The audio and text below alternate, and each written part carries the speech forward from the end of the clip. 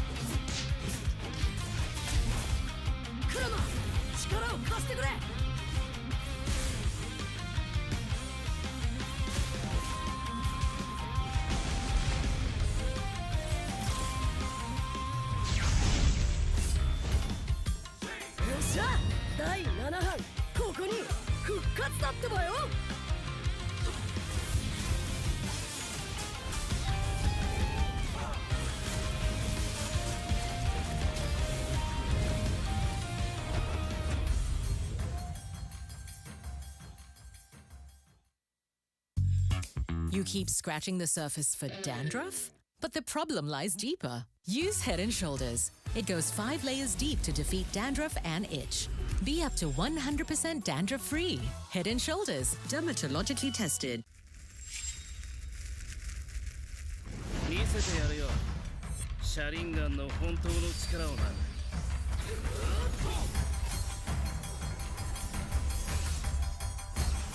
力が湧いてくる。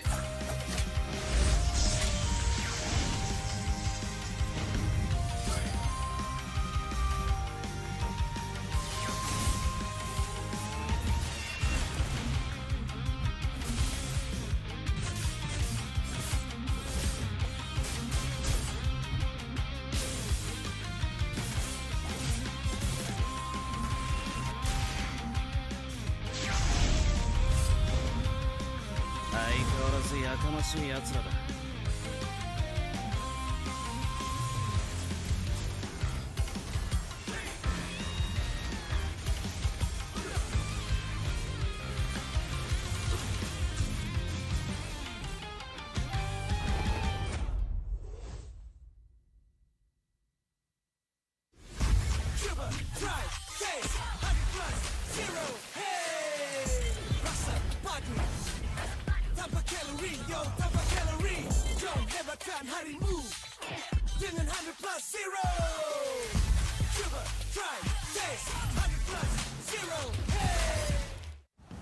Jiwa perwira, setinggi semangat gagah sang harimau.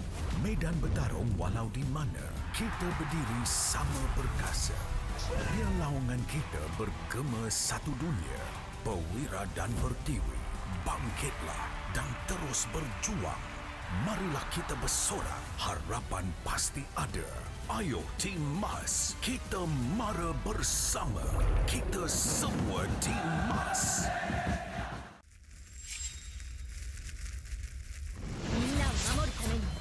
私はもっと強くなる。さよなら。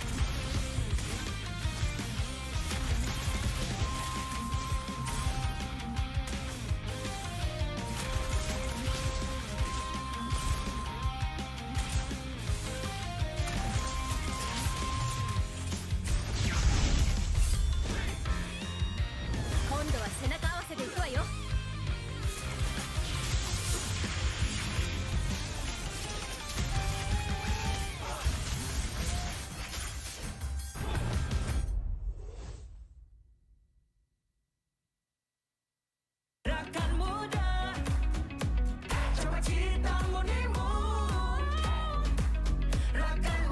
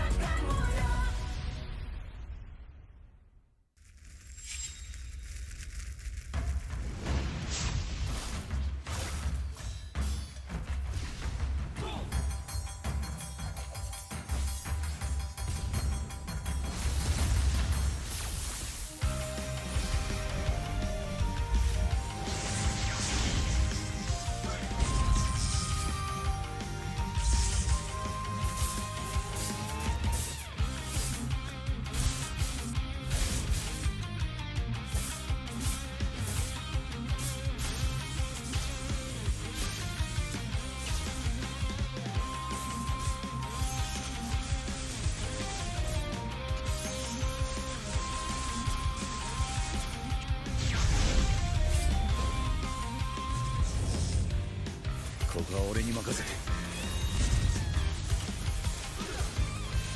もらった。四代目ほかげを超える忍びはお前しかいないと俺はそう信じた。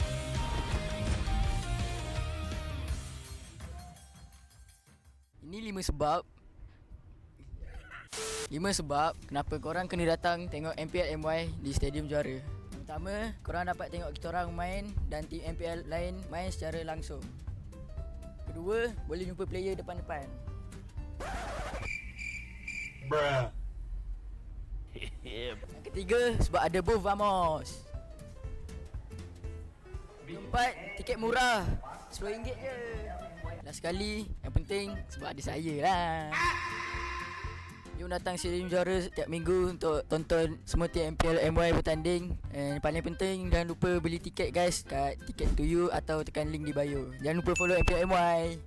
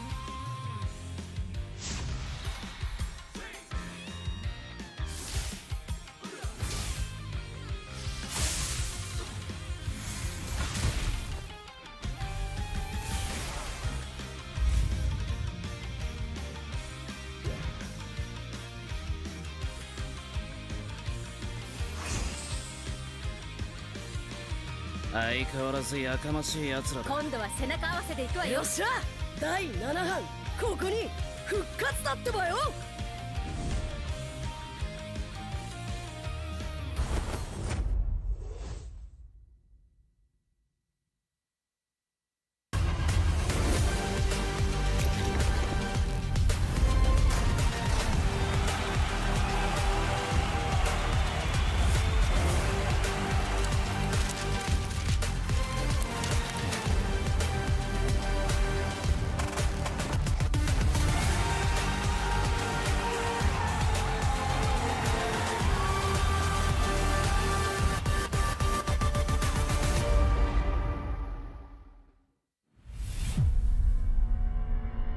Trofi MPL Malaysia, dia adalah simbol untuk tunjuk kejayaan satu pasukan. Dia membina legasi. Mana-mana gaming house I pergi, they proudly display their trophy because they know what that trophy means to them as a team. There's quite a few champion moments that I can't forget for sure. When HomeBois won their very first championship, that was a very pivotal moment because HomeBois has never really gotten to that length of the tournament. Rasanya trofi season 12 tu betul-betul bermakna untuk saya lah. Last saya dapat trofi tu season 3. So saya tunggu lama lah untuk pegang trofi tu. Season 3 saya menang atas usaha yang kuat. So bila first kemenangan tu rasa macam tak percaya. But then bila season 12 tu menunjukkan konsistensi kot saya dalam scene ni. Saya cuba banyak kali. Cuma fail juga. But then tiba-tiba season 12 miracle happen lah.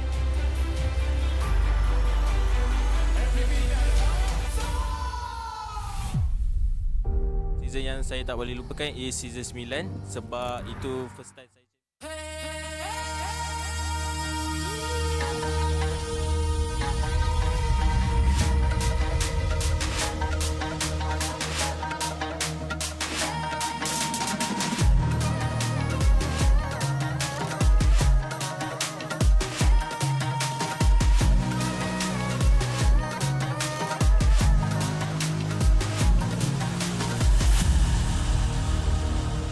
Aku hembus kata azimat.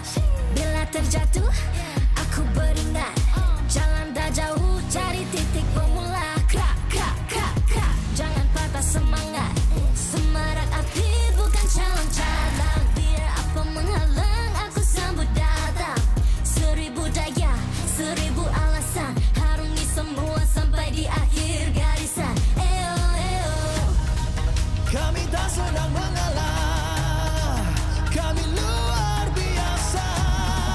Semangat membara, harungi bersama. Lakukanlah sama-sama lakukan. Bergema di kiri dan kanan. Tak berhenti marah ke hadapan.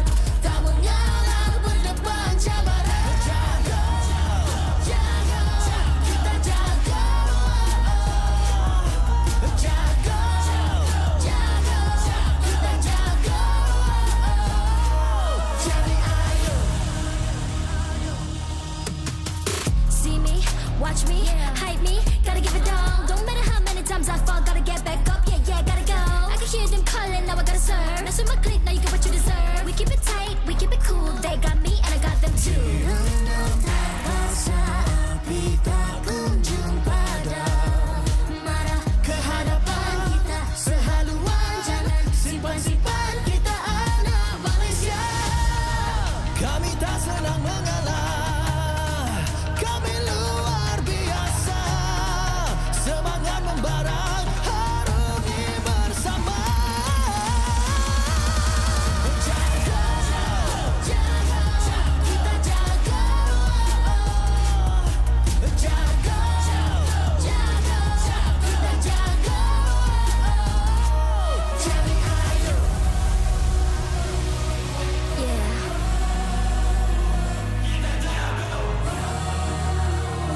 Are you ready?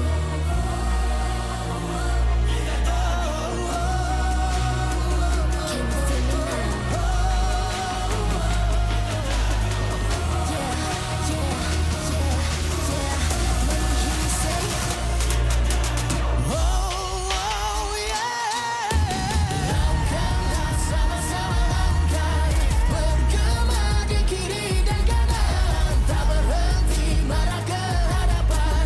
Tak mengalah berdepan cabaran. Jaga, jaga, kita jaga. Jaga, jaga, kita jaga. Jadi ayo.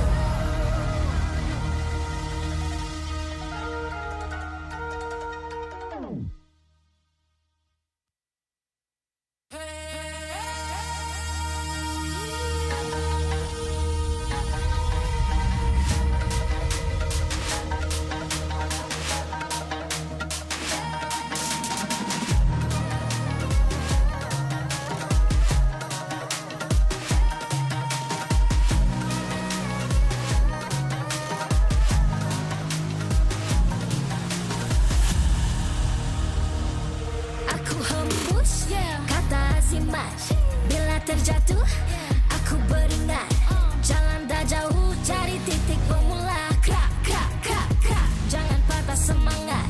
Semarak api bukan calon cadangan. Biar apa menghalang aku sambut datang. 1000 daya, 1000 alasan.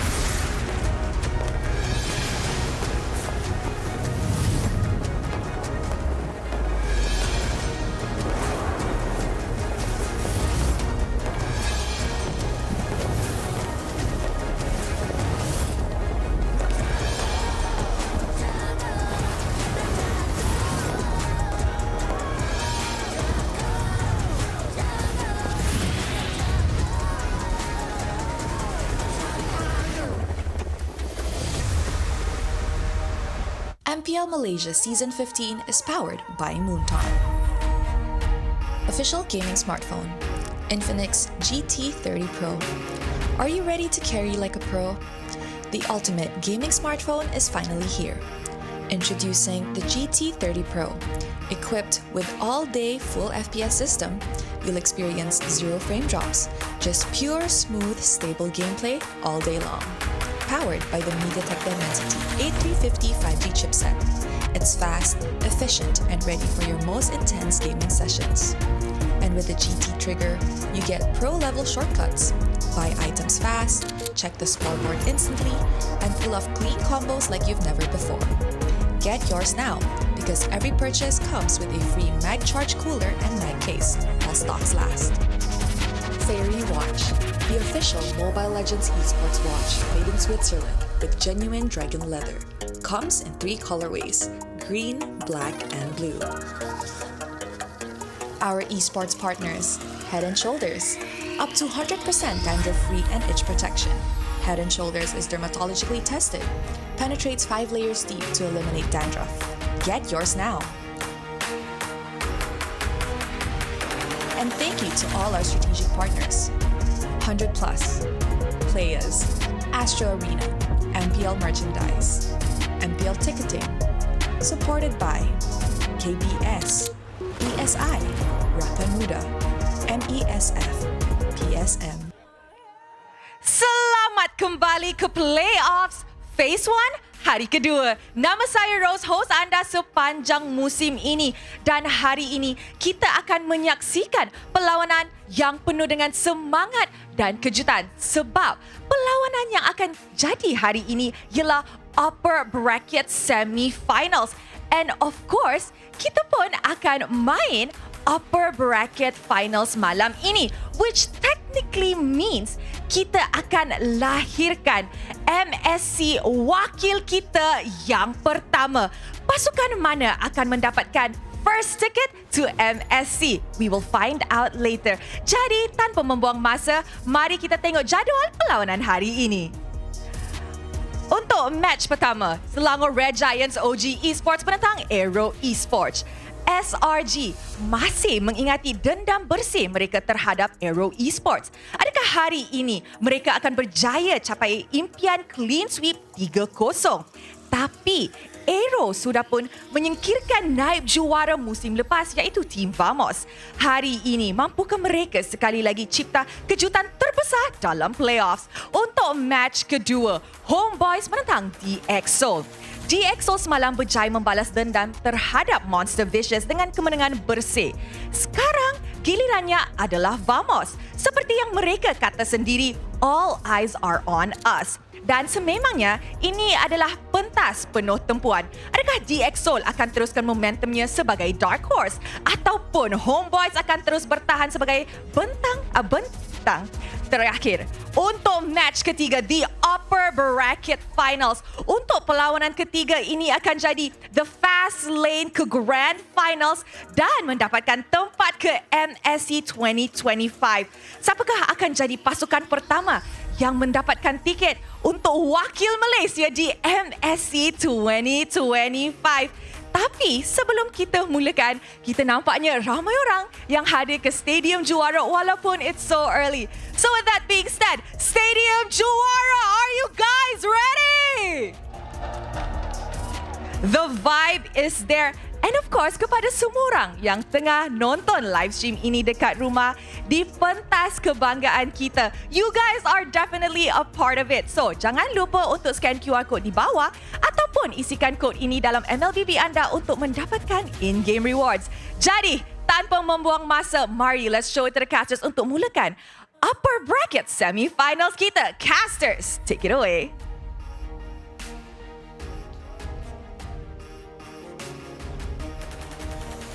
A very warm welcome and good morning to everyone, ladies and gentlemen. Welcome to MPL Malaysia Season 15.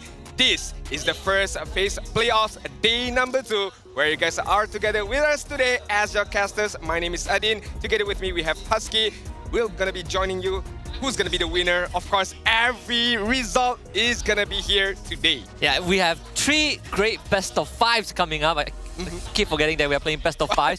But most importantly, by the end of today, one team is going to book their tickets not just to the Grand Finals, but also to Riyadh, Saudi Arabia for the upcoming Mid-Season Cup happening in July. So today, it is so important for our top 4 teams to get a win. I mean, there's a lot of pressure right now, but to be fair, even if they don't make it for the upper bracket slot, they would still have another chance for the second phase playoffs. But who wants a longer road where you have a shortcut to Riyadh, right? Yeah, you get the shortcut by playing more, but if you outlast the marathon today, you not only get a shortcut to Riyadh, but also you play one lesser day in phase 2. Agree. I mean, together with Infinix as well, we're gonna be, joining with the pro players as well. The Infinix GT30 Pro, the gaming phone, the official gaming phone of MPL Malaysia, carry like a pro as well. We've seen some amazing gameplays, and without Infinix, all of those amazing gameplays cannot be shown to you guys. Yeah, absolutely. Yesterday, if anyone remembers, Hazel's 1v1 against AERO 4-4 with the Fanny is powered by the MediaTek Dimensity 83505G chipset, fast, efficient, and built for intense gaming. It also has the GT trigger that gives you pro-level shortcuts perfect for fast item buys, scoreboard access, and clean combos. Available at 1,299 ringgit onwards and comes with free stuffs. What a steal! If I would have to round it off, it's a 1.3k ringgit Malaysia for you guys to get a hands on the Infinix phones. As you guys can see now, all of our pro players are using it, looking like they are ready, they are prime and ready as well. I can't wait to start this match, but before that, I would like to know as well, because we know that AERO, they do have 2 different EXP laners. Yesterday we saw one of them already, which is Reza. Is he going to be played again for this upcoming match? Yeah, that's something that I wonder also, I think, after yesterday. But judging from AERO's result in regular season against SRG OG, where they did take one game, they were playing Aaron, right? So my gut tells me that they are going to they are going to have Aaron play. And if things go wrong, maybe Reza comes in. Okay, I would like to dive a bit deeper as well in that particular players. But before that, SRG right now, in terms of your own perspective, Husky, do you think they are prime and ready? If, let's say, they make it to MSC, are they ready? Are they better than they were before? I feel like SRG OG this season definitely has quote-unquote surpassed what they've shown at MSC, right? I think they're back at the MSC prime form. I think they are now ready to go above and beyond. Whether they are prepared to take on the international teams, I really can't tell, because there's such a big power gap between SRG OG and the rest of MPL MY. So we can only truly know when they take on regions like Indonesia and Philippines. But for now, I like to believe that we are ready for that big stage, and it's to take it to the next step when we get there. I think it's taking it to the next step. That would be the biggest question for SRG OG. And of course, with all due respect to all the teams in MPL MY, but so far SRG OG have surpassed them immensely. So the next challenge for SRG OG would definitely be to face off all of the international teams. Of course, we're talking about PH teams, Indonesia's team, but we can't forget about the non-MPL team as well.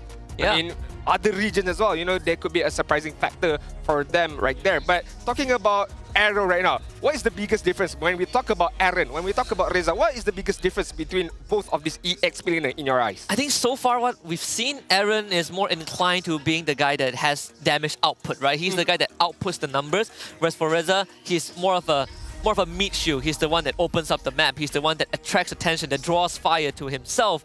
So I think with that distinction in mind, AERO Esports, they want to take the fight straight to SRG OG. Aaron does have some unique pocket picks, right? He's also one of the few Benedetta players that we have in the league.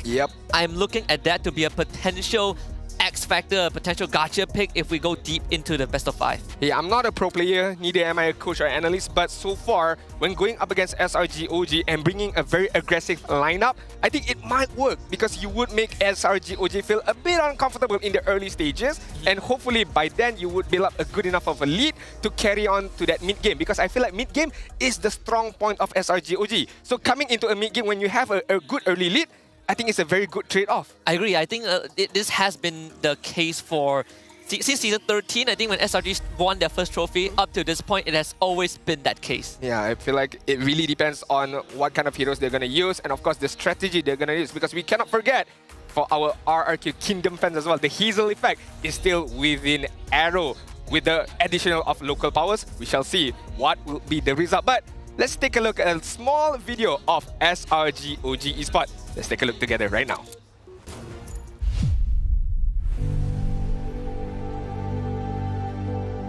With our lineup for the past 3 seasons, maybe this is the best one.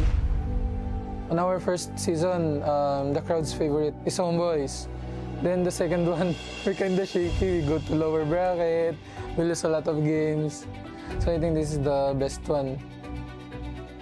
My thoughts on this bracket is I don't really like it because imagine if we already secured our slot for MSC, then we need to wait 2 weeks again. We don't have momentum. We will only play 1 day for finals. Then our enemies that we're going to fight on finals, they have momentum, right? And we don't have much before that. So you will go to lower bracket? No, we'll still take it. No choice. We still need to take it so we can secure our MSC ticket. For AERO, kita orang ada beef sikit dengan korang. Sebab korang curi 1 point daripada kita orang kat regular season. Just careful lah dekat playoff. Good luck guys! Just destroy each other. See you at upper bracket.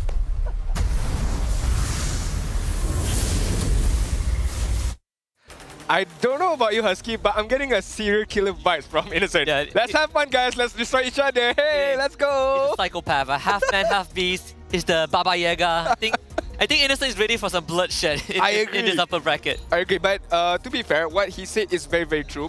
Because as we all know, we will be taking some time off from phase 1 and phase 2 as well. I think roughly about 2 weeks of a break for all of these teams, right, who can make it to the grand finals and of course the lower bracket finals. And on paper, you might think the lower bracket teams have a bit of momentum because they have 1 game in hand coming into the grand finals. But on the other hand, for the grand final team, who all the way from the upper bracket finals, they have longer rest. So this has been a debate for a very, very long time. What are your thoughts on this? Personally, I think that I prefer it to be just a continuous thing, right? Like what we saw in MPL PH. It's going to be the case for MPL IDO. So even in MPL MENA, right? It's like 3-4 days straight. I think that's how I prefer it to be. But circumstances this season, brought us to this place at this point where we needed a week of break in between.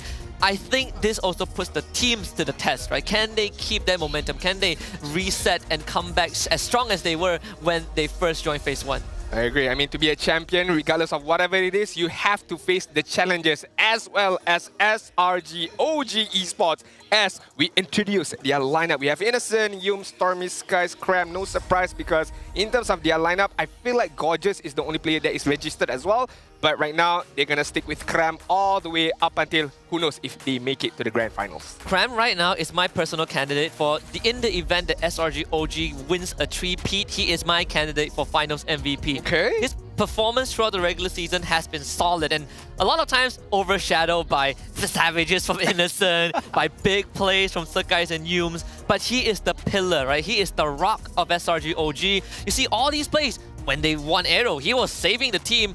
A lot of people don't pay attention to it, but without Cram, SRG OG just does not have a good enough foundation. You gotta remember, he also made it to the top 5 weekly plays when he used the obvious again, if I'm not mistaken, Escape Death. X-Borg, that one? X-Borg, yeah, my bad. X-Borg, yeah. X-Borg.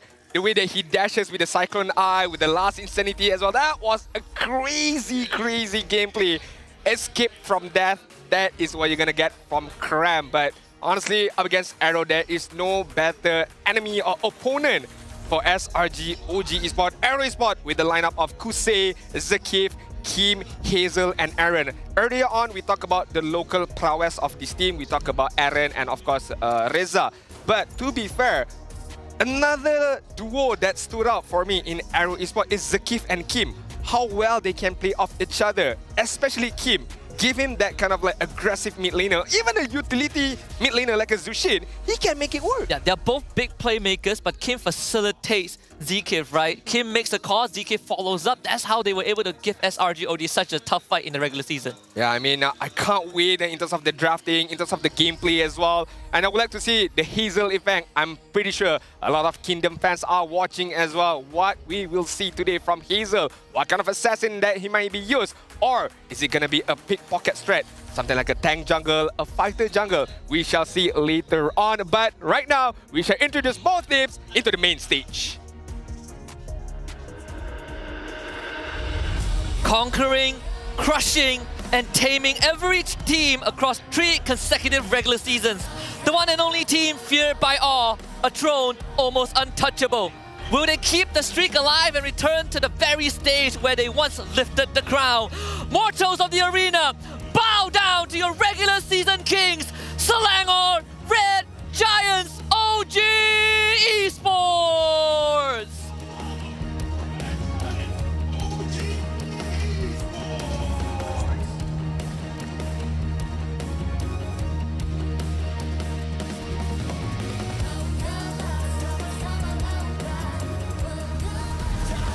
The only team that managed to steal points from the reigning champions, eliminating last season's throne contenders to advance further.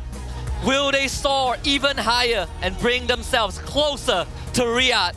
Ladies and gentlemen, all passengers, brace for turbulence and get ready to fly high with AERO Esports!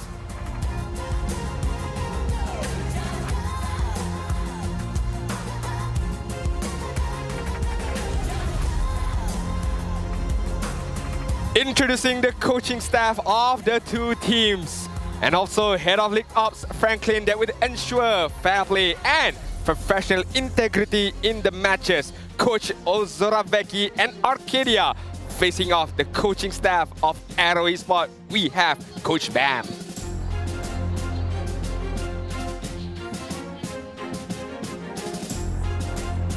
Let's keep it rolling with the fist bump between the 2 teams. And remember, the armband will be worn by team captains who will always lead the team's movement and strategies in game. This is a sign of true professionalism. This is how we roll. This is the Malaysian sportsmanship. Okay, last physical contact before we head into the series.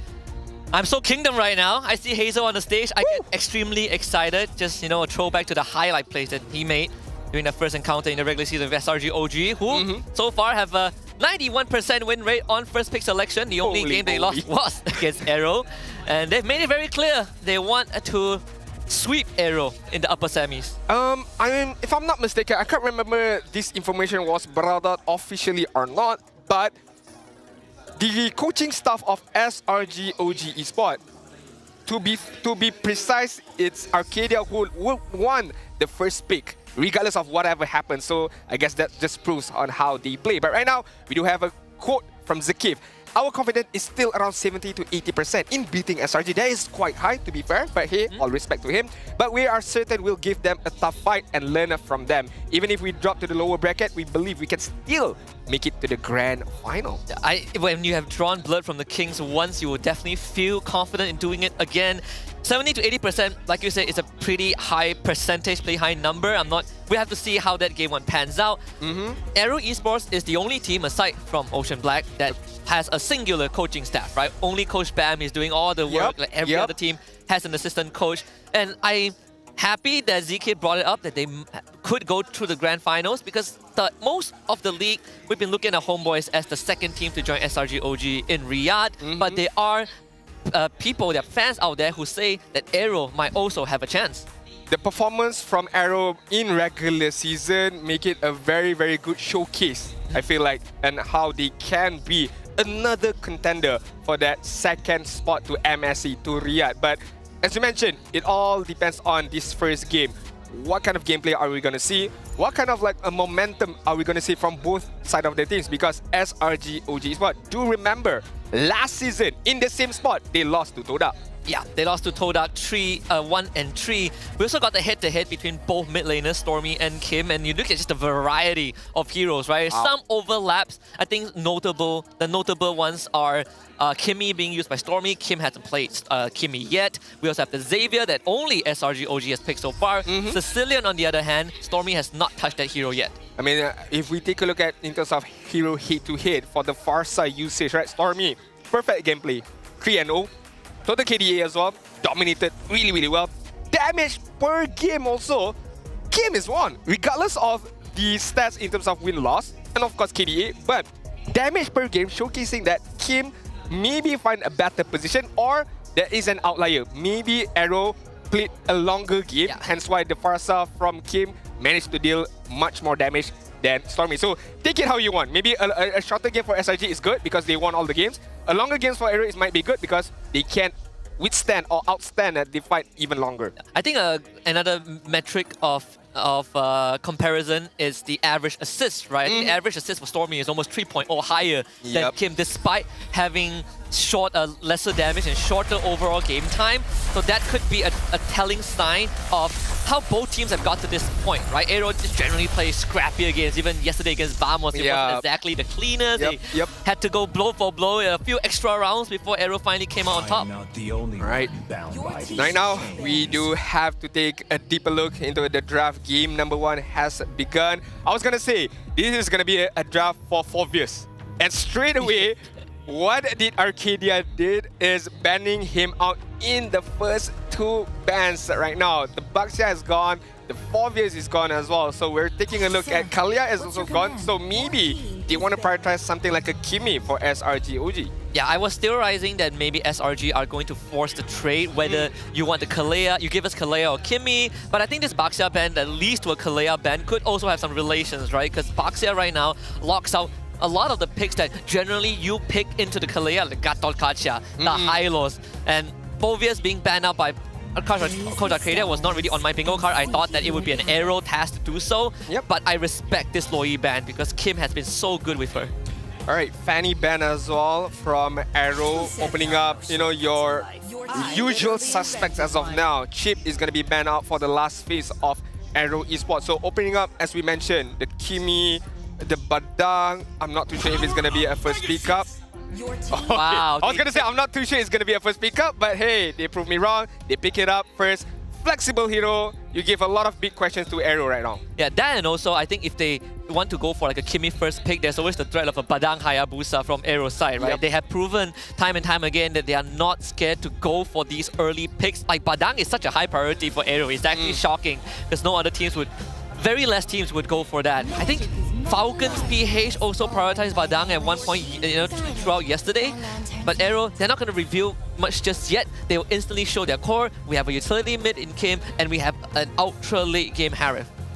Very interesting, showing, you know, one of their cores in the first pickup right now. But I feel like if they don't pick it up now, it could get banned out later or get picked up by SRG OG Esports in the second peak phase. So establishing on what they wanted to do, I think AERO Esports determines that. We don't want to be very, very funny with our draft, but SRG OG, immediate response with 2, I would say, very, very mobile heroes, but at the same time, provides a lot of damage. Yeah, crazy stuff. The 1-1 and the Joy, we expected this Hayabusa to come out at some point, right? It's a good answer to the Joy and the 1-1 as long as she's not up in the air. I think there's some interesting interaction between 1-1 into Jusin and 1-1 into Harif, right? Like Harif, if it takes Purify, you can remove the weakness points mark.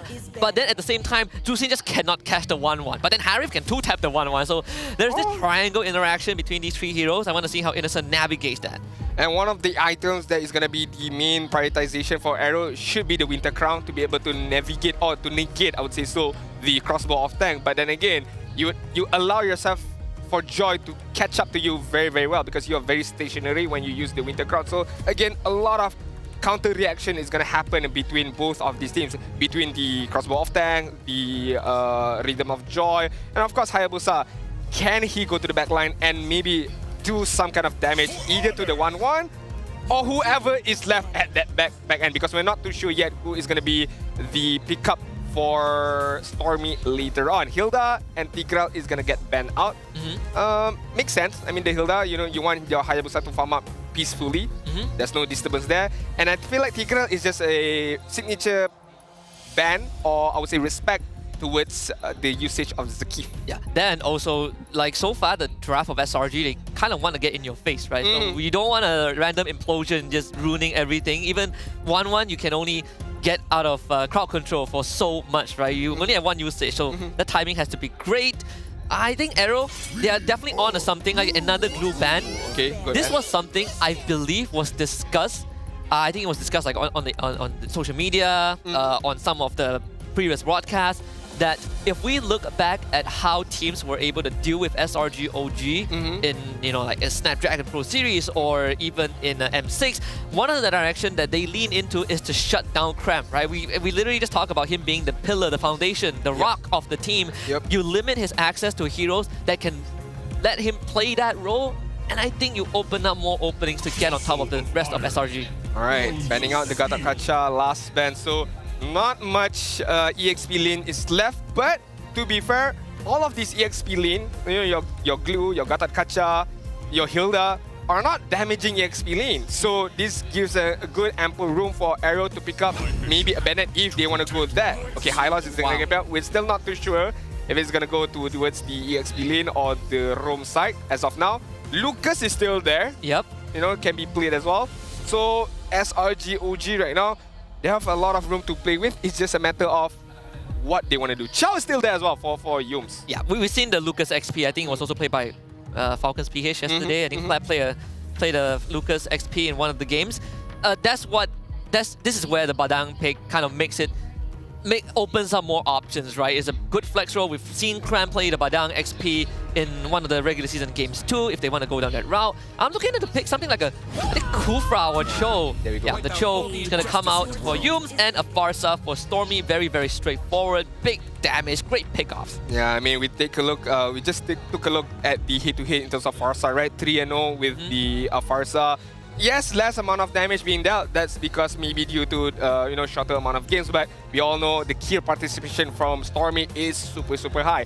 Why do I feel like the Chow is going to get picked up? Because you would need someone to feed a hero to 1-1, and what better way to do that than the Chow? Use the Way of the Dragon, give the food to 1-1, get the stack, get the crossbow of tank, and then fly away to try to get a kill. So I think the Chow would facilitate that really well. Right now, AERO, last pick. I'm just gonna go all in Bennett here. Hey, think of a Bennett? I don't know if it suits or not, but I'm just gonna go with that. Oh, okay. Franco, it makes a lot of sense, right? Okay. Makes plenty of sense. 1-1 can get out of it. Joy can get out of it. If the Cho wants to go for a pickoff, you better make sure that ZK isn't around the corner to bite you. And once he gets that Winter Crown online, no more cancellations on the Bloody Hunt. Okay, we shall see if the RRQ effect is gonna work on Zakif, because we know E-Dog is one phenomenal Franco player.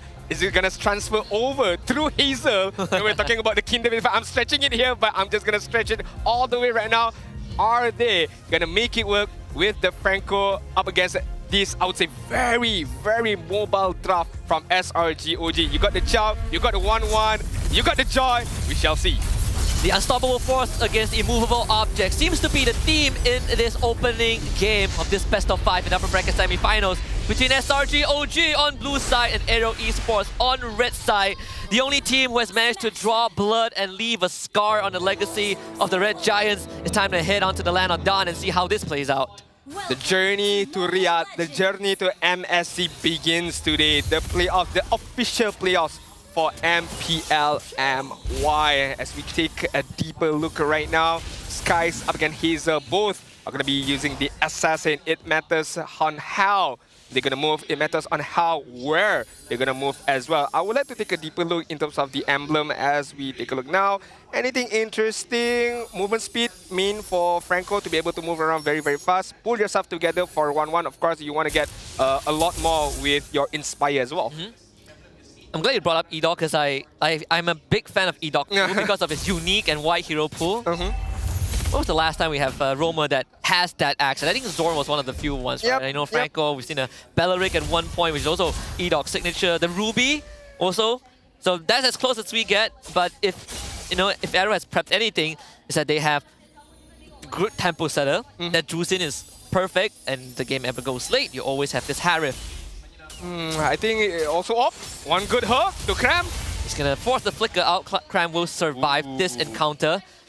You gotta be really careful. The damage is definitely there. Every single hook is gonna lead to a kill. Yeah, I mean, early warning signs from AERO Esports to SRG OG right there. I did manage to take a look at Kim's emblem. He has the tenacity as well as Aaron. So they are expecting, okay, we're gonna get dive upon pretty much. So we're gonna play it safe, Stormy. And that hook should translate into first blood. Woo! Such good read from AERO, right? The hook onto Cram, force a recall, instantly goes bottom. knowing that Stormy is going to try to help Cran facilitate that wave. You grab that bottom wave, you go back the mini, hit level 4 at the same time, and now that has been staggered. With this kind of hero, right, you're talking about your Franco, your Selena, all you need is hit a few arrows or a few hooks to feel good about yourself. And you build up that momentum. Yep. And then you're starting to hit more and more hooks and more crucial hooks as well. So I would like to see how the momentum shifts for Zakif right now. Yums is going to try his best to disturb. Yeah, and he gets a 3-man Jikundo. He doesn't have a kick though. It's not about buying time. Forces the shadow out from Hazel. Yums is going to go down, but Sakai's comes in for the pickup. The shadow kill buys time, but not enough. Sakai's will get the trade back, and SRG OG will get the turtle. That is a very good scrimmage between both of these teams. It started really, really well with AERO Esports, noticing the movement of Yums right there, and Aaron follow up with that movement to be able to get a kill. But speaking of kill, Innocent. And a fresh bloody hunt from ZK for flicker into a kill conversion. Innocent punished. That is a very, very easy pick off by AERO Esports, knowing that Zakif has the bloody hunt. Move onto the back end, and there was no way! There was no way for Innocent to survive that, and there was no way as well for Zakif to survive that. Unbelievable. The recall came through at the last second. My god, it was inch perfect recall by Zakif right there. Live to save another day. AERO Esports right now are holding on to the lead in terms of kill, but so far SRG OG Esports are denying all the goals, because as we can take a look at the economy, right? It's not big of a difference, or it's not big of a lead that AERO Esports has. Yeah. And thankfully the first blood, well, at least the only kill SRG OG has was fed into Sakai's, right? And it was also a takedown onto Hazel. And if you have a Joy that can get a hit, that is a good sign. 1-1 doesn't take some time. If she gets a hit, it's good. If she doesn't, just make sure that she doesn't fall any further behind. Take a look at the mini-map right now. Look at the movement of Kusi on top. It's gonna get spotted by Yums, but Kusi knows as well Yums is in the neighborhood. Zakif right now. Notice that there are 3 movements from Yums. There's a flicker kick into a feather airstrike, artillery fire, just enough. Stormy gets jumped up by Hazel. They will all share the burden of the shadow kill. So AERO Esports gets nothing. That's a very, very solid movement from SRG OG Esports, which was noticed by Zakif, but they could not stop that movement. Once the conceal was used, Yums knows the target that he wants. It was Zakif, and they know that they have the damage between Stormy, between Skies as well. They immediately react and got the kill and brought back the goal towards themselves right now. Kusei, again, gotta be careful. 3-man of SRG OG right now. And it plays into what you pointed out earlier, Din. You feed the kill to Innocent, right? Yep. He got the collection onto Zakif. The wave's going to be shoved in, so it gives space for Innocent and Yums to start moving around and prepping for this next turtle. ZK will have his flicker and Bloody Hunt back up. Yums will try to punish him again with a kick into another collection. The wall fist crack more than enough. Hazel now with the shadows goes in for the shadow kill, finds Yums at least. Diamond Force laid down by Kusei. That's the blue carpet. Sakai actually goes down to Kim, and Innocent will be forced to retreat before Stormy picks up Aaron. 2-for-2 trade. I think 2-for-2 trade, and I think it was in the favor of SRG OG, because Innocent did not die. He might have popped up the crossbow of 10, but he knows that I don't need to. I can just kill off Aaron with my basic attack. But AERO Esports, regardless of 2 men down, they still managed to get the turtle. So SRG OG Esports, you might think, oh, that's very unfortunate for Zakif trying to get a hold on Stormy while using the feather strike, but hits the minion. You might think that SRG OG Esports won that, but I feel like it was stable, or it was just even Stevens right there. Yeah. Despite all of that, and the turtle going over to AERO, there is still no substantial gold lead. Yeah. And right now, AERO Esports, they are going to take that top tier 1 for free. It is technically a trade. Both gold laners will go for that late swap. Getting the kill earlier onto Sakai's was good. Was great. I think Kusei got the kill. No, Kim got the kill on the Sakai's. Like, this tenacity brace my Jusin. It's deceptively durable. It's not easy to take her down. Yeah, it's not easy to take her down, while she packs a good amount of punch as well, especially to somewhat of a squishy hero, something like a Skies or a Stormy, a Farsight and Joy. Not necessarily have a good high amount of defense and cannot withstand the Lantern Flare or the Crimson Beacon that much. Not when you have a Hazel to follow up, not when you have Kusei to follow up as well. But right now, SRG OG Esports, I think they are in an okay position. It's not that bad. Yes, the lead is within themselves, but Innocent is still farming, Skies is still farming at the same time, and you could say so about AERO Esports. So it really depends on the roamers, the EXP laners, how they want to open up the teamfight and how they want to open up the space for their damage-dealing heroes. SRG OG has been identifying the right targets, right? At least up till this point, both kills earlier on onto Zkif was set up by Yums, right? You prevent any sort of a Bloody Hunt. You make sure if this Franco goes down before the Bloody Hunt can be used, you've done your job. And that's why Yums is willing to go for these trades. But I wonder when the game progresses, is that approach still going to be the same? Because Zkif is going to get this item. Winter Crown will be definitely one of the prios. SRG OG, if they cannot finish off the Franco in one go, what is the next plan? I agree. And right now the plan is to try to take down Kim. Forces out the Crimson Beacon. He still keeps his Purify, but without Crimson Beacon and a low health bar, he has to go for the retreat. Yums now directs his kick onto Aaron instead. Revitalize instantly gets used. Kusei drops the Zaman Force and come in with a fist break from Cram. But 1-1 gets off the crossbow tank. Innocent is in the air, but comes down into a Bloody Hunt. GK was waiting for him. Ooh, that is very, very good from AERO Esports. I thought, why would in the world Aaron wants to fight that? Because you don't have Crimson Beacon on Kim, and Kim kind of have to recall. But then again, Aaron is tanky enough to withstand all of those fights, to withstand all of those damages, and it allows Hazel to go onto the back line. It allows Kusei to play front to back as well, to deal a good amount of damage. And once Innocent flown above, hits the ground, Bloody Hunt was still there, and as you mentioned, they did not take out Zkif, and Zkif was the key for AERO Esports. Yeah, I'm not really sure if Aaron was the right target. They're gonna try again. This time Sukai somehow gets away with the turtle, hops to the back line, but they lose Yums, and Sukai will have to retreat, but at least SRG OG finds a trade. Ooh, I don't get it. I really don't get it. How SRG OG Esports managed to turn things around after a bad fight early on just now where Innocent got killed. Now they got the turtle. They managed to get a kill on Kusei at the same time. And Skies was alive. Innocent was alive at the same time as well. So whatever happened early on where Innocent got killed, it just doesn't matter. Yeah, you just look at the net worth, right? Because Kusei went down, Innocent continues to farm up. Worst case scenario, they are at the same net worth by the end of the day. There, again, there's not really any major gold deficits. The guy's gonna try and use the cam, and it's just enough. Purple buff saving him, and Sukai even collects the buff in the process. Ooh, those Augie shadow kills, damages, every single was hitting on Skies right there. He was hoping that Hayabusa jumped onto the purple buff, but it did not. It followed through all the way, but just not good enough to get a kill onwards to Sky. So managing to live for another day and managing to get the purple buff at the same time. And looking at the bot side right now, Innocent won't stop here. Gonna go on, try to take it the turret. But then again, Aaron, Kusei is all on standby. It's gonna be a slow push in favor of AERO on the top lane. Of course, the guys, every time you go for the dash on the Joy, you get that small amount of shield. So AERO Esports, they're gonna look to at least slow it down, right? You get Kusei online. Like Hazel, he's already dealing substantial amount of damage. They've also understood that Kim is not the easiest target to take down with the emblems and the talents that he took. And on top of that, the Purify too, so it's not the target that Yums wants to pick off. Aaron, he continues to frontline with this high-lows. They just need to make sure that Kusei doesn't get blasted by a feather airstrike or electrifying beats from the Joy.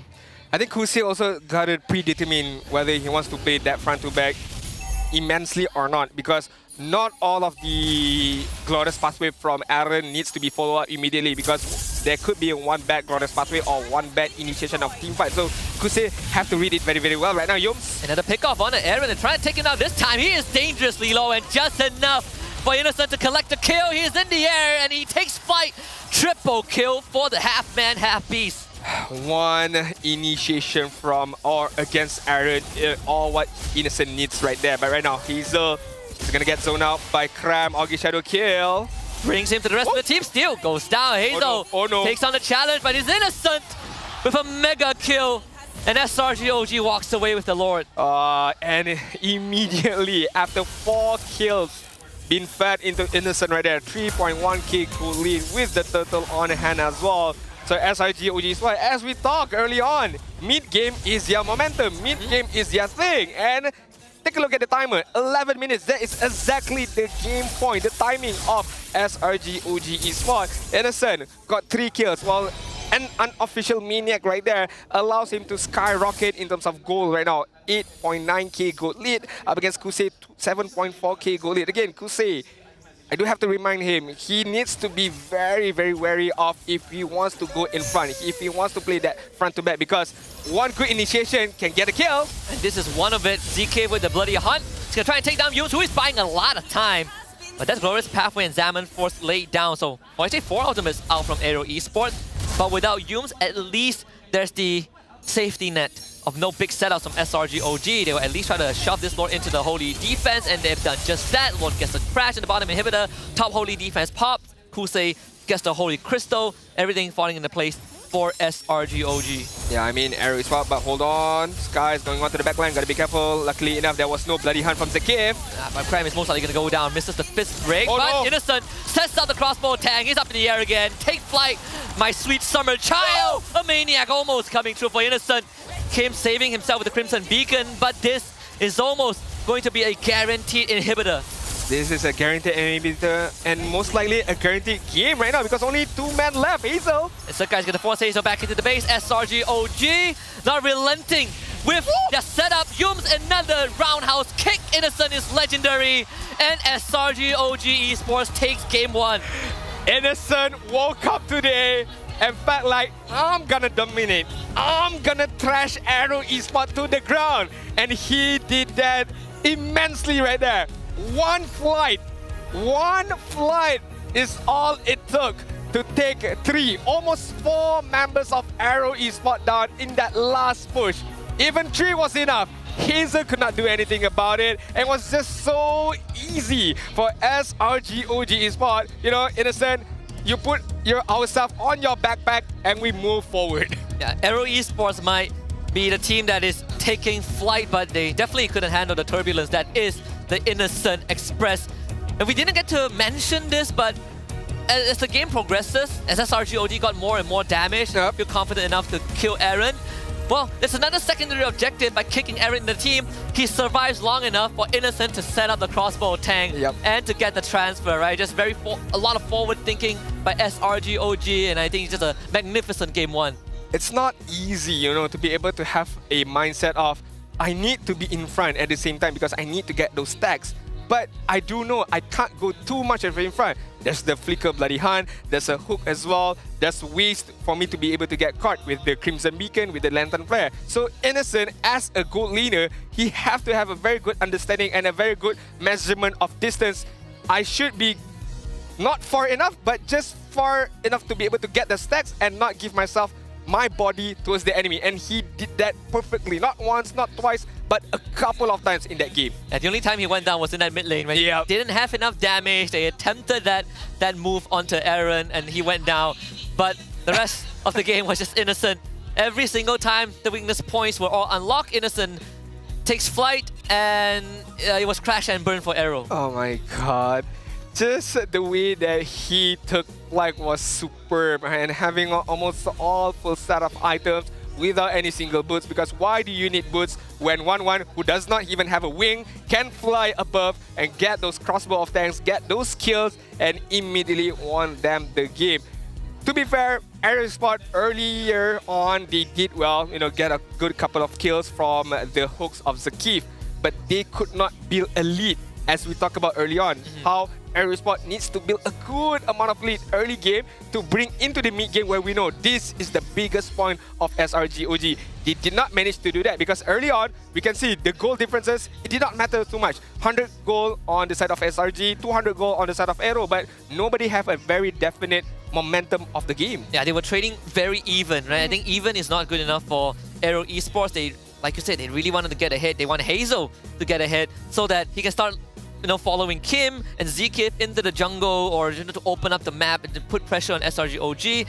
That never really came true. In fact, even this fleeting time Winter Crown by Zekif, rapid boost, right? It tells you that they want to go fast and they were trying to push the envelope. But at one point when SRG OG pumped on the brakes, AERO Esports, they were forced to double down, and it never really worked out. Yeah, I mean, if they wanted to go fast early on, I feel like Hazel should have gotten the Skybracer and they could funnel all those kills to Hazel. But when taking a look at the game as a whole, we look at Hazel knows that, okay, I can't go Skybracer, we have to play for that mid game. So Hunter Strike BOD is the main prioritized itemization for Hazel to be able to, you know, get more out of those team fights. But SRG OG Sport, not only just Innocent, the setup from Yums, the setup from Cram as well. Do remember the earlier stages where Cram managed to zone out Hazel. Yes, he did not manage to kill Hazel, but he managed to buy enough time for Innocent to follow up again to get those kills. So all in all, SRG OG Sport understands the draft really, really well. And what separates them from most are the way that they execute the game plan at the same time. Looking at the neutral objective, almost all won by SRG, the buff as well, and of course the turrets are all in the favors of SRG OG Esports. Yeah, like this Badang pick made the draft very powerful for SRG OG, right? They can save Yum's pick for last, which is exactly what they did, even on that blue side. But also, just now we looked at Cram's item build. It was very aggressive because he understood that he can play that role. Usually we see a Thunder Belt into an Oracle, you maximize cooldown and the shielding, but that game, he went Thunderbelt into a Brute Force Breastplate. Cram just wants to hit hard and hit fast, and he's getting away with it. He's, again, the break wall that SRG OG needs. He's the one setting it up. He's the one that follows up with a set after a setup, and he's the one that's making sure that AERO Esports, if you want to get to my boy Stormy, if you want to get to Innocent, you get through me first. Yeah. It could have been so different if AERO Esports managed to get a good amount of lead and funnel all those kills to Hazel, because I feel like if they managed to snowball early on, it could have been a different game. But SRG OG Esports knows that, okay, Hazel is not a factor as of much because the kills are not that much. So we can just funnel all of our gold, all of our farming to Innocent. Hence why he is the rich guy with 864 gold per minute. And we know with that amount of gold, he can manage to get a good amount of item. And with a good amount of item, he can deal a good amount of damage at the same time. Again, the carry is going to be to Innocent. Aaron is going to be the main body for AERO Esports. You know, as a high loss, you can't really do much as just tanking all of those damage. And again, a wingman is going to be the Cram. I mean, with the freeze break, freeze crack, the positioning as well. It's just SRG OG Esports. It's not like it's so hard to beat them because AERO Esports did do that in the regular season. It's just how they improve further when they know, okay, here's our mistake. We're not going to repeat the same mistake. Yes, we funnel a bit early on. We, give them a few kills here and there. But it's okay. We are still in the lead. We are still in the possessive of this game. Yeah, and it's not to say that AERO Esports kind of made a lot of mistakes, right? Like SRG OG just had good responses because we saw AERO Esports take initiative to get the lead, right? The first blood on Stormy, some decent turtle fights, pick off an Innocent after a mid lane rotation, which was exactly, I think, before the previous clip that we saw. But at the same time, I think SRG OG, they are making a lot of tidy decisions that at least a lot of MPL MY teams wouldn't even think of making, right? Maybe when we look at, higher caliber regions like ID and PH, it's a common thing, but right here, you might not even consider, hey, this show, I'm going to pick out the Franco. Not once, not twice, but I'm going to keep doing it.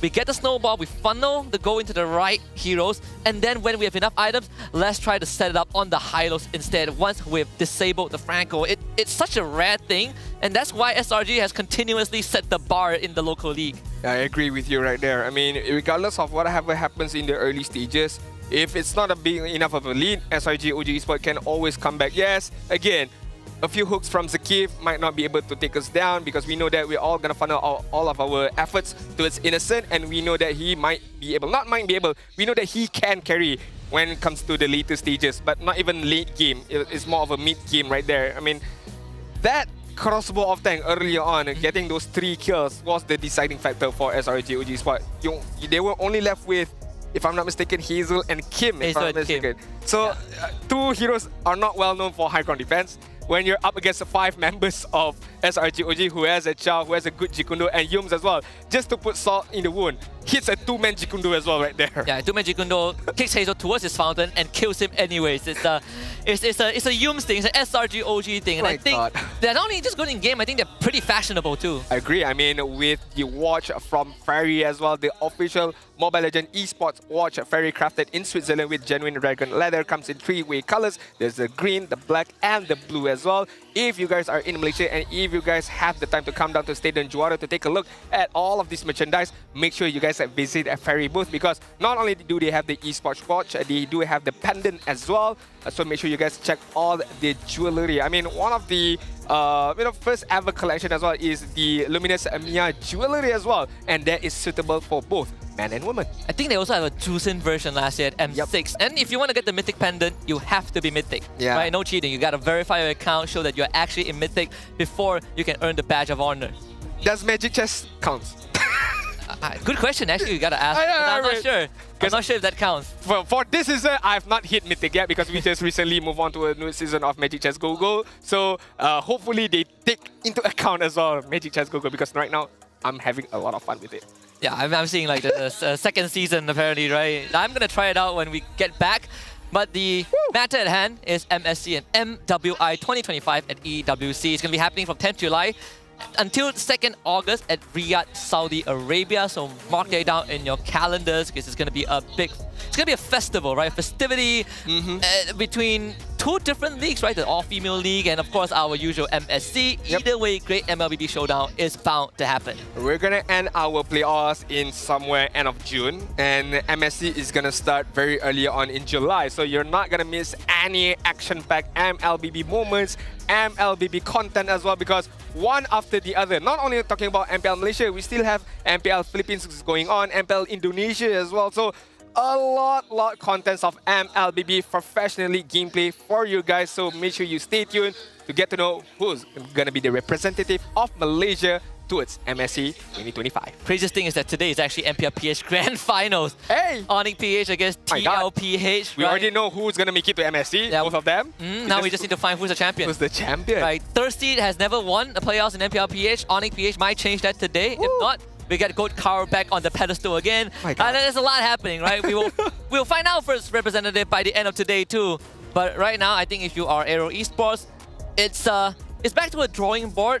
When we get deeper into the game, I think from the 5-minute mark onward, right? Because clearly SRG OG were taking a lot more initiative and they're finding success with it. Looking at these footages behind the scenes, right? Yes, on paper, registered is Coach Bam the only guy. But I feel like he has some help in his own backroom or his coaching staff as well. Maybe not registered on paper, but we're not too sure of what's going on the back end. I'm pretty sure he has some help here and there. AERO Esports is gonna get the benefits of the first pick with a 53% win rate up against SRG OG Esports. So we would like to see right now who are they gonna prioritize in that first pick, because game number 1 we saw Badang was the main priority from SRG OG, and right now AERO we shall see maybe a different kind of first pick. But let's take a deeper look at the quotes from Ozora Veki. Based on our screen results, I feel like we have a really good chance at MSC, but I want us to keep the same mindset. Taking one game at a time, because that's what makes us strong. With our current form, I believe we can be a strong contender at MSC again. Just a few things. The last part, I really like it. They know that they are the defending champion, but he did not mention he believes that he can defend the title. He just mentioned be a strong contender. So showing respect to other team, and of course showing humility as well for his own teams. Yeah, I think as long as you're a professional player, as long as you're competing, you will want to win, right? I think there's been so many conversations going around, and I'm involved in some of them. You know, wondering if SRG OG can be a contender or can they defend their throne. I would always say I want us to defend our throne, but in the event that we fall short of that, I want us to give a good fight. I think that's what makes us proud. That's what keeps us on the map. We don't have to win every single time, although there will be the best case scenario. Of course. But I want us to keep putting up a fight to tell everyone else that we are also improving over time. I mean, as we take a look at internationally as well, right? Jungler highest average goal per minute. We have Caltizy with 705.9 goal per minute. Skies with 780. We have Throwboy with 780 as well. There's only difference of 0.1. We have Skazu 774, and we have Sujin from MPL Indonesia 764. Just a highlight, Throwboy is from MPL MENA, if I'm not mistaken. No, MPL Cambodia. Cambodia, my bad. Oh, Throwboy is MENA, sorry. MENA. I was looking at Sakzu. Sakzu is Cambodia. Cambodia. So, yeah, but Throwboy actually he just won MPL MENA yesterday, so they got a direct slot into MSC. The second place, Team Falcons, will have to play through the wildcards, which is also pretty sad, bittersweet, right? Team Falcons Philippines finishing in 3rd place yesterday, so their only representatives, at least for MSC, is going to be Team Falcons MENA, who will have to play through wildcard. And that is not unsure yet, because they would still have to play the wildcards. But right now, a WhatsApp from Ozora Veki. What do you think about the playoff as in general right now in terms of the schedule? You need a really strong stamina, because if you win, you have 2 matches in 1 day. That's pretty significant change for me. I wouldn't say it's an advantage, because our main focus is still the same, secure the MSC slot. So same as the video interview they did with Innocent. Regardless of whatever it is, we just want to secure the slot first, and how they do that is win this game and win the upper bracket finals as well. Yeah, and I think for some of these players or teams, they are they are used to this format, right? Like last season, Todak and Vamos had to do the same thing. A day after the play-ins, they had to play upper bracket semis and then upper bracket finals. That's how Vamos got the first slot to M6. So I feel like, obviously right now we don't have Todak and Vamos, but it's not the first time we have this kind of format. It is a marathon, but let's take it one step at a time. Like Becky said, we head into game 2 draft. AERO Esports right now on first pick. Yeah, right now we take a look on what is the main prioritization for the AERO Esports, because they do have their first pick, right? If you were in the camps of AERO right now, what would be the main priority for you? Are you going to go for, you know, your Hazel effect, or are you going to try to win your EXP lane, be more flexible in your draft? I think honestly, for me, I'm looking at Zkif and Kim, right? I think I want to rely on these two to facilitate Hazel. These will be my priority. I think Kusei, he's good on his own. There were moments that I had doubts about Kusei. I think he is one of the weaker links in AERO Esports, but on a good day, Kusei is one of the reasons that they are winning games. Ban-wise, this is sort of what I expected. I expected the Badang to be banned out. I don't think AERO wants to first pick Badang like what SRG OG did. I know they definitely don't want the Phovis to go through the SRG OG because it's not a first pick for AERO themselves. It is so far going according to what I envisioned. Though the ship ban, I would think that SRG OG is the one that bans it, but AERO decides to take it out themselves. I'm not sure SRG OG gonna ban out the Baxia here or not. And even if they don't ban it out, is it gonna be a main thing for AERO? Okay, don't need to answer the question because Baxia is gonna get banned out either way. AERO right now do have the flexibility of picking up a Kimi. I don't think Gatot is gonna be... Oh, a Joy. Okay. Yeah. Securing the jungle. Funnily enough, Kimi actually has fallen off priority in the first big priority after regular season ended, right? Only a few teams have been doing that, like SRG OG, HomeBois. I think MV also did that. DXS, basically following in SRG OG's footsteps. But when you look at like MPL PH, for example, Kimi really isn't on top of the list, right? It's not like there are ways to do it for him, in Baxia being one of it, but Assassin also pretty easy to get on top of her. This is a big trade. Joy for the Harif Gatot. Alright, we have a bit of fun fact for you guys. Both millennials have their moms as their biggest supporters, but whose buff is the stronger? Yeah, I do agree with this because we've seen Mama Stormy all the time in MPL MY. Back when they were in Riyadh, they travel as well to support Stormy and the team. Meanwhile, Kim, whenever we interviewed him, whenever we asked the question of who's your biggest moral support, who's your biggest fan, the answer will always goes back to the mom, you know, who's always been supporting him from day one up until now. So I'm happy to know that all of the parents are very supportive of their sons in their journey towards becoming the best player in esports in MLBB. So we shall see. Will that dream lives on? Even last year, like Stormy's family traveled to Riyadh without letting him know, right? It was a surprise at the venue itself. It's quite a sweet moment. Loyi goes through to AERO Esports, which was one of the picks that SRG OG did ban out last game. This time Kim gets his hands onto one of the heroes that has really made a highlight for AERO Esports, right? Setting them out for wins against SRG OG, but also against Vamos yesterday. I do remember there was one interview with Innocent once again when he picked up the clean, right? We asked him what was the clean all about, and he felt like, okay, that was the only hero that he could think of, and he forgot to mention about the Louis to the coach of how Louis can be a very, very annoying hero to face against if as in the goal laner, because you have to always watch your 6, your 5, your 3, whichever angle this Louis can come from. So Innocent gotta be careful on this kind of rotation from Louis later on. Hence why maybe the Hayabusa get picked up. If let's say they want to go from back to front, the Hayabusa can do the same thing and try to find the Louis first before any diversion can be used. Yeah, both junglers basically swapping heroes in this game number 2. I think if you're SRG OG, you're looking at Kusei. You're looking at Kusei and perhaps Zkif, right? I think I personally feel like if you are AERO Esports, you want Zkif to be a setter, a playmaker, right? Tigro, Cho, Jawhead. What else there is left? Tigro, Cho, Jawhead, probably like a Franco, something like that. So SRG OG, you're looking to first make Kusei uncomfortable, or you could look at Zkif. And I think the first goal is to make Kusei uncomfortable. Ban out the Moskov, right? Like Granger also has sort of fallen off the radar a little bit. Like we still see Granger have a matchup, but it hasn't really been the priority right now. Teams are willing to put that Granger on the back burner. We see that 1-1 come out. We see the Beatrix every now and then. I am very, very puzzled on why Granger is not gonna get picked up as of recently, because MPL TH, if I'm not mistaken, Granger is a very active pickup from them with the Sky Piercer, with the long range damage as well. It's a very, very staple hero to use, regardless of if you're playing from behind or if you have a good lead. Of course, if you have a good lead, it will be much more easier, but if you're playing from behind, it gets a bit tricky. But with the Sky Piercer, we know that Granger can provide a very, very good amount of damage. Hilda is gonna get banned out as we take a look at the last ban from AERO. Maybe focusing on another flexible hero right here. Selena is gonna get banned out. Okay. Whenever I see Selena, Super Prince comes into mind. Yeah, I mean, sorry to say. It's a great pick also, because the Abyssal Trap can help them get vision, you know, spot a potential diversion.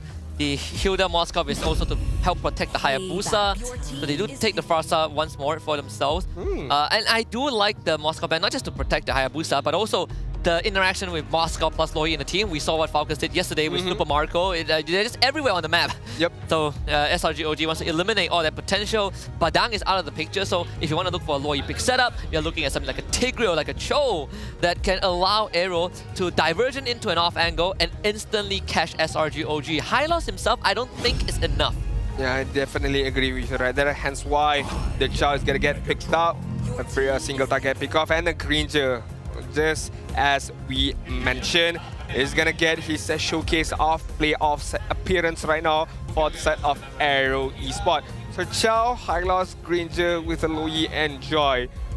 I can say it's an okay lineup, but I feel like it's very squishy at the same time, because Aaron with the Hylos, yes, you can you know, withstand as long as you need, but once that Harith gets a Holy Crystal, once Hayabusa gets a very good lead, even the Farsa as well, Hylos is gonna get shredded pretty easily. You take CC here, you could give Yums the Gatot, then you take a CC for Cram. Could be. You could pick lane, you can kind of dive a backline, it's a good mix of damage and crowd control. Or you go export. I don't think you want to go export. Let's see. So they go the Tigreal, it's the Yums Tigreal this time. I mean, how can we forget about that, right? Diversion, there's a Tigreal, perfect. Oh yeah. I mean, you can prepare the diversion from any kind of angle, right? Regardless of wherever they come from, as long as you still have Flicker, as long as you still have Implosion, it feels that you can counter-engage back against the side of AERO Esports. And even so, with the Gatot Kacha as well, with the EOG, it can always be a good skill to counter-engage any kind of movements coming in from AERO Esports. They can come in from the front with the Glorious Pathway, they can also come in with the backside with the Divergent, but I feel like whichever angle it is, SRG OG Esports have the answer. Yeah, I think they got their bases covered, right? Two big tanky front lines, great crowd control, and huge AoE. We're heading into game number 2 of this upper bracket semi-finals between SRG OG and AERO Esports. This time, both teams switching sides. AERO Esports will be on the blue side, SRG OG Esports on the red. Remember, this win puts them at match point and a step closer to that Riyadh ticket. And SRG OG in game 1 have shown total control and dominance. Let's see if AERO can bounce back. AERO Esports gotta go fast early on. They did good in game number 1, but they did not did enough to get a big lead early on. And right now, with the Joy, with the Chow at the same time, with the Loi, I do understand these kind of heroes, they need itemization. But with the Chow, at least get level 4, immediately try to rotate, try to win your gold lane maybe, or maybe try to win your EXP lane, but try to get some form of kill to build that lead upon. As we take a deeper look in terms of emblem right now, nothing out of the ordinary, I would say. Rapture for Farsa going more aggressive, toughness for Tigreal to withstand more damage.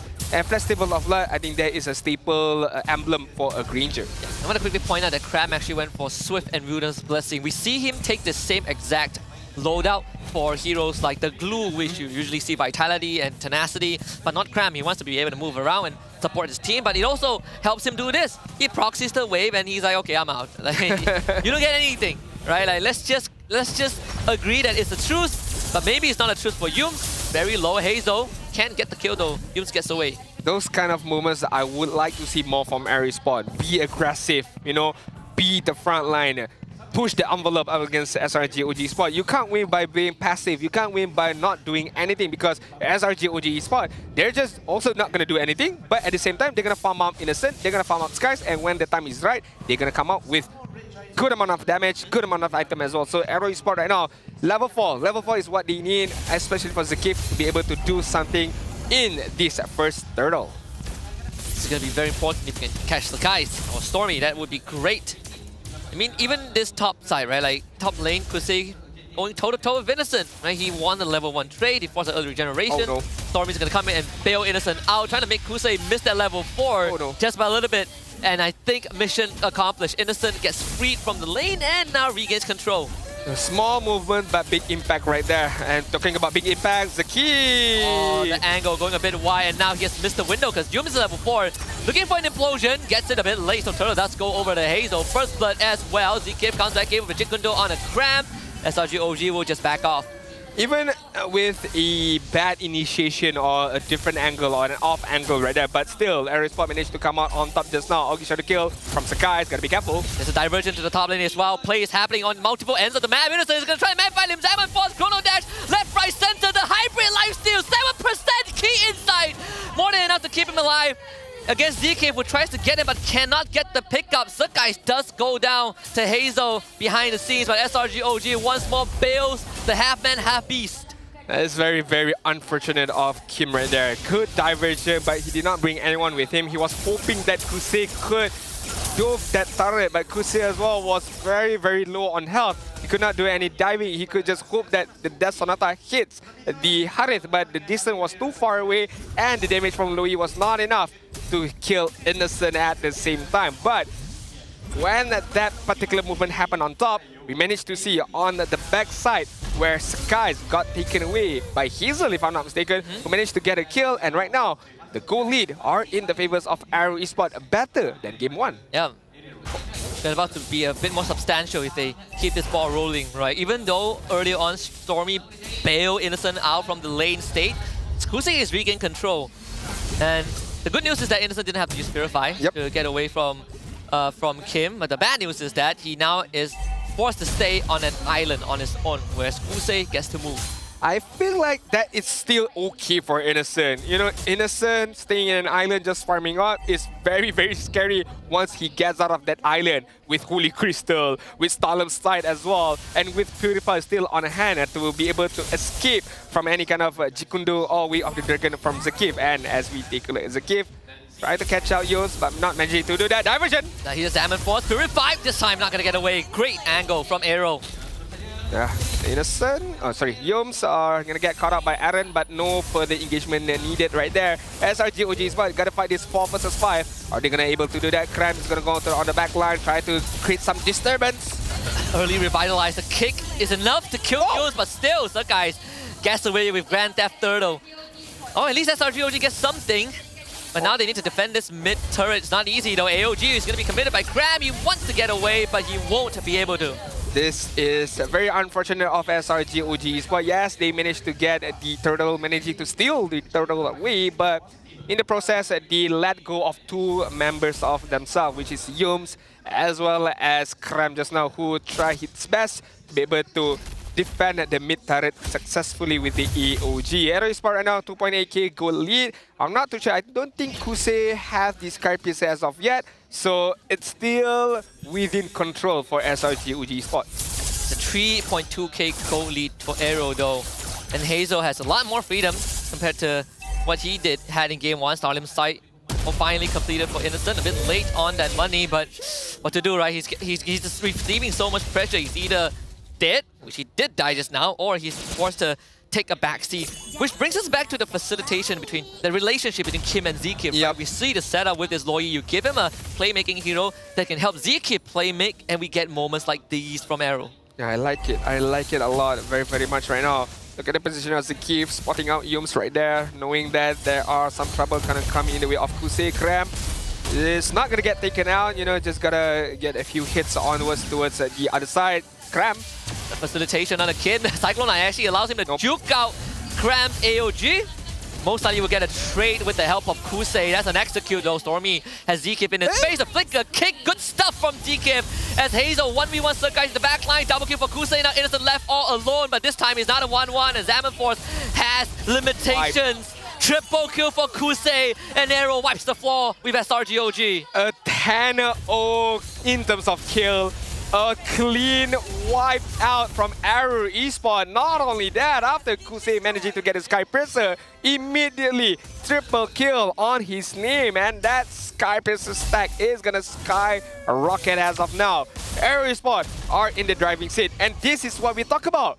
AERO Esports gotta play fast, gotta play aggressive early on because it's still very much early. We're still in the 7-minute phase of the game, but they have built a good lead, and right now is how they use the lead. Kick onto Yums. AERO instantly cancels the feather airstrike, so SRGOG. Again, they will have to retreat, and I don't think this time they want to contest the turtle in any capacity. Yep. Hazel walks away with the objective.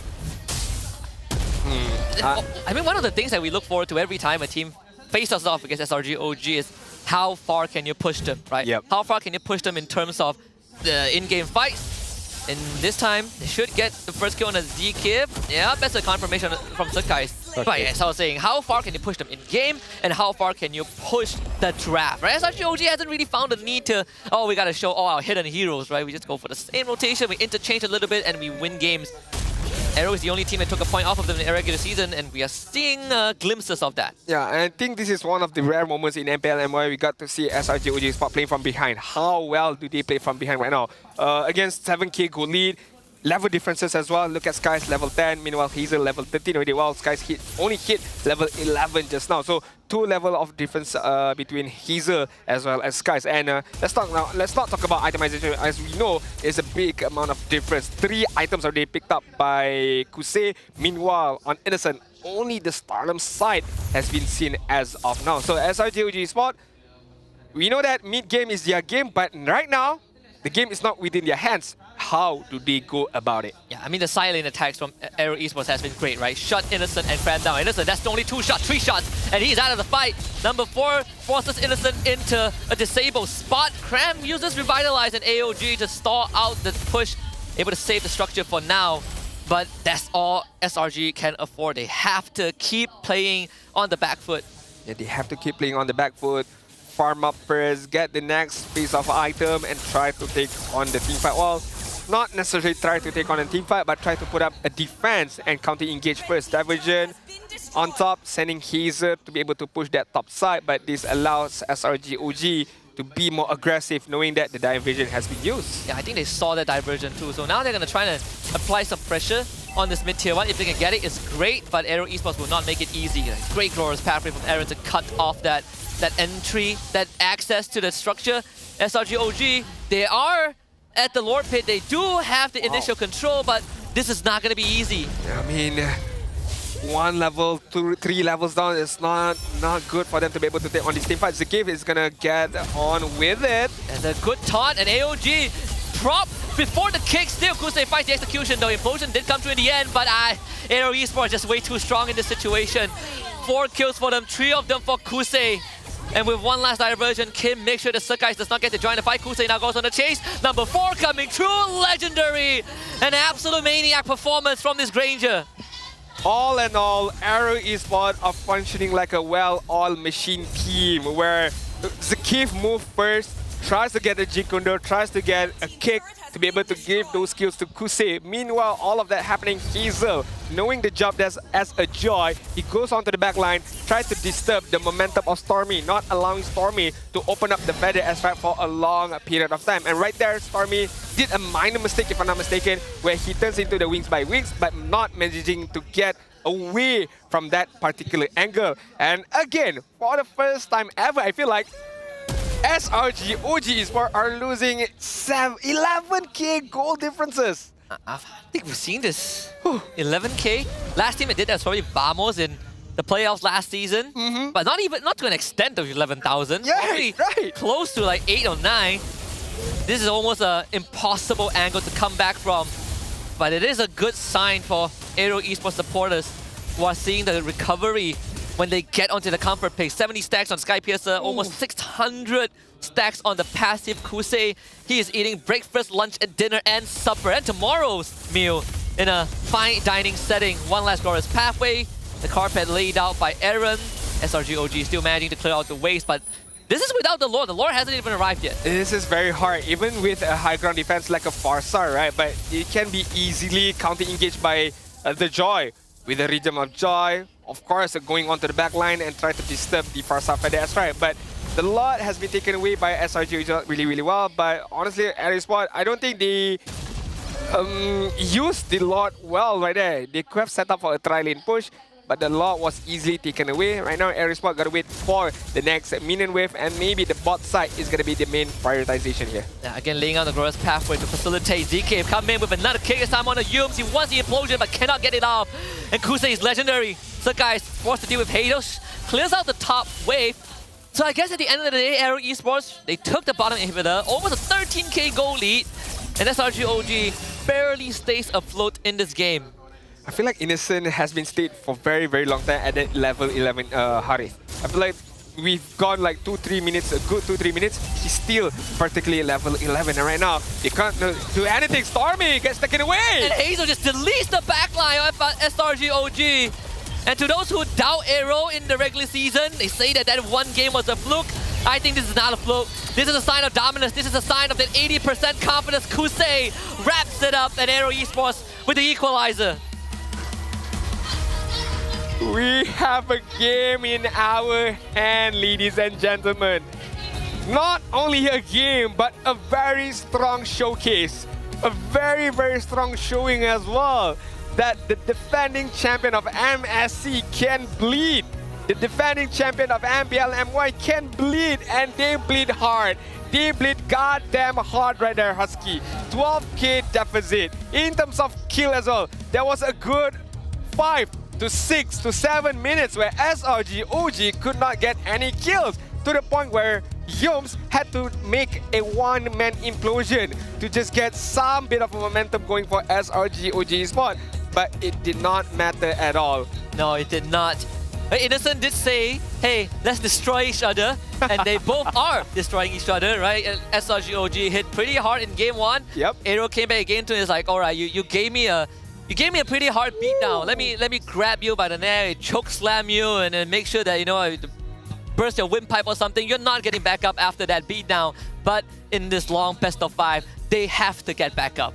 Hey, the fans are getting their money's worth of matches right now. I mean, it's very, very intense between both of these teams. Game number 1 won by SRG OG Esports on a very good fashion. Game number 2, yeah, it was quite beating by AERO Esports. So I think it sets up for game number 3. Who's going to get the better draft? Who's going to get the first pick? And so far, whoever gets the first pick gets a very, very dominating win. But on that particular game itself, for the MVP, I mean, you could give it to Kusei, you could give it to Hazel as well at the same time to go on to the backside. You could give to the facilitator for Zakif, but let's take a look at who's going to be the MVP for that game. It's going to be Kusei with the Granger, fly high with AERO without any death at all, and I think what, 10 kills or 11 kills? 12 kills. 12 kills. Yeah, I say like there were moments where Kusei felt like the weaker link, right? Yep. He has made some oopsies, but on a good day when Kusei is feeling himself, this is the Kusei you get. He is just running down SRG OG, and he's manhandling Innocent, right? He won a level 1 trade, a level 4 trade.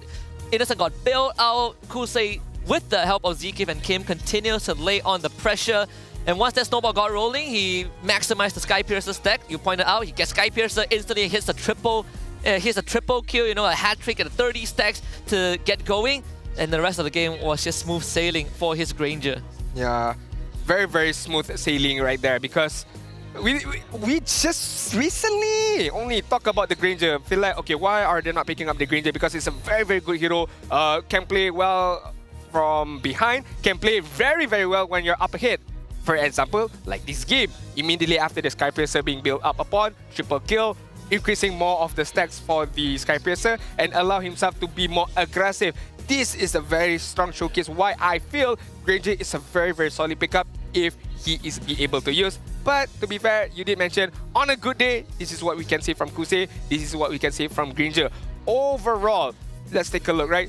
There was one turtle was stolen by Skies just now, but in general, the neutral objectives was won by AERO Esports on how they move as a team very, very frequently, very, very vastly as well, with the diversion from Loyi, with the opening map of Aaron, and as well from Chao. Hazel, I like the way that he played right there, 7-0 and 6, perfect gameplay. Every time there's a fight going on, regardless whether it's Aaron who started the team fight or Zakif, Hazel will always go to the back line, and his main target is Stormy.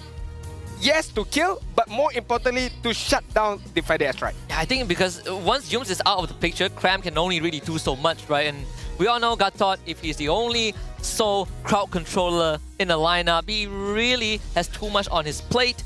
I think AERO Esports again played it really well, right? The pick off on the Yums, ZK giving Yums the Game 1 treatment that he received when he was on the Franco, and Yums was kicking him into SRG OG. On top of that is also, you look at the net worth lead AERO had, it was what? Almost 15,000 in 13 minutes. 80% of that net worth lead is split between Kusei and Hazel. Kusei almost 6,000 ahead of Innocent. Hazel almost 6,000 ahead of Sakais. This is a clear violation, right, between Kusei and Hazel. They just played a flawless game.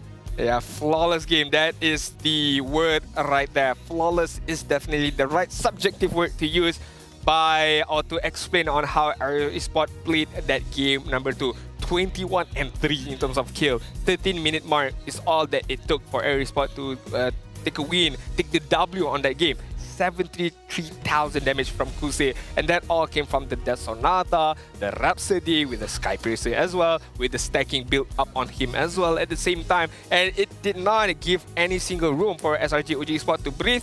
Number 1, to be able to counter-engage. Number 2, because they had the Gatot Kacha, they had the Tigreal as well, can counter-engage with the Implosion, with the AOG, and not to mention, to layer it on top of that, the Augie Shadow Kill, the Feather Airstrike. But what happens when AERO Esports take one of the components away, which is the Tigreal? Now you're down with only AOG to set up or to counter-engage. You don't have any front line, you don't have any body. When you don't have anybody, that gives a free pass for Hazel to go on the backside. That also gives the free pass for Kusei to go more aggressive, to pump up more Death Sonata shots against SRG OG Esports. And that is how AERO Esports play. Taking out one component away from SRG OG Esports, and it allows everyone, people like Hazel, you know, our rich guy, people like Kusei, the carry, to just be more aggressive and to deal those damage to the main damage dealer of SRG OG Esports. Yeah. This kind of it's like a reminiscence of yesterday when AERO Esports was up against Team Vamos. In that game number 2, right, AERO Esports also was figuring out how to get to the backline with Team Vamos. Just by looking at the hero composition, it's the same incident, it's the same situation with SRG OG, where their front line wants to be in front. They want to facilitate, they want to make sure that AERO Esports cannot go any further, but AERO Esports just has such good backline dives that once the backline of SRG OG is exposed, there really wasn't a way back into the fight. They just have to take the RL, and the snowball, it just keeps on going. And the damage from SRG OG was not enough. They were trying to really make moves and commit to get onto AERO Esports. I really got to give it to ZK. I think he has some great kicks, some great setups. The patience and discipline on this show really was what gave AERO Esports the head start that they need and allowed the rest of the team to eventually, you know, play around him and take down SRG OG. Yeah, I agree with you right there. Nothing much can be said more about this game. It's just a clean win from AERO Esports in general. From get-go up until the end, from minute number 1 up until the end, and SRG OG Esports could not somehow claw their way back into this game. Most of the time, we've seen SRG OG Esports manage to claw their way back, but this game is an exception. It's because of how AERO Esports do understand. Take away one main component from SRG OG Esports, it gives a free room for them to be able to go more deeply and more intensely up against SRG OG. So this is a very good example case of SRG OG Esports. Now, what will be the game plan? What will be the mindset? We lost game number 2. Yes, it's not the end of the world as of yet, but hey, this is something that we have to take a deeper look. If we want to become a champion, we have to come back from this. Yeah, and on top of that is also, we wanted to see how far can a team push SRG OG, and once more, the only team that's done it in regular season does it again. And in an even more dominant fashion, right? I don't think the regular season was this dominant. SRG were fighting back, but this one, SRG just got laid flat on the ground. HomeBois has pushed them deep into the hero pool. Let's see if AERO can also push SRG down that route. I mean, like AERO Esports gave SRG OG a taste of their own medicine, I would say so. But for you guys out there, if you did not manage to get the Phase 1 tickets for playoffs, it's okay. We still have Phase 2 ticket playoff, but it's going to be on sale at the 1st June, 8 p.m. That will be tomorrow. No, today. My bad. Today, 8 p.m. today. So just before the last game starts, the upper bracket finals game starts, the ticket will be live, and I have to remind them, please stand by on multiple devices. If you have 10 devices, please be on standby on those 10 devices, because you don't know which device will get you in the queue to be able to get those tickets, because upper bracket finals tickets only took less than 1 minute to get sold off. So this is, we're talking about grand finals right here, right now. It's crazy, right? Phase 2, lower bracket semis, lower bracket finals, and grand finals. It's time to put on your gloves, right? And make sure that you can just call all your families. They might not understand what MPL is, but you can borrow their device. I don't know, get the tickets. Just whatever it is, get those tickets immediately. Remember, 8 p.m. tonight will be the battle. But right now, we're going to head over to Poji with some of his interview segments. Thank you kepada Lafel, Adin dan ramai lagi. Kalau nak sebut nama penuh pula kan. Dan sekarang kita bersama dekat dalam Beyond The Meta bersama saya, Poji. Yang di mana kita akan membincangkan mengenai berita-berita semasa, berita-berita info-info penting dan juga gosip-gosip panas. Benda yang berlaku dekat semua scene untuk MLBB ni. Berita yang pertama sekali lah saya nak sampaikan berkenaan dengan Filipina, iaitu dekat MPL PH semalam tim Liquid bertemu dengan Falcon PH, tapi Falcon kalah. Tim Liquid menang. Siapa sangka, siapa jangka. Kemenangan 4-1 dekat situ membuktikan tim Liquid dah pun berjaya book slot untuk ke MSC. Untuk tim Liquid PH, ini adalah salah satu pentas pembuktian dan juga pentas redemption pada mereka, sebab kita dah lama tak nampak mereka dekat pentas antarabangsa. Pada masa yang sama juga semalam kita ada playback lah satu video daripada King Kong, yang di mana King Kong cakap dia rasa Falcon boleh menang, tapi prediction dia salah. Bila kita bercakap tentang prediction juga, Falcon King Kong juga ada predict yang SRG akan menang. Saya takut ini adalah curse daripada player, sebab kita sedia tahu dalam MLBB ni adalah Fel curse, dan kali ini mungkin adalah curse daripada King Kong. Takut kan? Takut. Seterusnya hari ini adalah grand final untuk MPL Filipina, dan kita akan update skor daripada masa ke semasa untuk kita berikan apa yang sedang berlaku dan siapa yang tengah leading ataupun siapa yang bakal pulang dekat tempat yang kedua. Dan bila kita bercakap berkenaan dengan Falcon PH ni, dia susah dia nak cakap sebab dia nampak promising sangat daripada awal regular season sampailah kepada playoff. Dan juga tak lupa masa dekat lower bracket hari tu dia bawakan Zusin EXP, satu benda yang pelik tapi berjaya. Mungkin satu hari nanti ada tim-tim, mungkin juga tim yang dekat MPL MY sendiri game selepas ni barangkali boleh cuba bawa Zusin EXP. Best kan bila kita cuba meta-meta baru daripada negara lain. Dan bila kita bercakap tentang Falcon, tak lupa kita ada juga Falcon daripada MENA. Falcon MENA ni dia ada satu masalah yang kita kena tengok dan faham. Dia ni selesa sangat dekat upper bracket, tapi sedar tak sedar dia pun kalah juga dekat grand final. Tapi masih juga akan layak kepada wildcard.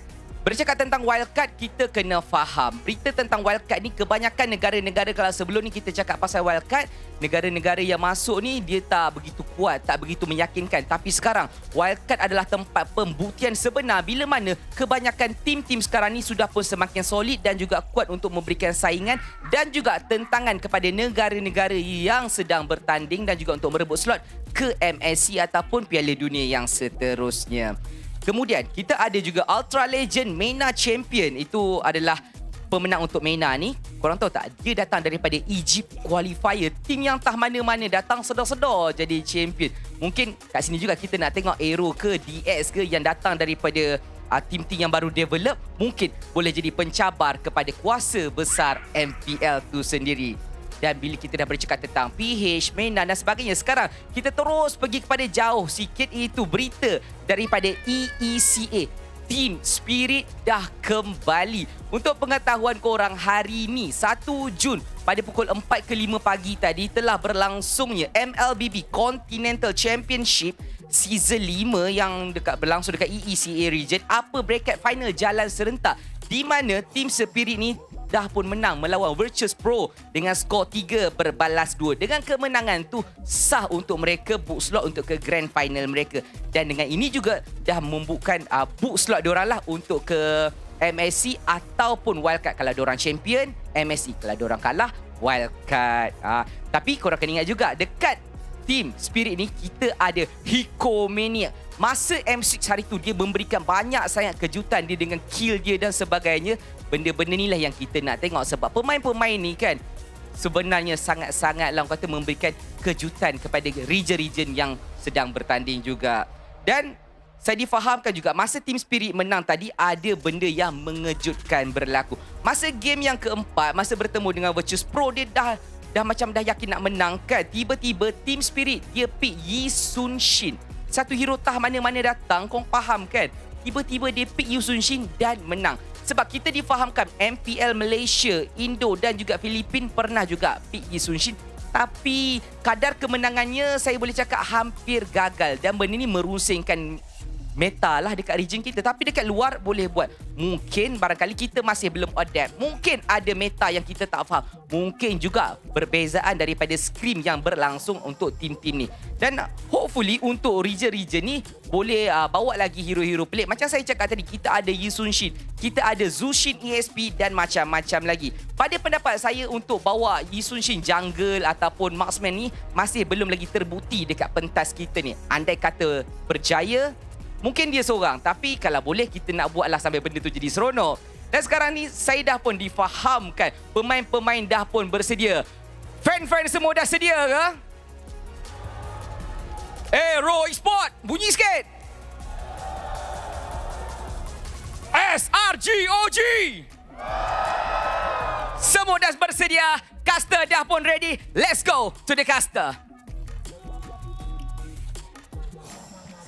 Thank you so much, Puji, with the facts, with the news as well. And congratulations to all the other teams who have qualified for MSC 2025, regardless if it's the main stage or the Wildcards events as well, because that is going to be a thrilling match once we get to that stage. We do have 1 minute to go before we jump into game number 3 and the draft as well. I do have a few questions right now because when I take a look at our information that we've gotten by our production team, right? Hylos is a very, very interesting hero for the side of AERO because with Aaron, it was picked up 4 times. And with Reza, it's been picked up 5 times. So today as well, we've seen the pick-up of Hylos very, very recently. But we will save that conversation on a later time because we have to take a look at the goal in a hit-to-hit battle between Innocent as well as Kusei. In terms of average KDA, won immensely by Innocent. But average goal per minute, not that far apart. In terms of kill participation, Kusei has won that by 10%. Yeah, overall, it's just, I think the game length, it plays a part as well. But Kusei definitely racking up a bit of their score up against Innocent, who is technically the standard for MPL MY, right? The Mount Everest of his role. I think Kusei, after the game 2, definitely gained some great confidence, being able to, I wouldn't say gap Innocent, but put a leash on him, right? Make sure that this beast doesn't run wild. So game 3, just going back to what you say about Hylos, it's also a good observation overall. Like, AERO Esports loves that hero. They love to put that hero in the XP lane to make sure that you have a guaranteed body in the front line. You can facilitate not just an engagement, but you can also stop people from running at your team, and then you give ZK a playmaker, which has been the playbook for AERO, and it has found great degrees of success. Alright, speaking of success, it all begins with the draft as we take a deeper look right now. SRGOG Esports is going to have the benefit of their first pick. And as we all know, with a 91% win rate, it's not something to be played around. Hylos is not going to get banned out in this first phase first. Still the same ban, if I'm not mistaken. You know, your Baxia, your Phobius, your Loyi, your Fanny, and should be the last ban from the side of AERO. Might be able to ban out the chip. So, same ban. Yeah, SRG. Are they going to go for the Badang and a repeat of game number 1 again? Oh man, it's pretty rare that we see the exact same bans come up from SRGOG. Usually there's always going to be a couple of adjustments depending on the state of the game. But so far we still got the same playbook. If anyone just came in, don't worry, this is not a replay. We are still live for game 3. So this should be Harif. No, they take the Joy Kimmy this time. A big pivot from AERO, but I do like the Joy the Joy pick especially. Very, very interestingly, because I feel like game number 2, another winning factor for the side of AERO was the Louis as well. You know, diversion coming in from different angle and, you know, allowing a bit of crowd control up against SRG OG Esports. So banning that hero out in the first place is a good idea. And right now it allows AERO Esports to go for a different route. A Kimi and a Joy. Double Meech being used and being showed upon at SRG OG right now. And they're gonna, well, very, very early on, predetermined immediately. Gonna go for a utility tank jungle right now with the Fedrin.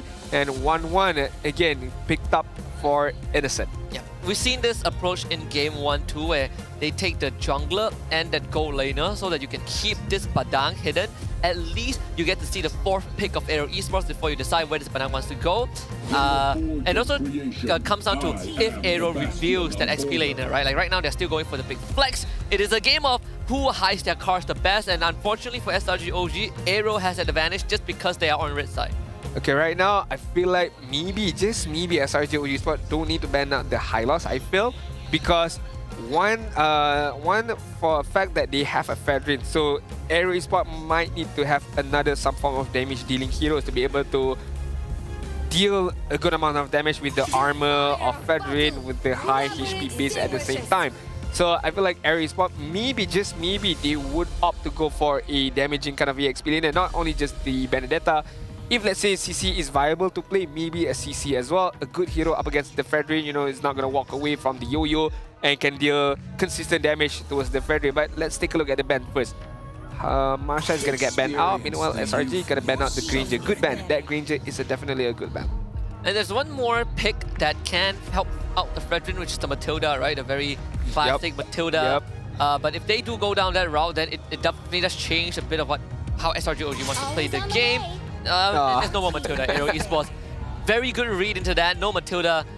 It did get me wondering, do you think SRG OG is gonna has practiced like a Fredrin XP or something? Only HomeBois has done it, right? In two different ways. Yeah, in MPL only HomeBois have done it so far. I feel like they have practiced because we're talking about multiple scrims, you know, per day and per week at the same time, right? So I'm pretty sure they slid in 1 or 2 Fredrin on the EXP side. But right now they have a Badang at the same time, so a lot of question mark is going on in the side of AERO Esports. Which is this Fredrin gonna go? Where's the Badang gonna go as well? Because imagine if they pick up a Mage, well, technically they're gonna pick immediately, right? I mean the 4th and the 5th pick, so everything is gonna get predetermined. So AERO Esports gonna play a gamble right now. Yeah, and the Farsa pick isn't really the safest pick for SRG OG anymore, right? You got Gatot, you got the Joy, a very hard-hitting Bruno, so 1-1's life is not going to be smooth sailing. You know, a couple of crits in the face in the early game is going to end that laning phase for Innocent. And again, we don't know where the Gatot goes. I think for SRG OG right now, Stormy, do you go for something like a Valentina? I suppose you could go for like Vexana, also not too bad of a choice. But if you want to go for a long range, you still have the Xavier. You still have a Jushin for a utility, but that's true. Up against a Joy who can immediately gun you down with the, again, Renown of Joy. Not too sure about that. Or a Vexana is I think it's a safe pick for Vexana. Kind of engage really well with the Eternal Guard. So Zushin, okay. So Zushin Show, I like it. I think they both are good. Zushin, we've seen how hard it is to deal with her, and if AERO goes for something like a high-loss Katot, then you have a Zushin to deal with that.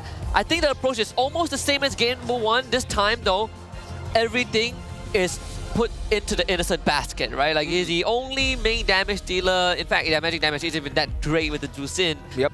So you send the target to Innocent, he sets out the crossbow tank, he lets loose, and you hope that he can close out the game in time. Honestly, if you pick up a high loss right now, it's not that bad either, because in terms of damaging, as you mentioned, there's only 1-1 to be able to deal that damage, right? Others are more utility, more of a facilitator. So I feel like the high loss can withstand a bit longer with the revitalize at the same time. Even Franco isn't too bad, I think. Oh, I feel like this is a risky pick, only because Arlot does not have a good percentage here in MPL MY. Speaks for itself, 0% win rate. So based on that itself, you know, stats don't lie. At the same time, I feel like it's a very risky pick. But if it works out well, then hey, who knows? This Arlot could be the game changer. Arla has always been a hero that it's sort of like a Tigreal but long range, right? Like you get a good final slash in with a flicker, it changes the course of the game. And I think in this case, the displacement from Arla actually pretty darn good. We've seen you can catch the 1-on-1 if you time it right. You can swipe these front lines to the side and give a clear path for the Joy to enter the back line. AERO has a very interesting approach to game number 3 with this gotcha Arlott pick for Aaron in the XP lane. So let's head into the land of Dawn for game number 3 of this upper bracket semi-finals and see who will be the first team to take the lead in this best of 5. I do agree with you right there. So ladies and gentlemen, welcome for those who have you just tuned in into our first match of the day. This is game number 3. The scores are even Stevens right now. SRG OG Esports is on 1 point. Meanwhile, AERO Esports, who recently just managed to tie the game in game number 2 just now. So we're jumping into game number 3. This Arlott, right? Yes, I do agree. You know, can disturb the 1-1 with the final slash. Not only the 1-1, anybody from the side of SRG OG Esports, but I do have to remember you are going up against a Badang, who is going to be a very, very disturbance. Arlott is a very mobile hero, can dash front to back quite well, but with one punch from the Badang, it can just disturb the momentum, the movement of this Arlott. So you do have to be careful of that. But we take a look at the emblem setup right now. A lot of movement speed I can see from the Badang, from the Zushin, from the Chow at the same time. Yeah, I think again ZK is doing a very good job of trying to get Hazel ahead as quickly as he can, right? Sitting one of the camps away from the Fredrin. Sakai generally clears slower just because of the hero matchup. Hazel gonna hit 4, even steals the gold crab in that gold lane, which Kusei is keeping Innocent in check. We get a quick pause. Let's see which side calls. I think it's from SRG. SRG OG, yeah. Take a look at the mini camera right there. I saw Kram who was holding up his hand, but as we take a look at Marshall heading over towards his desk, probably some audio issue I'm guessing. So hopefully it gets fixed immediately. Let's take a look at the gold lane, because I feel like yes, as much I don't want to to focus much on the gold lane side, but I think Innocent spilled his water or something. Oh really? Yeah, we saw. Yeah, the tissue coming in. So it's a tight 1 pause. Okay, no worries. No Innocent. No issues right there. It's okay. As long as you carry for SRG OG are fine with it. Yeah. Like don't let Kusei scare you, okay? Don't let Kusei scare you. But yeah, the gold lane matchup is going to be very, very interesting, because game number 2, we saw how Kusei dominate in terms of laning phase really, really well up against Innocent, and not many people can see that, right? We know that Innocent is a monster when it comes to laning phase, but right now, Bruno up against a 1-1, I feel like on paper, Bruno can annoy the heck out of this 1-1, especially even with an item, right? But imagine with an item as well, the 1-1, 2 crits from that Bruno 1-1 is gonna go back off, gotta go reset his positioning again. So again, I would like to see the matchup, how does it unfold as we take a progress in this game. Yeah, especially when the Malefic gun gets purchased by Bruno. Oh, those shots are gonna not just hurt but come from even further away, when 1-1's range isn't exactly the longest unless you also get a Malefic gun for her. Funnily enough, I think the win conditions, the keys to victory for these two teams is almost the same, right? You attack the side lanes, and against SRG OG, we've seen teams attack Kram and Innocent, especially Kram. Even yesterday, when AERO fought Vamos, we were also hoping that Vamos can attack Kusei and Reza in yesterday's case, which, you know, I think there are some core similarities. You know, AERO showed that in game number 2. So we head back into the game. No more a spillage issue for SRG OG, thankfully. Hopefully, no more such issues right now. As we take a look, Hazel reaching level 4 already, if I'm not mistaken. Yep, Sky is on the way there. Just hit level 4 before the first turtle is gonna pop out at any time soon. And right now, Aaron is gonna get gunned down immediately. You did mention about the side lane focus, and this is what happened. Aaron really patient, holding on to his flicker, knowing that it's not enough damage from SRG OG to kill him. Even if Stormy shows up, right, he doesn't really have the most burst damage. They're not dealing with Farsta. It's completely fine. Hazel is going to just go back into his farm with his orange buff. He will be ahead in terms of experience for sure. All good, but just a bit of pressure from SRG OG right now. Level 4 being reached on Badang as well as the Zushin. So Crimson Beacon is online right now, and this is going to be a free turtle for Skies, because Hazel is not able to find any angle to move forward right there. Just gotta be patient, just gotta respect the distance right there. I like the approach from the side of SRG OG. Instantly start the turtle. They have good blockade, so Hazel can come in from steal. You do get a control on the Stormy. Good bailout from Yums with the Jit Kundo. Jetpack Joyride, not enough. Yums and Stormy both back off. A very, very good initiation from this mid duo on the side of AERO Esports, forcing Stormy to recall back towards the base, and that is going to lose some precious times in terms of involvement of any other team fights.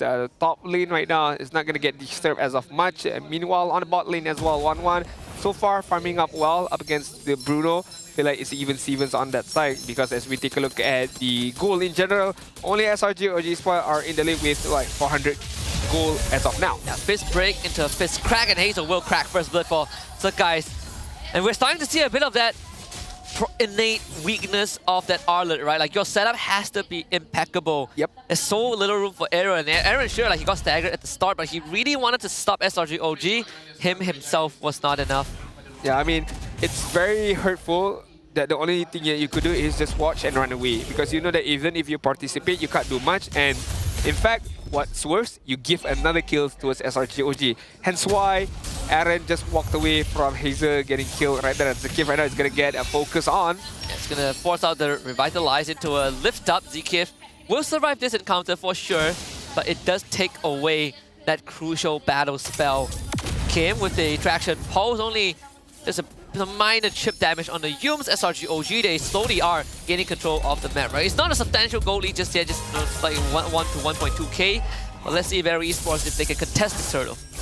Traction Pulse. That is one of the biggest skill from Kimi that cannot be wasted by AERO Esports, I feel like. And that could be a very, very key winning factor for AERO Esports to use and to manipulate the Traction Pulse towards their own benefit right now. Another fist crack into a break. Zekif down on the low. AOG still goes off. Cram survives the Slither of Hell, but the Wordy was enough to take him out. Tree Magic Kundo into a kick. Zekif wants to get away, lifted up, taken out by Stormy, but Kim is going ham alongside Hazel. They take out Innocent and Crab. A good energy eruption brings Aaron back. So guys wants to take down Stormy. Another lift up and a double kill for the Tusin. And then Brazo's Rap slams down on the Kim. He is gone, but Kusei is still alive. Forced to back off. And it's an even trade turtle for AERO. I think that is a big win for AERO Esports right there. Yes, they lost a couple of members of themselves, but you know, losing a few members but managing to get a turtle is a big win for me. And not only that, it's just a showcase of what can happen in the future. Right now, Kusei, even without any efficient items to be able to take down the Fedrin, still managed to get it done. Although it took some time, but so far, Innocent! It gets the crossbow tank off in time! Innocent! Oh no! Still goes down, but at least there is a trade. Unfortunate for Innocent right there, managing to get that crossbow off tank, but died in the same process, and at the same time, Cram got taken away on the top side. AERO Esports are moving very actively right now. Yes, Hazel got taken away, but he still managed to get a kill from the graveyard up against Innocent. And the top side, immediate movement, immediate reaction from AERO Esports.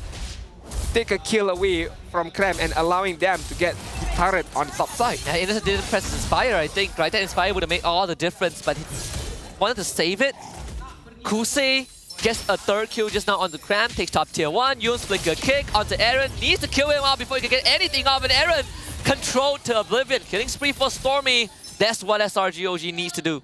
And this is why I feel the Arlot is not the greatest of pickup in my books, but I can still be proven wrong. I do know that the coaches and the analysts and the players as well understand why this Arlot is getting picked up. Because if they were to pick up a much more tanky heroes, maybe even if they get crowd control, it will still take some of time to be able to kill that, and that time can be used for AERO Esports to counter engage. But so far, Arlot is just a sandbagging hero right now. Can't do much for now. Final slash to clear out the minion wave. Would have been nice to get used, but it's fine. Kusei, free tier 2 top lane. Kusei is just having a breeze in the, not just in game 2, but also game 3. Traction Pulse, it's Cram, but look at the top side. Never-ending pressure from Kusei to be able to win that top lane, but this allows Skies to get the turtle without any particular problem. Yeah, and Kusei is again he's having such a great game. He didn't really need to do much, right? His teammates is doing the job for him. Pass for Berserker's Fury. Probably going for the Malefic Gun next. Which is gonna again give him another power spike in this game where he already is super strong. Let's see if Yums can find another pick-off. Flicker back up in 30 seconds. And AERO Esports not going to give them that opening. SRG OG Esports gotta find that pick-off. And it has to be by Yums with the Way of the Dragon. On who, it doesn't matter right now. For me, I think SRG OG Esports needs the momentum, needs that build up to that momentum. And it can come by from Yums. It can also come by from Krem using the Fist Crack and Fist Break. But to be fair, AERO Esports, I have to give props to them. They are playing this very, very well. Yes, we might see they are playing it defensively, but defensively with a motive. They're still pushing on the bot side. They're still farming up on the side of Kusei. They're still giving some time to Hazel. So it's not just playing defensively, but without any particular objective. Especially for Kusei. He sees SRG OG on one side of the map, he goes to the other side, knowing that it takes time for SRG OG to rotate, and he's starting to hit really hard. Yums looking for a pick, that's going to be purified. Out from Kusei, flicker kick into an AOG. Kim still gets away. Innocent needs to be the point of contention. They take down Yums. AERO Esports bails out the fight and gets a kill. That is very, very good by AERO Esports. They were initiated upon, but they still survive with the Revitalize, with the AOG as well from Zakif. That kind of helped them so much, whereas SRG OG Esports could not deal a good amount of damage or could not go all in towards AERO Esports. And I like what Hazel did right there. He did play it aggressively, but at the same time, he did not give anything away, especially the crossbow of time stacks towards Innocent, so that he could not fly away. So right there is a good example of how AERO Esports should take on those team fight. Be aggressive, but at the same time, do know that, okay, I cannot give the free stacks away to Innocent. Not just that, double purifies on both Kusei and Kim too. You can see like Yums was trying to stall things out, right? He forced it out on Kusei, tries to go on to Kim, but it's just too much for them to deal with. Cram forced to flicker away. Yums again, another kick this time into a fist crack, fist break. Cram with the re-engage! It's more than enough for SRG OG to finally break this game open. 3 kills for them at the cost of Innocent. Better engagement from SRG OG Esports, understanding that they have to follow up, they have to layer the crowd control immediately. One off timing is gonna get taken away. And right there, the AOG from Zakif almost hits perfectly. If it hits, I feel like AERO Esports could have won that team fight. But to be fair, SRG OG Esports and how they move very, very efficiently in terms of the timing, knowing that we have to layer the crowd control, and they did that to perfection. Oh, threatening Kusei. Cram gives his life up. And that's not really what SRG OG wants to achieve, though. Yums is going to find Kim. He does have to purify. Will force the purify out. Now Yums needs to get away. So guys jumps in, gets a 2-man taunt. Innocent now maybe set up for some stats. Gets swiped back by the final slash. They try to take him down, but Innocent finally takes flight. And the transfer is completed. 2 dead on AERO, but Kusei is still alive. Z-Kim lifted back, burning down. Innocent with the final hit. A triple kill for Baba Yaga. And the Baba Yaga gets the triple kill once again. And the Baba Yaga is offline right now. At a minute mark of a 10-minute mark is definitely online. Look at Hazel trying to provide, some form of consolation prize, trying to get a kill at Stormy, but could not manage to do that. So SRG OG Esports right now, they know that, okay, Innocent is online, the item is there. We know that once the crossbow attack is activated, he can kill off a few heroes of AERO Esports. And AERO Esports, I would expect the Winter Crown early on, but there was no intercrown. Only Arlet has that itemization. It needs to be picked up by Zakif. It needs to get picked up by Kimi to be able to withstand the crossbow of tank. And this distraction pulse not able to catch Cram, sadly, but AERO will clear out that mid wave. Playing a very dangerous game. Yum's actually missing that flicker angle. And Surkais now has to be bailed out. Cram with the re-engage. That's going to be Winter Crown out from Aaron. Stormy to the back with the Crimson Beacon. He's buying time. Flickers back to the rest of his team. Crossbow tank weakness points unlocked, but Aaron able to dip out of vision and just to push and pull enough for both teams to end up trading blows. But Hazel once more could not find the angle. Ooh, just tried his best to find those angles right there, but could not do it. But I mean, with the Lord pushing on the top lane, AERO Esports can go even further right now, clearing out all outer turrets.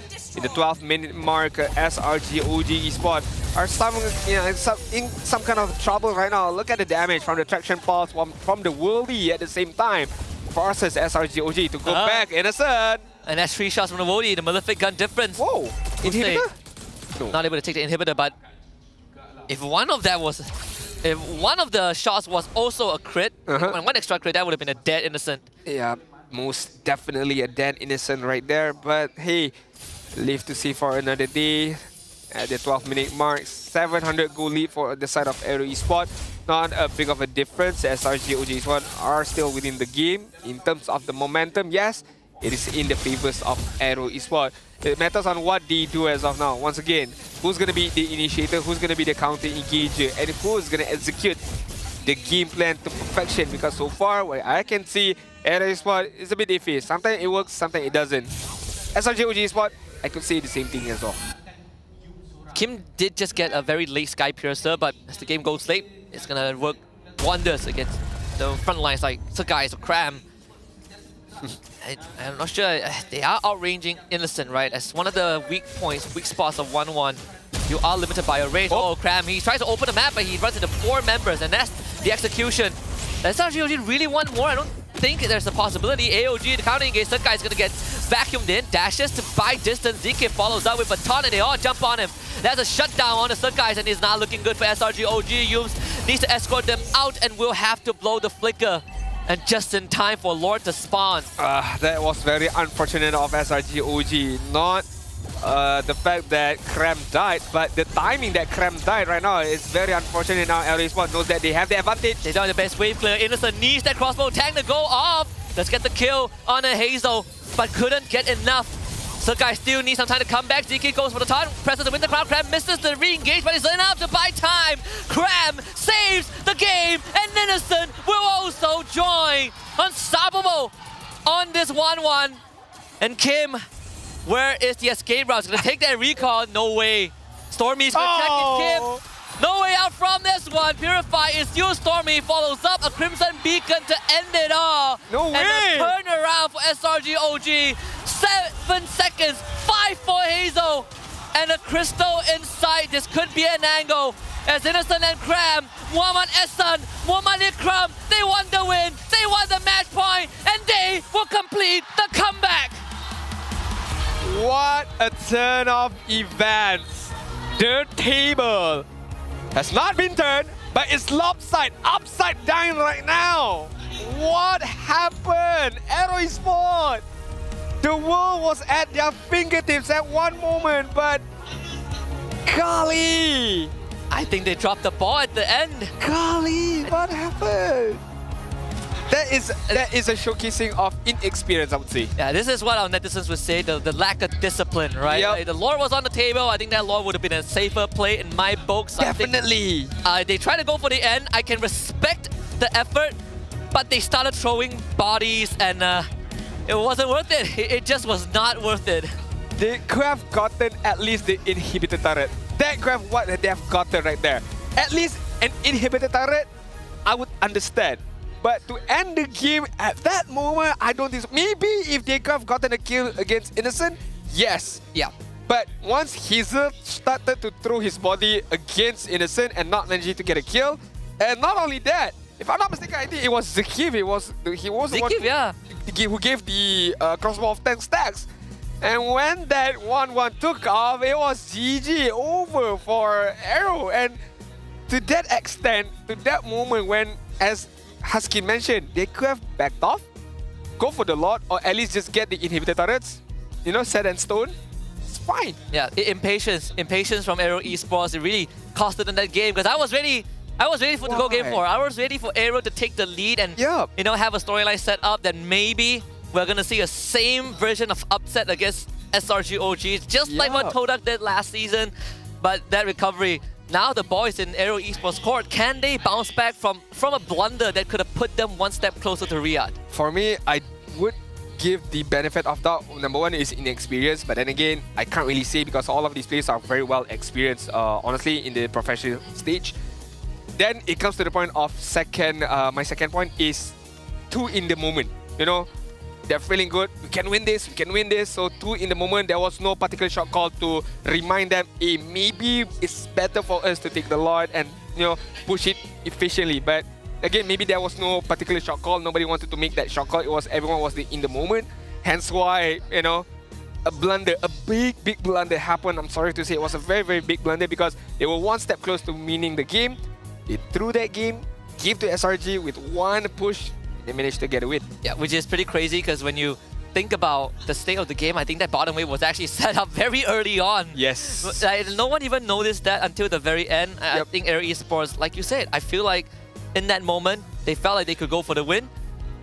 Some players probably started autopiloting. I think Zeke was a very good example. He realized that, okay, Innocent, they need to keep Innocent away from the rest of the team. He throws his body and he dies because of the crystal too.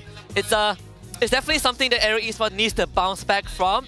Now they need to be able to do just that. Stormy, our MVP of game number 3, really showing up at the final lap. If he didn't find Kim, maybe this game would have gone on for a couple more minutes. Yeah, at least if Kim managed to recall back, there was some form of defense and to be able to hold them back and wait for Hazel to come alive. But that moment from Stormy managing to get a kill against Kim and to buy some time was definitely a game-winning moment. But honestly, this has caught me off guard as well.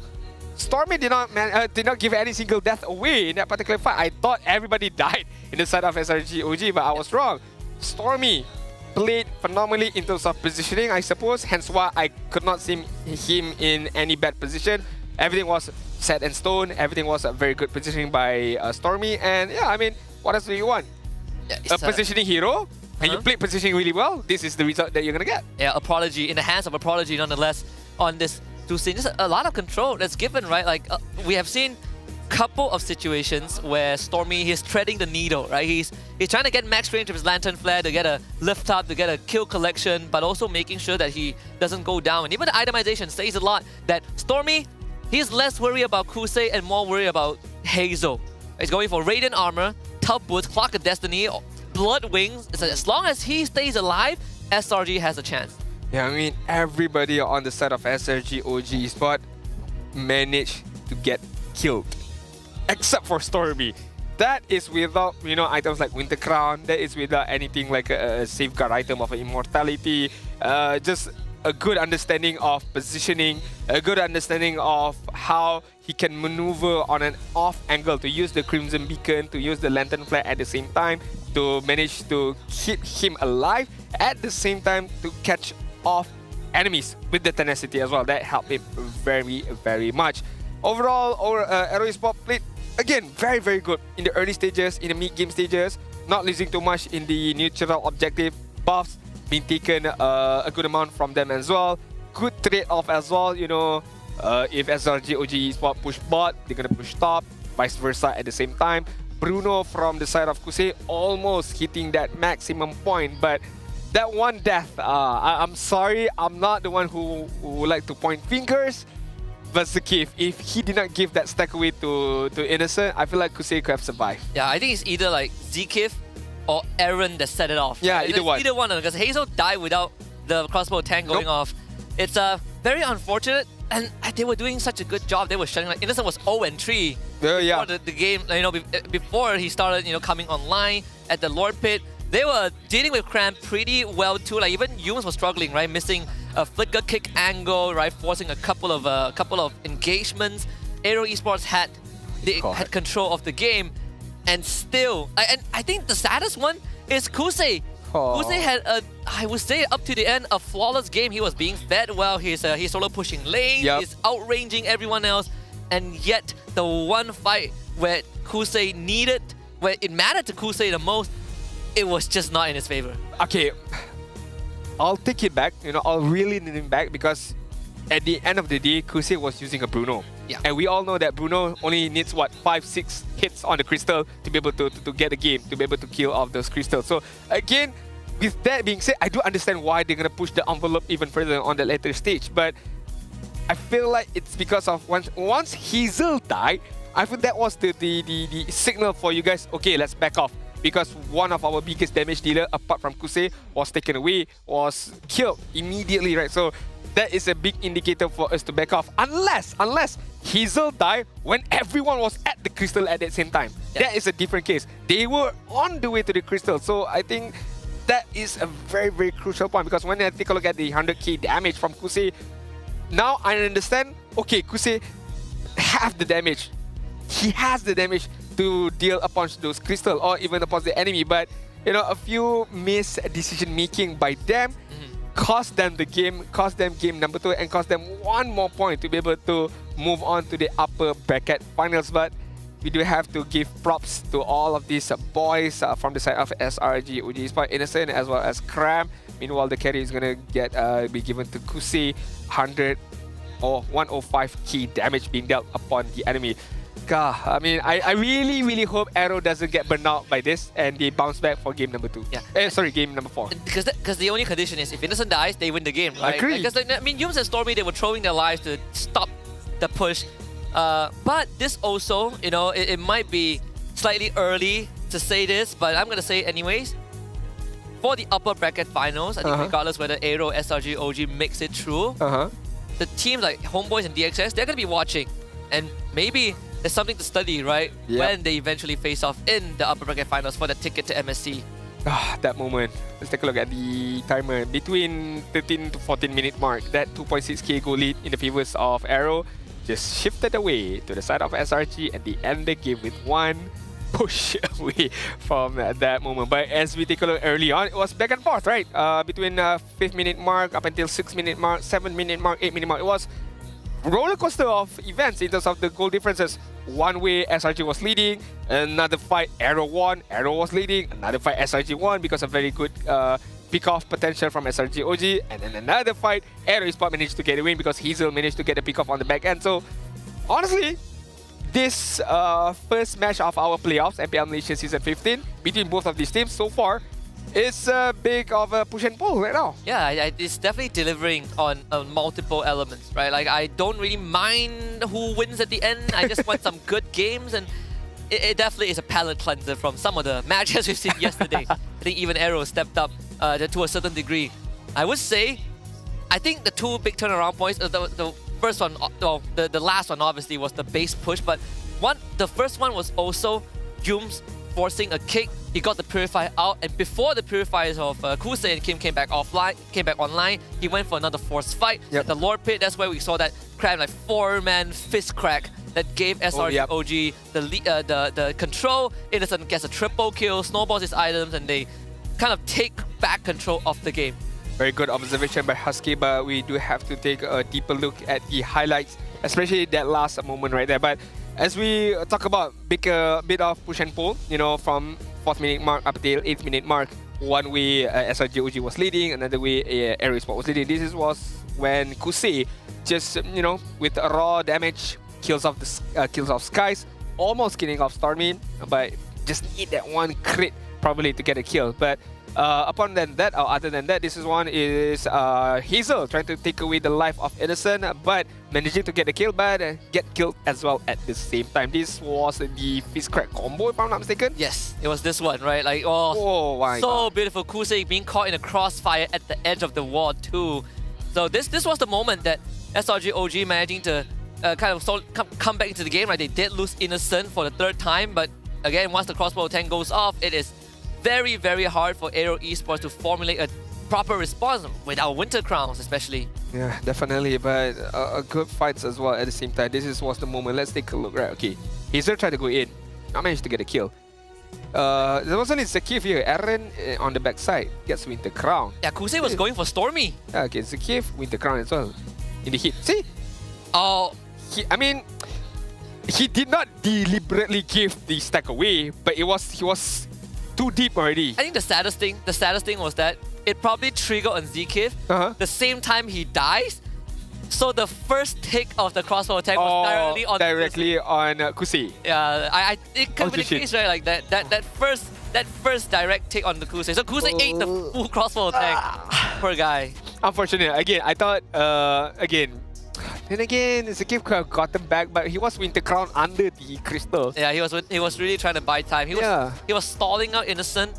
The rest of AERO were trying to kill Stormy, and Stormy was just like, you cannot kill me, I'm gonna buy time. That's the thing. If he Winter Crown under the crystal, at the same time Kusei is hitting the crystal, it's a whole different scenario. But Kusei was on the back end as well. He was trying to get Stormy at the same time. I feel like if, let's say, he just forgo about Stormy and just focus on the crystal, could have been a different game. But I'm not too sure about the minion wave situation. But I have to take a look at it again. I think they have like a catapult or something. Yeah. It was a It felt like they could have, if they want a straight end, then you just tower lock, right? Right. But if Hazel got the kill against Innocent, that would be endgame. That would be endgame, right? 100% endgame. So I can't blame them for pushing the envelope because we have to take a look at things on both ends. If they had the kill against Innocent, could have won the game. But unfortunately, they did not manage to get a kill on Innocent, and it causes them the game. So again, it was a high risk, high reward situation. Yeah, it's a gambit. But thankfully, it's not the gambit that sends them to the lower bracket final. Yeah, true. It does put one of their foot through the door, though. True. And for AERO Esports, again, I mean, if you support your teams, regardless of who they are, no one is going home today. They just go down to the lower bracket. True. And now we need AERO to bounce back. But this shows that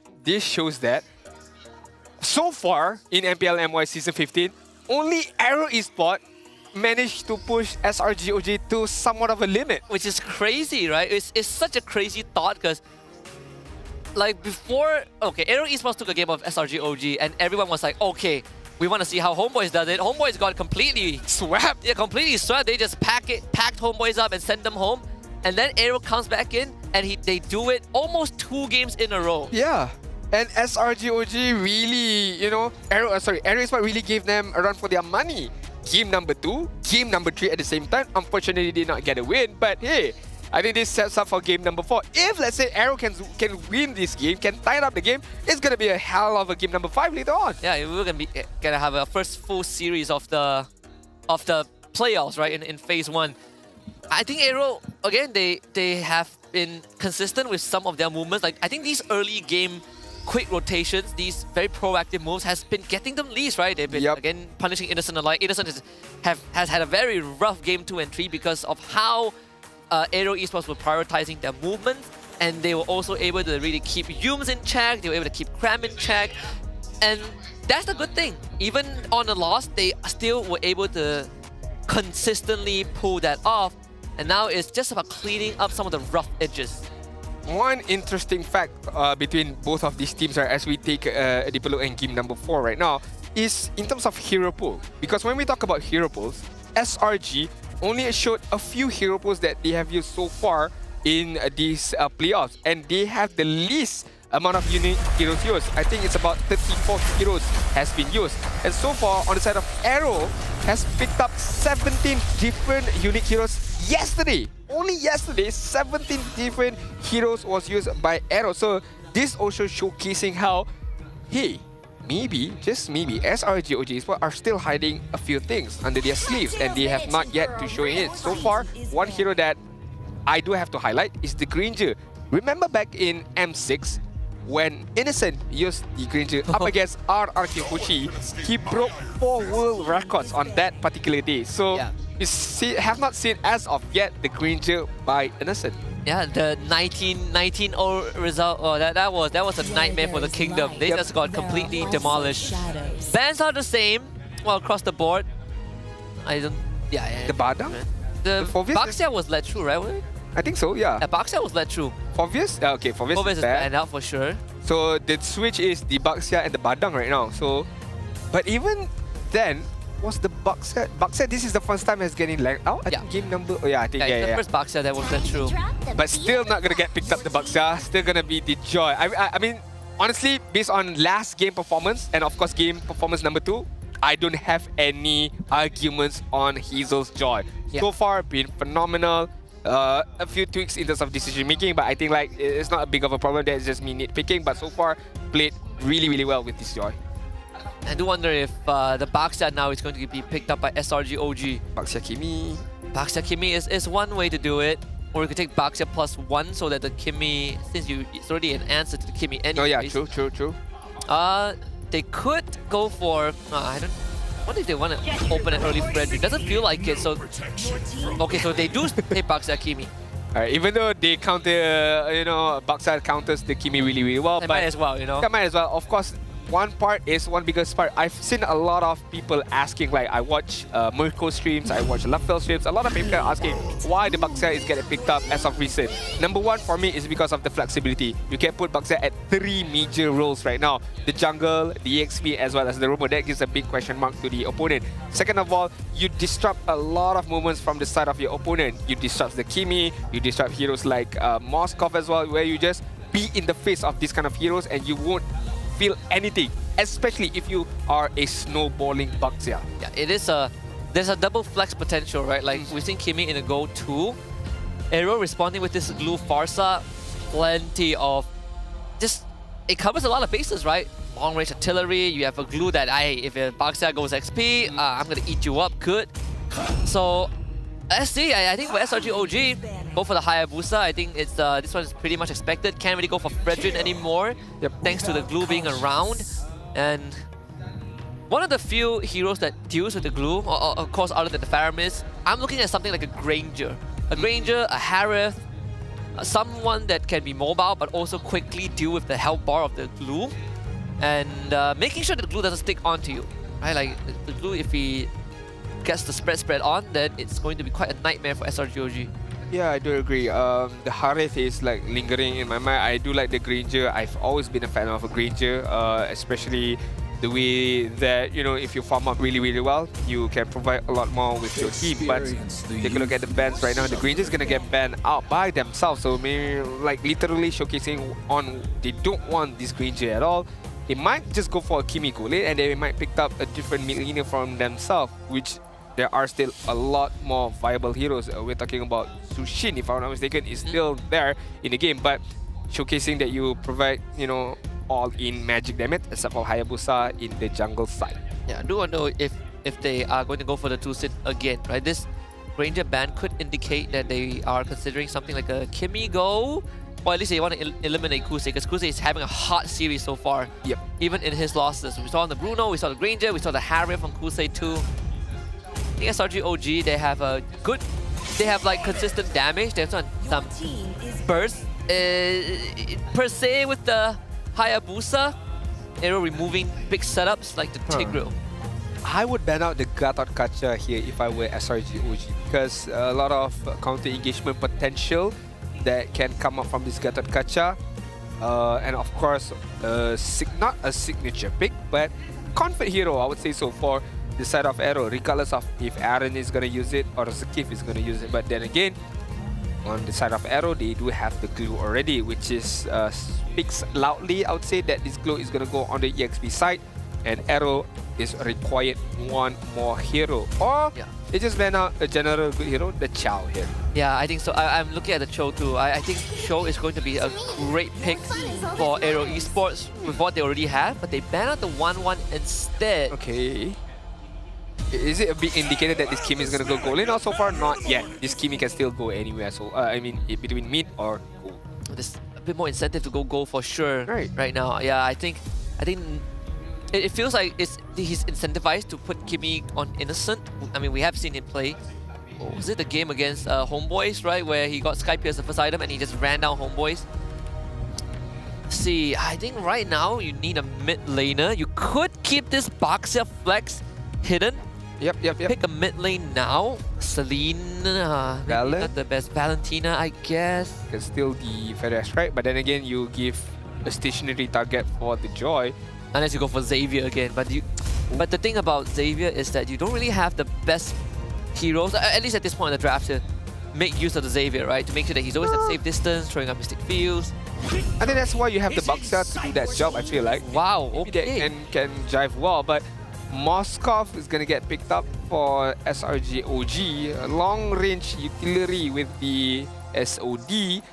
But in terms of farming-wise, you have to farm up either vastly higher or equivalent on your opponent, which is going to be Kusei, which we're not too sure yet so far what is going to be the gold lane right now. The Gatot as well as the Bruno. Once again, not changing much. I feel like AERO Esports, I don't mind that at all, because game number 3 was almost won by them. Yeah, pretty solid so far from AERO. Now we get to see where this Baxia goes. I mean, could be goal. Sorry, it could be jungle. Yeah, they need some sort of sorry, jungle, the Hayabusa, my bad. They need someone to set things up more. I think Baxia himself is not enough. They don't really have the best crowd control. True. You could put Baxia XP, but you give it a bad matchup, and then you take a Cho. It's a big sacrifice, or you can go export. But then again, you lack the crowd control, right? Like, export would be a big sandbag in the front line.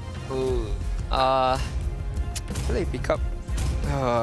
I think I like the Xavier. No, sorry, you have a me already. The Chow. Okay. So they pick Chow. As you mentioned, not much pick-off potential just with the Baxia alone, so hence why the Chow is gonna get picked up. For AERO Esports, I don't think it's a big problem for them because they faced the Chow of Yums a couple of times already, and they know how they're gonna play it well. One is from positioning itself. Second of all is how they can counter-engage with the heroes that they have on their hand. With the glue, I feel like a glue, you know, with good movements, good mechanics, pretty sure you can counter-engage. And Gato Kacha, of course, with no-brainer with the EOG. Yeah, with how fast AERO Esports has moved, they again once more have a draft that allows them to do that, right? Like great presence around the map.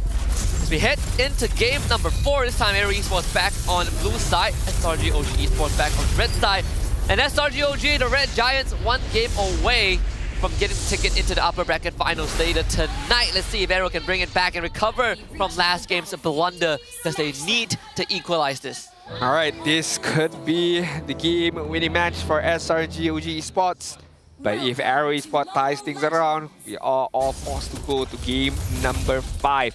With the heroes get picked up by both sides, I feel like in terms of damaging-wise, early on, Hayabusa and Kimi is a very, very scary combo. You can traction pulse, Hayabusa can just dash with the shadow, and Augie Shadow Kill tries to get a kill. So do expect that kind of combination coming up from SRG OG Esports. As we take another deeper look at the emblem setup, Master of Assassin for both Moskov and Bruno, you know, trying their best to win the laning phase as much as they could.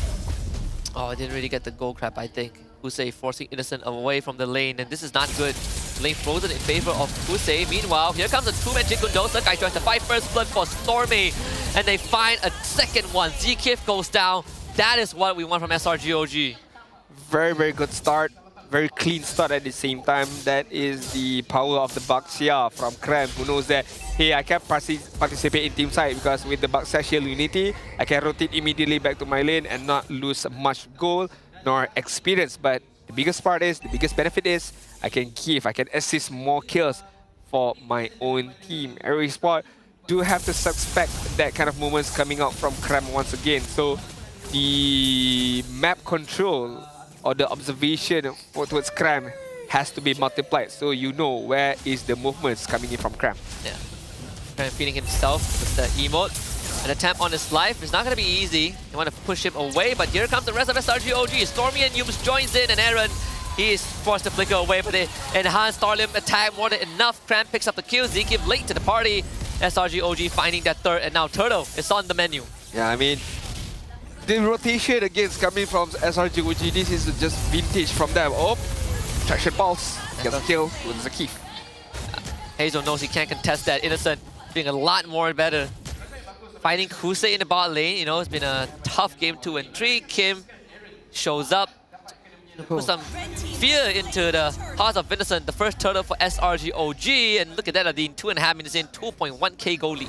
I mean, this is when SRG OG remember that, hey, we are the defending champion. Somehow they've forgotten about that. We know that we can do this, and somehow the reminder is having a good effect on them. 2k goal lead on the second minute mark, 4 kills as well. As we take a look at level differences, right? Skies is on level 6, meanwhile Hazel is on level 6 at the same time. So not losing too much in terms of both junglers, who are still why AERO Esports is still in this game. Yeah, a kick into a Shield Unity, into a traction pulse. Zkif is getting ragdoll left, right, and center, and they're done playing with him. We don't want to play this toy anymore. Zkif goes down, and SRG OG continues this this choo-choo train. If you can use the AOG right just now, just how showcased by Zkif, why would you AOG back into the fight? Why you just not try your best to AOG away? You know, just gamble. I know that I'm gonna get killed. If I AOG away, if I get out, that's a big win. So not too sure why the AOG went back towards the side of SRG OG, but maybe they were anticipating counter engagement from the side of AERO, but it did not came through for Zkif just now. Yeah, not at all. And this is what SRG OG wants to do, right? Take control. A lot of the times SRG OG, they usually aren't the fastest team in the early game, but once they get that ball rolling, it can be quite unstoppable. Yun's very deep in the enemy territory with Cram joining him as well. Another kick on the Zkif. Let's see if Zkif gets out this time. AOG used appropriately to escape, but it does force them to relinquish control of the jungle. SRG reminding AERO that the weights are off. No more playing nice, Mr. Nice Guy. The Rock Lee weights are off. It's time to play seriously. Yeah, definitely. It does remind me of that a moment from Naruto where, you know, Naruto unleashed Kurama from those chains, right? So this is what is happening towards SRG Esports right now. The chains are off. Traction balls. Big one on two of them. That is going to force AERO Esports to back off, and once more turtle control given over to SRG OG. I mean, on the bot side as well, yes, Kusi is doing phenomenally well. Look at the positioning of Innocent. Gotta play it safe, gotta back off, but Kusi, gotta be careful. Yums is there to be able to, you know, help Innocent out, but so far, not a problem for Innocent. How Kim and Zakif react as well once they saw the Baxia, once they saw the Kimi at the same time. Zakif actually saved himself because Yum was about to go for the kick, but the animation was cancelled by the taunt. Not too big of a deal if you're SRG OG, right? It's a steady 3.1k lead. Hazel on the recovery route. Kusei actually losing out the trade against Innocent. With the rest of SRG OG hovering around the bot lane, Aaron is forced to help. Not too sure how does AERO Esports goes about this. Like, you would think that Hazel might be able to go on the back end and to get some kills towards his team, but even if you go to the back end, who are you gonna find? Who is gonna be on the back end? Like, Kimi is very, very hard for you to catch her. That means you have to go through Baxia as well as Chao, Innocent at the same time, with the Purify, with the SOD at the same time. So Hazel is having a difficult time because back in game number 3, you have stationary targets like the Farsa. So it's easy for Hazel to go. Right now, nobody is stationary. Everybody is on the move. Everybody is mobile. Makes the job of Aaron slightly harder too. Yums with the first item, Radiant Armor. Top tier 1 goes down to Sakai's. And the Stardom Beam on the Aaron. Yeah, those Goblins aren't going to survive for too long. So as much as this game has, you know, kind of slow boil a little bit, SRG OG are still finding minor Ws on the map, right? 4k gold lead. Third turtle coming up in 20 seconds on the top side. Cram doing mighty fine. Innocent with the golden staff in hand. And SRG OG really just feeling good about themselves. Captain Cram with his infamous emote. With the level differences as well. Stormy level 9, meanwhile Kim level 8, Hazel level 10, Sky's also level 10. Okay, so far Hazel is farming up really, really well. Just matching up with whatever Sky's is doing as of now. Yums, gotta be careful. AOG just to force Innocent away. SOD, are they gonna go for it? They wanted to take the tier 1, but Innocent cleared out with SOD too. So in the end, it's AERO Esports forced to use resources. They ended up using Revitalize. They will still get the structure, sure, but SRG have bought enough time. Stormy arrives, got the airstrike used by Kim. Traction Pulse pulls Aaron back. SRG OG slowly just toying around. And they're not going to go for full commitment. They got the turtle, they got what they want. They can continue to play this slow and steady. Yeah, there was no need for them to go for the kill right there. Enough of them to get the neutral objective and force the movement away from AERO Esports to defend this mid turret. Meanwhile, look at the top side, the switch has happened. Moskov understands that, okay, by staying for far too long in this bot side, I cannot farm well. Not only that, the turret on the bot side has been gone, so the protection is not there for the Moskov. So switch side, farm up even more right now because as we take a look at the individual goal, he is ahead by a fine margin. And Kim disappears, man. The Sky Piercer doing a work. And Stormy finds a double kill, a kick on a Hazel. Courtesy of Yums, delivered on a silver platter. As Zekiv runs away, tail between his legs. SRG OG unrelenting. SOD will just brush past them. But the job is done. 3 kills for SRG OG and a mid-tier 1 to boot. That is classic SRG OG, where they fight as a 4-man on the mid side, and they won as well. At the same time, Innocent was pushing on the top side just now. And so they won at multiple occasions. The kill, the team fight, as well as the neutral objective. And overall, map control is in the favors of SRG OG Esports. Not only that, with a 7k goal lead, just a cherry on top of the lead that they have right now. So far, this best of 5, Game 3 was the closest, the tightest game we've got. Game 1, 2 has been a blowout. Game 4 looks to go in that direction too. Innocent finally takes care of that bot tier 1. 5 more seconds until the Lord spawns. SRG OG, plenty of time to set things up. Marksman Trinity achieved under 9 minutes by Innocent.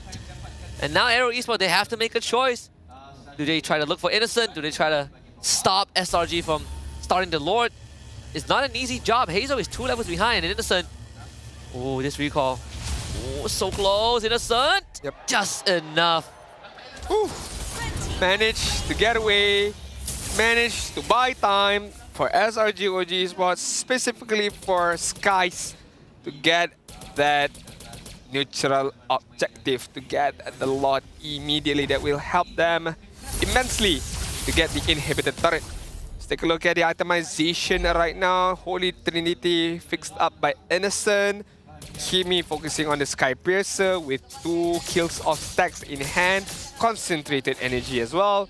Meanwhile, Yomes only have one set of defense item, which is the Radiant Armor.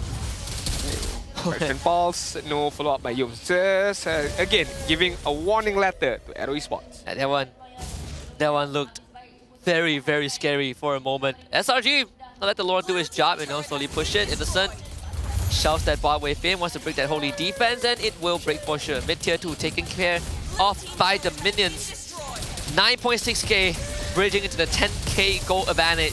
AERO Esports tasting what it's like to be that far behind. What is it about both of these teams giving a taste of their own medicines, right? Game number 2, it was SRG OG Esports who were in the deficit of 11k gold lead.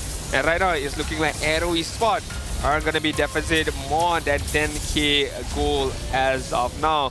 The top turret that was inhibited by the Lord was taken care of, but I can't see the same on the bot side. Inhibited turret has been taken down. And right now, SRG OG Esports going to prepare, conceal, but conceal in the face of SRG OG where they know what you're gonna do. I'm not really sure what the plan was.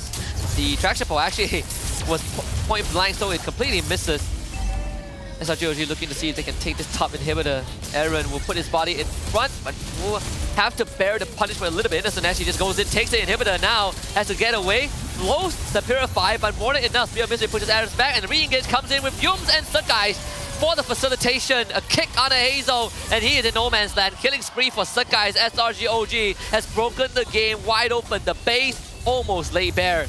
That was very unfortunate of AERO Esports. They know that Innocent used the dash already, so they went all in. They went in trying their best to get Innocent, but Innocent knows that his friends are there to back him up. This is going to be a potential coup de grace for SRG OG. Unstoppable on Stormy as DK falls. Aaron comes back in time. SRG OG takes about temporarily. As key items comes up from AERO Esports. Malefic Gun for Kusei. Aaron with the Radiant Armor. Damage is still permanent though. No base structures. Lord coming up in less than 15 seconds for SRG OG. This is almost surely a checkmate. This is an example of if, let's say, game number 3, AERO Esports backed off. This is what would happen, yeah, you know, for example. If they did not push the envelope, this is what would happen. So we get to see an extension of game number 3, but in the side of SRG OG Esports right now. 12k gold lead. Yeah, in terms of itemization, I don't need to spend too much time because we all know with 12k gold lead, most likely they're gonna get 1 or 2 items up ahead in comparison to AERO Esports. I would like to take a look at level. Sky's hit level 15 already. He's on the way on level 13, but by that strike by Kim, zone out the enemies. He's gonna get kicked back, uses his own Purify to get away. ZK is completely isolated. SOD Innocent! Once more shows up at the right time. Triple kill for the half-man, half-beast, and SRG OG Esports.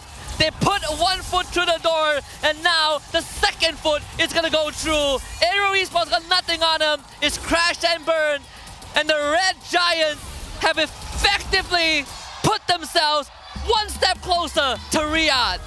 1 step closer to Riyadh. 1 step closer to defend their title back in MSC 2024, but in 2025. SRG OG Esports look more dominant, look more well prepared to face off anybody. But it all started with this match where AERO Esports, to be fair, they gave SRG OG a run for their money. Yeah. Game number 2, game number 3, but overall, SRG OG is still on top. There's a universe we could have gone 5 games, but I'll settle for 4. I'll settle for 4 good ones. SRG OG upper bracket final secured. They will play later tonight for that first ticket to Riyadh. But props to AERO, the only team to draw blood from SRG, and once more, they've proven it twice. As Zakif already mentioned, it doesn't matter on how we qualify for MSC. It could be from the upper brackets finals. It could also be from the lower bracket. No surrender is definitely true. But right now, let's give it away to Rose for the winner's interview. Wow! Pasukan yang akan teruskan ke upper bracket finals di match ketiga hari ini. Stadium juara. Give it up for Selangor Red Giants OG Esports. One step closer to MSC and one step closer to defending their championship title di MPL Malaysia untuk musim ini. Three-peat tak jauh sangat pun. Satu match je lagi. Tapi mungkin Rose nak tanya dulu. Kita start dengan adik. Di regular season, your last match interview, adik cakap dia sangat-sangat excited nak jumpa AERO sebab dia actually nak membalas dendam. Tak dapat clean sweep record di regular season. Tapi nampaknya hari ni, your mission failed once again. Apa yang jadi di game kedua? Ke depan sikit. Okay.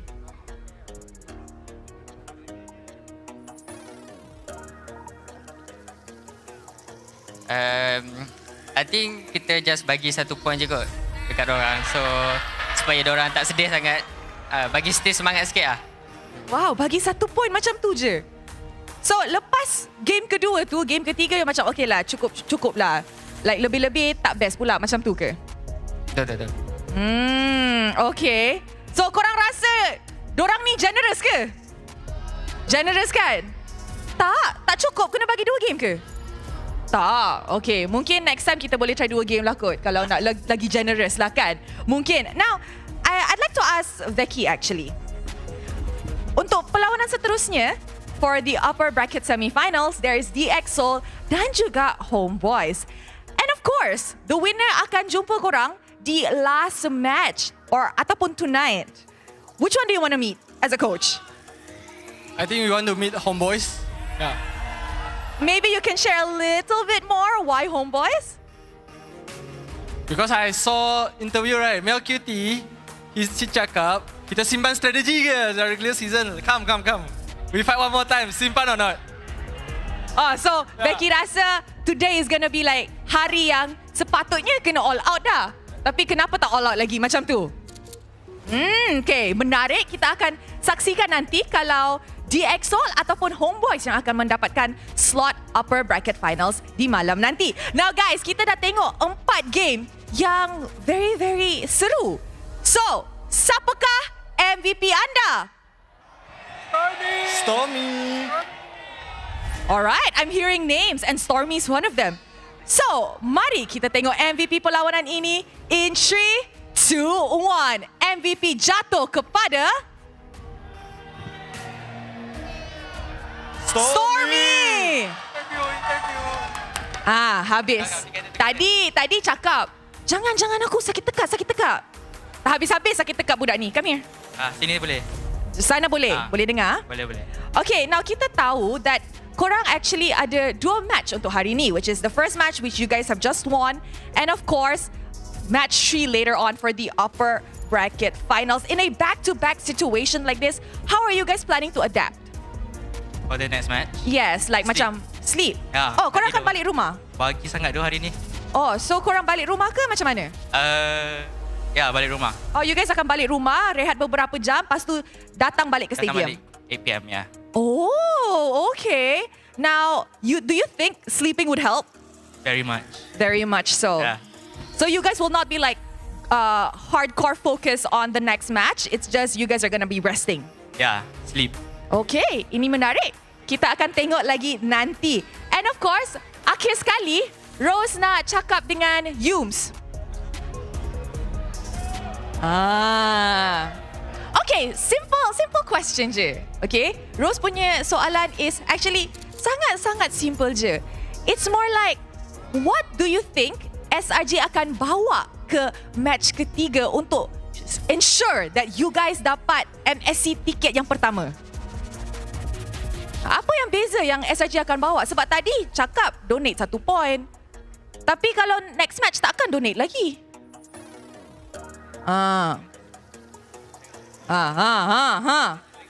Discuss. Team discussion, guys. Sorry again. Okay, sekali lagi Okay.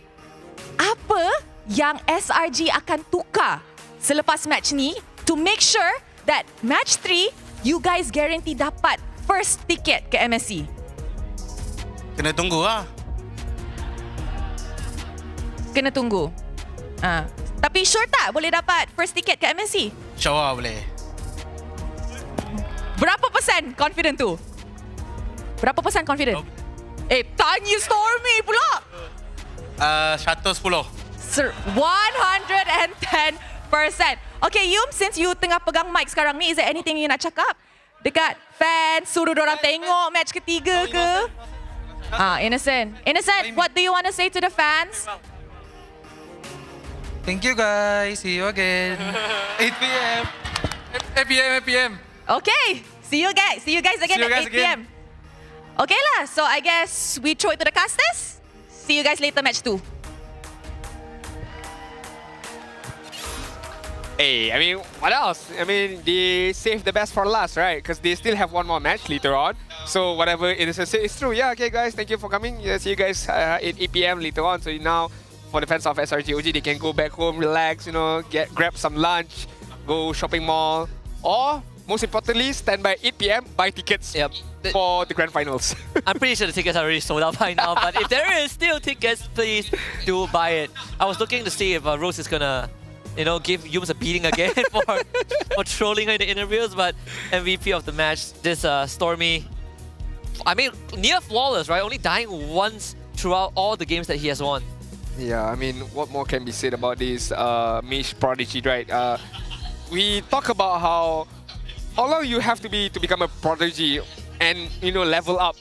To be fair, his performance should be level up already, but he still wants to remain the title of Mish Prodigy because he feels that it suits him the best. And to be fair, whatever he says goes. And especially game number 4, game number 3 at the same time.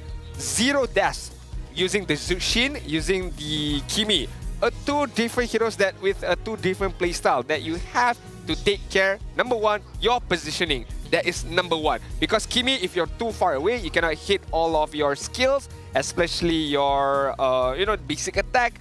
And if you're a Zushin, same concept as well. You cannot hit your Lantern Flare, you cannot hit your Crimson Beacon if you're too far. But if you're too near at the same time, you can get killed very much easily. Zushin and also Kimi are not squishy, are squishy and easy enough to get killed. But Stormy played it very, very well. Again, not too sure how, because as a roamer myself, for me, I just go forward. No matter what happened, I go forward. Yeah, you go forward, right? You get the job done. Try and get the job done. I think overall, for Stormy, he really continues to surprise everyone. Then speaking of, Stormy. Yep. I wonder when are we going to get his finals MVP merch from last season, right? We're supposed to get one. I don't know. Maybe we'll get it during the grand finals or something in phase 2.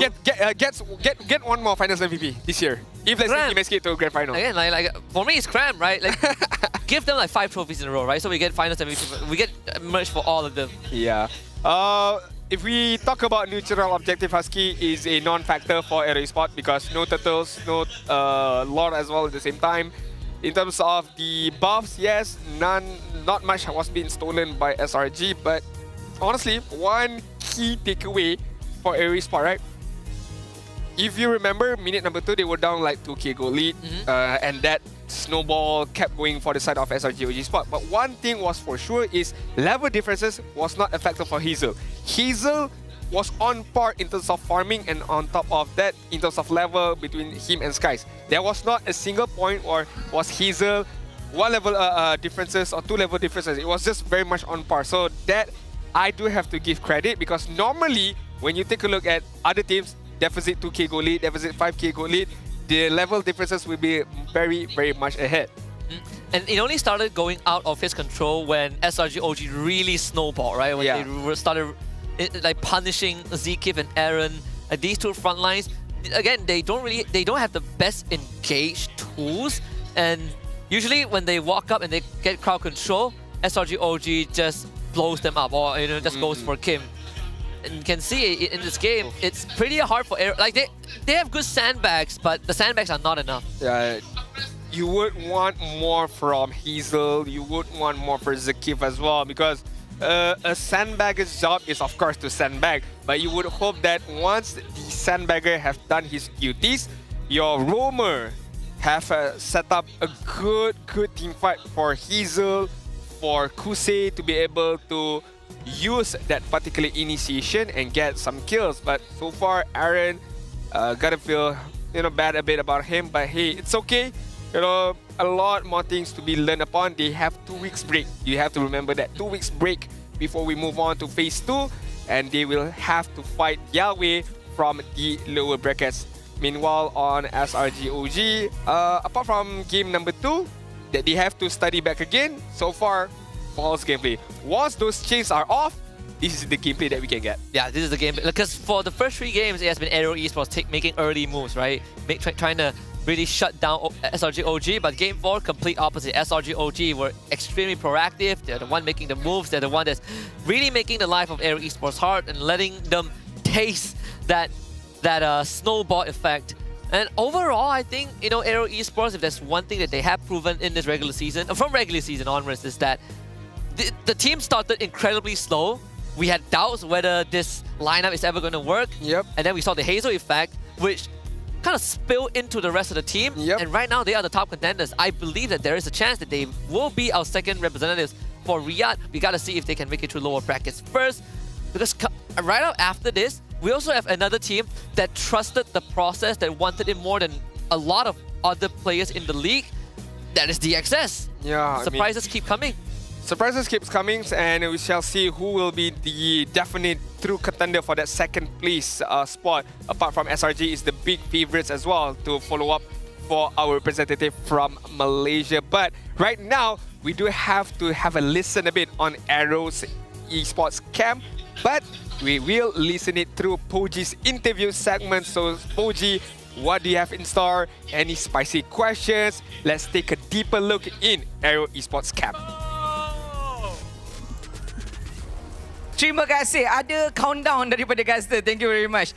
Dan sekarang kita berada dekat dalam segmen post-match insight. Kita nak tahu apa yang berlaku dekat mana kesilapannya. Tapi sekarang saya Poji bersama dengan Kim dan juga Coach Bam. Apa khabar? Baik. Alhamdulillah. Baik. Baiklah, sekarang ni macam saya nak tanya pun tak boleh lah, korang dah tengah baru lepas kalah. Tapi soalan yang pertama lah, kalah pun kita kena tanya juga soalan kan. Jadi walaupun korang kalah hari ni, tapi korang berjaya curi 1 mata daripada SRG. Adakah dengan dapat 1 mata ni, korang rasa korang puas hati dah, happy dah? Sejujurnya kita orang happy, tapi ada macam tak puas hati sikit lah sebab game 3 kan yang kena comeback tu. Tapi still okay lah sebab bagi saingan dekat SRG. Faham? Tapi sebelum tu saya nak minta maaf pasal semalam yang interview saya terlepas cakap tu. Sorry lah. Cakap apa? Tak boleh. Okey, tak bergurau. Okey, tapi lah bila cakap tadi lah, Kim cakap tadi dekat game yang ketiga. Actually dekat dalam game yang ketiga tu kita dah nampak korang hampir menang. Lepas tu tiba-tiba semua padam, wipe out. Apa kesilapan yang berlaku sebenarnya dekat adik Biscom ke, ataupun sebenarnya terlampau orang kata agresif yang menyebabkan korang diterbalikkan keadaan tu? Mungkin masa tu sebab kita orang overhype kot. Kita orang punya decision making salah. So kita orang kena comeback macam tu je lah. Okey. Kalau kata bila cakap kena comeback semua, so pada pendapat Kim sendiri, ada tak apa-apa yang berlaku daripada, bukan berlaku lah sebenarnya, based on apa yang berlaku pada game tadi, semua game tu, any pengajaran you akan ambil dan you polish, sebab sekarang kita tahu korang masih lagi ada nyawa untuk lagi 2 minggu. So mungkin kita orang akan lebih chill lah lepas ni. Kalau macam semua tengah overhype nak bercakap, kita akan remind each other lah. Faham. Maksudnya tadi terlampau ramai suara. Terlampau ramai. Kalau boleh sekali dengan sub yang main tu, cakap sekali. Dengar bising pada dalam. Okey, faham.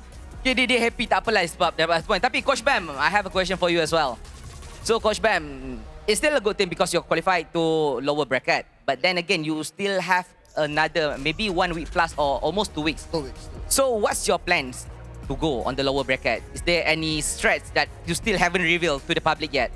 Actually, we just need to adjust our drafting, especially on our last game. That's the only thing that we can adjust, and even the play style that we do in our game and decision making improvements. So on your end lah, do you think your player all already perform well, or they still have any part they have to have to perform well yet?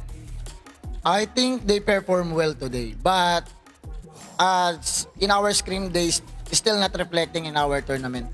But yeah, consistency is a must for us. So we need to be consistent in our matches. That's all.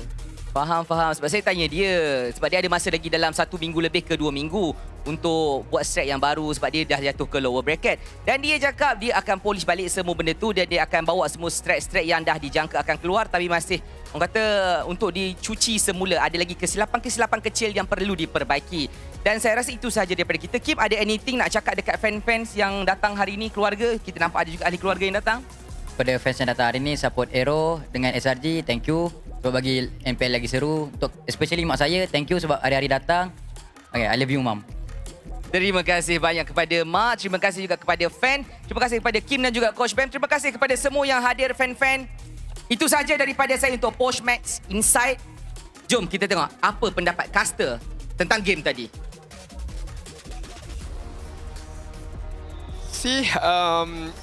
Once again, we did mention about how Stormy personal buff is his mother, and of course, Kim's personal buff is also his mother. And just now, he did mention about his mother as well. Thank you for coming in support. So never forget about mothers who always keep on supporting both Stormy and Kim at the same time. But if we take a deeper look at the answers giving out by just now by Coach Bam, and how he says that okay, so far the players are doing well. It's just that some of the results from the scrim are not translating again in terms of in the gameplay. So now I'm wondering, what kind of scrims are they getting, or what kind of result are have been getting from those scrims? Because so far on stage they're performing quite well. Yeah, I can agree that I definitely think that they have displayed some great consistencies. Right, they've ironed out some of the holes in the gameplay from the regular season, and even then in the regular season it looked good. Yep.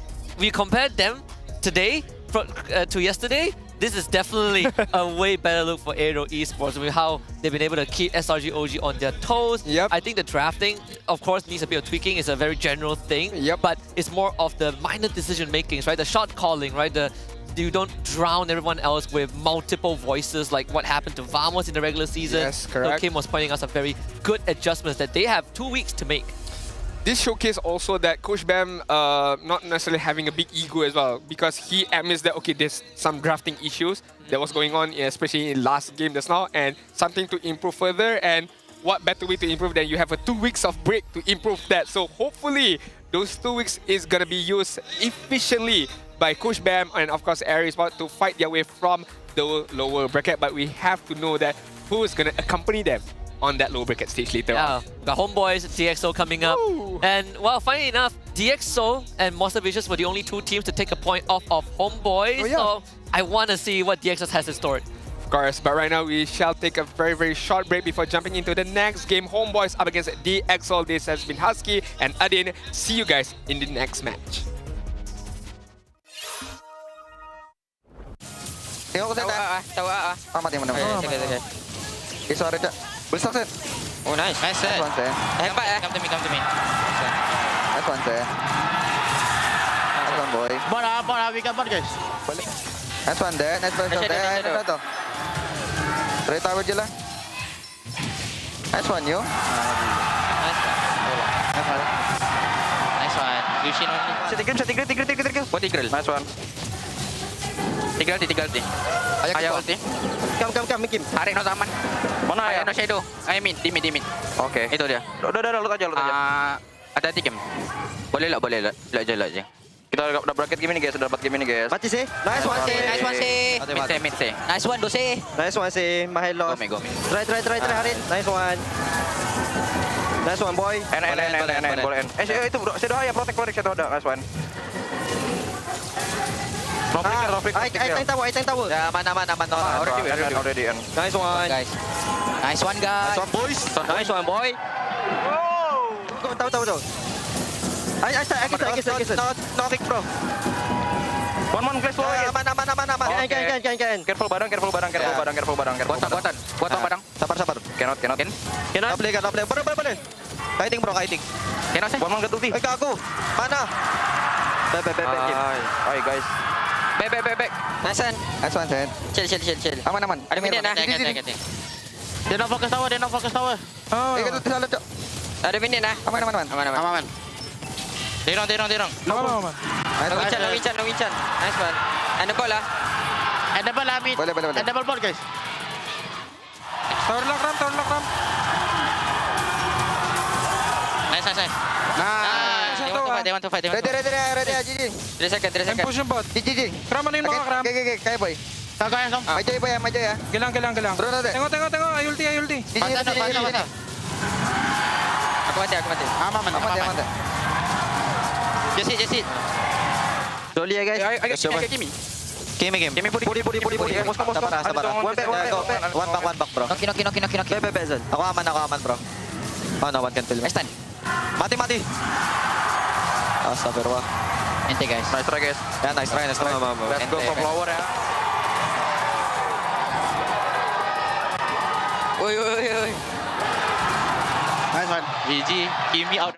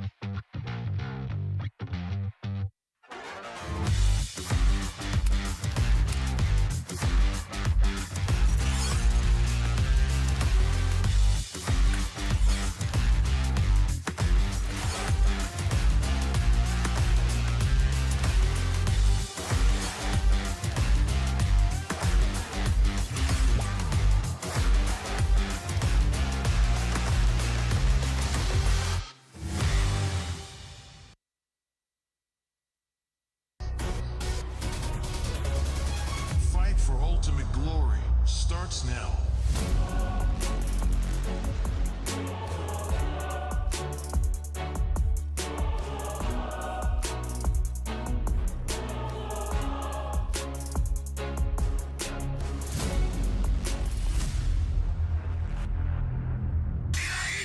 Mobile Legend M6 Swiss Watch. Kerap menggaru kulit kepala disebabkan keluh momor, masalahnya lebih mendalam. Gunalah Head and Shoulders menembusi 5 lapisan untuk membasmi keluh momor dan kegatalan. Bebas keluh momor sehingga 100%. Head and Shoulders diuji secara dermatologi.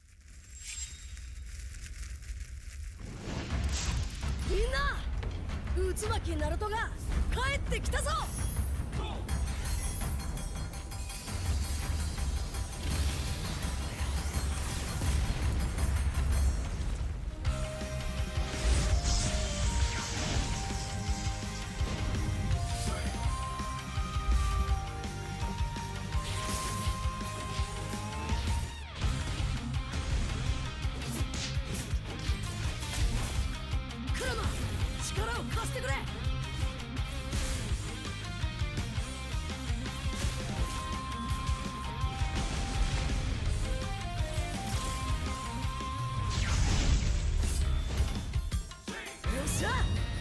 7班ここに復活だってばよ。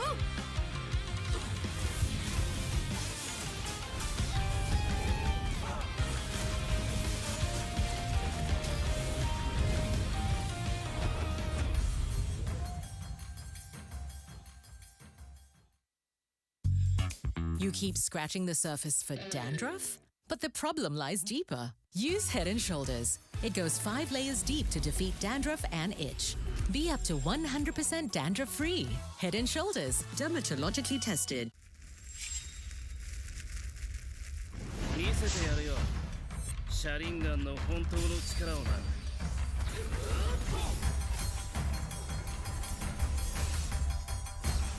力が湧いてくる。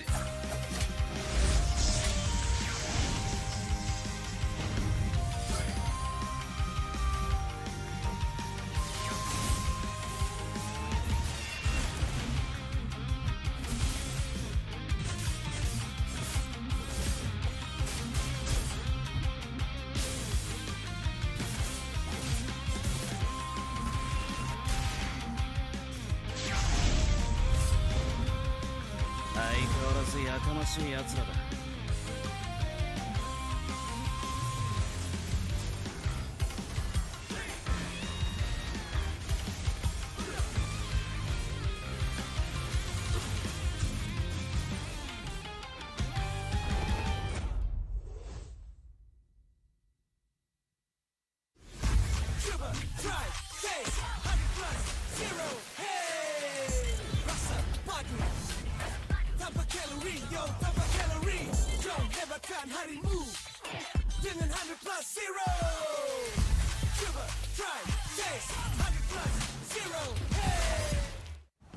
Jiwa perwira, setinggi semangat gagah sang harimau.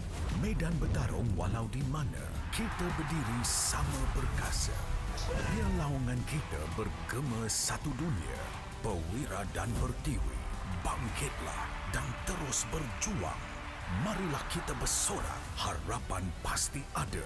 Ayo Tim Mas, kita mara bersama. Kita semua Tim Mas. みんなを守るために私はもっと強くなる。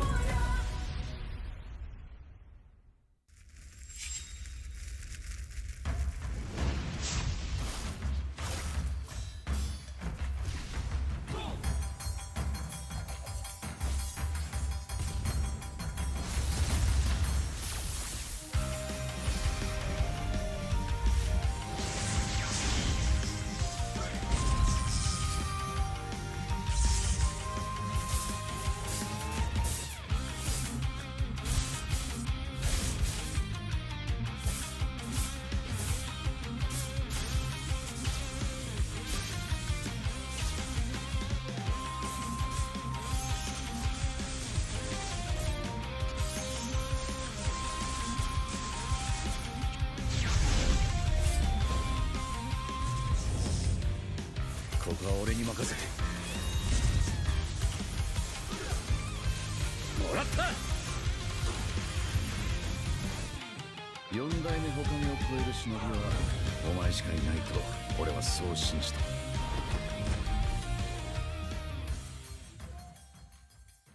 Ini 5 sebab kenapa korang kena datang tengok MPL MY di Stadium Juara. Yang pertama, korang dapat tengok kita orang main dan tim MPL lain main secara langsung.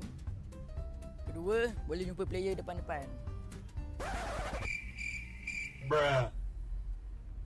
Yang ketiga, sebab ada booth Vamos. Keempat, tiket murah, RM10 je. Last sekali, yang penting sebab ada saya lah. Jom datang Stadium Juara setiap minggu untuk tonton semua tim MPL MY bertanding. And paling penting, jangan lupa beli tiket guys kat Ticket to You atau tekan link di bio. Jangan lupa follow MPL MY.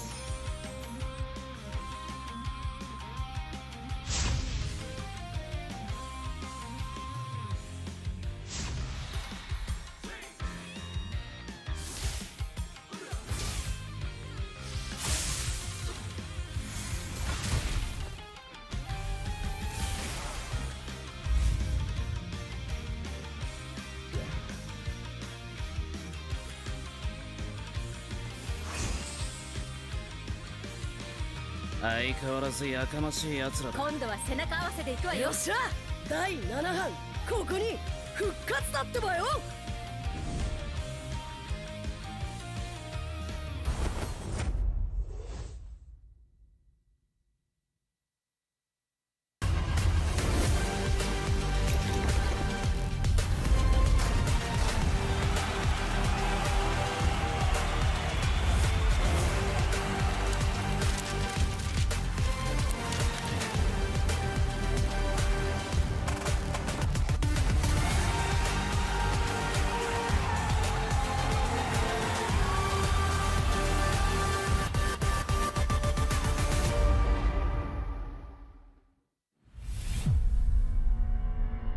Trofi MPL Malaysia, dia adalah simbol untuk tunjuk kejayaan satu pasukan. Dia membina legasi. Mana-mana gaming house I pergi, they proudly display their trophy because they know what that trophy means to them as a team. There's quite a few champion moments that I can't forget for sure. When HomeBois won their very first championship, that was a very pivotal moment because HomeBois has never really gotten to that length of the tournament. Rasanya trofi season 12 tu betul-betul bermakna untuk saya lah. Last saya dapat trofi tu season 3. So saya tunggu lama lah untuk pegang trofi tu. Season 3 saya menang atas usaha yang kuat. So bila first kemenangan tu rasa macam tak percaya. But then bila season 12 tu menunjukkan konsistensi kot saya dalam scene ni. Saya cuba banyak kali. Cuma fail juga. But then tiba-tiba season 12 miracle happen lah.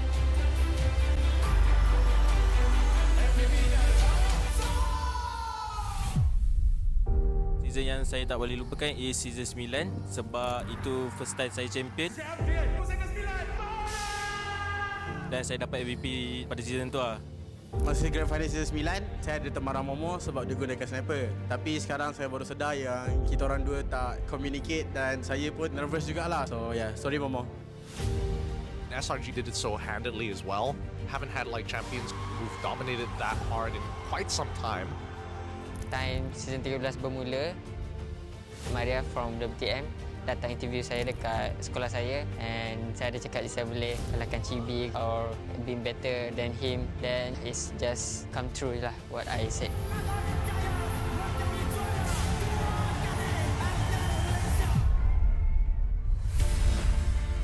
Honestly, I nampak the new design for the trophy is very nice. For me, trophy baru ni adalah signal kepada semua pasukan that kita kena tinggalkan cara yang lama and start bergerak dengan cara yang baru. Disebabkan kita dah nampak usaha berkali-kali, hanya SRG je yang betul-betul boleh bawa nama Malaysia dekat international.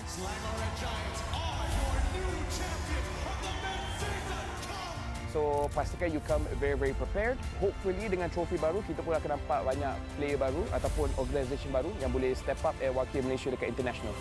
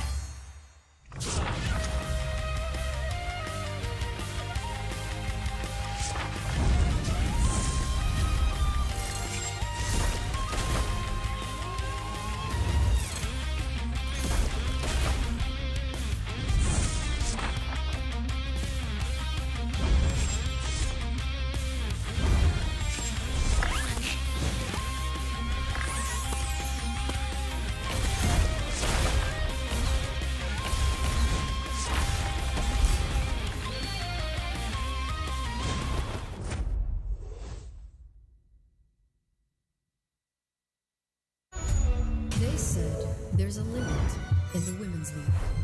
In MWI, we say limit? Watch us bounce. From the MWI queens everyone knows, to the stars who came out from nowhere, to the ultimate champions. Now, MWI is expanding greater than ever. Turkey, EECA, Africa, Mongolia, and beyond. We're stretching the map wider. MWI, where dreams get louder. This isn't just a tournament. It's your passport to the world stage.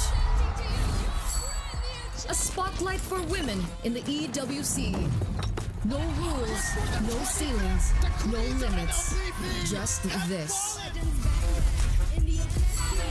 We're vibrant. We're ready. We're limitless.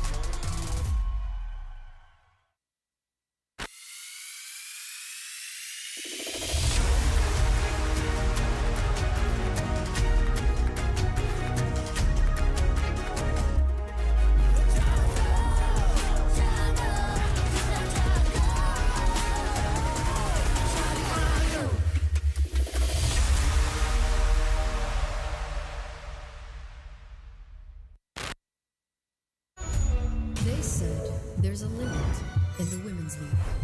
In MWI, we say limit. Watch us bounce. From the MWI queens everyone knows, to the stars who came out from nowhere, to the ultimate champions. Now, MWI is expanding greater than ever. Turkey, EECA, Africa, Mongolia, and beyond. We're stretching the map wider. MWI, where dreams get louder. This isn't just a tournament. It's your passport to the world stage.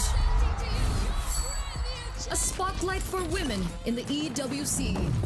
No rules, no ceilings, no limits. Just this. We're vibrant. We're ready. We're limitless. Hello guys, so for today I'm going to rate MPL... One more. Hello guys, so for today I'm going to rate top goal laners from MPL MY.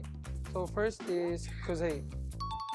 Because I think he's the one who's carrying their team and he's being consistent on his role. Usai saya letak dekat B ya, B. So ada Mel QT, saya letak S. Biasa-biasa S. Because they're just a new team but their gameplay is kinda great, so I think S.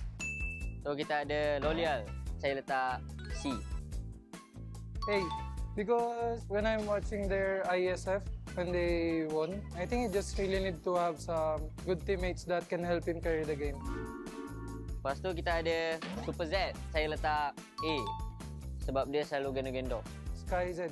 Oh, okay, remember. Because he got savage, that's why I put him at S+. Ada Innocent, the one and only, letak atas ni. Innocent kita letak dekat sini lah, so dia God, kita letak dia S. Me? F. Getting carried by teammates. Lepas tu ada Trap. Saya letak Trap dekat A juga. Sebab Trap dengan SkyZ sama. Diorang selalu gendong tim diorang. Trap. Because he wants to solo kill me, so I'll put him at S+. Aduh, Trap ni dia kawan aku lah. Kita orang rapat, sorry lah Trap, F. SkyZ, ada tu lawan 2-1, saya letak F lah. Lolial 2-0, saya letak F ke A, F. Kuse, 2-0, okay, 2-0, F ke A. Let's Presco, saya letak B. B for now. Because their team kinda underperformed since last 2 seasons. Next, F. Shaheen, saya letak dekat B. B. Because I watch his highlights, his solo kill DRit. Thumbs up. Shaheen pun F. Okay, nampaknya semua kita letak F. So ada sekali saya. Saya mungkin duduk sebelah Innocent. Huh? Rough. This one, good kid, good kid. So I'll just put him in A. Rough kita belum lawan guys. So kita letak dia dekat A dulu lah, A dulu. Sebab kita tak tahu, mungkin kita kalah. Last, me, myself and I, kita letak dekat D lah. Janganlah kita letak sini lah. Kita tak tahu lawan Rough macam mana. So kita sebanding dengan Rough dulu lah. Obi mana Obi? Obi tak ada? Okay, itu saja from saya. MB Rough, bye. Thank you. Thank you guys.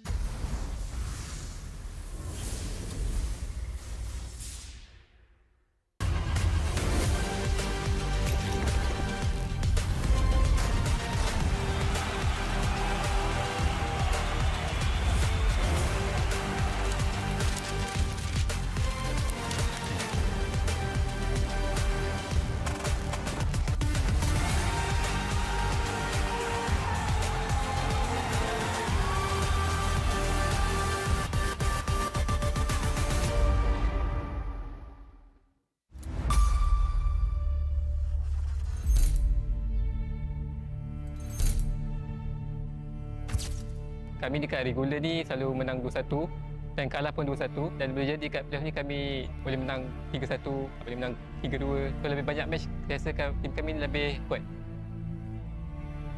Playoff kali ni boleh dikatakan playoff yang paling kita orang berat lah, sebab since kita orang mula daripada bawah kan. So kali ni kita try daripada bawah, sebab kita dah try daripada atas, kita gagal. So kali ni kita try daripada bawah pula. Ini playoff ketiga saya actually, tapi kalau untuk konsisten, bang, untuk 2 season ni saya happy gila lah. So MPL Malaysia saya tengok makin kuat dengan import baru. Memang kuat lah sekarang. Aku berharap aku datang MP, aku bisa bawa MP buat jadi top team di Malaysia. Ya syukur-syukur juara.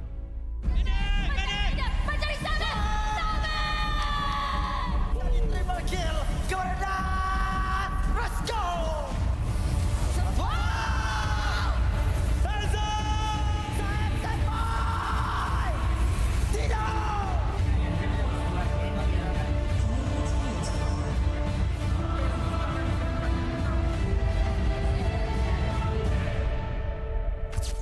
Untuk playoff ni kami memang betul-betul all out sebab season ni adalah season Esports World Cup and saya rasa semua tim pun memang target untuk capai target tu and kami pun tak akan buang-buang masa lah, kami akan betul-betul all out dalam 1 bulan ni.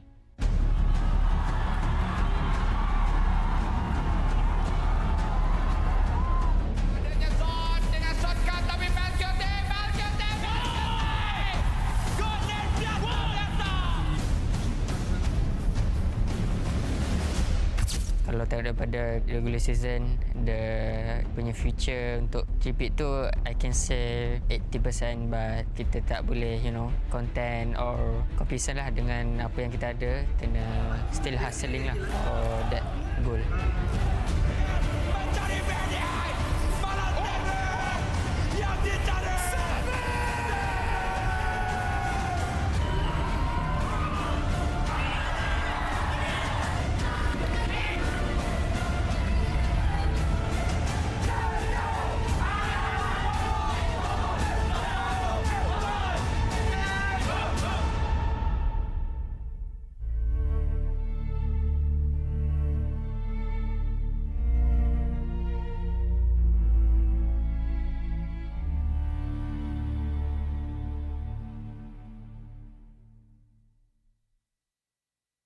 Hello guys, saya AERO 44 and hari ni saya nak rate siapa jangga paling padu kat MPL MY season ni. First, kita ada RRQ Hazel atau dia kena kali AERO Hazel sekarang. Dia solo kill saya banyak kali, so macam seram dengan dia ni. So saya kena letak sini kot. So Hazel is the king of jungle right now. So I will put this. Hazel sini kot. Power. Next ada Emal, tengah-tengah A, B, C.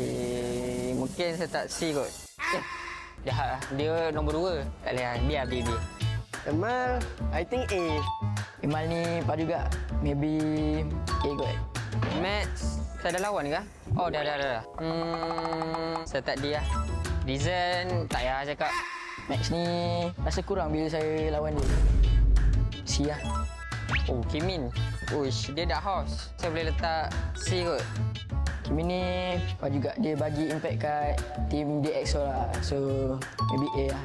Uish, siapa ni? Oh, tak kenal ni. Ni out of data. So, saya tak tahu. Saya letak bawah. Skies. Dah ada S. Final boss. Sky sini lah. Uish, Team Ray. Saya tak A. Lazir, C. Lazir. Sini kot. Sekarang kita ada Chibi, The Goat. So, The Goat kita akan letak S. Dua ni Goat kan? B ke A ya? B lah. My idol. Alamak, ada Goat yang kedua. Ketiga. Kita letak A lah. AERO, C lah. AERO 44. Sini lah. Weh, ada Prime Zahid juga. Respect sikit lah. Zahid, B lah. Zahid ni power juga. S.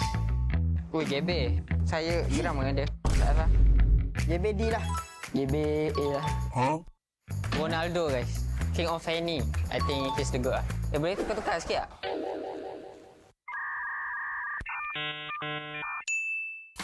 Kita tukar. Chibi still the best. The good of the good. The reason saya tak Gabriel kat F sebab kalau korang tengok Fanny dia, uish, saya ada nampak satu komen daripada owner dia, Sagam. Uish. Saya as user Fanny rasa macam tersakiti tau tengok Fanny dia. So, tak mahal GB tapi it's true. Ini boleh lah, power kat lah. S. Hazel letak aku kat mana Uish, apa ni? Cupu dia. You what?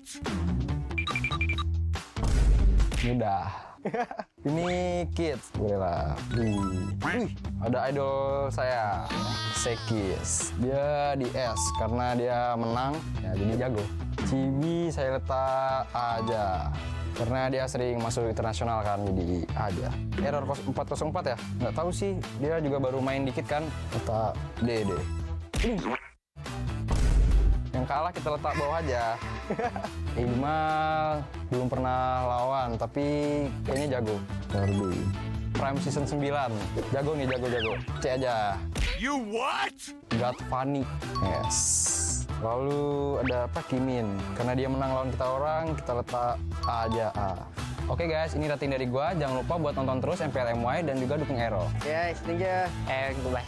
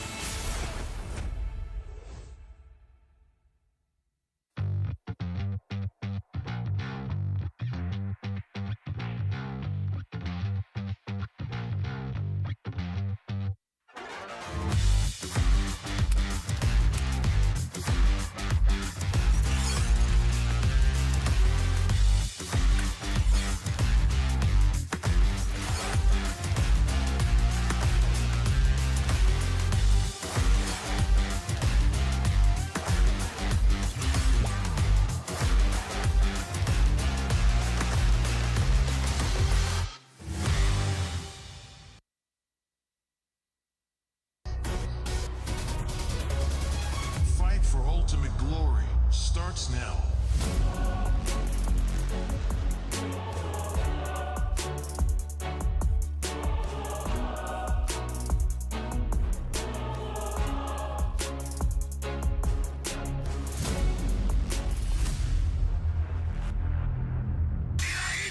Mobile Legend M6 Swiss Watch. Kerap menggaru kulit kepala disebabkan keluh mumur, masalahnya lebih mendalam. Gunalah Head and Shoulders menembusi 5 lapisan untuk membasmi keluh mumur dan kegatalan. Bebas keluh mumur sehingga 100%. Head and Shoulders diuji secara dermatologi. Minna! Utsumaki Naruto ga kaette kita zo!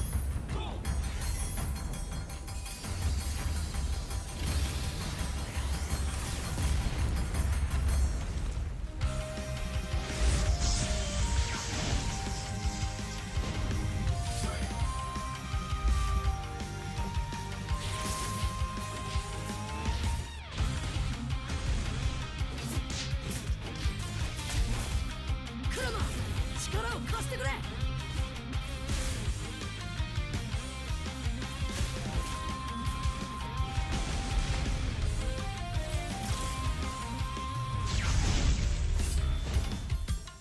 Yosha! 第7班、ここに復活だってばよ!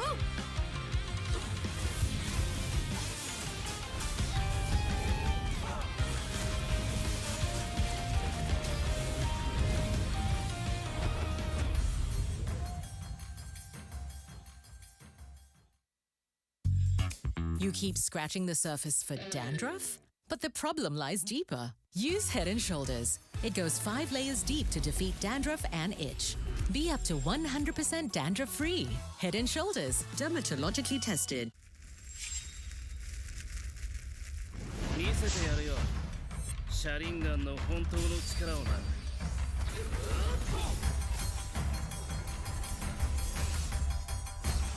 力が湧いてくる。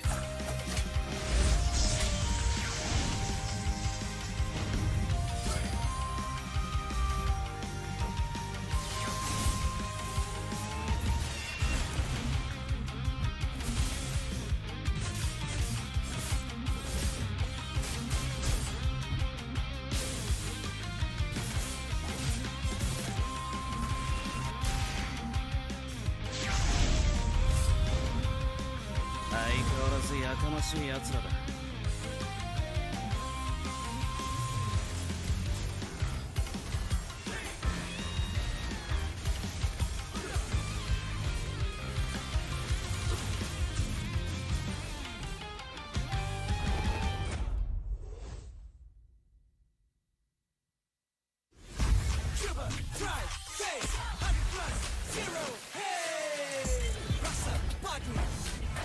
Tanpa kalori, yo, tanpa kalori. Jom lebarkan harimu dengan 100 plus zero. Cuba, try, taste, 100 plus zero. Hey! Jiwa perwira setinggi semangat gagah sang harimau. Medan bertarung walau di mana, kita berdiri sama perkasa. Biar lawangan kita bergema satu dunia. Perwira dan pertiwi, bangkitlah dan terus berjuang. Marilah kita bersorak, harapan pasti ada. Ayo Tim Mas, kita mara bersama. Kita semua Tim Mas. みんなを守るために私はもっと強くなる。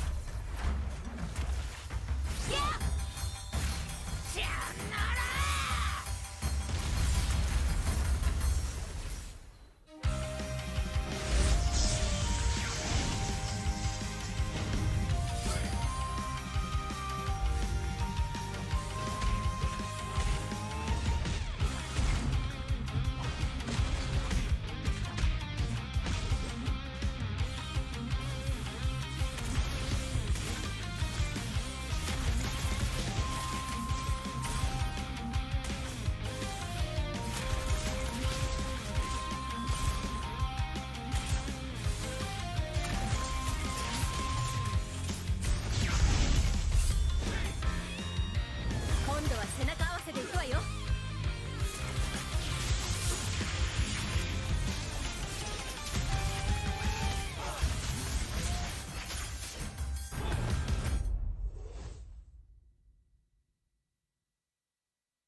Rakan muda, coba cita murnimu.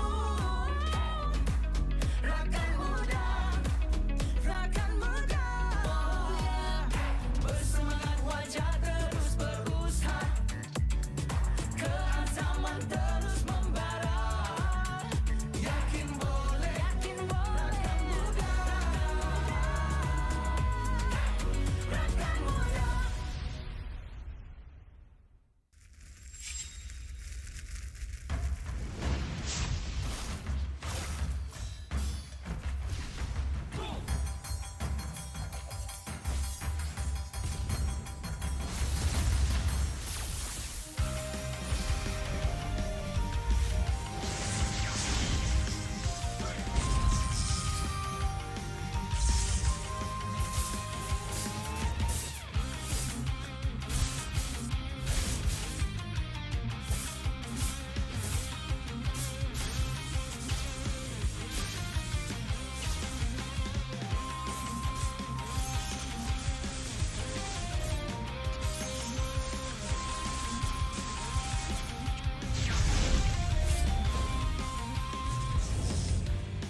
ここは俺に任せて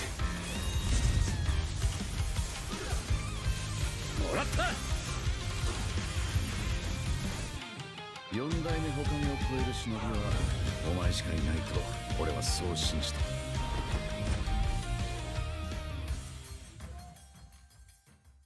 sebab kenapa korang kena datang tengok MPL MY di Stadium Juara. Pertama, korang dapat tengok kita orang main dan tim MPL lain main secara langsung. Kedua, boleh jumpa player depan-depan. Bruh.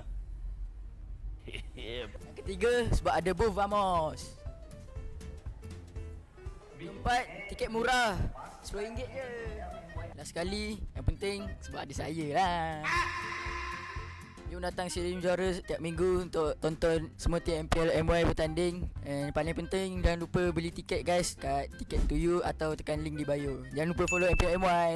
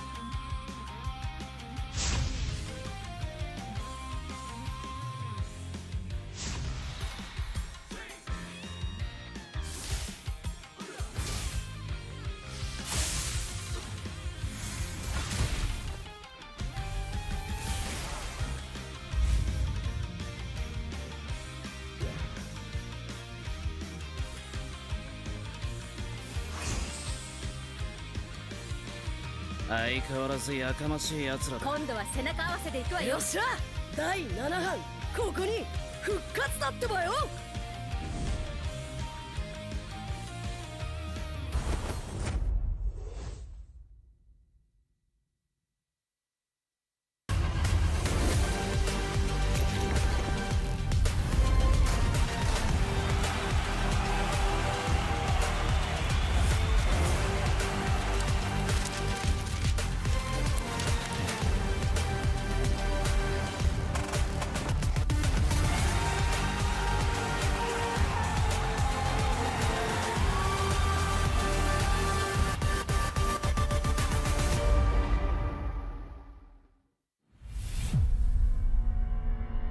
Trofi MPL Malaysia, dia adalah simbol untuk tunjuk kejayaan satu pasukan. Dia membina legasi. Mana-mana gaming house I pergi, they proudly display their trophy because they know what that trophy means to them as a team. There's quite a few champion moments that I can't forget for sure. When HomeBois won their very first championship, that was a very pivotal moment because HomeBois has never really gotten to that length of the tournament. Rasanya trofi season 12 tu betul-betul bermakna untuk saya lah. Last saya dapat trofi tu season 3. So saya tunggu lama lah untuk pegang trofi tu. Season 3 saya menang atas usaha yang kuat. So bila first kemenangan tu rasa macam tak percaya. But then bila season 12 tu menunjukkan konsistensi kot saya dalam scene ni. Saya cuba banyak kali. Cuma fail juga. But then tiba-tiba season 12 miracle happen lah.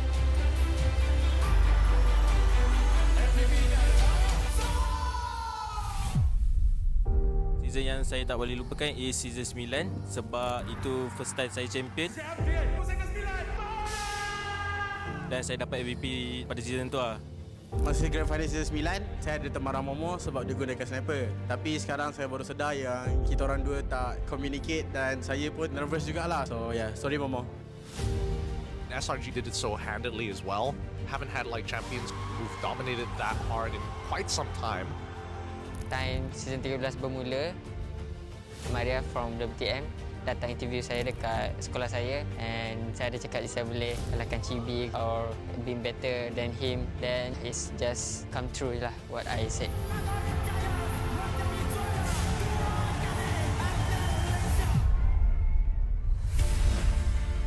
Honestly, I nampak the new design for the trophy is very nice. For me, trofi baru ni adalah signal kepada semua pasukan that kita kena tinggalkan cara yang lama and start bergerak dengan cara yang baru. Disebabkan kita dah nampak usaha berkali-kali, hanya SRG je yang betul-betul boleh bawa nama Malaysia dekat international.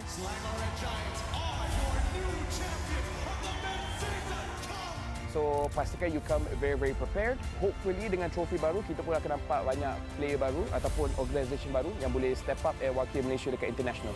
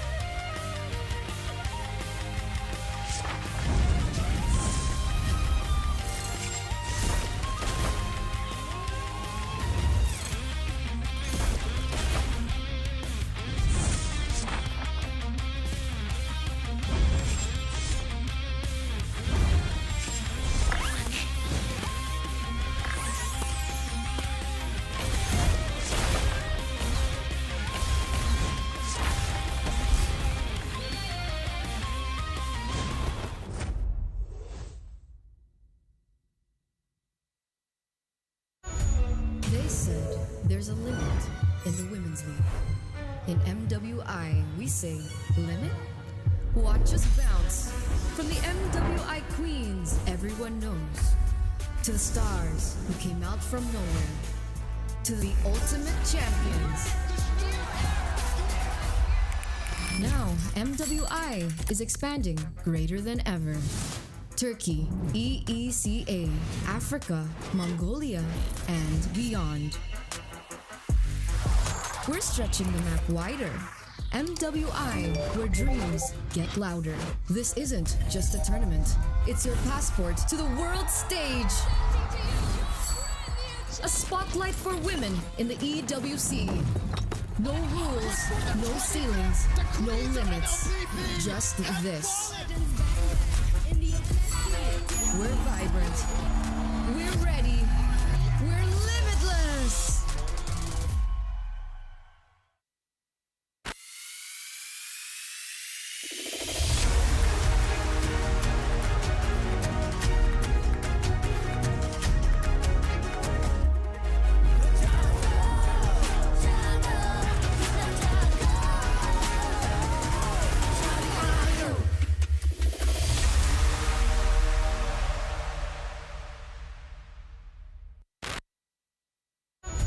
They said there's a limit in the women's league. In MWI, we say limit? Watch us bounce from the MWI queens everyone knows, to the stars who came out from nowhere, to the ultimate champions. Now, MWI is expanding greater than ever. Turkey, EECA, Africa, Mongolia, and beyond. We're stretching the map wider. MWI, where dreams get louder. This isn't just a tournament. It's your passport to the world stage. A spotlight for women in the EWC. No rules, no ceilings, no limits. Just this. We're vibrant. We're ready. We're limitless. Hello guys, so for today I'm going to rate MPL One more. Hello guys, so for today I'm going to rate top goal laners from MPL MY. So first is Kusei. Because I think he's the one who's carrying their team and he's being consistent on his role. Kusei saya letak dekat B lah, B. So ada Mel QT, saya letak S. Biasa-biasa S. Because they're just a new team but their gameplay is kinda great, so I think S. So kita ada Lolial, saya letak C. A. Because when I'm watching their ISF, when they won, I think you just really need to have some good teammates that can help him carry the game. Lepas tu kita ada Super Z, saya letak A. Sebab dia selalu gendong-gendong. Sky Z. Oh, okay, I remember. Because he got savage. That's why I put him at S+. Ada Innocent, the one and only. Letak atas ni. Innocent kita letak dekat sini lah. So dia God, kita letak dia S. Me? F. Getting carried by teammates. Lepas tu ada Trap. Saya letak Trap dekat A juga. Sebab Trap dengan SkyZ sama. Diorang selalu gendong tim diorang. Trap. Because he wants to solo kill me, so I'll put him at S+. Aduh, Trap ni dia kawan aku lah. Kita orang rapat. Sorry lah, Trap. F. SkyZ, ada tu lawan 2-1, saya letak F lah. Lolial, 2-0, saya letak F ke A, F. Kusei, 2-0, okey, 2-0, F ke A. Let's Presco, saya letak B. B for now. Because their team kinda underperformed since last 2 seasons. Next, F. Shaheen, saya letak dekat B. B. Because I watch his highlights, his solo kill DRit. Thumbs up. Shaheen pun F. Okay, nampaknya semua kita letak F. So ada sekali saya mungkin duduk sebelah Innocent. Huh? Rough. This one, good kid. So I'll just put him in A. Rough kita belum lawan guys. So kita letak dia dekat A dulu lah, A dulu. Sebab kita tak tahu, mungkin kita kalah. Last, me, myself and I, kita letak dekat D lah. Janganlah kita letak sini lah. Kita tak tahu lawan Rough macam mana. So kita sebanding dengan Rough dulu lah. Obi mana Obi? Obi tak ada? Okay, itu saja from saya. MB Raf, bye. Thank you. Thank you guys.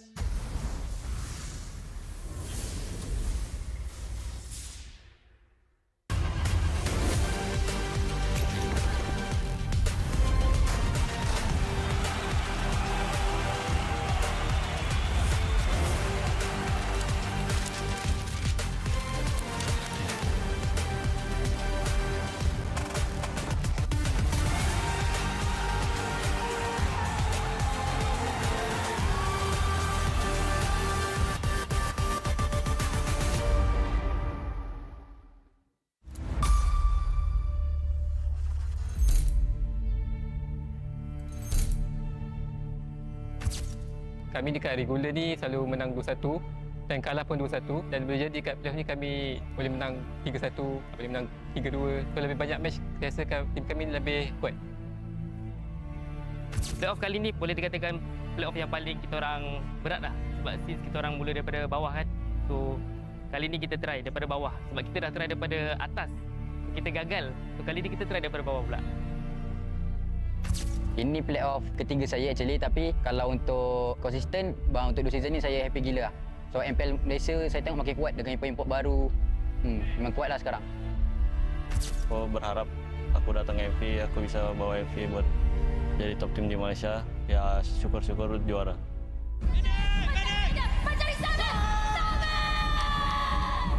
Triple kill, keberadaan, let's go! Wow!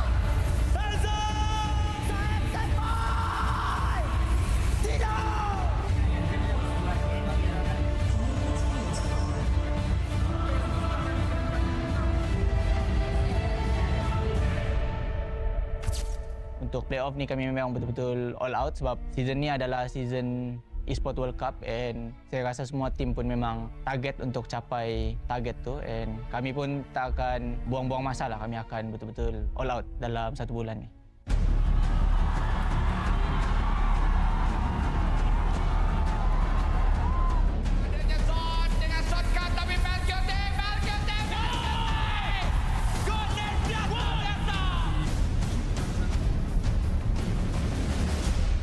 Kalau tengok daripada regular season, punya future untuk repeat tu I can say 80%, but kita tak boleh content or competition lah dengan apa yang kita ada, kena still hustling lah for that goal.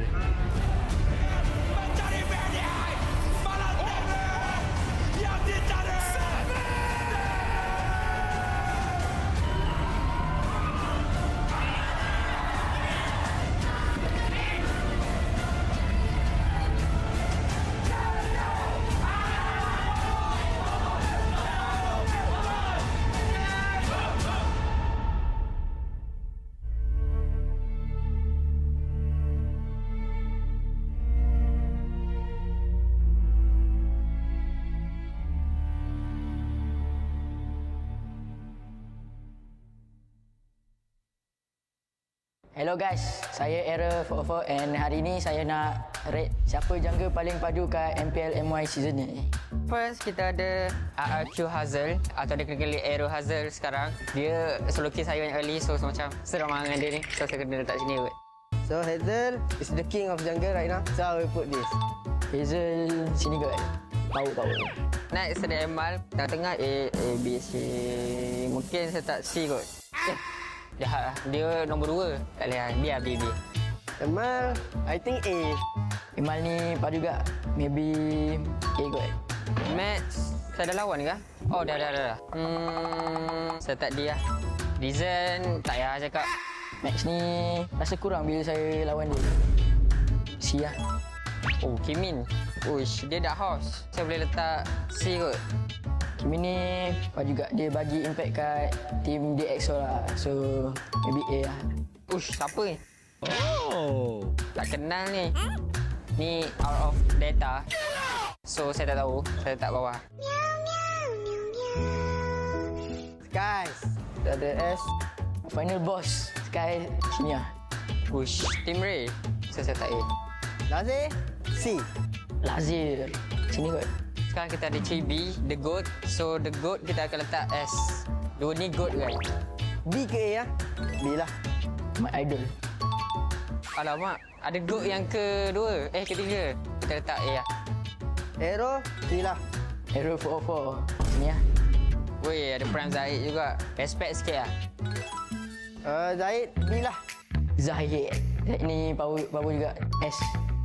Weh, GB. Saya geram dengan dia. Tak salah. JB D lah. JB A lah.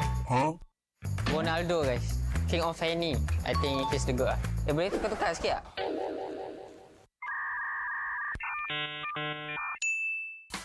Kita tukar. Chibi still the best. The goat of the goat. The reason saya tak Gabriel kat F sebab kalau korang tengok Fanny dia, uish, saya ada nampak satu komen daripada owner dia, Sagam. Uish. Saya as user Fanny rasa macam tersakiti tau tengok Fanny dia. So, tak mahal GB tapi it's true. Ini boleh lah, power kat lah. S. Hazel letak aku kat mana Uish, apa ni? Cupu dia. You what? Mudah. Ini kids, boleh lah. Ada idol saya, Sekis. Dia di S karena dia menang, ya jadi jago. Cibi saya letak A aja. Karena dia sering masuk internasional kan, jadi A aja. Error 404 ya? Nggak tahu sih, dia juga baru main dikit kan. Letak D. Yang kalah kita letak bawah aja. Iqmal belum pernah lawan, tapi kayaknya jago. Derby. Prime Season 9. Jago nih, jago. Cek aja. You what? God Funny. Yes. Lalu ada apa? Kimin. Karena dia menang lawan kita orang, kita letak A aja A. Oke guys, ini rating dari gua. Jangan lupa buat nonton terus MPL MY dan juga dukung AERO. Yes, thank you. Goodbye.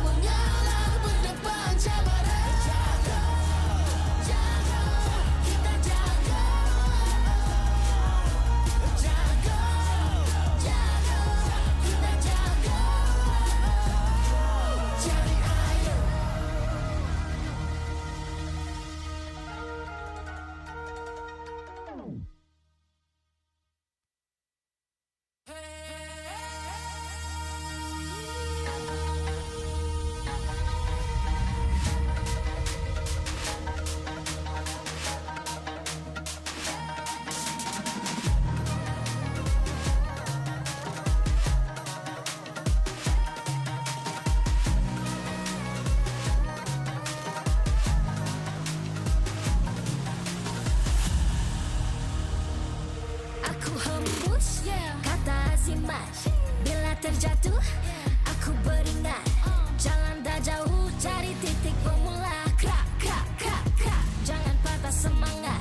Semarak api bukan calon cadangan. Biar apa menghalang, aku sambut datang. 1000 daya, 1000 alasan. Harungi semua sampai di akhir garisan. Eo, eo.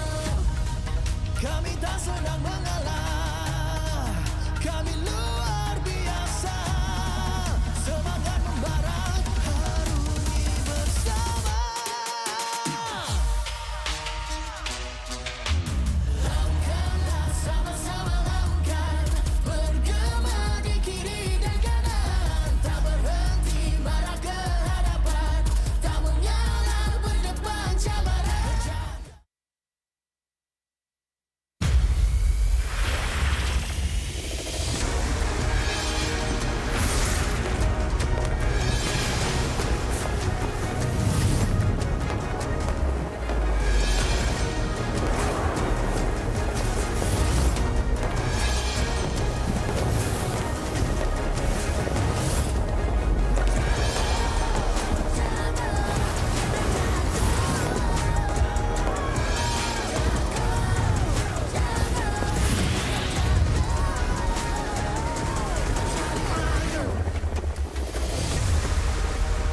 MPL Malaysia Season 15 is powered by Moontar. Official gaming smartphone, Infinix GT30 Pro. Are you ready to carry like a pro? The ultimate gaming smartphone is finally here. Introducing the GT30 Pro. Equipped with all-day full FPS system, you'll experience 0 frame drops, just pure, smooth, stable gameplay all day long. Powered by the MediaTek Dimensity 8350 5G chipset. It's fast, efficient, and ready for your most intense gaming sessions.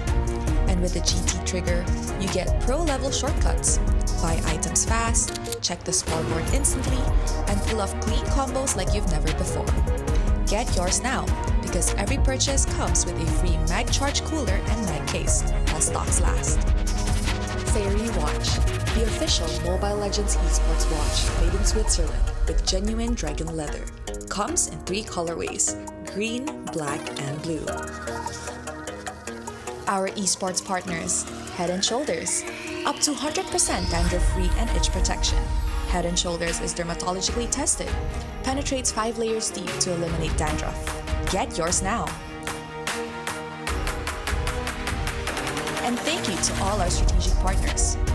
100 Plus, Playas, Astro Arena, MPL Merchandise, MPL Ticketing, supported by KBS, ESI, Rakamuda, MESF, PSM.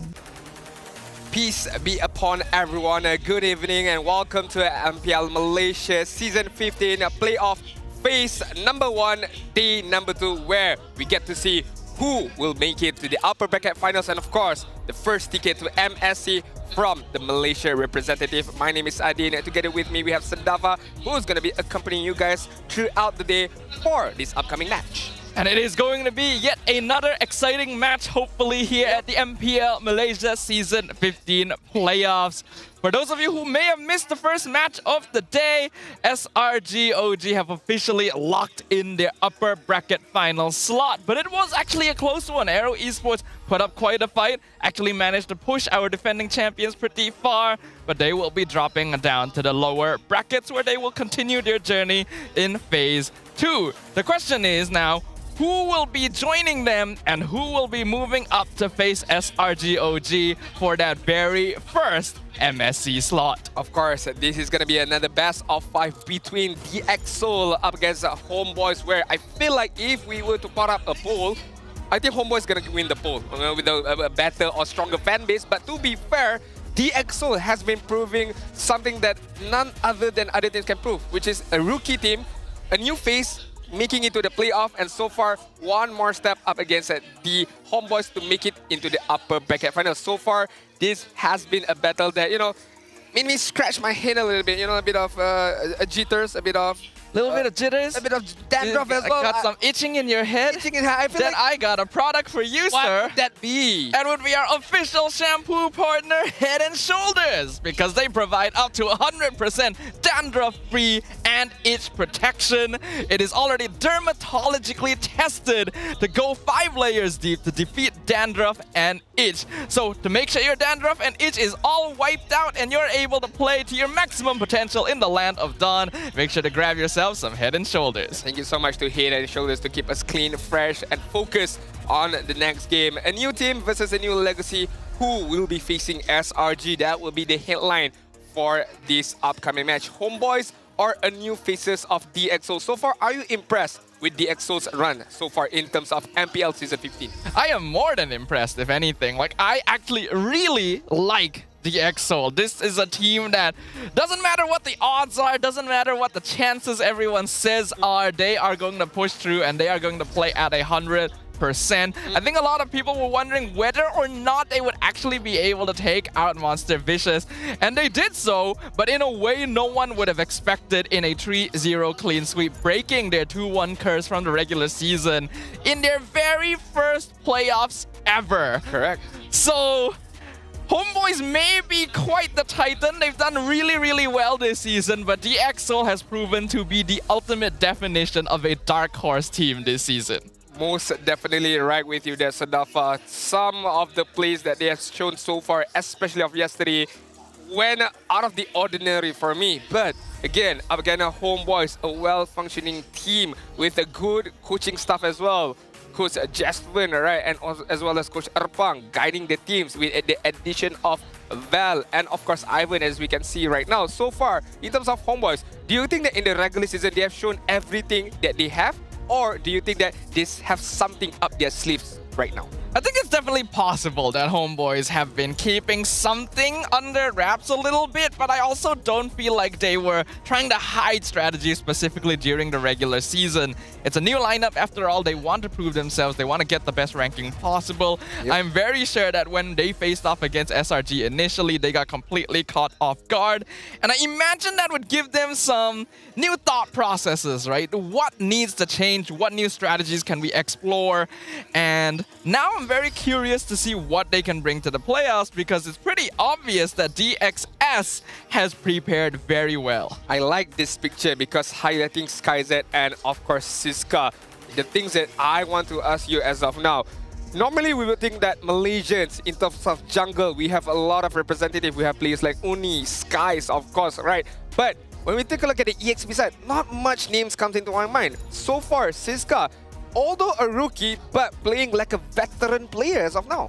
Yeah, I think Siska has been doing a really impressive job, and it's really interesting to think about the fact that there are so many rookie players in our top 4 this season. It is unprecedented, it is unexpected. So many veteran lineups have fallen, and now new teams and new legacies are popping up with players that are literally stepping onto the MPL stage for the first time, now vying for a spot to represent the nation. I am really impressed. I have so much respect for these players, and I really hope we get to see even more of that potential going forward, not just today, but for seasons in the future as well. And we will definitely be seeing more of the DXO, because regardless of what happens today, either they go to the upper bracket finals match or they're gonna drop down to the lower bracket match. They will be facing AERO Esports. So a lot more to be unfolded by the side of DXO. Depends whatever way they will go, which means more game time for Siska, more game time for Kimin, more game time as of for SkyZ, and this will only benefit these players regardless of their future, whether they stay in the EXO or move on towards another team. So the local talents here in Malaysia are definitely in good hands, but I feel like they still need the guidance from a proper coaching staff. And I think our coaching staffs this season have really stepped up, just in general, right? Every single team has done so well in terms of drafting, in terms of figuring out what exactly their teams are capable of. But before our match begins, we have a short video for you guys to check out.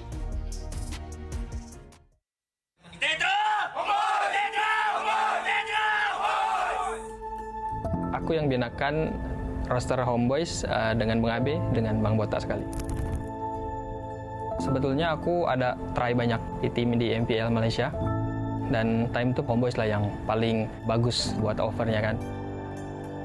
Cumanya waktu itu yang udah fix Izanami aja.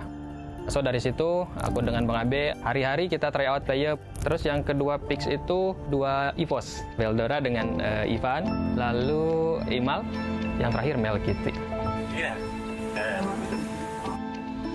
Saya pun season 11 rookie.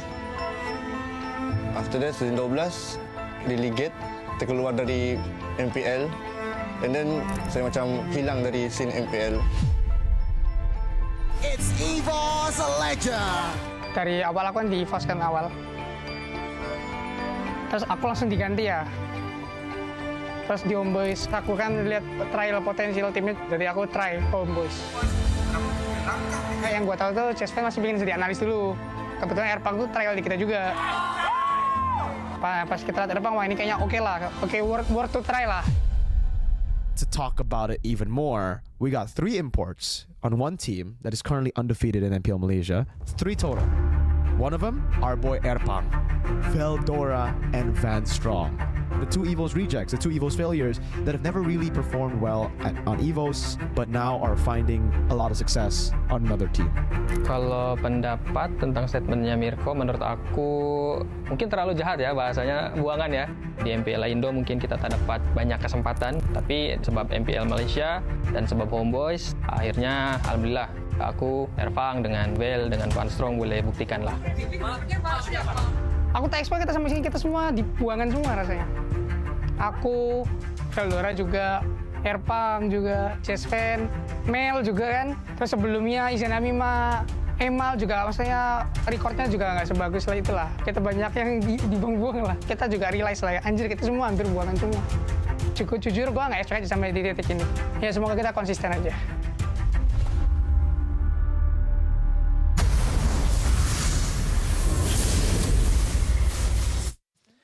Maybe the word rejected or thrown away is a hard swallow to pill. Maybe not the best way to describe the situation, but to be fair, technically they were not performing well in their previous teams or in the previous engagement of regardless of MPL Malaysia or MPL Indonesia. But right now, season 15 gave them a new breath, a new sign of life, and they took that chance and they executed really, really well. And right now, they're one step away from the upper bracket finals, Dafa. Watching that video does give the shivers, right? Yeah. It really makes you think because, yes, calling them rejects, calling them, players that no one wants is a bit harsh, but you cannot deny the fact that many of the HomeBois players are indeed players who once were considered to have potential and yet never really managed to live up to it. The expectations became a weight that was too difficult to carry, and they just could not find success in their own terms, whether it be the local players from here or of course the coaches and the imports who came all the way from MPL Indonesia as well. I'm really happy to see the success that they've found with each other, and it really does feel like a lineup that has reinvigorated the organization and found a home in this very competitive season of MPL Malaysia. A good play of word, a home. HomeBois, get it? A place for them to be able to gather their own strength and to gather beliefs as well, to be able to make it all the way, hopefully to the grand finals and hopefully another MSC ticket for them. But to be fair, DxO, we could say a similar thing, but in a different kind of manner where chances was given to them through MAL. And right now, MPL is the main stage for them, and making it all the way until the main stage of playoffs. So far, DxO has been very, very good. But HomeBois being undefeated except for Selangor, the Giants, 1 loss in their regular season with the help of this player right here, Val, or as known as Veldora back then. Very, very interesting career. Relive or revive his career here in MPL Malaysia.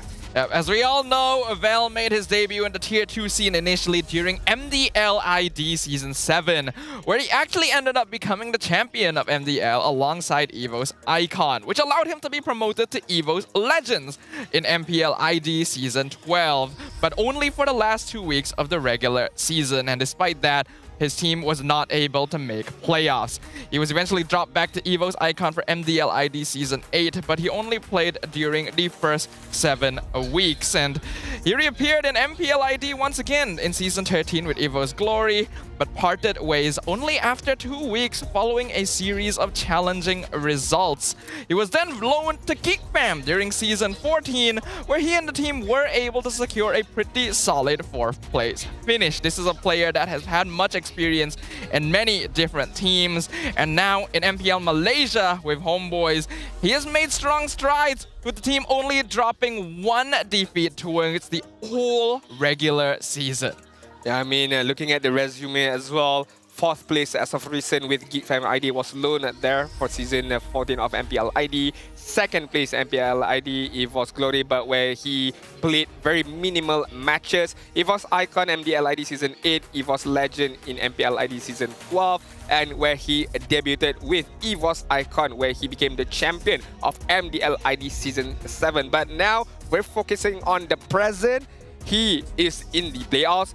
He is in one of the best teams here in Malaysia, where they went undefeated, only lost to Selangor Red Giants here. I mean, to be fair, everyone lost against Selangor Red Giants, so it's not a record to be ashamed of, but to be proud of as well, because he is technically the highlighted player as well in HomeBois. You want Fredrin Juggle, not a problem. You want Marsha EXP, not a problem as well. Any kind of EXP lane, you want Veldora to pick up and play, he can do it. Yeah, he has really paired well together with the rest of the HomeBois, and this lineup has just found new life that has allowed them to really push their way through and become one of the top contenders here in Season 15 of MPL MY, and the team that many people are expecting to take that 2nd MSC slot, but they still gotta earn it themselves. Let's kick things off with the HomeBois. We've got Mel QT, Ivan, Izanami, Amal, and Vel. If it's not broken, why fix it? If it's a bit difficult, you improve that lineup. This is what the HomeBois did with the coaching staff of Erpang as well as Jasmine as well. Izanami, Amal is going to be a very crucial mid duo as well, to control the map, to be able to win all of those little scrimmages alongside with Ivan. And of course, the ordinary marksman Mel QT is going to have a very, very tough match, I would say, up against SkyZ later on. But it all depends on whoever gets the first pick and what kind of heroes is going to be given to these players. This is an aggressive lineup. They love their combo synergies, and the communications are clean.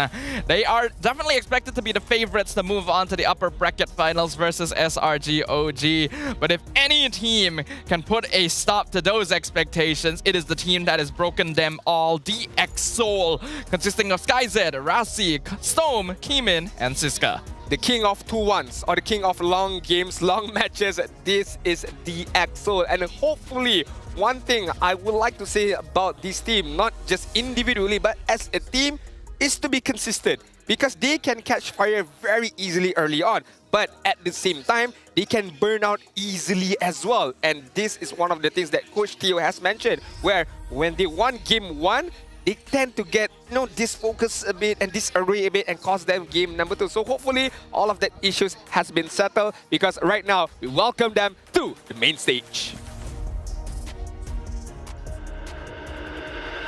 With only 1 loss in 9 matches this season, a phenomenal resurgence after the downfall of the previous season. On a mission to bring their name back to the international stage, can they carry this winning momentum to the next level? Ladies and gentlemen, give it up for HomeBois!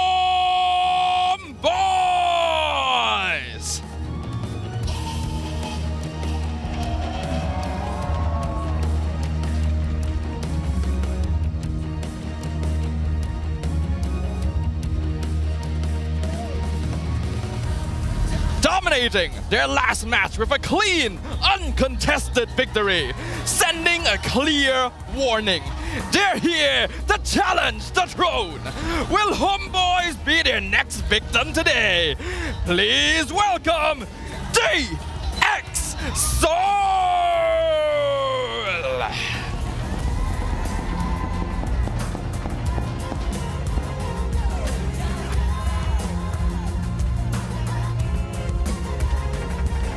Introducing the coaching staff of the two teams and Head of League Ops, Franklin, that will ensure fair play and professional integrity in the matches.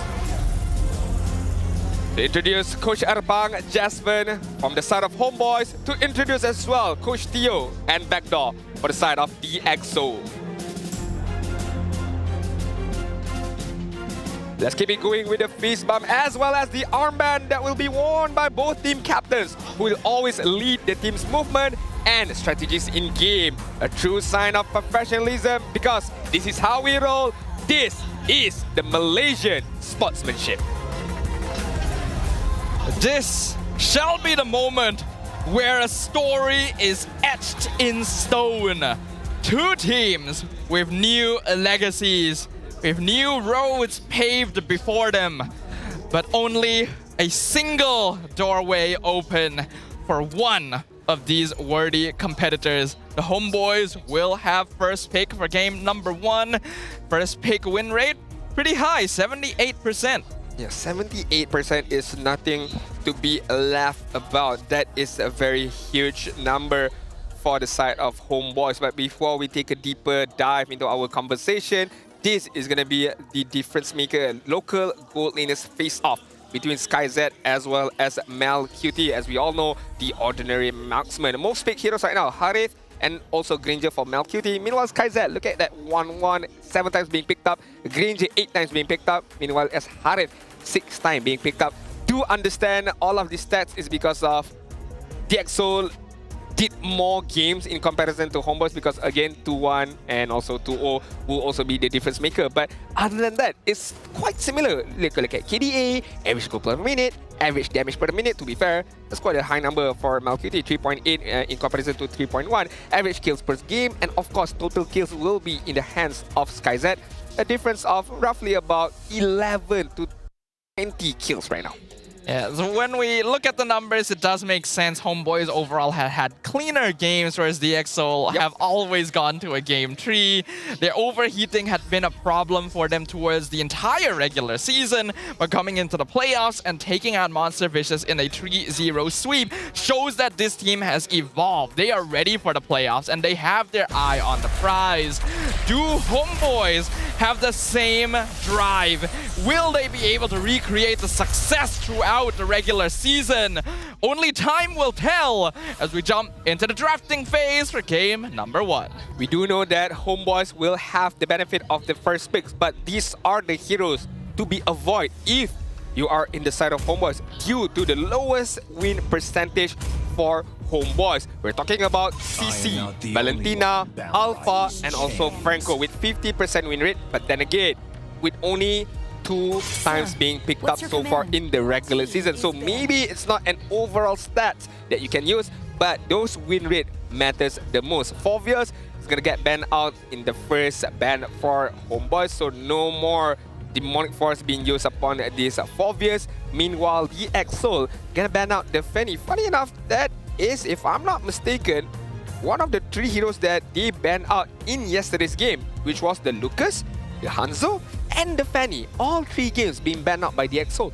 Well, that was specifically because they were up against Monster Vicious, right? Very specific pocket bans versus Uni, which ended up working out quite well for them. I don't think the DXO will be able to use the same sort of strategy this time, though, because every single player on the side of HomeBois is a viable threat, and their hero pools are all pretty deep. So you gotta attack the playstyle in general here. If we look at the tendencies of both these teams, I would think that HomeBois is a little bit more of an aggressive team towards the early to mid game, but when we get into the late game, especially the ultra late game, that is where HomeBois needs to be the most wary. That is where DXO becomes their scariest, because you just somehow can't end the game against this team. I agree. I definitely agree with you right there. It's a very targeted ban as what the side of DXO did yesterday up against Monster Vicious, but maybe against HomeBois it will be a different kind of style, because as we can see, Chip has been banned out by the side of DXO. So we do have to note that, or we do have to mention about the Baxia. It's been opened up right now. If not the Baxia, the Kimi as well. So this Kimi and Baxia trade, is it gonna be doable? Or are DXO gonna ban out at least the Baxia and maybe, just maybe, HomeBois? I don't think they're gonna look into Kimi as a first pick, although they would like to, but maybe they would like to secure a more flexible pick, something like a Badang in the first place. Badang's not really a first pick hero though. First phase maybe, definitely not first pick. Yeah, just now SRG picked it up. They did? They did. I mean, SRG just dusting. Yeah, but then again, it's SRG at the end of the day, right? But yeah, it makes sense that the Fredrin would be banned out instead of the Baxia or Kimi here, because banning out the Baxia would just give HomeBois a free Kimi first pick. It still ends up being a bit of an issue here though, because HomeBois gets to lock in this Baxia first. And I feel like it's really interesting to look at the evolution of Baxia in the meta, where initially it was used as kind of a gambit to counter Kimi, but players started realizing, actually, this hero is really good, and decided that they can actually prioritize him regardless of Kimi's presence. Yeah, I mean, it's funny enough, even with a Baxia, DxO still opt to go for Kimi, and with the Badang as well, but again, we're not too sure where this Badang is gonna go. Same goes to the Kimi, right? Can be put in the mid lane, can be put in the gold lane as well, but the Baxia itself, I feel like, is super strong enough to not just withstand the Kimi, but whatever marksman that is going to get picked up in the next phase, even in Assassin Jungler as well. So it's going to be very, very much annoying, and it really depends on how DxO is going to play around this. Right now, I feel like they are falling into a trap, but maybe, just maybe, I would like to be proven wrong, they still believe that this Kimi can be the difference maker. I mean, Kimi is always going to be a difference maker in my opinion. This hero just offers you a little bit too much. It's not only a scaling damage dealer in the late game, the amount of poking and then push checking with the ultimate, as well as even starting out fights from long range, is really, really annoying to deal with. So I think it's just a safe hero to lock in these days without really needing to worry about much. HomeBois wants to make sure they can punish that poking though, so they pick up some double artillery in the Granger and Farsa. Yeah, I like what the HomeBois are doing right now. They put a front line with the Baxia. Even him alone itself can, provide a good amount of absorbent of damage and provide 2 artillery damage from long range as well with the Granger and the Farsa. One thing to note about the Granger, it's a fantastic hero to play from behind, because with the Sky Piercer, if let's say you're down by, regardless of how many goals, pick up the Sky Piercer and try to funnel back all those kills towards the Granger so that he can also be the difference maker if, let's say, you're playing from behind. Definitely, definitely. The Hayabusa was also locked in, so DxO going for the Assassin playstyle. Yesterday, we saw Keemin. He has improved a lot on these Assassin heroes compared to how he was playing during the regular season. So this is now something worth respecting.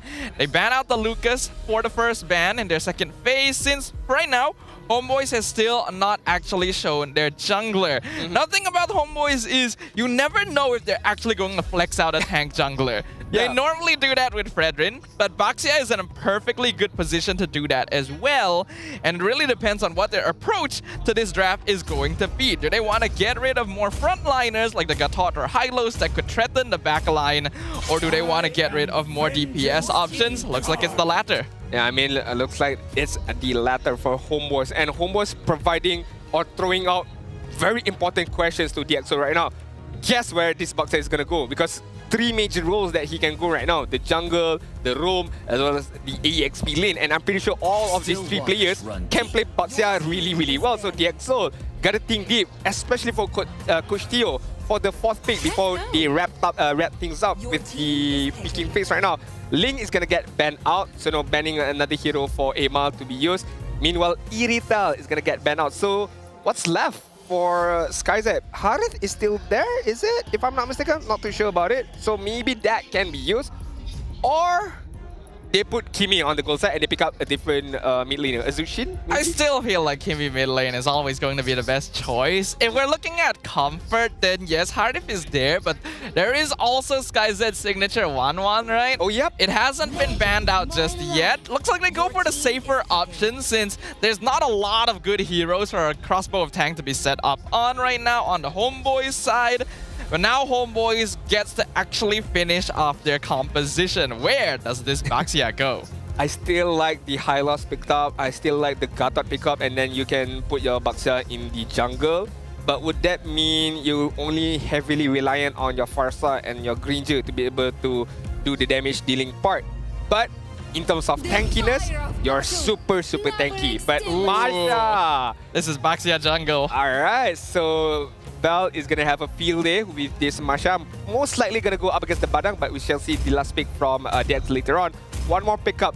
high loss. Cho could also be not bad. Yep. Depends on whether they want to play more defensive or more aggressive catch. Ooh. Matilda! Oh, Matilda Baxia. Oh.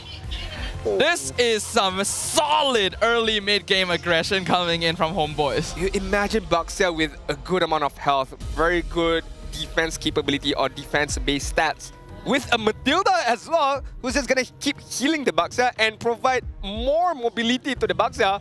Oh, this is gonna be very, very tough for DXO. Yeah, I really, really like this. Matilda, we already know, is a great hero for engaging and disengaging. You get the Baxia in, you get the Baxia out, you provide shielding.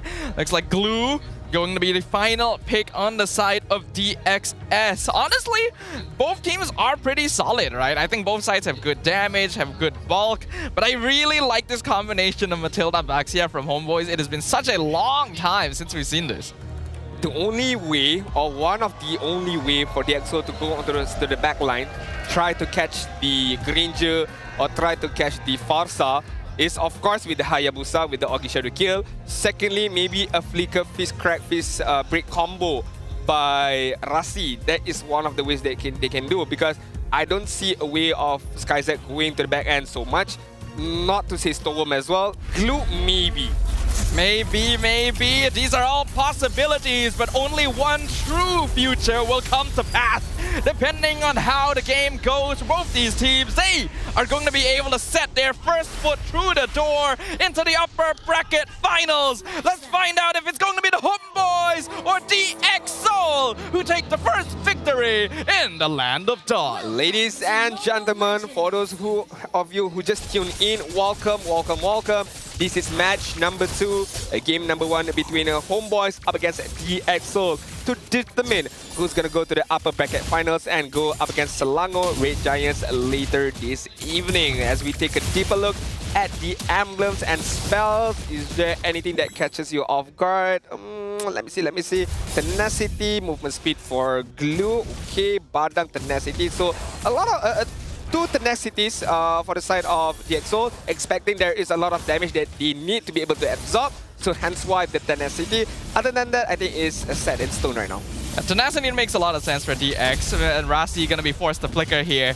They know, based on the draft, HomeBois are gonna be the aggressors. They're the ones gonna be looking for fights a lot at a time, and DX, their goal is really just to survive it. Kimin's going in, has the Augie Shadow kill, forces a flicker out from Izanami. Amal gonna be caught out, stunned against the wall. First blood going to Kimin. That is a very, very good. Oh, good shield. Good shield from Rasi himself right there to be able to escape death from Ivan in terms of the early stages. But as I mentioned early on, Kimin managed to get level 4, immediately went forward to try catch a kill on Amal, knowing that, okay, the Guiding Winds has been used, Amal still doesn't have the ultimate, so it's so easy for him with his friends to just bundle up and go up against the Baxia just now. Yeah, that was actually really good timing from DXO as well. They saw that Amal was level 3. Kimin was able to clear just a little bit faster since HomeBois didn't give much of a initial leash. So they used that initial Augie Shadow kill to get a kill, and they were able to find one on the most important target. Kimin now has a level lead up. He has full control over the turtle, and there's nothing HomeBois can really do to catch up to it. Bell gonna be dropped to his last HP bar. I don't think he can escape. Yep. Oh, never mind. Guiding. Oh, grab. Siska getting pulled out really far though. Thunderclap connects. He's gonna flicker over the wall. Amal gonna try and get this Glue taken down, and Siska knows it is the end. That's going to be 1 kill for HomeBois. I feel like that's a mistake by Siska, most definitely. I don't think he should have used the grab right there on top of Val, who had the Guiding Winds to be able to save him from that bot side. So mistakes were made, but it's still okay for the DXO. Rasi, you gotta be careful. Amal. Predator Strike gonna be pulled forward with the Guiding Winds. That's another potential combo with the Matilda. It's smart. To give HomeBois more zone control. Okay, sorry. Maybe I have not casted up so far. Hold on. Kimin. Okay. Maybe I have not casted enough games to notice that interaction, but that's a very cute small interaction that could be a big difference maker, because once you reposition the Fedex, right, you have longer reach, you have longer range as well at the same time to be able to catch out whoever is left. On the top side right now, I think it's even Stevens between Malcuity and SkyZ. Both of them are just respecting the distance between one and another, but right now, Amal just gotta find some way to farm up. As of now, Kimin is 1 level ahead.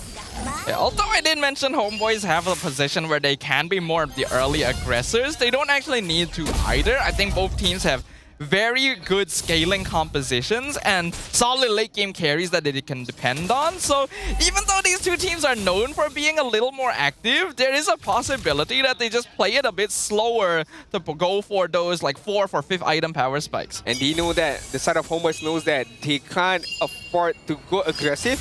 And if it all fails, all the kills is gonna funnel to Kimin, who's gonna have a snowball of a time. So they do understand that challenge, they do understand that threat that DXL has. Hence why they are playing it a bit more safe, they are playing it a bit more passively. Just farm up for Melcutie. Maybe, just maybe, once Melcutie has this Sky Piercer, they go a bit more aggressive. Try to get more kills, try to activate those Sky Piercer stacks on Melcutie. Well, here's the next hurdle up now. Amal can be the first one on it. DXL definitely in a slightly better position to contest this time. Better is right, gonna come out. The fist break. The circling eagle gets 2-man knockup. Keeming gonna be jumped on. Thunderclap misses. Fist crack connected Rasi against the wall, but it's not quite enough. Still, going to be no deaths on the map for now.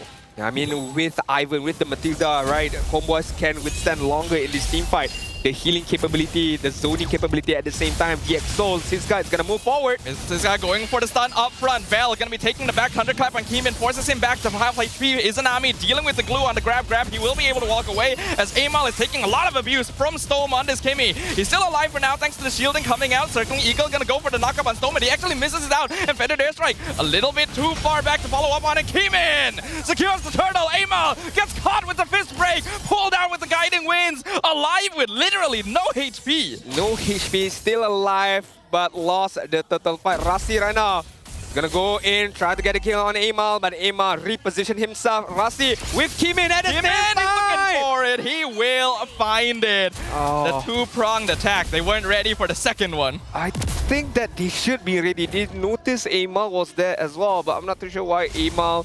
Sorry, they noticed Kimin was there at the same time, so I'm not sure why Amal did not just cancel the recall. But then again, Rasi was on the back end, so either way, I think Amal was dead for sure. It's just a matter of those kills has been given to Kimin, and right now, he is on the right track to be able to snowball ahead. Although, that being said, you still have to take a look at Granger right now. Sky Piercer has been picked up. DXL is on the lead, is with a good lead, 2.3k gold lead, 2 kills in hand, 6-minute mark. But it all depends on how they control Melcutie later on. Yeah, this is where we can continue to see a bit more development from DXL. How well can... Oh, the flicker! Fist crack! They found Izanami! Rasi! Eyeing the chance perfectly. Eyeing the chance perfectly and perfectly executed as well. That flicker combo is not easy to use, especially up against Izanami, who has the wings by wings right now. Ogi Shadow Kill not quite enough to finish off Mel thanks to the guiding winds, but Amal now the one in trouble. He's locked into the wall. DXL not gonna pursue. This is very tough for HomeBois right now. They need to regather back their strength. They need to regather back their focus. And maybe just priority target anybody right now. SkyZ might be the focus, but I don't think it's easy enough for you to just hit and run, because look at the positioning of Siska, look at the positioning of Kimin. They are ready to counter-engage. And they're ready all the time here. I'm really liking the positioning from DXL. Feathered Airstrike comes out. SkyZ actually goes in with the Zaman Force. Rasi is here! He found Melcutie. Flicker backwards, forced out of the Granger. DXL just always seems ready. Definitely, most definitely, right? They know, they understand that HomeBois right now are in deficit. To be fair, 2.7k deficit, which means a lot of the itemization has not been picked up by HomeBois, which also means that they don't have enough damage to be able to kill anybody off from the side of DXL. So hence why DXL are using this information. Conceal comes out, Rasi goes in, catches Izanami, but Circling Eagle gonna pull Vel into the backline instead. Rasi gonna be the first one to fall. Melcutie picks up the Sky Piercer stack. Izanami gonna be traded. Storm chased down as well by the Masha in the backline. Keemin not able to find the angle in. Melcutie still healthy. Now Siska trying to 1v3. SkyZ's here, pops a second Zaman Force, chases Melcutie down. Siska melts down the Granger, and the fight is still ongoing because Keemin has been waiting the whole time. Gets the killing spree on top of Ivan. Thunderclap makes him retreat. Siska still alive, still healthy, still standing in front of SkyZ. The grab, trying to pull Vel forward, but he went too far, and Vel punishes him for it. went too far ahead to be able to zone Val out, but cost him his own life. DXO right now, he need to be able to get some kind of victory right now. On the bot side, the turret has been taken away by the minions, but HomeBois so far are not able to find this angle that they always found in previous matches, where Izanami's Feather Airstrike is always going to get taken care of. Izanami is always going to get crowd control, is always going to get zoned out. Meanwhile, MelQT tries to find the Skypiercer stack, but unfortunately couldn't do it enough. So HomeBois need to regather, need to refocus back. Who are they going to prioritize target? And of course, the positioning. To be able to lock down that positioning for Izanami is very, very crucial. Yeah, I think the XOL has been very precise so far. They know the targets they need to aim for. Traction Pulse forces a dash out of MelQT. Good reaction, making sure the XOL cannot engage. HomeBois cannot afford to lose more ground. Definitely cannot lose more grounds. And in terms of ground, it's not much for the side of HomeBois, right? They have to play it very passively. They have to play on their own side of the map as of now. Meanwhile, DXOL can be more aggressive, more freely. Ivan gonna go on forward. Yep, Circling Eagle gets a knock-up, but Kimin just going to quad shadow away.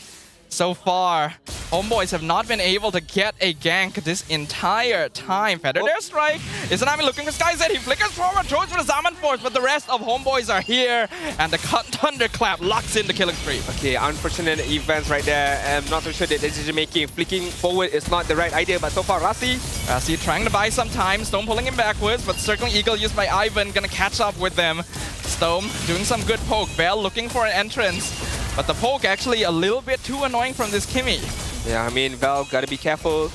We know that the Thunderclap can be very, very much annoying to be able to zone out enemies. Emal is gonna showcase himself right now because the Lord is pretty low in terms of health. They're trying to engage on him. Feather Airstrike comes out once again. Rasi gonna be stuck, forced to use the Fist Crack defensively, and he will lose his life. Kimin not able to find the angle. Ogi Shadow Kill, does he have it? He does not. He has to get away because this guy's buying time. He goes in, he catches MelQT. That's gonna be one kill. Amal falls as well. The XOL trade for 2.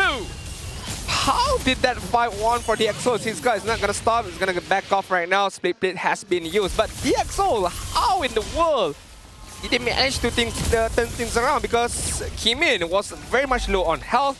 He had to back off. So that was like a 4 versus 5 kind of a situation where DXO won that fight. On top of that, a lot has been taken away by DXO. Props to Siska finding a kill against MelQT just now. This glue is actually a big problem for the HomeBois. They're really just not able to get him in time. Looks like Kimin wasn't actually able to steal the orange, but at least he made sure Amal wouldn't be the one getting it as well.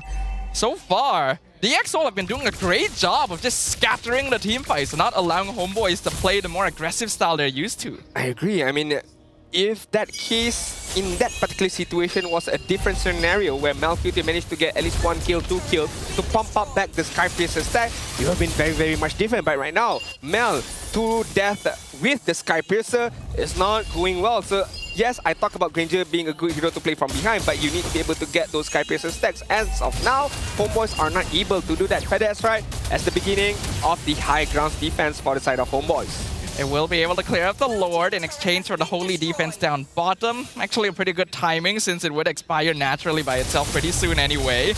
The XOL gonna change their target to the mid-tier 2. I think they should be able to get it. They've got a really solid poke, and yup, the structure will go down. Alright, 5k gold lead, roughly 6k gold lead for the side of the XOL with 12-minute mark in terms of game time.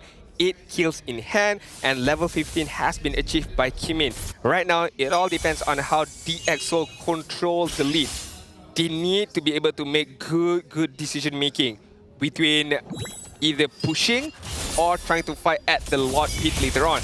Meanwhile, HomeBois, what do they need to do? First of all, try to claw their way back in terms of the gold lead. Second of all, again and again, target prioritization, because I don't think like they can take a fight as a whole, but they need to take it single target. Maybe Siska, if let's say Siska is offside, too far in front, just jump on him, try to get a kill, at least pop the immortality.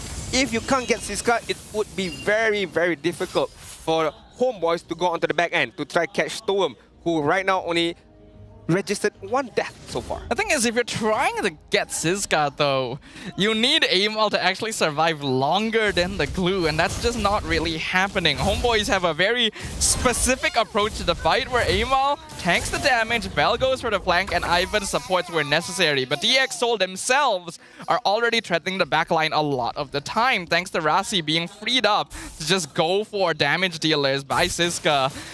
Which means that HomeBois are oftentimes having to play the defensive positioning.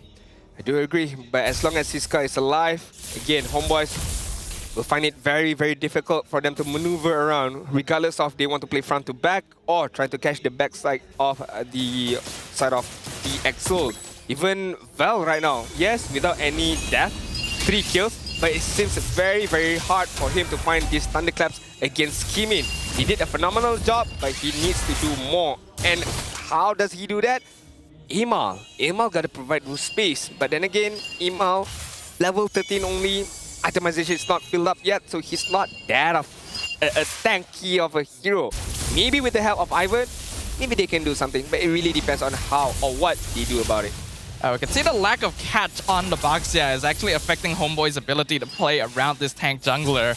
Unlike the Predrin, Amal doesn't really have a way of starting the fight on his own, and every time HomeBois tries to engage, the Exo just needs to slowly kite backwards, and that is making things a little difficult. Alright, the Lord has spawned on the top side. Minutes to go from the Lord dance between both of these teams. Winter Crown has been purchased by Malcutie to just be able to maneuver around, counter-engage or outplay certain situation. But in terms of outplay, we do have to take a look into Rasi right now. Fiskra has been used by the Astra at the same time. Not too sure was that even necessary right now. Here comes the flank. Kimin with the Yogi Shadow kill. Gonna be denied with the Winter Crown from Malcutie. He's gonna flicker away from Siska, but here comes Skyzed. He's aiming for the Granger. He gets pulled out with the Guiding Wind, but pulled back with the grab into the mega kill. And Skyzed is melting down Amal. The Exo have found 2 of the most important members of the HomeBois, one after the other. And let's get a shutdown on Bell just for good spirit. I mean, not only 2 but 3 members of HomeBois was taken care of by DX Soul, finding a way to go on the backside, especially to go on top of Amal just now, as well as the Malcutie. Nothing that they can do about it. Ogi Shadow kill. Ivan actually ends up getting dragged back. That's a mistake. He goes down and they catch his Anami as well. The crystal is wide open. DX Soul are doing it. Unstoppable wipeout on the HomeBois. The MAL team have drawn first blood and take game number 1 versus the HomeBois. A new face, a new legacy has begun for DX Soul. Taking game number 1, taking point number 1. When in fact, when we take a look at the draft, HomeBois had the first pick. DX Soul was just counter-engaged, was just reacting to whatever is going on in terms of the draft.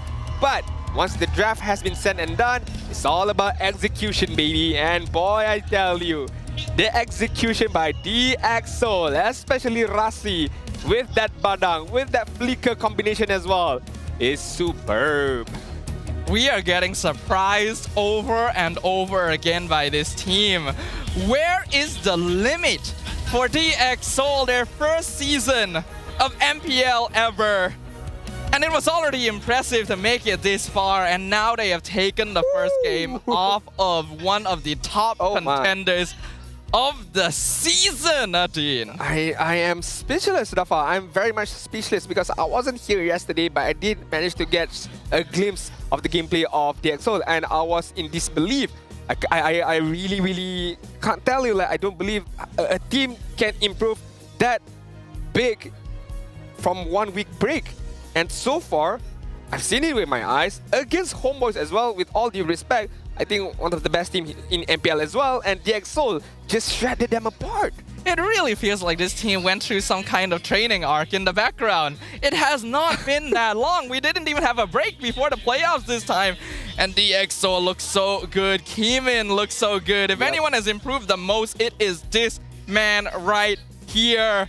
Once considered one of the weaker players of his squad, all of a sudden popping off. The playoff buff is real here.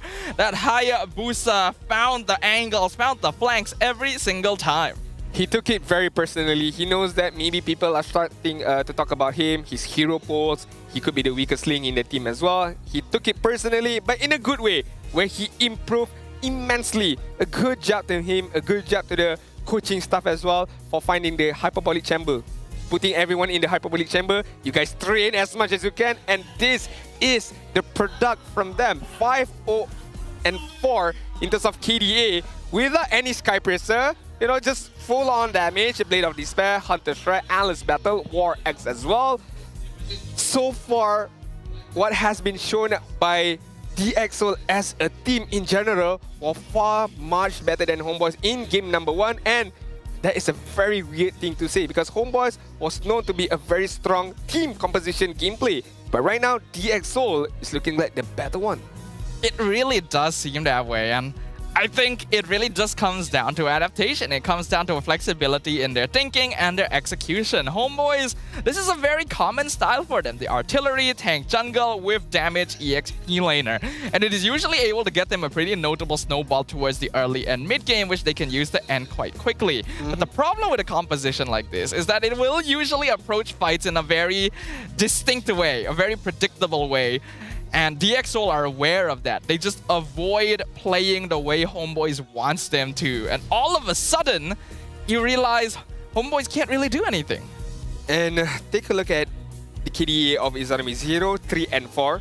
Take a look at the gold as well. Only 6,400 gold. Showcasing that, first, Izanami did not have a good time in terms of farming in the early stages. Was caught off guard by the immense pressure from Kimi, from Glue, from Badang at the same time. Second of all, Feather Airstrike was not be able to open up by Izanami in a full length of time.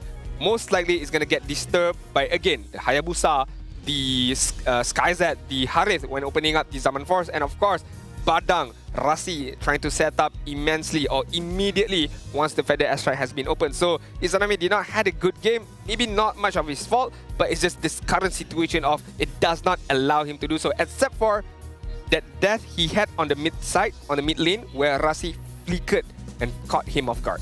Yeah, that was a really good call by Rasi, and just generally good calls from DXL throughout this game. I feel like they had been thinking ahead about how to play against this since before the game even started. Because, again, when you look at the draft from HomeBois, you have Matilda, Farsa, Baxia. This is a very powerful early mid trio that can rotate around the map and start building pressure. What do the DXL do? They immediately lock down on mid lane priority. The moment Kimin hits level 4, they gank mid. They got lucky getting a kill on Amal. I don't think they were expecting to do that. The goal was just to pressure Izanami, but they got even more as a result of really smart gameplay. Very unfortunate events for Amal with that death as well, because that death delayed that level 4 from the Baxia, and once it was delayed, and the kill was given to Kimin as well. So it's like a knife to the heart for the side of HomeBois. You lost the battle on the mid side, fine. Amal got killed, fine. Amal did not get level 4 at the same time. There is where you draw the line and it feels like, okay, it's going to be a tough battle early on because the DXL has such an amazing advantage early stages. Because with that advantage, it translates into the mid game. Look at the number of turtles, look at the number of lot, look at the number of turrets they managed to get. From that one particular victory, they managed to translate it even further. And to be fair, for the side of the DXL, a lot of teams, once they had this amount of lead, it's easy for them to throw that lead away. But DXL kept it very, very close between one and another, hold it down, and managed to win the game. They did. And I think they've consistently shown this for the playoffs that they are the team that actually does this best. I think even SRG OG will have moments where they'll overheat a little bit and throw bodies when they didn't need to, but DXL recognized that this was their biggest issue during the regular season. That's why they ended up always dropping game number 2, because they overheated. They got a bit too ahead of themselves. I don't know what training they did in this 1 week, but that discipline has spread across every single game they play. And now this team is actually really scary. And so far, Sadafa, they have a 100% win rate coming into playoffs. Yeah! Cleans 3-0, and right now 4-0. It could be another clean sweep, but hey, maybe I'm talking too much, you know, ahead of time. DX clean sweeps HomeBois? We don't just have a dark horse anymore. We have... It's not even a horse anymore. It's not even a horse anymore. You can't consider it as a horse. This is a true contender for that upper bracket final spot. But again, as we take a deeper look at the game just now, how clean the gameplay was, right? And you did mention about how DXO managed to separate everything apart. They did not allow HomeBois to bundle up into one particular play, but they managed to spread things apart and hold it down back together with the fist crack, with the fist break combo, and SkyZ. He knows the timing to open up that Zaman Force. Okay, no more crowd control from the opponent. Nobody can catch me off right now. There's nobody gonna come from the back end. It's a free way for me to open up my Zaman Force and to just, you know, deal any kind of amount of damage to the opponents. This was a mistake by Ivan, I would say. Yeah, that's unfortunate. But at this point, I don't really think there's anything HomeBois could have done anyway. DXO literally has everyone pushing into the base. So really well done by DX in game number 1. HomeBois needs to go back to the drawing board. They tried to play a comfort draft. Yeah. Didn't quite work out. I think they need to respect DX's capability to adjust and respond appropriately. Wouldn't that be scary though? You played a very comfortable draft and yet you still lost. Right. Against a team I don't think you'd expect to lose to. I agree, but what can you expect is the tickets as well for MSC 2025 playoffs. They are on sale now. Now! Okay, 31st July up until 2nd of August in Riyadh, Saudi. Of course, you guys can go to the webook.com to be able to book your tickets right now so you guys don't miss out the chance to watch we crown maybe a new champion or maybe the defending champion at the same time. Hey, who knows? Anything can happen in the world of Mobile Legends Bang Bang and anything can happen in MSC. Yeah, MSC going to be really exciting, you know, whether or not we get to defend our title after SRG won last year. I feel like the competition's just gotten even more intense across the entire region. Every single MPL looks so much scarier now, so make sure you guys grab some tickets to go watch MSC. Because if you do, you also can get free entrance to MWI happening over there as well. You guys do not want to miss your chance to witness the pinnacle of women's esports live, because it is a celebration of skill, passion, and progress. I mean, 15th of July up until 19th of July is the duration of MWI. So basically, what you're trying to say is you buy one, free one, technically. Pretty much, yeah. Right. You buy one ticket for the MSC, you get to watch MWI for free at the same time. But of course, you do have to extend your stay a little bit to be able to catch all of these games. But hey, once you're there, you're why already not? there, why not just extend the stay, right? To just enjoy the fulfillment of MSC, of MWI 2025. Because 2024 was lit. 2025 is going to be even more litter, I guess. Yeah, I get the feeling it's... I don't even know if it's a word, but I don't care. A litter is usually what they ask you not to do. Yeah, correct. But that's all the information that we have in terms of MSC. Let's go back into the game where right now, HomeBois, yes, I do agree, they need to go back to the drawing board. But honestly, what do they go back? Because that was Comfort Hero. You did talk about the Frosa on Izanami, Masha being used by Val just now, Ivan with the Valora, Ivan with the Matilda. The Buxa is a very strong hero, but hey, things just doesn't work out, I guess. Really, there's nothing wrong with the draft coming out of HomeBois, actually. It was not a draft issue. It really came down to DXO understanding what they needed to do and punishing the usual habits of HomeBois, right? Because HomeBois likes to play team fight pickoff style. They'll usually kind of split in half. They'll have like 3 members here, 2 members trying to flank, cause some chaos. And then DXO just decides, we're not going to let you do that. We're going to split you up on our terms. And that denied HomeBois from playing how they wanted to. I do have to bring it back to Kimin, right? Because I'm not saying that I'm the biggest hypercritical about him, but so far in the regular season, we know that, okay, Hayabusa is like his go-to hero.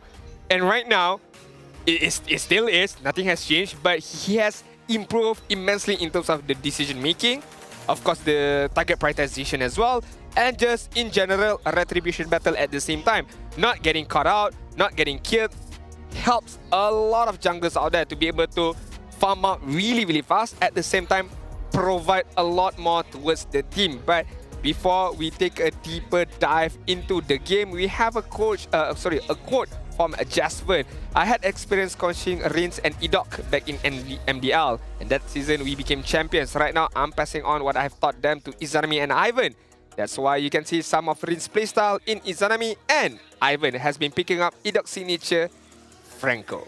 We have been seeing a surprising amount of Franco this season, actually. The hero has always been kind of hit or miss, but considering the amount of mobility you have on the map these days, having a press one button, lock them down for 3 seconds kind of skill is actually very, very valuable. And I definitely agree with Jeswin. I can see the playstyle coming in from Izanami and Ivan, and just generally how the HomeBois likes to approach the game. If I'm not mistaken, HomeBois was the one who brought up those the cheese threat of Kimi Franco.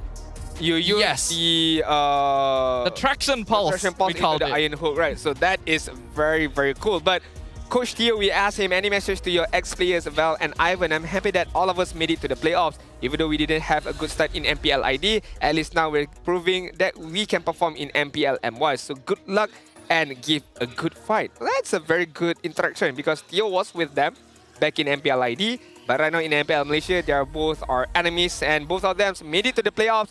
But only one can make it to the upper bracket finals. And perhaps Coach Theo has a little bit of information, right? A little more knowledge as a coach who has worked with the players on HomeBois before about their habits, right? About how they want to play the game. Because I still don't know what happened to this team. What did Coach Theo do? What did Coach Backdoor do with DXS in this short week between the regular season and the playoffs to turn DX Seoul into this? Maybe it's just a mental thing because we know that, or they know that these boys can do it. These boys can do it, or else they wouldn't want to want a lot of regular season matches. So fix off a mantle, fix off a bit of the confidence level, and boom, you can see a very different gameplay from DX Seoul as we take a deeper dive into the EXP lane side between Siska and Vel. In terms of heroes, there is a big difference where Vel has been used up those Edith and of course Masha. Meanwhile, Siska with the Hilda as well as the Glue, who just recently won him the game. When we look at the stats here, a lot of it ends up being skewed towards Vel's side. He has the higher average KDA and a slightly higher kill participation, but Siska has a lot more average damage taken, and this attributes once again to the respective playstyles of these EXP laners. Vel likes to play more of a setter. He's usually the secondary catch hero behind Ivan for the HomeBois, especially if Amal is playing an assassin, whereas Siska is almost always going to be that utility EXP lane. He stands in front and he does not die. I definitely agree with you right there, Sudafa. But right now, I do have to take a little breather before we move on to game number 2, draft number 2. Because if let's say DX Seoul win this game, man oh man, that is gonna send out a big statement to the rest of the MPL message who are in the playoffs, right? That would be definitely a message. A rookie team almost making up all the way up until the upper brackets finals. Right now, the bans, Fanny. Meanwhile, Louis is gonna get banned out as well. HomeBois, Joy, plus maybe a Baxia here. Maybe Kalia as well. We have not seen Kalia so far in this day. Kalia is a hero that HomeBois likes to play quite a lot. It is one of Ivan's signatures, and in comparison, we haven't actually seen it being played quite as much by Rasi, but he is capable of executing on the hero, so it might be a risk to let that through, especially if HomeBois wants to remain themselves as the aggressors in the Land of Dawn. They do also ban out the Hayabusa, so some proper respect going to Kimin now. Proper respect to Kimin, but so far he still has the Suyo to be played around with. You know, a lot of other assassins as well to be played around with, but we shall see what kind of assassin that is going to be given for Kimin later on. Take a look, Forvis is gonna get banned out. One more ban. I feel like Baxia still should be banned out. Still a strong hero regardless of what happened in the first game, because a very momentum based hero. If not, like I said, the Kalia, I don't think HomeBois would want DX Seoul to have the Kalia. So just force them to trade. Either you want the Kalia, or you want the Baxia, or you want the Kimi. Yeah, I think those are the 3 heroes that would be contested. Chip, of course, makes sense as well, but it means that all 3 are going to be let through, and that's actually not too bad for the HomeBois. Since they are on the red side, they will get the chance to lock in 2 for themselves. Yep. It's just up to DX Seoul about what they would prefer. One important thing to remember though, Fredrin, let through the ban this time. That's a possible pickup for game 2. Yeah, true. So a lot of good heroes can be picked up right now for both sides. But the Exol is gonna opt for the Kalia. I like the pick. I definitely do. I think it's a very strong first pick. Basic combination can be done with the Tsunami Slam. So we shall see.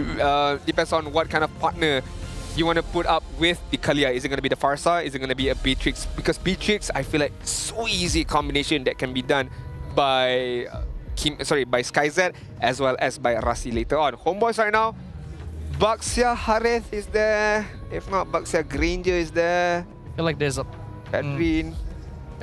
They left it open for a reason here, DXO. I feel like they want HomeBois to pick Fredrin in the first phase, because HomeBois has a tendency to want to lock in the jungle hero early if it is the Fredrin for Amal.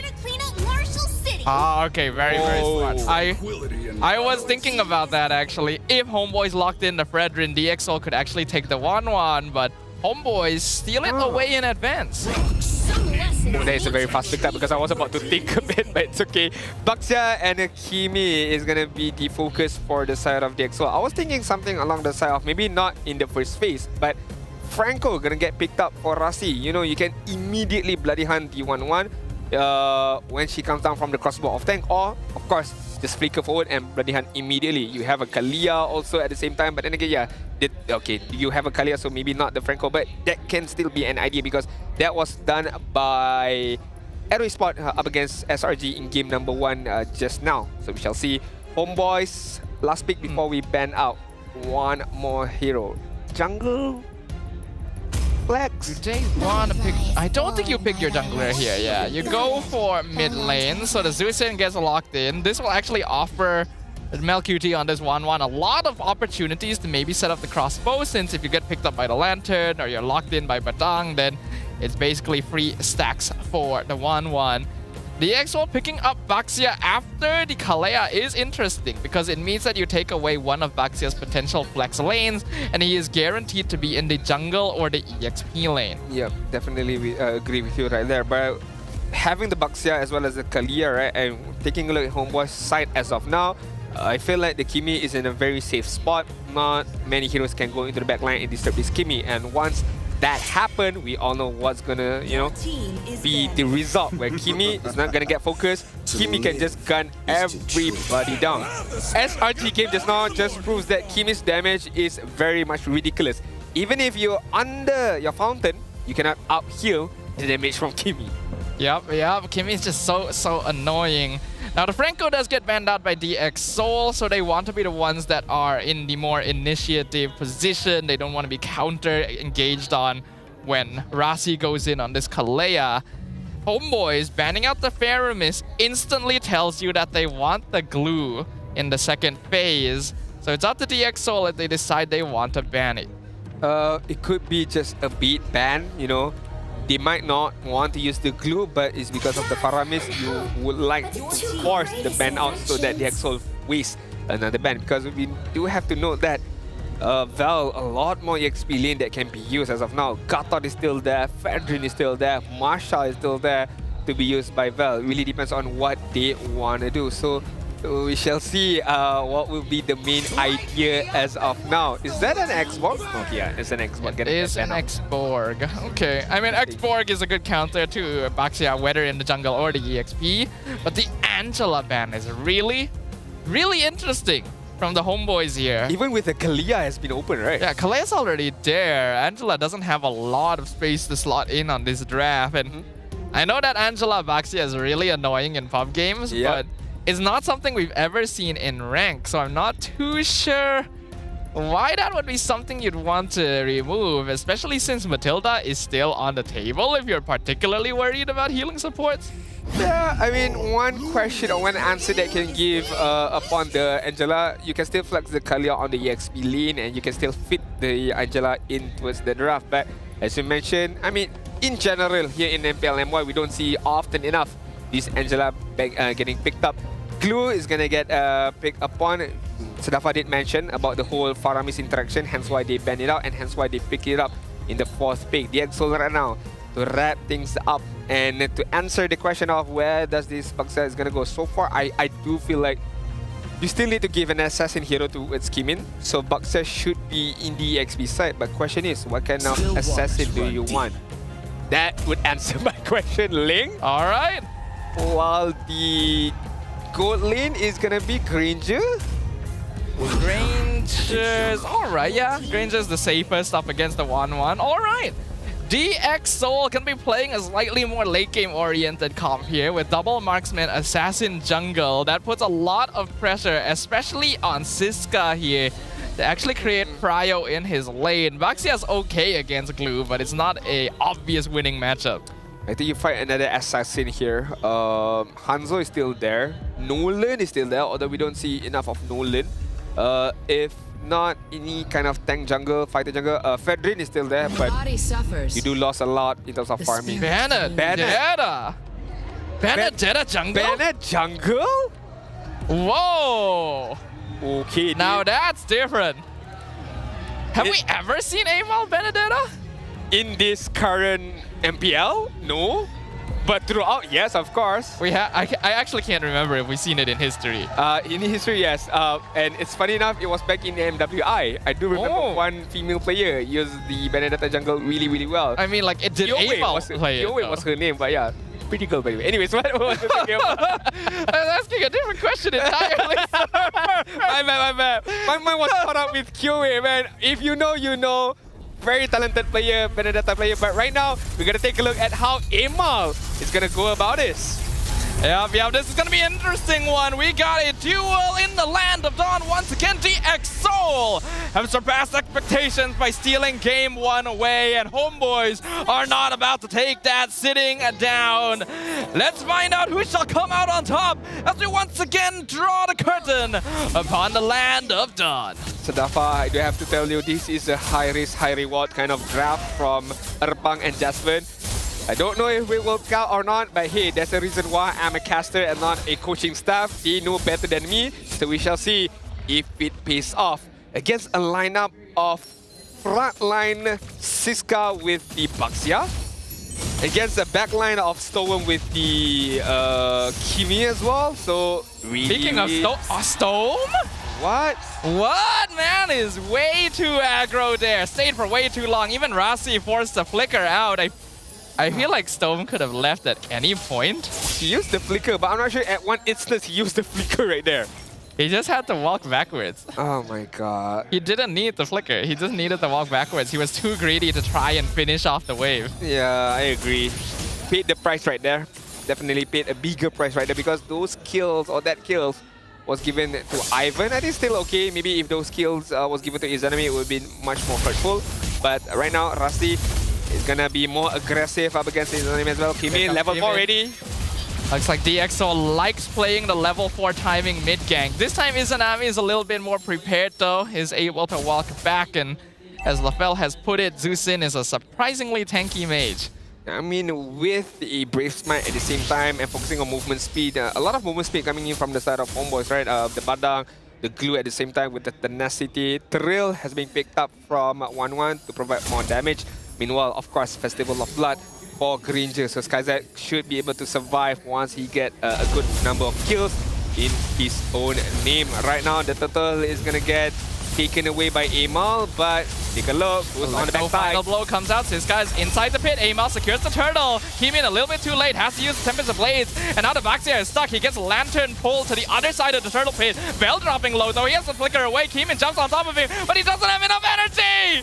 Bell will survive, and Kimin will fall. And now the grab is on top of Ratzi. He gets pulled back into the rest of the HomeBoys. Siska is here, but what can you really do, sir? That's a double kill for Amal. And Ivan even finds Storm in a 1v1. This is mistakes were made by DXO. Not only that, Vel almost getting killed against Siska right there. Mistakes were made. Mistakes was definitely made right there. Not only once, but from the get-go, right? We've seen mistake from Storm, getting a kill. We've seen mistakes as well from Kimin, not having enough energy to move even forward. But right now, Amal stealing away that buff immediately. Traction pulse cancelled with the eye for an eye. Kimin gonna get pushed backwards by Ivan, but Amal will still fall to Storm. And now the Tempest Blaze knocks up Ivan. Can he be taken down? No, they actually aren't able to follow up, and the Purify comes out from Izanami, so the Tsunami Slam does not connect. And now Kimin is stuck again. punched into a wall and taken out.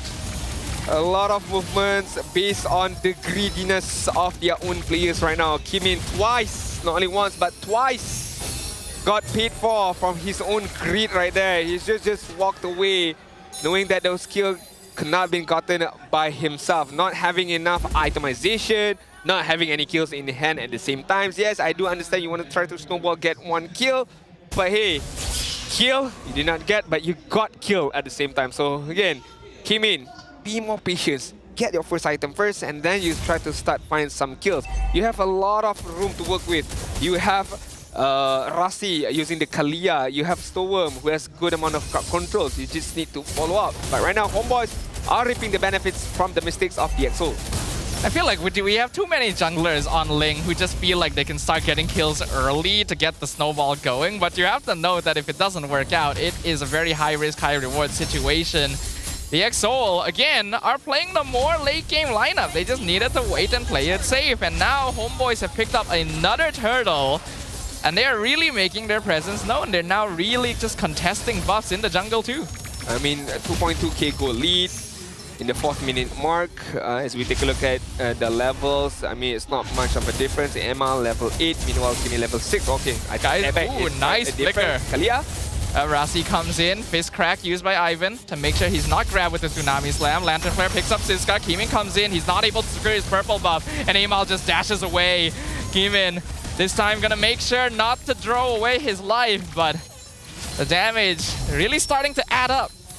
I mean, Kimin right now is in a world of trouble, I feel like, because the damage is not there as of yet for Kimin. At the same time, he is not that tanky enough. He's very, very much squishy.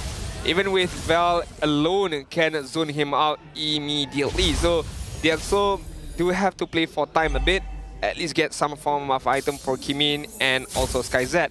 HomeBois right now, like I said, like I mentioned, they are reaping off the benefits of the mistakes from DXO. So what they need to do now is just hold on to that lead, extend it even further, maybe try to get one objective. Well, that's exactly what they're doing because they've jumped on 2 members. Storm gonna be picked up and gone straight away by a 4-man gank in the mid lane. The mid tier 1 will fall, and Siska realizing I really should not be here right now. Gonna get grab, pulled back into crossbow of Tang.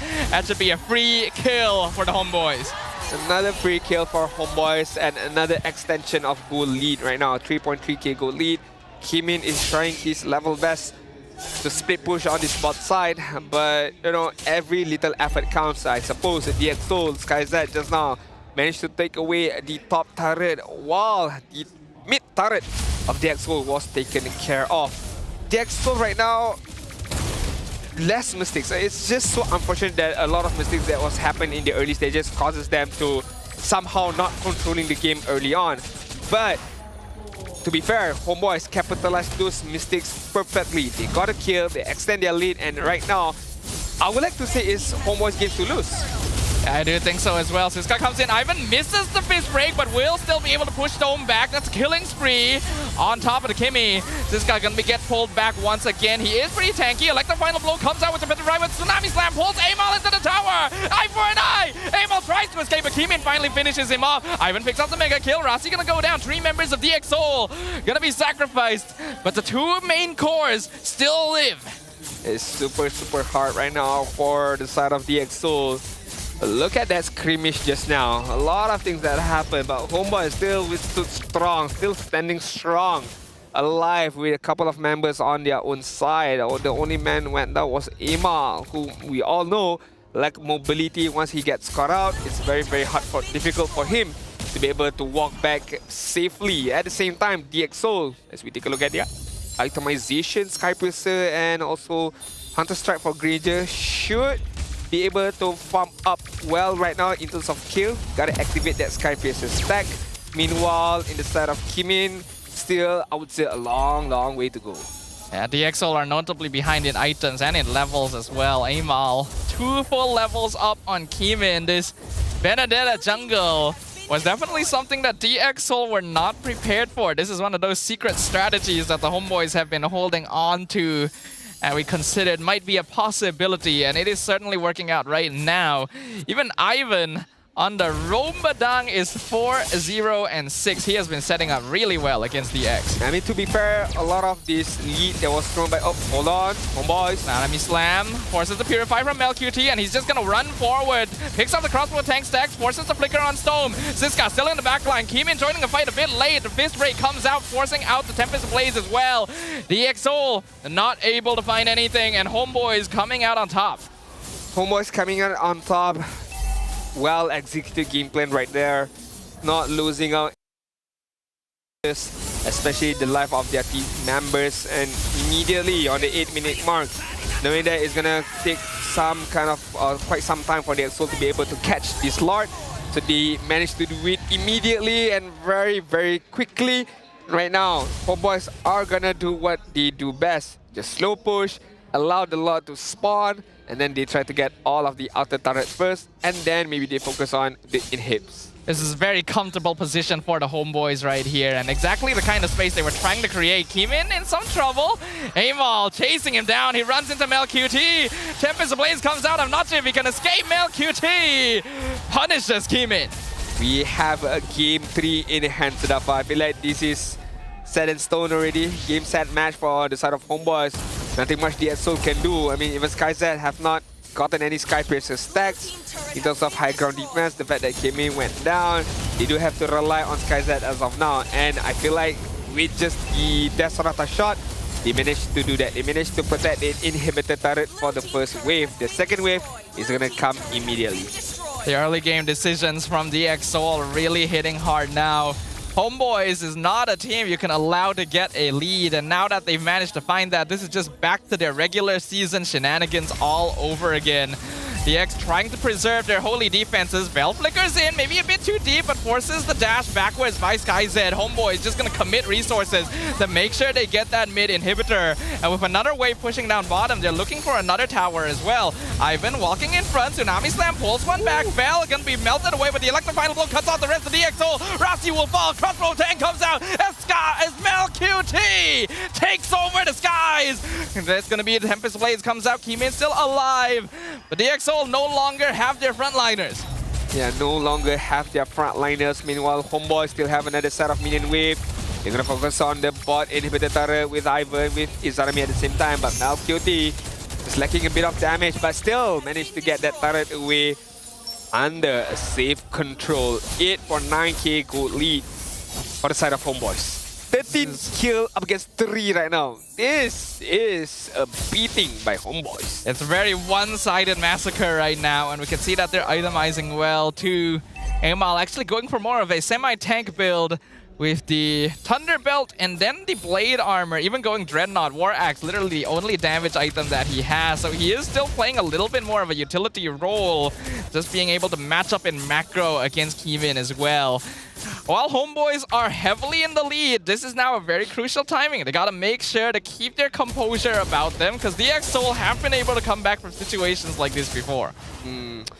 I do agree with you right there, because once coming into the mid stage, there are a few slots left for both of these players of their own teams respectively to be able to finish up all a full set of items.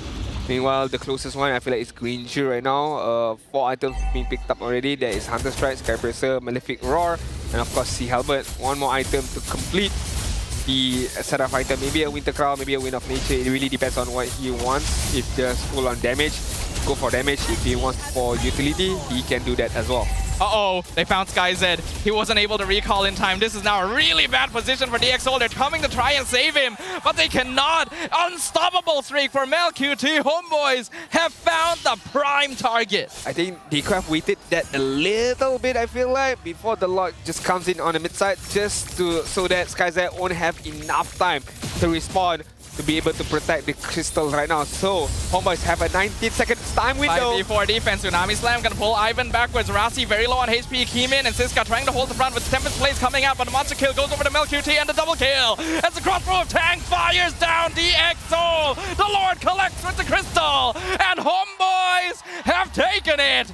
It is now 1-1. The HomeBois are not ready to let this go without a fight. Game, set, and match. 1-1 right now. HomeBois managed to tie the game efficiently with a good draft. I can't lie, but even better gameplay. And although those early stages was, increased or was found by HomeBois, but I feel like it was DXO who gave them that lead. All of the mistakes that was happening, all of those mispositioning as well. So HomeBois, gotta count your blessings, man. They definitely made mistakes with the way they approached the game there. Again, when we looked at the draft, this is very clearly meant to be a late game composition coming in from DX. Double marksman Ling, you don't really need to fight early, but they decided to do so. Yeah. And they ended up losing too many resources as a result. If, let's say, those mistakes did not happen early stages for the side of Kimin, for the side of Storm at the same time, I feel like it could have been, of course, different. But if they had that early lead stage, it can be a similar gameplay number one between both of these teams. But with those mistakes happen, and HomeBois, again, just capitalize on those mistakes where, okay, fine, Storm doesn't want to flicker early on or just walks away from my Latin flare, we're going to punish him. Kimin, very, very greedy in trying to get certain kills, but he did not manage to get it. How the opponents managed to outmaneuver him. So these are the things that the EXO have to be a bit more careful coming into game number 3. But before that, we do have to announce our MVP for the game, because for the side of HomeBois, a lot of players deserve that MVP, but we do have to select one player, and that player is gonna be Ivan, the roamer of HomeBois. I'm pretty sure he did actually die that entire game, and the Badang had a pretty ridiculous score line overall. Let's look at it again. Yep, 4-0-9 on the roamer. By the way, Ivan was really doing a great job of punishing DXOL for overextending themselves, and a lot of times these situations were just basically fed to him. I imagine Ivan himself is a little bit confused. It's like, oh, you're approaching me.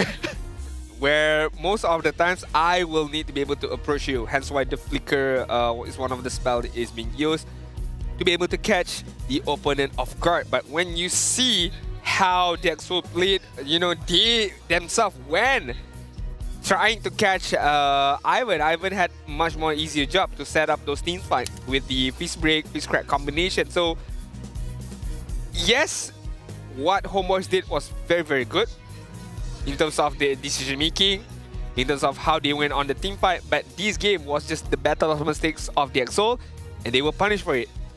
And we had literally been praising DXO so much throughout the playoffs here and after game number 1, and I feel like we saw some of the overheating issues that caused them to go 2-1 the entire season here. Really, again, there is no need to force early fights. There is no need to put yourself in such risky positions when you should know that you don't have enough damage to deal with HomeBois in the first place. And I do think this Benedetta pick was very, very smart. A big surprise that no one could have seen coming. It matches in damage, it matches in macro with the Ling, and just generally has a bit more presence on the map early. Yeah, I mean, 16 kills in the favors of HomeBois. 12th minute is the age of the game.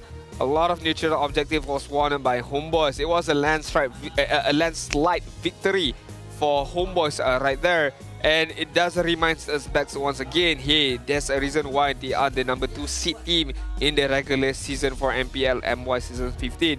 Phenomenal gameplay, good draft as well from Coach Jasmine as well as Coach Erpang, and executed perfectly by the players of HomeBois.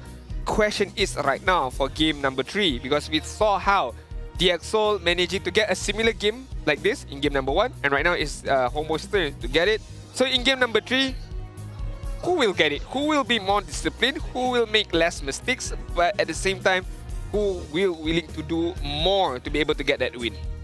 Well, it's basically back to 0, right? Both teams now have to refocus. We are basically down to a best of 3 once again, and it's time to reset. It's time to think about what happened wrong for DXO.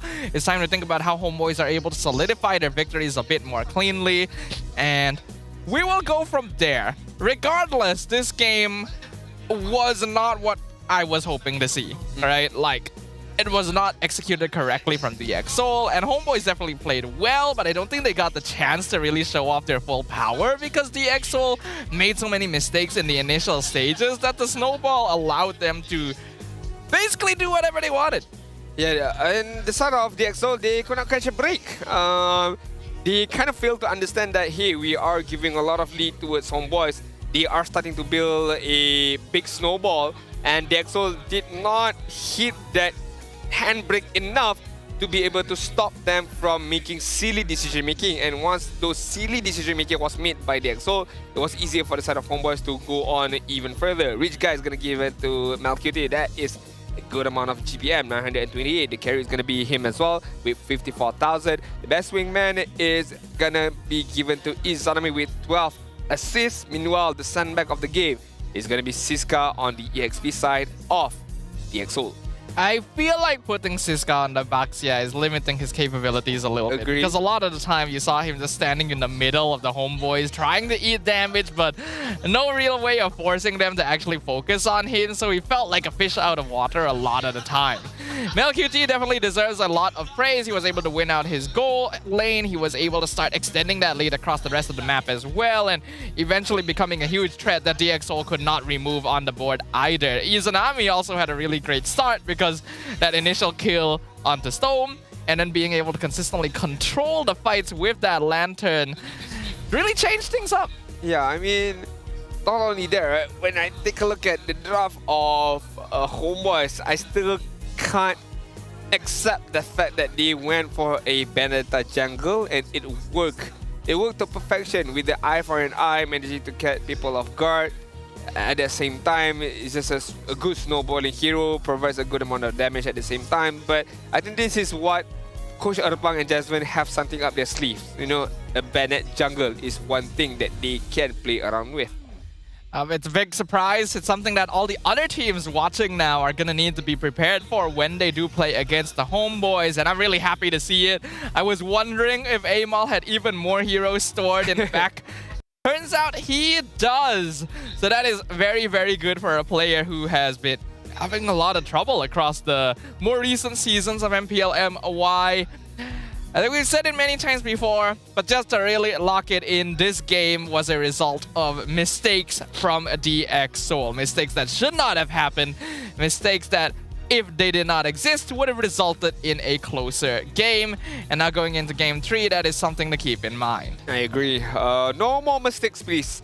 From both sides. I just want to see clean gameplay.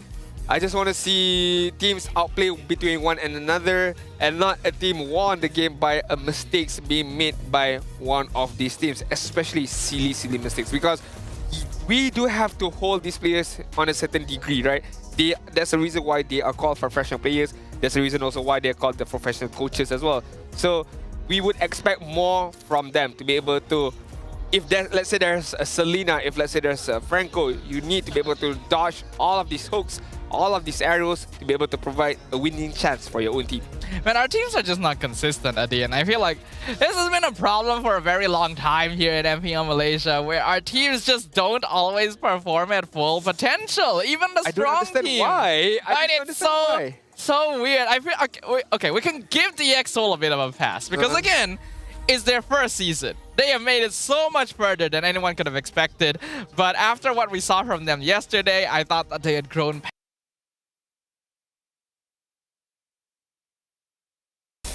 Well, we can be hopeful, of course. We can be hopeful.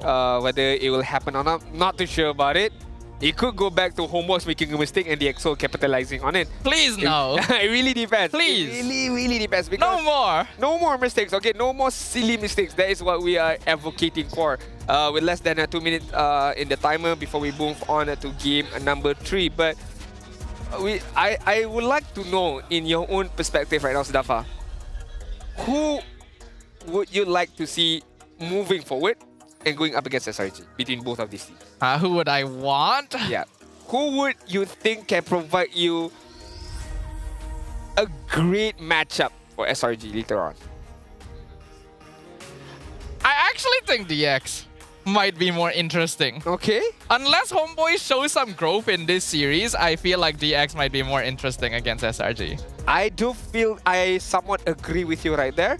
But if let's say HomeBois does makes it through, I would like to see more of this Bennett picks up. Yes. Just different kind of style, right? I just would like to see more of those kind of style and maybe forces SRG to be very iffy in the early stages. But hey, let's not talk about the future too much because we're unsure who's going to make it to the upper bracket spot, because we do have roughly still potentially, you know, full game extent. But if let's say HomeBois wins game number 2 and wins game number 3, that will be it. HomeBois is going to be the one facing off SRG OG later on. It does mean that whoever wins this next game is going to be the one dictating the pace of the series, because then they would be at match point and they are one step closer to claiming a slot to the NSC. And both these teams are going to be very eager for that. Talking from a more technical standpoint, based on the drafts that we have seen these 2 games, I think both these teams actually will operate the best in this particular matchup if they are able to draft lineups that are a bit more independent. It doesn't depend too heavily on like the team being together to make things happen. I agree. I definitely agree with you right there. That could be one of the ideas done by the teams, but we shall see later on. On the side of HomeBois right now, I think similar, just a bit similar with their opponent is to be consistent. Don't try to go overextending. Play a bit safer. Play for objectives. You know, less mistakes equals to more wins. So hopefully, that they can do it later on. Hopefully. I always hate it when we have to say hopefully. Why? Because we're unsure. Because we're unsure. Yeah. Like, why can we not be sure? Why is it every single time? There's just something about our team that just remains inconsistent. These are things that I really hope to see improve. These are things that I do not want to happen going forward, because I have so much respect for both of the teams on that stage right there. And I do not want them losing games because they messed up. But sometimes things happen, Sadafa. You do understand that, right? Sometimes things happen. Sometimes things just doesn't go your way, you know. You try to walk left, the iron hook comes left. You try to walk right, the epicenter comes right as well. At that point, you just report them, Winter. You try not to do anything where you stand still, you still get hit by arrow. So I don't know. Maybe it's just you, maybe it's game issue, maybe it's pilot issue. It's definitely a game issue. It's never a me issue, it's never a you issue, it's a game issue. Just put blame on the game. Yeah, blame the game. Blame the game. Alright, right now we can't blame the game because game number 3 has started with the draft. As we take a look, a different kind of draft right now. Hayabusa, Joy, as well as Kalia. Meanwhile, Badang has been banned out by the Exol with Chip and Fanny. So this opens up heroes like, once again, Baxia is still there. Harith is still there. No protection. So far, both of these teams have been able to find success on the red side of the draft. Both of the wins so far have been second pick. So now that HomeBois is back on first pick side, we'll see if they're able to adjust the way that they draft. With the Baxia first pick, they'll actually leave the Phoveus open for the side of DXS. This is a hero that has been banned out in the first phase in both games so far and has had a very high consistent win rate across the regular season of MPL MY. Phoveus. This is the first Phoveus of the day. That is very surprising because throughout the games previously, and of course coming into this game, Phoveus was banned out. So being given towards the hands of the Exol, I would like to see can they capitalize on this very, very strong hero with the help of SkyZ using that Harith later on.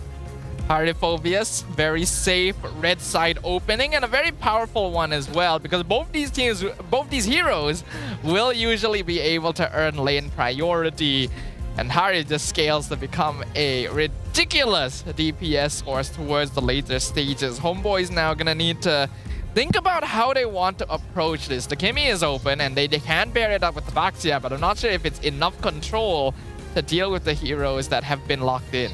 Yeah, good question. Very, very good question right there. And I don't think the HomeBois want to pick up a Farsa because I think that is a very easy target for the Harith to just open up the Zaman Force and eliminate the Farsa immediately. Hence why they opt to go for the Masha and also the Kimi. So with Kimi in hand, are they going to go a Franco-Kimi combination because they can flux the Voxia to the jungle right now? Franco, oh, the X-Borg. locked in early by DXS. I think that is a very, very smart decision. There's already a Masha and a Baxia to deal with. This already does very good for you.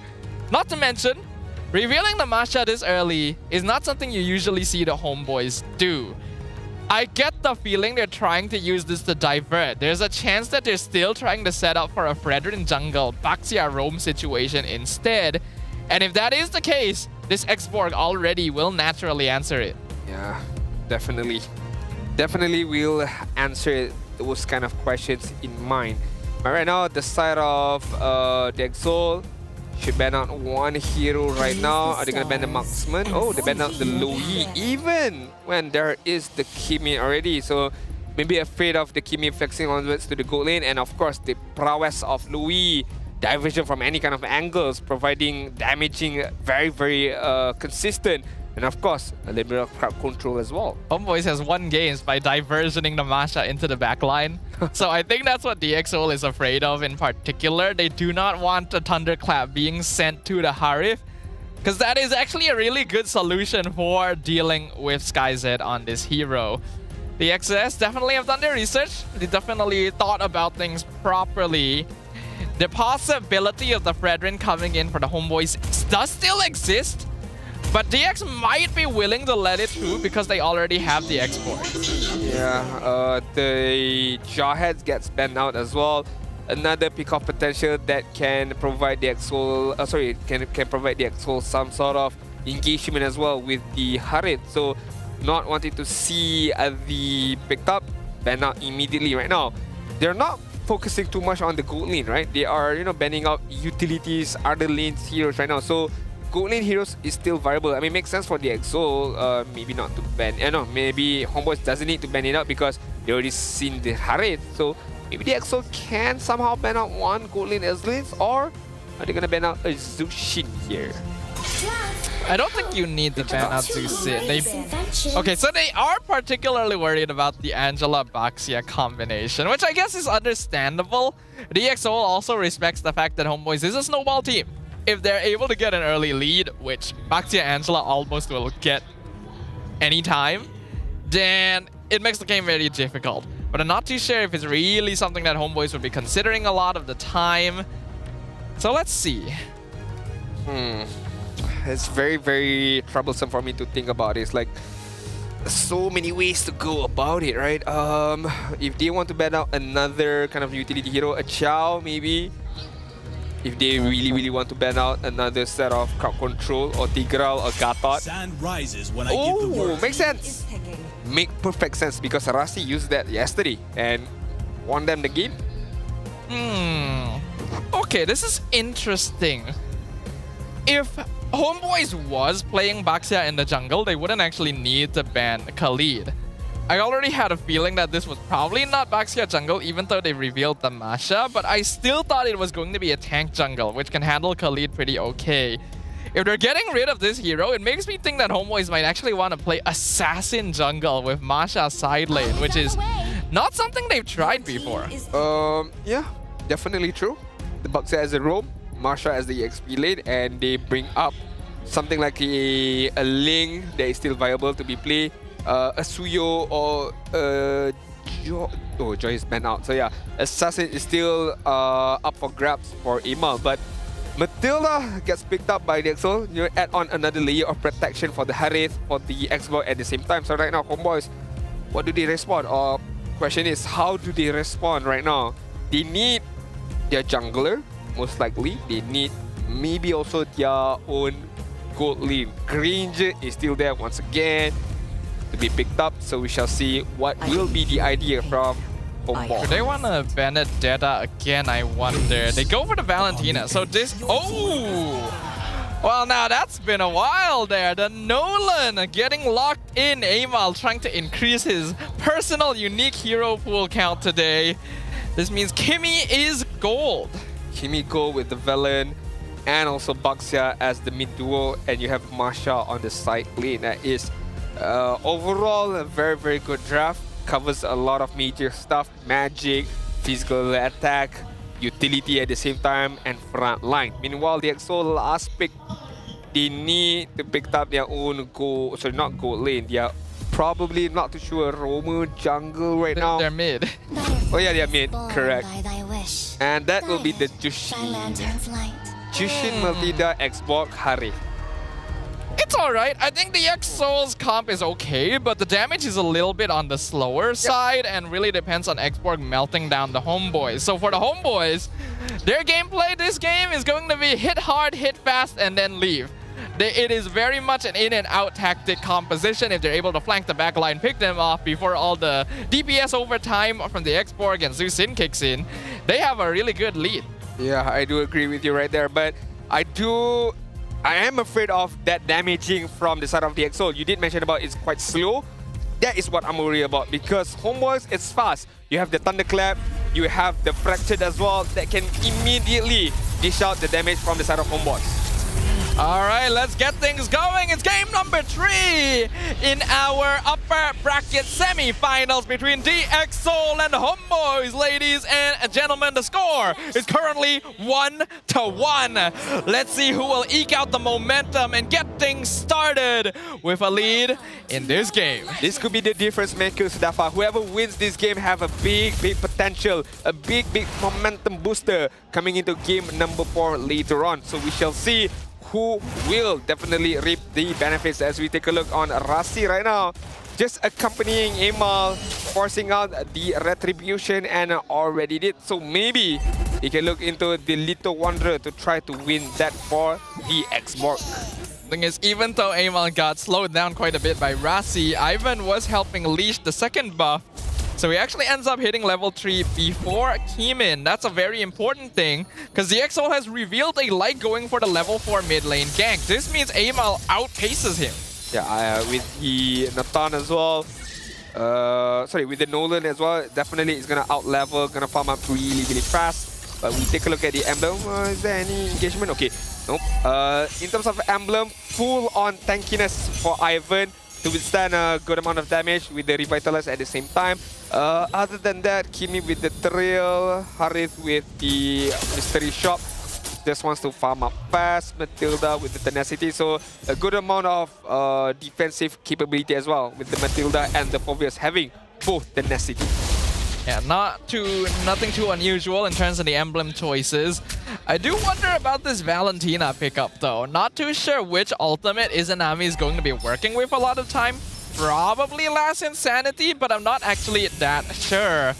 This is not a game you'd usually see Valentina picked into. I think you can still steal the Crimson Beacon, I suppose, be able to reposition yourself in the team fight. But then again, you're a Valentina. You don't want to stay too long in terms of in the team fights. You want to dash in, Shadow Strike, and go back out to just poke the enemy. So good question. Not too sure what ultimate is the Valentina is gonna steal. Still a possibility for the Circling Eagles, but so we shall see. Right now, the turtle dance for the first turtle has begun right now. Both gold laners are not gonna partake in this dance, so it's gonna be most likely a 4 versus 4. Keemin going to be the first one to hit level 5, and instantly HomeBois tries to engage. Last Insanity going to be stolen by Izanami. Not actually doing that much damage. Last Insanity in return from Keemin, but that means he no longer has his Viraga armor. Siska still holding up the front line with the Infernal Pursuit, surviving a good while, but Emal comes in, picks up the first blood, but Ivan gonna get picked up in return. Turtle taken away by the Nolan. Emal now looking to retreat. He's lost Izanami as well. It's gonna be a 2-for-1 trade, but HomeBois walk out with the Turtle. Is that beneficial for HomeBois? It could have been worse, I feel like. Losing 2 is still fine. You still managed to get the turtle, and your jungler is still alive. That is the main point, because jungle needs to stay alive to be able to farm up very efficiently. And speaking of efficient, look at Emal right now, level 7. Meanwhile, Keemin on the Xbox jungle is only level 5. So the difference in terms of mobility is hurting Keemin a lot. We know for sure that Nolan will clear jungle. Oh my goodness, the Fracture. Nearly one-shots Storm.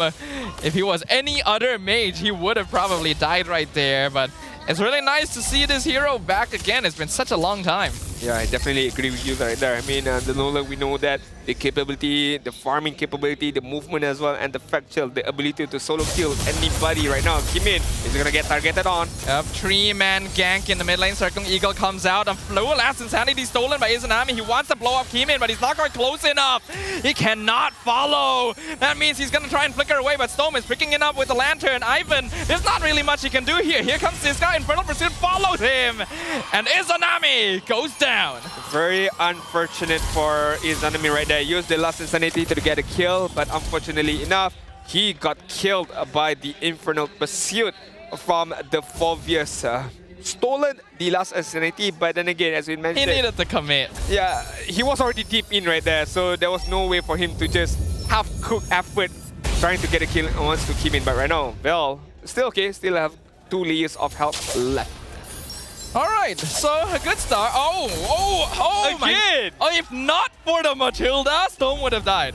If not for the shield coming in. Oh, Mel, where did you come from? Thunderclap! Just when we thought this thing got out and he picks up the double. Snipes Rasi out of the air. And they get the turtle. What was that? How and where did he came from? All the way from Indonesia. With the flicker, the thunderclap, and not getting a single kill, but a double kill at the same time. Kimin, the buff got stolen if I'm not mistaken. It did. Yeah. HomeBois are playing hard and fast, and that's exactly what I said they needed to do against this composition. The Exol picked up the X-Borg in advance, expecting another tank jungle to come out of the HomeBois, but they were prepared for it. This Nolan is outpacing Kimin by several leagues, and there's not a lot he can do about it. Yeah, nothing that he can do about it, but Vel getting that 2 kills on that mid side, that is a huge difference maker, because right now he can withstand up really well up against Siska in terms of level, in terms of lane control at the same time. But Kimin, this Xbox pick so far from minute number 1 up until minute number 6 is not, it's tough for me to say, but it's not providing much benefits for the side of the Exol, because if HomeBois go aggressive, there's nothing much you can do. You just have to wait for all of this ultimate has gone off, and then you can counter engage back. But then again, I mean, why is it tough for you to say? I think it's the truth. Yeah, but it's true. It's true. He can't do anything. But maybe there is still some kind of chance, because we're still early in the game, so we have to see what can they counter-react back. Because even with the last insanity, right, due to the sheer mobility of HomeBois, they can avoid it very easily at the same time. Exactly, that's the problem, right? That's why this X-Borg may have needed to be kept as a secret a little bit longer. I think the X-Sol was trying to preserve the mid lane matchup since they didn't know that yet, but it would have been better to wait a little more to give Kimin the right hero. Because, yeah, HomeBois just always will move fast enough to escape the last insanity. And it does look like Izanami is going to generally be using the X-Borg ult. Yeah, I mean, more skirmishes going on. Siska on the left, and right now Malcuti is not going to get dive upon, but look at Izanami, look at the Shadow Strike damaging as of now. Emal on the backhand. With the flicker, Thunderclap on Skyzed. Amal trying to jump to his own backline, not able to find it. And the Guiding Wind's going to pull Skyzed back to safety, but Rasi going to lose his own life in exchange for the shutdown on top of the Masha. Now Kimin trying to burn them down, but guess what? Melqt does it better. It's a double kill. It is a paintball party for Melqt to triple for HomeBois. That's a very easy combination coming in from the side of HomeBois, the side of Malcuti right there, just punishing left and right, the side of DXO right there. There was nothing that they can do anything about it, because Val immediately zoned out 2 members of DXO. That was Skyzed as well as Rasi, and left 3 other members of DXO to fight against Malcuti, to fight against Ivan, Amal at the same time, and also Izanami. So that won't work out well for DXO. So HomeBois right now, the understanding of their own job desk is providing a very much benefits for themselves. We said we wanted to see adaptations from the HomeBois, and they are doing that in droves. I'm loving the creativity and how they're approaching this, because you are right, Adin. Having Vel take away the main DPS of DXO was worth it, even if he lost his own life. We can see that Melqt actually burns down DX faster than Kimin can possibly do. Definitely. I mean, it's a win in the books of HomeBois, right? Even if Vel sacrificing his own life, but managing to zone out the Harith. That was a big win for the side of HomeBois. And right now, my goodness, get that damage. That's a phobious Amal. You're not supposed to be able to do that. Ouch. But he is nearly level 14. That is a 5-level difference on Siska. One combo and almost all of Kimin's armor just disappears. And this is a red flag for DxO, right? I mean, if a Firaga armor from the Xbox can immediately be taken care of, it's so bad as of now. In Siska. DxO gonna try and force the circling eagle. They found Malcute with the shutdown. But here comes Amal from the flank. Fracture gonna be flickered away from Thunderclap. Finds the Skyzed. Forces Zaman Force. He's gonna try and escape. Siska buys time for him, but loses his own life in exchange. It was a very intense fight, immediately popping off. Immediately when they noticed that Malcute opened up the ultimate, everyone dove on that Malcute. And right now, Storm again! He's keeping death like it's nothing right now. That's cheating of death. Thrice is the amount of time Ima tried to get a kill on Storm, but still not managing to do it. But so far, in terms of the stability, DxO proving that, okay, they still have the damage. It's just a matter of timing right now. What is the optimal time for them to go and try to get a kill against HomeBois? I think there really isn't an optimal timing. This comp is very slow. That is the big problem. And you know how we mentioned the team that drafts heroes that are more independent will probably have an advantage here? That is HomeBois in this situation. And they are doing a lot with the heroes they have. Yeah, I mean, as we take a deeper look at the itemization, right? A Sky Piercer on Malcute, wow, that's very greedy to be fair. Holy Crystal as well, and also Concentrated Energy. But hey, if it works, I can't complain right now. Rasi is gonna get caught out. Here comes the last Insanity. Izanami wants to engage, and Val is in the backline waiting for a chance to thunderclap in. Rasi explodes! Kimin gonna use his own last Insanity, chases down Val, gets a kill in return, but he puts himself in a really bad spot, and Amal will slice him in half. That's why I said, Val, it does not matter. For one single death of Val, he took away two members of DxO, and that's, again, a big win in my book. Lot is gonna march on in the mid side. HomeBois are gonna be well prepared to try to take at least one inhibitor turret out of the side of DxO. Lord gonna be crashing in mid lane. Amal working on the top inhibitor as well. Circling Eagle to chase him. Rasi just gonna play it safe, go back home. The mid inhibitor will fall. HomeBois should be happy with that. And they are gonna be happy with that and back off. There's no need for them to go deeply, you know, try to engage more or push the envelope. They have won that fight. They need to be able to wait for the next Lord. Meanwhile, DxO, it's super hard, man, because even Skyzed also, I don't see any way for him to be able to open up the Zaman Force and to just dish a good amount of damage without getting disturbed by either Baxia, by either Val with the Thunderclap. So that is one of the biggest pinpoint that DxO sells right now. A biggest problem that they have is Skyzed is not free enough to dish the damage that he can. I think the big problem is that DxO have just been outdrafted here. HomeBois have flexed their capabilities, they flexed their hero pool, and I think they've selected the correct composition to deal with DxO in this game. I was wondering about the Valentina initially, but the last Insanity is actually really good for controlling team fights for the HomeBois as well, since you can do it without running out of health compared to someone like Kimin. So, like you said, Adin, I don't think DxO has really any way of opening fights. So basically what we're trying to say as well, it's HomeBois game to lose right now. And the only way for HomeBois to be beaten is by themselves. If they make a huge blunder, if they make a very huge mistake, and DxO capitalize on that mistake. But so far, it's tough for me to say that they would make a mistake. Although it's not within the realm of possibilities, but we shall see. Look at the back line. Here comes the conceal. Ivan rolls in, collides with Siska. Vel just waiting for a chance to enter from the back line as well. Siska taking so much damage, tries to escape, but no, Malcute's waiting for him. Last Insanity comes out. Malcute with the double kill. Skyzed blown up by Siska in the back line. Kimin trying to run away, but it's not going to be quite enough. Loses the immortality. HomeBois are still 5-man strong. Vel blows up another one. Was that a hero? It wasn't to this Masha. HomeBois have done it. They have broken through. It is now a 5v1 defense, and there is nothing Kimin can do. Game number 3 goes to the HomeBois. Game, set, and match, boys and girls. That game was immediately won once the draft has ended.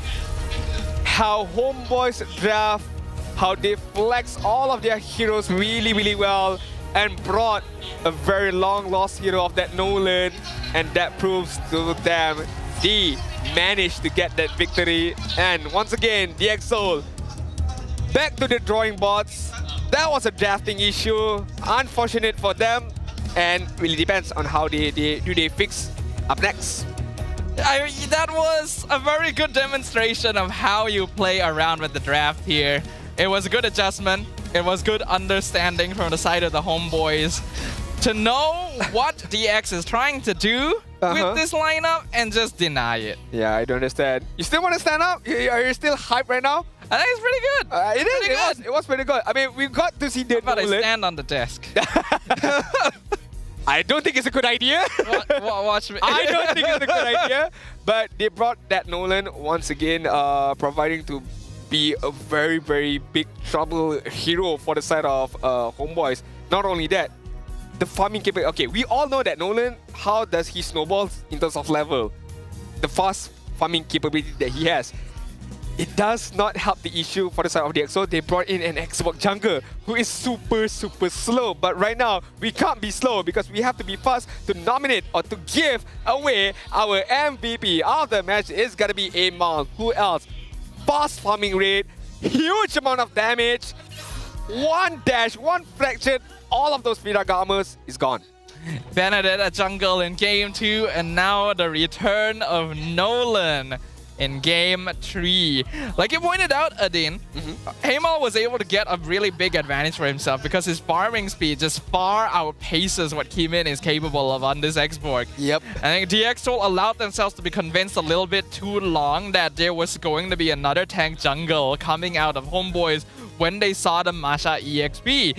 And that is exactly what HomeBois wanted them to think. That is why they picked the Masha so early on, even though it's not something they usually do. You would think that it reveals too much in the draft, but for them, it revealed exactly what they wanted to. This is the benefit of having players within your team who are capable to play multiple heroes that well. And this is one of the biggest advantage that HomeBois have this season. They have a player who can play Masha EXP lane very, very well. You have a few Baxia players, I would say so. Ivan can do it very good. Amal could do it very, very nicely as well. And then you pick up a Kimi, who again, you're not unsure where she's going to go. Is it going to be the gold lane or is it going to be the mid lane side? And all of these flexible heroes possess a big question mark to the EXO. Where are you going to go? Because different heroes goes to different kind of lane, have different strategy to be counted upon. So the EXO, they just had to gamble, and unfortunately, they gambled wrongly, I would say. I mean, first of all, lacking of speed in terms of farming, that is main priority for Kimin right there. Second of all, damage. Where does this damage come from? You might say, yep, SkyZ with Harith. Makes sense. But then again, SkyZ, Harith cannot go in this team fight. Even if he opens up the Summon Force, he's just gonna get eaten away by the Baxia. I think it was just very creative, the way HomeBois approached this draft, and they read DxSoul like an open book, and that made the game a lot easier for them to play around. DxSoul, again, are just a bit too slow. They don't have enough damage. All of it relies on SkyZ, really. Everyone else can only really DOT over time, and HomeBois do not have that same issue. Amal can just walk in, blast most of someone's HP gone, and then leave. Vel can do the exact same thing. When you play an Xborg composition, you usually want to play it front to back. The Xborg is there to slow down and control the pace of the fight. But if he's not able to do that, then it really doesn't do anything. Yeah, that is very true. A bitter truth, but hey, that is the truth right there. He can't really do anything about it. You would think that he would rely on the Firaga armor.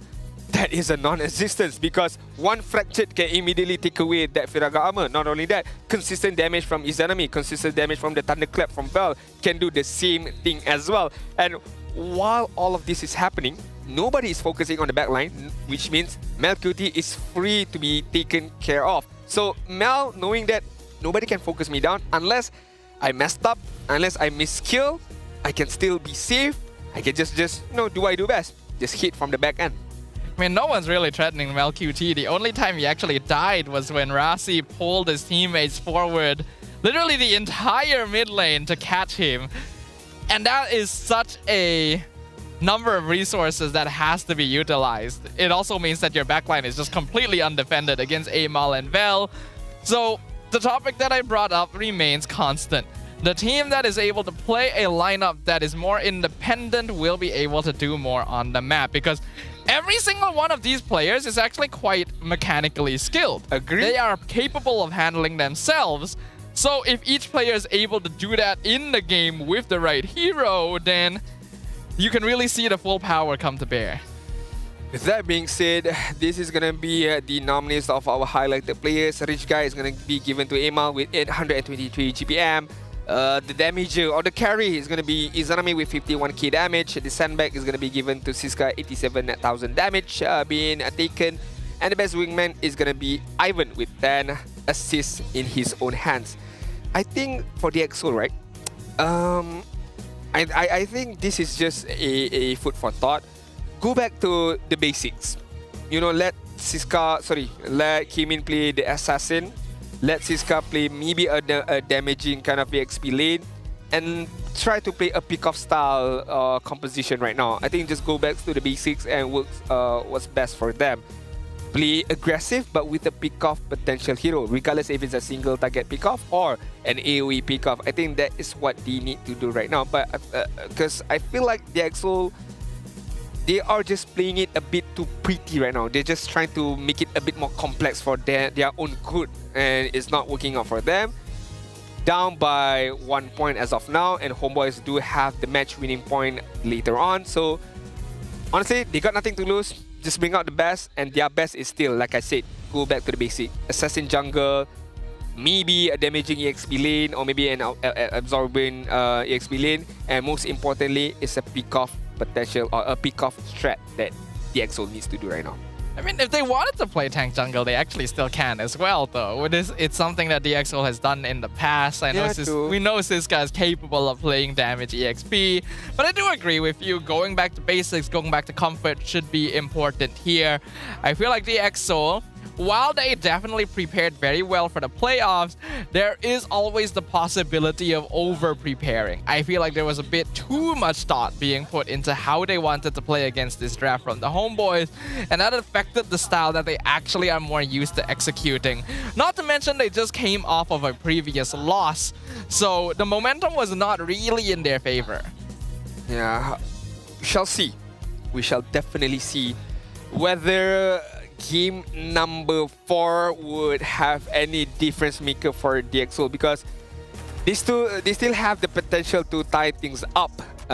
We saw that how they managed to win game number 1 very effectively, very convincingly as well. They could roll back that time into game number 1, but so far in terms of momentum base, HomeBois definitely have the biggest momentum, winning game number 2 and winning game number 3 in a convincing fashion. So in game number 4, I feel like Coach Erpang and Coach Jasmine also kind of understand already, okay, this is how DxO is going to draft, this is what their main priority is. We let them go of this hero, they don't pick it up. We let go of this hero, they pick it up immediately. So they do understand a bit of the prioritization in terms of the draft for the side of DxO. So in favorites, if again I would put up a poll, I feel like a lot of people would vote for HomeBois, but I'm still not counting DxO out as of yet. Yeah, we definitely can't count them out. This is a team that is capable of coming back from deficits, but I think this is going to be a pretty new situation for the team.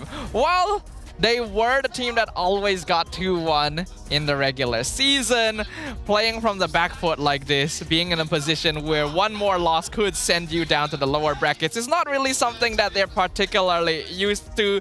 So hopefully they can prepare for the next game a little bit better. But we also want to remind you guys to prepare for what is going to be coming up soon, and that is Playoffs Phase 2. The tickets are going to be released at 8 p.m. on the 1st of June. That's today, right? Yeah, that's today. Today! Less than 3 hours to go, I feel like, so be ready with multiple devices. Make sure you have a lot of devices logged in, try to get the tickets, so good luck to you guys. But right now, we do have to head over to PUBG, because we do have a small segment for him to introduce to you guys, maybe some news. So let's hear it from OG. Betul, Lafel, betul. Tapi ini bukanlah berita daripada semua pelosok negara. Ini adalah berita pasal semangat ketiga untuk pemain DX Soul. Dan bersama saya sekarang adalah kawan-kawan daripada Tadika untuk Kimin. Percaya tak? Percaya tak? Percaya tak? Saya Poji sekarang bersama dengan kawannya. Siapa nama bang? Zarif. Zarif. Okey, dekat sebelah ni siapa? Ling, Lolita, Balmon, Belerik dan sebagainya. Kawan-kawan dia semua adalah orang-orang Mobile Legend bang-bang. Okey, Abang Zarif. Apa perasaan tengok Kimin dah sekarang main dekat pentas terbesar? Bangga sebab Kimin dah lama dia nak try masuk MPL ni. Oh ya? Yeah. Boleh cerita tak sejarah macam mana kawan dengan dia daripada sekolah rendah ke, Tadika ke? Daripada sekolah rendah sebab dulu kecil-kecil selalu main game kat CC je. Lepas tu kena marah dengan mak ayah ni. Tapi dia teruskan bermain? Teruskan bermain. Abang baik balik? Terpaksa balik lah. Tapi okey, kalau ikutkan kenangan manis lah abang dengan dia. Mungkin ada panggilan manja ke untuk kawan-kawan sembang dengan dia? Tak ada, memang panggil Kimin juga. Panggil Kimin juga? Dulu, tak ada, memang panggil Kimin juga. Okey. Kalau bolehlah abang nak cakap something dekat dia yang tengah senyum-senyum dekat atas tu. Apa yang abang nak sampaikan dia? Kimin, kau kalau tak main elok, balik buat rambut mulut macam abang. Mungkin. Nak cakap apa kat dia? Semangat bang, semangat. Min, kalau boleh menang lah masuk MSC kan. Sebab kita orang dah banyak kali viral ni. Jadi itulah semangatnya sebab dia orang dah banyak kali datang. Pada mereka yang tak tahu, dia datang daripada jauh tu. Datang dari mana bang? Dari Senawang. Dari Senawang, bukan dekat malah nak cerita lah. Semangatnya sampai bukan sahaja kawan, ada ahli keluarga juga dekat belakang ni. Ada juga fan-fan club yang dah mula tercipta demi DX Soul. Mana suaranya dekat belakang ni, DX Soul fans? Inilah semangatnya, ini pentas kebanggaan kita, fan, keluarga, semuanya ada. Pentas dah pun bersedia untuk pemain-pemain kita. Inilah masanya pembuktian match point untuk DX dan juga HomeBois. Tanpa melengahkan masa, let's go to the caster. Hey, it must be fun to have friends, you know, supporting you on stage. Yeah. Bringing up banners. You know, childhood story friends. You know, playing in your own cyber cafe and such. So it must be good to have friends, right? What's a friend? I've never heard of this term before. This is a new term to me. Could someone explain to me what is a friend? A friend. Oh my god, so hard to get one of those DZs, right? Where do you buy them? How much does it cost? How much does it cost? Does it come with a pack or how does it work, right? I don't know. Okay, to be fair, what I know is HomeBois, whenever they get first pick, they can win. DX Soul as well. So right now, if we rely on that fact itself, it looks like it's going to be a HomeBois victory. But hey, let's take a look at the keys to victory because DX Soul, they need to be able to play towards SkyZ. I do agree with that. Keep ML under control so far with the Nolan. Very much uncontrollable. Don't let HomeBois take initiative. Siska and Rasi needs to keep Ivan and Vel in check. And they need to go back to basic. Don't complicate the draft too much. I mean, all of this makes sense. SkyZ is going to be the main carry and has proven himself to be capable of really turning games around as long as he's given the space. Amal, as a player, should not be allowed to have as much freedom as he did in these past 2 games. His jungle pickup was being kept until the very end, which is very smart from the side of HomeBois to make sure that he can just basically do whatever he wants. Even Ivan and Vel, Siska and Rasi are all very important players that play very similar roles of holding space and creating opportunities for the rest of their team. So there's a lot of things that the EXO needs to keep in mind going into game number 4, but they've proven that they are capable of winning. It's just whether or not they can adjust to the new surprises that HomeBois has thrown at them. Definitely, I agree with you right there, 150% Sadafa, but we have to dive into game number 4. This is a game winning point or a match winning point for the side of HomeBois. As we take a look, this is game number 4, 2 points for HomeBois, only 1 point for DX Soul. Take a deeper look at the draft. Hayabusa ban out. Joy ban out, as well as Kalia. Two Very big fast. focus on the jungle of DXO right now and opening up for the side of HomeBois with the Kimi. We previously mentioned that after game 1 and 2, the win rate was 100% for the red side, but then HomeBois broke that streak by actually taking game 3 on the blue side. Yep. And it looks like they've actually decided to stay on the same side for game number 4 as well.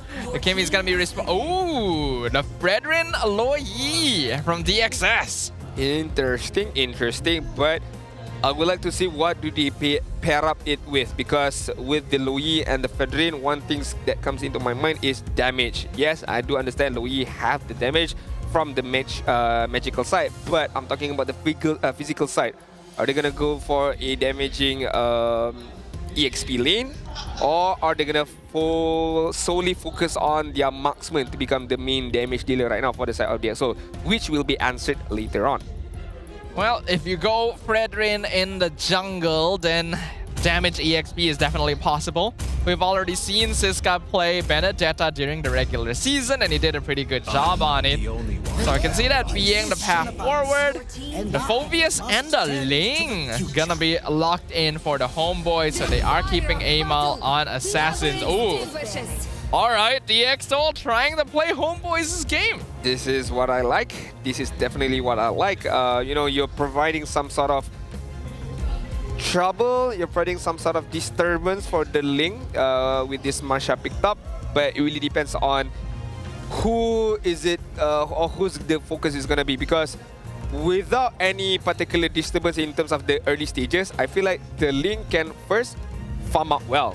Second of all, gather all the purple buff that he can, and once the first item has been picked up, that is when the moment for the Ling to shine. But so far, a lot of the Lings that I've seen nowadays, they don't need to wait for that first item. Immediately once they get level 4, they can rotate mid side, try to win that lane, or try to go for the side lanes.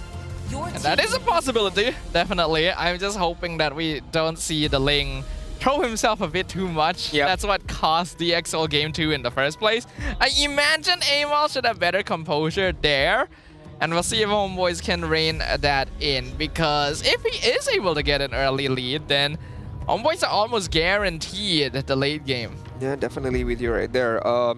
As we take a look at bans from both sides, Matilda as well as Badang is going to get banned out. So no Fedrin Airlines for the side of DXO. We know that it's a very, very scary combination. Badang, I think, is a very good ban in general. We know that the disturbance that he can provide with the Fist Crack as well as Fist Break at the same time, just to disturb the positioning. And of course, Ling, if he gets hit also, he can get knocked out of the the wall that allows him to not be able to jump around immediately. 1-1 standard ban, I feel like, and of course could be a respect ban at the same time. But couldn't DX play 1-1 themselves? Could be. Like, yes, 1-1 is a good counter to the Fredrin, but if you just lock it in, then Fredrin actually kind of works with you instead. So DX is planning a different gold lane matchup. Jawhead going to be the final ban from the side of the HomeBois, and now DXO need to make a decision. They're looking for their roamer and their gold laner. Roamer and gold laner right now. They're gonna go for the roam first. That is gonna be the Chow. Now you make sense, because you pick up the Chow. If let's say you did not ban the 1-1, you could pick it up in the 5th pick. Yeah. And then it pairs up really, really well with the Chow. You know, giving you a target for you to be able to get your crossbow attack. So I'm not too sure. Maybe they just feel like this 1-1 will disturb their own idea that they have right now. We shall see later on. At least they are setting up for SkyZ, right? That was one of the keys of victory. Play towards SkyZ. They're specifically keeping his hero until the very end to make sure that he has a good laning experience. I think they probably just want to make sure whether the Kimi is mid or gold or not. But is that really going to be the most crucial issue? Let's see. Right. Last 2 picks for the side of HomeBois. They're gonna get picked up the Beatrix and the Franco. The traction hook is back, boyos! The traction hook is definitely back, and from the side of DXO, gotta be careful about it. Not only that, with the Beatrix as well, the Bennett Rage, the Render's Apathy at the same time, a lot of damage that can come from any kind of angles. You have the Ling, you have the Kimi, and you have the setup from the Franco as well. Gosh, that is very, very scary. This is a HomeBois original right here. But the funny thing is, when HomeBois tried to do the traction hook combo with Beatrix, they actually lost that game. Yeah. So it looks like they're looking for a little bit of revenge for this particular lineup. Their scaling is just really good in general. And Bruno going to be picked up by DXS here. Bruno, huh? Okay, I don't mind. I'm not saying that it's a bad hero. With the Louis as well, are they gonna focus on split pushing? Are they gonna focus on just turrets for now? You know, just sending the Bruno in an off angle on the top lane, on the bot lane. Just try to win their way in terms of the map control. That could be an idea, but you have to be careful. With the HomeBois draft, you know that they are gonna be very, very active early on. They are going to be very, very active, but DxSoul actually has tools for stopping activeness and a good amount of damage on their hands as well. So I think this is actually pretty balanced. It all comes to execution. Which of these two teams will be able to outmaneuver the other? Which will be able to solidify their position in the upper bracket finals? Only one path lays forward as the curtain draws once again on the land of Dawn. Game winning point for the side of HomeBois. All they need is one more victory, one more point to secure the upper bracket spot, and they shall face Selangor Red Giants OG Esports. Ivan very early on protecting Amal, ensuring that he has a good time farming, but look at Storm. Storm, you need to stop doing this. Storm, just back off. I know you want them. Oh, Ivan! What? What? Oh my god. Holy! That was incredible! You did warn Storm, to be fair. You did warn Storm, to be fair. Storm, please stop. Just back off immediately. But not like that. What technique is that even? That's like the unseen hook. He didn't even see it coming. A flicker hook combination that allows Ivan to get the first blood, and he wants more right now. He's Ooh, so scary. So close. So scary. So close. Playing mind games right there with SkyZ. But good lead right now from the side of HomeBois, managing to get that kill. As we take a look just now, I saw Fovius with a lot of fighter emblems, but we take a look at the Oh yes, please, thank you. The flicker combination right now. A lot of damage, and just waiting for the time. And then, wow! Perfect. That was perfectly timed. Perfect combination. If the timing of that was just, oh no, it's got, oh my god, Ivan! Wow. Ivan, stop it! Yep. This is definitely true. What Coach Jasmine said is definitely true. Kimin gonna get knocked off. The taunt falls on Amal, but he'll just dash away. Infernal Pursuit doing some damage. Kimin has to dash away. Taker forward fell. Unfortunately, Ivan jumps to the wrong person. Hook going to miss. Kimin still in trouble though. But here comes the rest of DxSoul to punish Val. Can they find him? Yes, they do. One more hit is all that it was needed to kill off the Fedrin, but Val could not find those hits up against Fedrin just now. But to be fair, what Jasmine said is true. He is training Ivan to become somewhat like a E-Duck right now. The Franco hooks are now is just very insane, and DxSoul gonna be more wary right now. So I'm gonna eat a lot of damage, but Izanami used his ultimate there. So HomeBois are not gonna try and contest this turtle. They give it over to Kimin.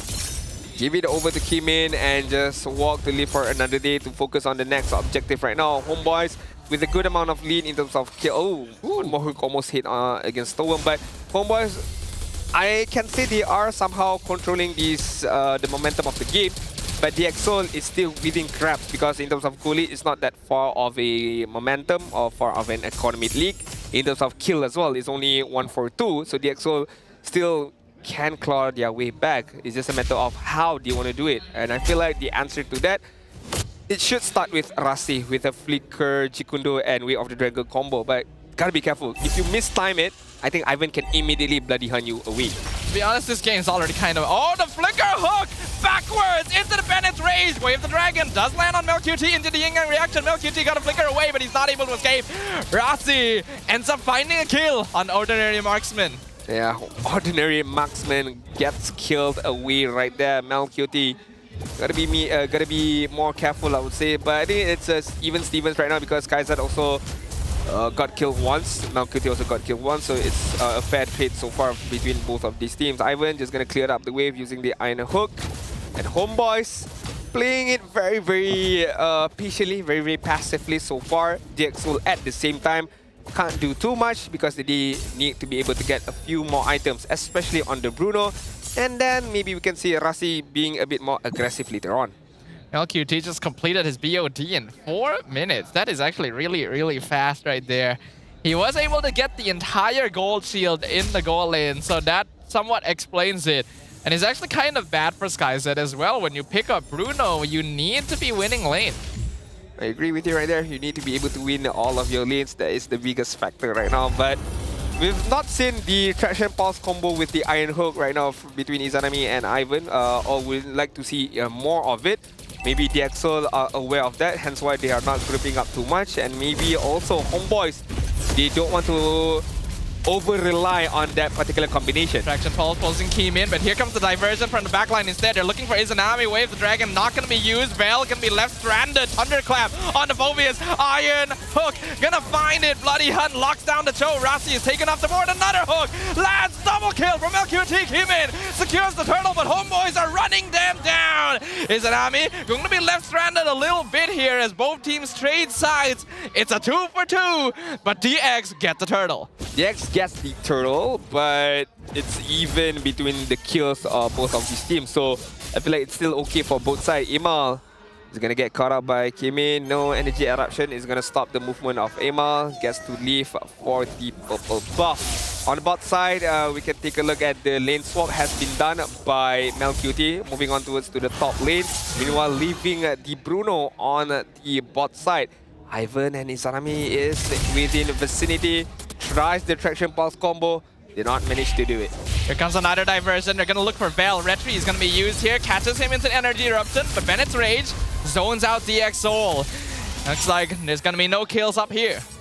No kills, but good effort to be fair. Good effort from them trying to get a kill. There is the kill mid. Bloody Hunt locks down Rasi, and Izanami pelts him to death. That's a very easy combination from the side of HomeBois and very good interaction as well. Knowing that, okay, nothing is going to happen on the top side, so we focus on the bot side, on the mid side. Try to get a kill of Rasi, knowing, again, one Bloody Hunt is all that it needs to take him away because they know the damage is there right now. There's the Traction Hook. Kimin gonna be the unfortunate target. No Bloody Hunt though, so he's fine. And Siska comes in from the flank to chase HomeBois away. Live to see another day. Ranna's apathy against Storm almost taken care of him. One hook on the bot side, did not hit, but diversion right now. Yeah, they're gonna go for Ivan here. Winter Crown comes out from the Franco, and here comes the Tempest of Blaze. Amal looking for the damage, but the Appraiser's Wrath connects with him, so he has to dash backwards. Rasi and Vel standing in front, eating damage. MelQT flickers in, picks up the killing spree. They leave top side right now, and Siska can get that turret away without any particular problem, but the bot side is not done yet. More action pack. Oh, how does that actually connect? Bloody Hunt on Kimin, and Izanami gets a kill. That's a very easy hook by Ivan, just a straightforward hook. Gets the kill, and now they focus on at the next turret, and that could be the mid turret. Look, the positioning of Ivan right now just doesn't care on the backside, but he has to care. The DPS of DXOL is actually starting to ramp up somewhat. You cannot count out Storm and SkyZ, especially if they're setting up for the diversion. They're going for the purple buff. It's a 3-man teleport. They're finding Izanami, but the Bennett's Rage secures the mega kill. This guy comes in with the Thunderclap and blows him up. But MelQT running away. Another Thunderclap comes out, shut down for Siska, and he will eventually be punished. It is a 2-for-3 trade. Value for money right there from DXOL. Yes, he managed to get a kill, but sacrificing 3 lives of them. I think it's not what they wanted, but at least they managed to get a kill on MelQT. I think that is the biggest win for them, and it allows DXOL to get another turtle. Yep, one more turtle just for the taking right now. But Imal, very smart, understanding this. He tries to steal away the purple buff, but does not want to commit the retribution right there. One thing to worry about for DX is that Amal has not actually died yet this entire game. He actually has an EXP lead on Kimin, so this Ling has actually been keeping up farm pretty well overall. even if DXOL does have the gold lead,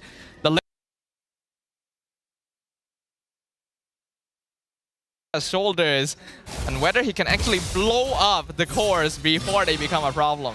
I agree with you right there. Not getting a kill onwards to HomeBois junglers, which is Emal, is going to be a bit of a problem. Diversion, nobody's going to come in. But they do find one. Vel a little bit too deep. He's already dead before the fight can even get started.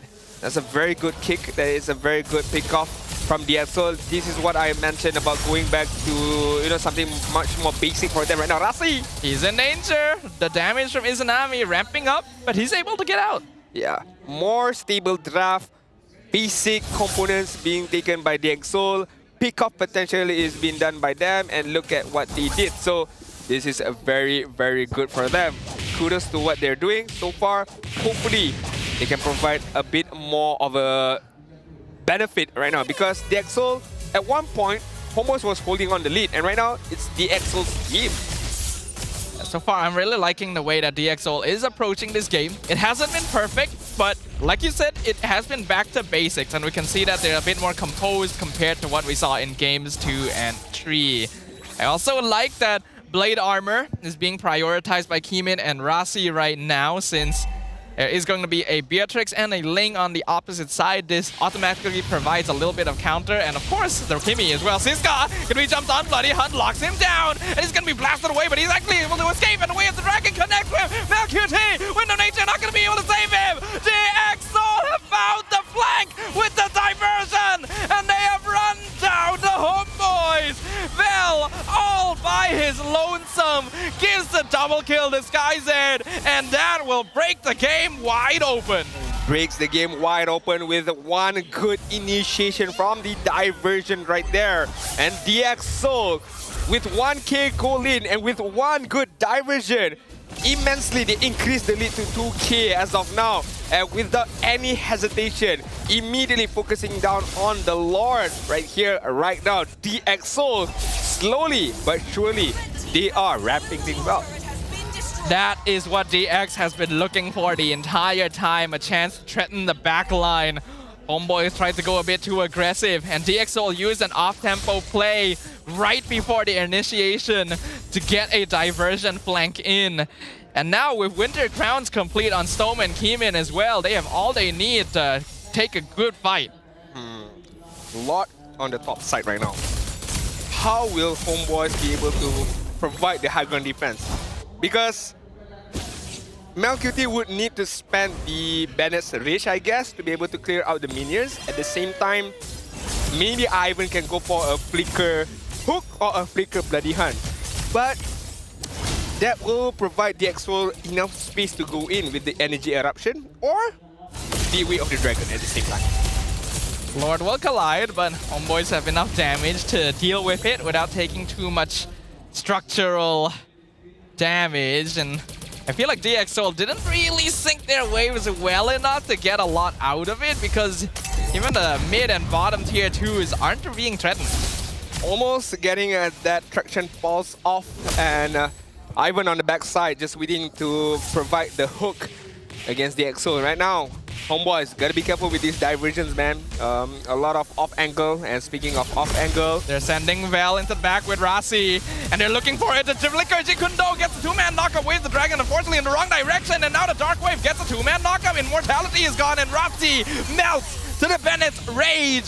HomeBois response in kind. Yeah, this is what they wanted. HomeBois knowing that, well, somehow knowing that the diversion has been popped off, and they backed off immediately right there. Good reaction timing. Oh! They found him! That's Iron Hook into the Bloody Hunt, and Storm is in trouble. Winter Crown comes out, but a killing spree. SkyZ is doing so much damage. HomeBois are not ready for it. MelQT, why are you still here?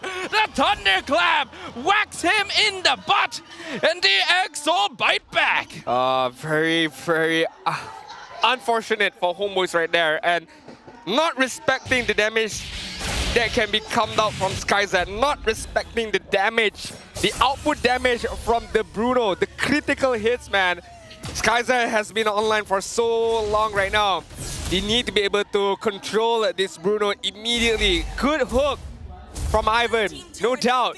but just the damage is not enough. And the target, it was not the Bruno. So Ivan right now gotta shift his focus, gotta try his best to find the Bruno and immediately take him out.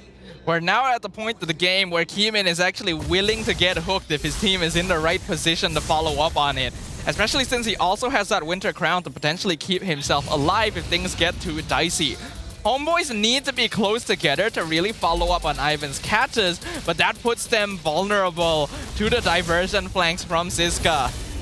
This is something that DxSoul themselves were afraid of in the previous draft. That's why they banned out this Lo Yi when Vel locked in the Masha. Another diversion. They're looking for the backline once again. This time, they actually decide not to take it. They keep HomeBois scared, and Keeman gets the Lord for free. Izanami's already used his Wind of Nature, but Rasi did use his kick as well. Keeman pops the Winter Crown. Dark Wave lands on 2. SkyZ gonna be the target of Vel. He's trying to follow with the Infernal Pursuit, but it's not quite enough. SkyZ Satsamo flickers forward, gets a 2-hit combo. Double kill for SkyZ, and they found Melcuti as well. It's a triple for the Bruno. A maniac for the goal laner of DxSoul. Wow. Wow, wow, wow. Again, I didn't mention if HomeBois fails to find SkyZ, they fail to win the game immediately. It's Izanami almost getting taken care of, but it does not matter. The Crystal is gonna get gunned down, and that is gonna be game number 5. We're gonna go for a full extend, best of 5. As we all know, this is the branding of DxSoul. Regardless of whatever it is, they have to go to the full extent. They gotta go to the full series. Neither of these teams willing to give an inch, and now a single game is the difference maker. HomeBois and DxSoul one step away from meeting SRGOG in the upper bracket finals. Who would have thought that it came down to this? It came down to this close of a game for the playoffs match number 2 between DxSoul and HomeBois. We went with an amazing performance by DxSoul in game number 1. Game number 2, game number 3, HomeBois came back with a better draft, with a stronger way of victory. Game number 4, you can't count DxSoul out yet, man. Come on, that was intense. HomeBois brought in their A game. HomeBois brought in their A strategy with the Traction Pulse Iron Hook combination, a link for Amal as well, but it did not matter because Bruno, once he was all farmed up, that's what he does. 2-hit damage, immediately kills off the opponent and immediately provide the space for DxSoul. This is the composure we were waiting for from DX. They just needed to lock in. They just needed to wait for the right time. And well, that was one of the keys to victory, right? Play for SkyZ. Yep. And his Bruno was really hitting hard. Unfortunately, we did not get to see a lot of traction hooks at all. We also got to see not the Savage. That's unfortunate. I thought we were about to get a third Savage from the same player in the same season, but I think he's perfectly happy with this victory. So we are gonna go ahead and give him the MVP as well. If Izanami is LaFell's boy, this is my boy. This is my guy right here, SkyZ. Give him whatever maximum is there out there. Give him the space that he needs. And this is what he's gonna do. He's gonna demolish. He's gonna deal a good amount of damage to the opponent right there. And one of the things that DxSoul did in game number 4 is goes back to basic. Go back to basic, man. Pick up the Chow. Look at how the pickup potential did them really well, and how they counter engage even if they get hooked. As long as it's not SkyZ, they're happy about it. Seriously, man, when we see this game, we really understand why DX banned the Lo Yi in game 3. Yep.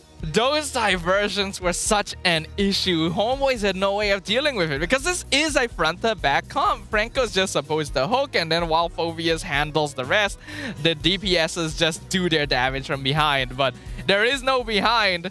If Vel and Rasi are constantly like breeding up the back, not Vel, Siska, So that was really smart. I think the EXO handled this draft, handled this game really, really well. I definitely agree with you right there. I mean, you can't, not see the efforts from Siska with the Masha as well, providing damage, providing vision, just providing the overall presence to not allow Izanami to participate in much of the team fights, to not allow Malcuti have in the best terms of positioning, and of course, once HomeBois did not manage to find where SkyZ is or to be able to lock him down, that is when the trouble starts to brewing with the amount of damage that he has, the Berserker Fury, the Husk Claw, and of course the extend range with the Malefic Gun as well. So all in all, HomeBois on paper and what they did early on is good.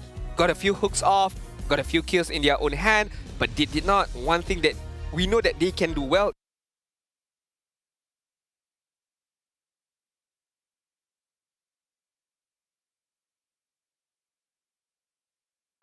with the items that he has, it was a non-factor for the side of HomeBois. It actually looked kind of scary for DX initially, because Malcuti got the entire gold shield in the bot lane before SkyZ could even touch his tower. The Beatrix had a BOD in 4 minutes, which is ridiculously fast, and HomeBois have a composition that's able to follow up on it.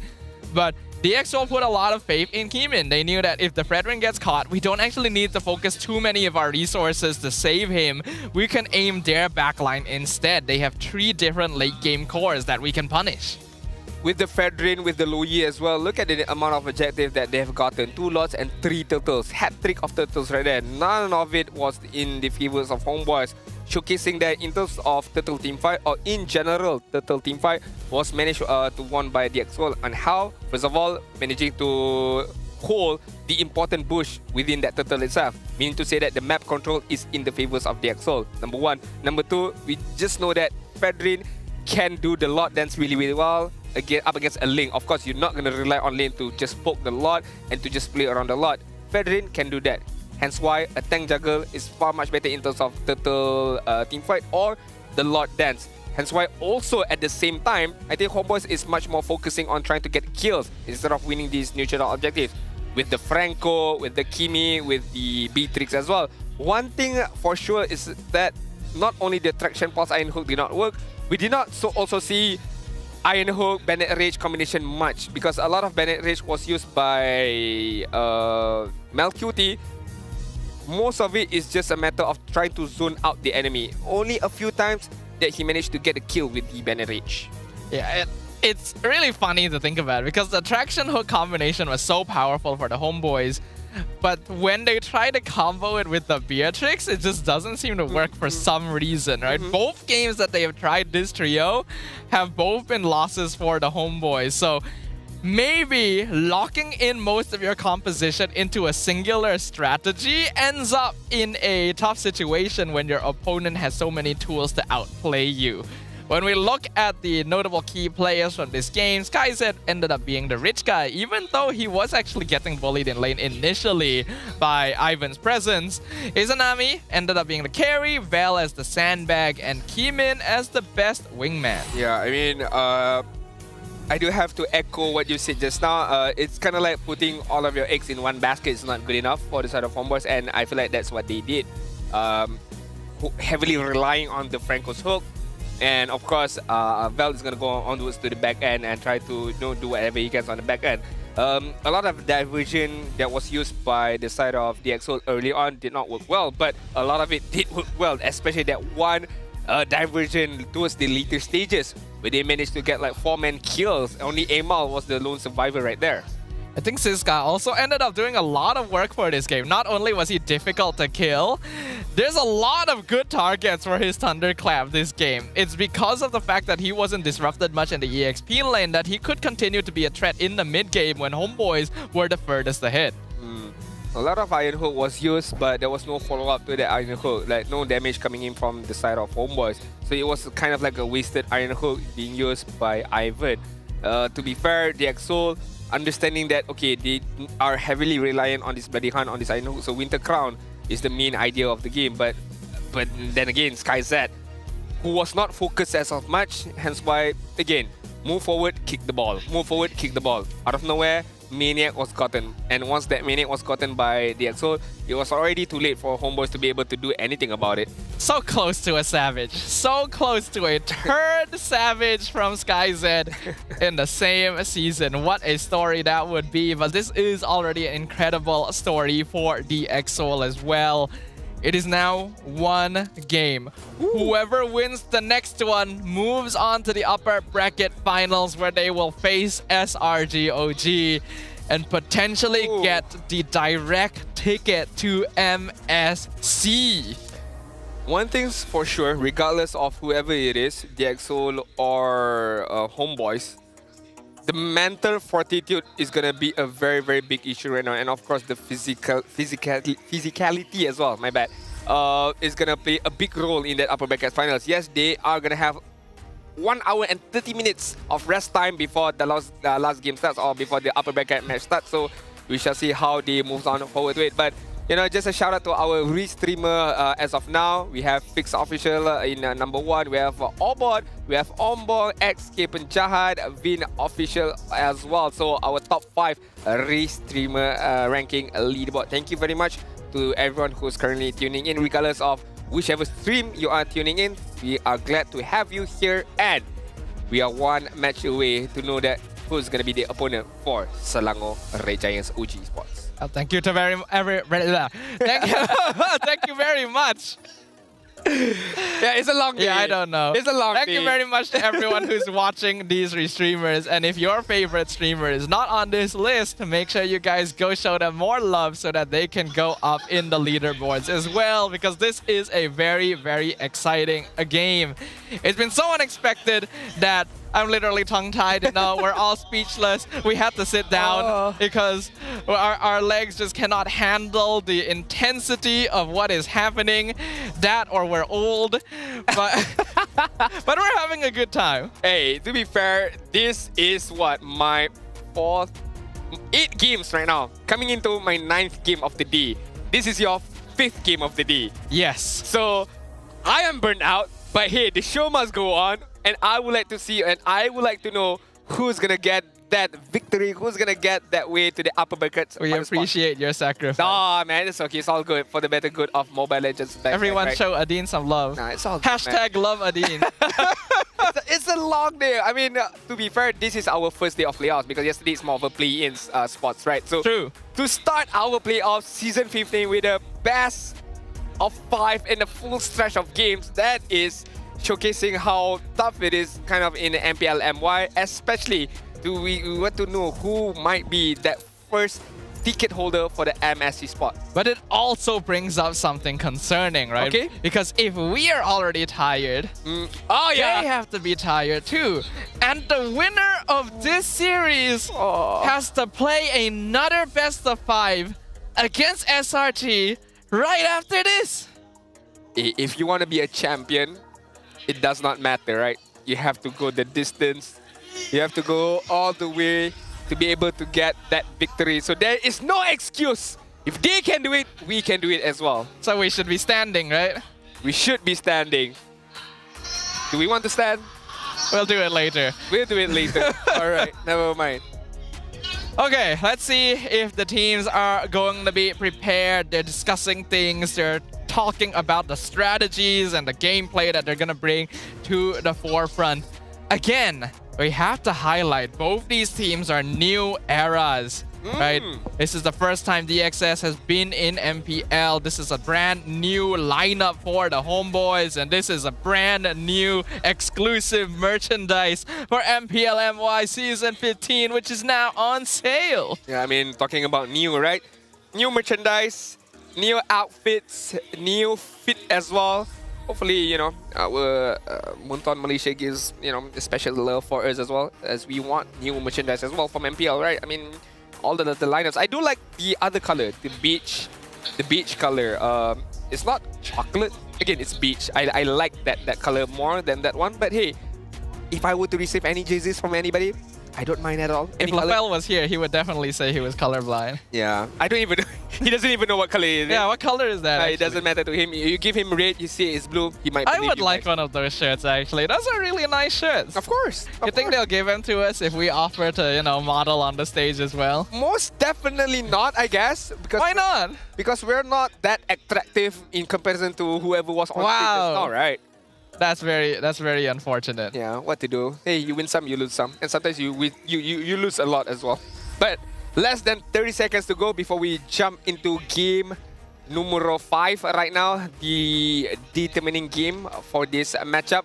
So that's what we like to see. You've seen a lot right now, but what more do you want to see, my guy? I want to see good gameplay. Okay. I want to see interesting hero picks. Okay.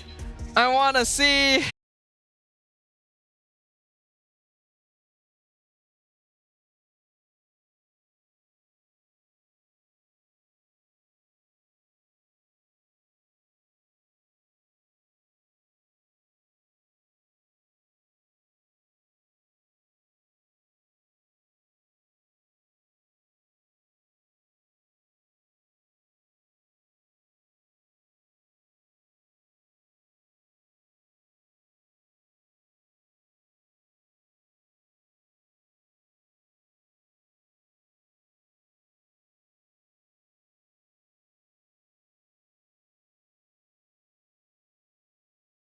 I think the EXO is gonna have the benefit of the first pick. It really depends on what they want to do. Skyzet, of course, is gonna be the reliable guy on the gold lane. Of course, Rasi, we would hope then a lot of pick-off potential coming up from him should be able to help him. But in terms of help right now, most likely Val is gonna need some help. A bit of technical issue is going on, hence why we're not starting the draft as of yet. So hopefully, yeah, we got a type 1 issue there. So it shouldn't take too long to troubleshoot. If it's going to happen, then may as well get it over with right now rather than in the middle of game 5, right? I agree. Definitely agree with you right there. But if I were to be in the side of HomeBois, right? If I were to be Coach Erpang or Coach Jasmine, I would be puzzled a bit. Like, okay, this guy just won't go off. This guy won't just run away, right? We brought in this kind of strat, we lost. Like one of the comfortable heroes for the side of HomeBois with the Farsa in game number 1, with the Ling at the same time, and we brought it again in game number 4, and they lost it again with the traction pulse combination. Also, it did not work. So, they need to go back to that game number 2, game number 3, and to know that okay, what will work for them and what will work for my guy right here. Naruto skin. Let's go. Naruto skin. No, Naruto skin. Exchange. Not enough yet. Okay, no, one more spin. Let's go. Oh, this is their last spin. They don't have enough diamonds for more, I think. Yep. Okay, that's a lot of tokens. But yep, enough to be exchanged. Enough to be exchanged for a Kalia. Sakura. Oh no, not Wait, enough. what? Not enough? Not enough. Not enough? How many do they have? Don't panic. Don't panic. One more spin. Oh, they have 1,000. They are missing 4 tokens. Oh, one more spin. They Should be need enough. 4. Okay, that's enough. It is enough? That's enough. That's enough. Okay. All right. Okay, Sakura. Let's go. All right. There we go. Sakura for Kalia. That moment when you think you're 110 pull away and then you're just short. Just short. RNG decided, hey, why not? Why not? Just one more pull. One more pull. And you get the skin. I'm almost to be lucky enough right there. But I feel like the draft has been started because I can see from my screen there's the few heroes has been banned out from both sides. And I think the hero that my brother just got right there, which is the Kalia, I don't think Kalia is going to get picked in this game because for sure she's going to get banned out. There are some bans on the stage right now. I'm not too sure if it is going to be... Okay, yeah, they are locked in. So it is Fanny, Kalea, Masha, banned by DX Soul. Okay. And then Chip, Loyi, Hayabusa, banned by HomeBois. No more Loyi. No more diversions. No more diversion. We want to play front to back, not coming in from any off angles right now. DX Soul, Badang for Viers is the main idea here. Baxia is still there as well. Or are they going to opt to go for something different rather than the 3 heroes that I mentioned just now? Okay, Baxia. Safe opening. Baxia can be locked in here. For the EXO, HomeBois have the option of going for the Kimi. There's also the pretty safe opening of Fovius Harif. Wondering what else. Was anything let through the bans? Because there's a lot of heroes that wouldn't normally be banned. Masha especially. The Fredrin is also an option. I think Harith +1. That +1 can be anything right now. Can be a Fedrin, can be a Masha has been banned out. Can be a Sushin, can be a Badang as well. Or they want to go for a pick-off potential. Chow early on, I don't think so. They could go for a Gatot Kacha here to just counter-engage whatever comes their way. So my guess is Harith +1. Oh, okay, never mind. No, oh yeah, the Joy. The Joy has been banned out most of the games this series, so HomeBois gets to play it. Amal can be bringing yet another new assassin to the table. I think Amal has played a different assassin every single game this match. With the Link, with the Joy right now. He play Hayabusa. Can't remember, it just happens just now. That was Kimin. Yeah, Kimin played the Hayabusa game 1, right? Yeah. He's played Joy, Benedetta, Nolan, and Ling. Oh, yep. I can't remember what was the other hero. Yeah, slipped my mind as well. Did he play Fredrin? Oh, yeah. I can't remember. Yeah, he played Fredrin just now, right? I've completely forgotten. No, whatever. Chat is yelling at us right Whatever. now. It's okay, we're old. We're old. We have excuse, right? Okay, 1-1 plus Fovius. Good pick up by Dexol. Picking up the Fovius to just navigate the Infernal Pursuit to be catch on the 1-1. But when you have a 1-1 on the side, you need to have someone to be able to feed certain heroes to be able to get that witness stacks or the crossbow of tank. So my biggest concern is, or my biggest, I wouldn't say concern, my biggest decision would be the Chow that is still viable. If, let's say, it doesn't get banned out. Chow is still open. Fredrin actually still is an option if the Baxia is flexed into Rome instead. Because we have seen teams try to go all in on the 1-1 setup. I believe SRG OG literally did it earlier today. 4 protect 1 strategy where 1-1 was the only source of damage and everyone else was just crowd control. I think it's a bit risky to go for that, but DX can go for triple frontline. They can. They definitely can. But if you go for a triple frontline of, very tanky, very high base defense, you would risk the thought of your damaging heroes. You would heavily rely on your mid lane and your 1-1. If 1-1 is not able to take flight, it's going to be trouble for you guys. Valentina is getting banned out, Glue as well. Last ban coming in from the side of HomeBois.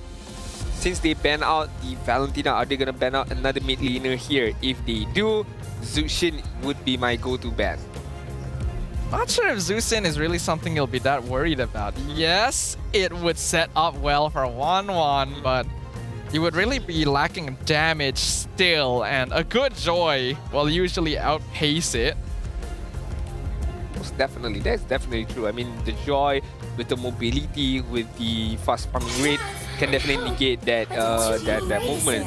Good ban coming in. I think this is the 3rd time, if I'm not mistaken, banning out the Angela. Does not want to see this Baxia Angela at all. Even without the Baxia, the Angela gets still banned out by the side of HomeBois.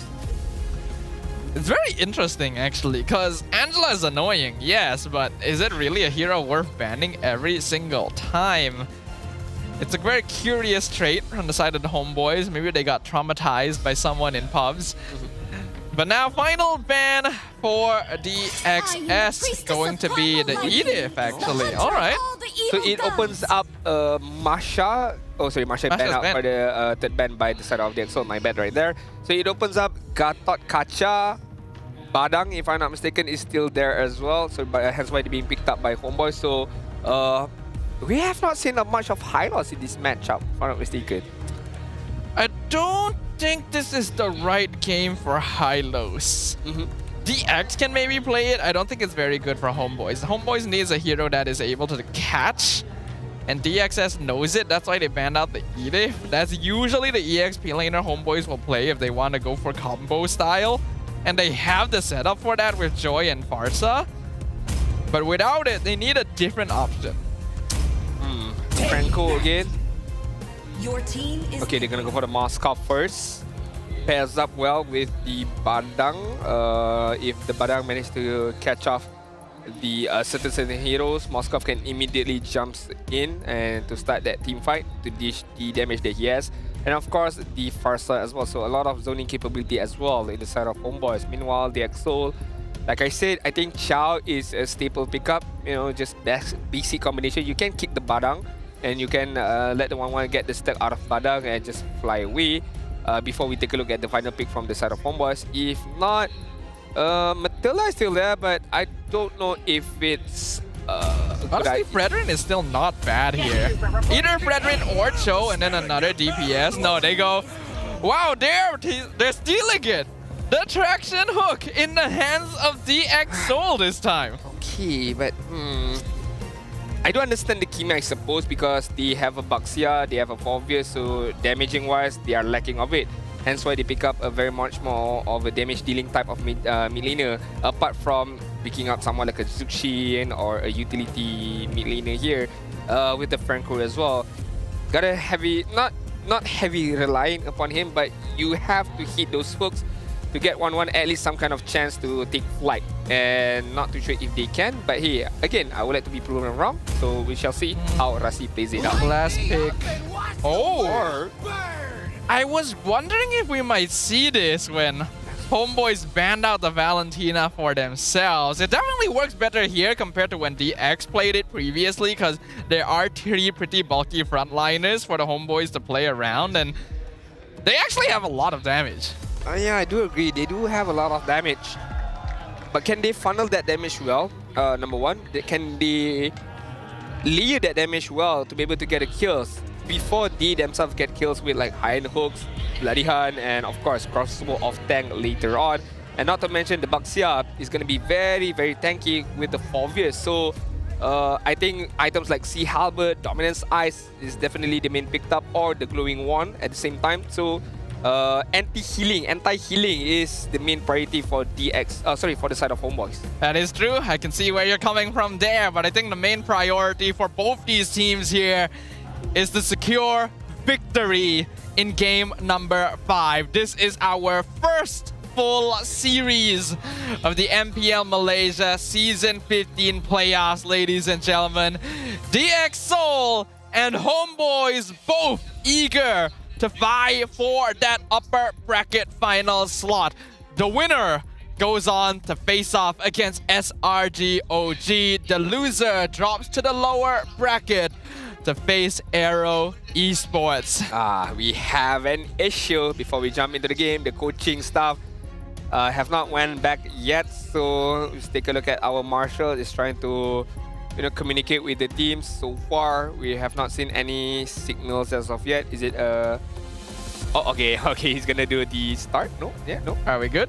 Are we good? Are we Gucci? No. Oh, okay. Type 1. Okay. Type 1. Okay. I thought he was gonna do the resume signal, but it's a type 1 issue, so should not be big of a deal.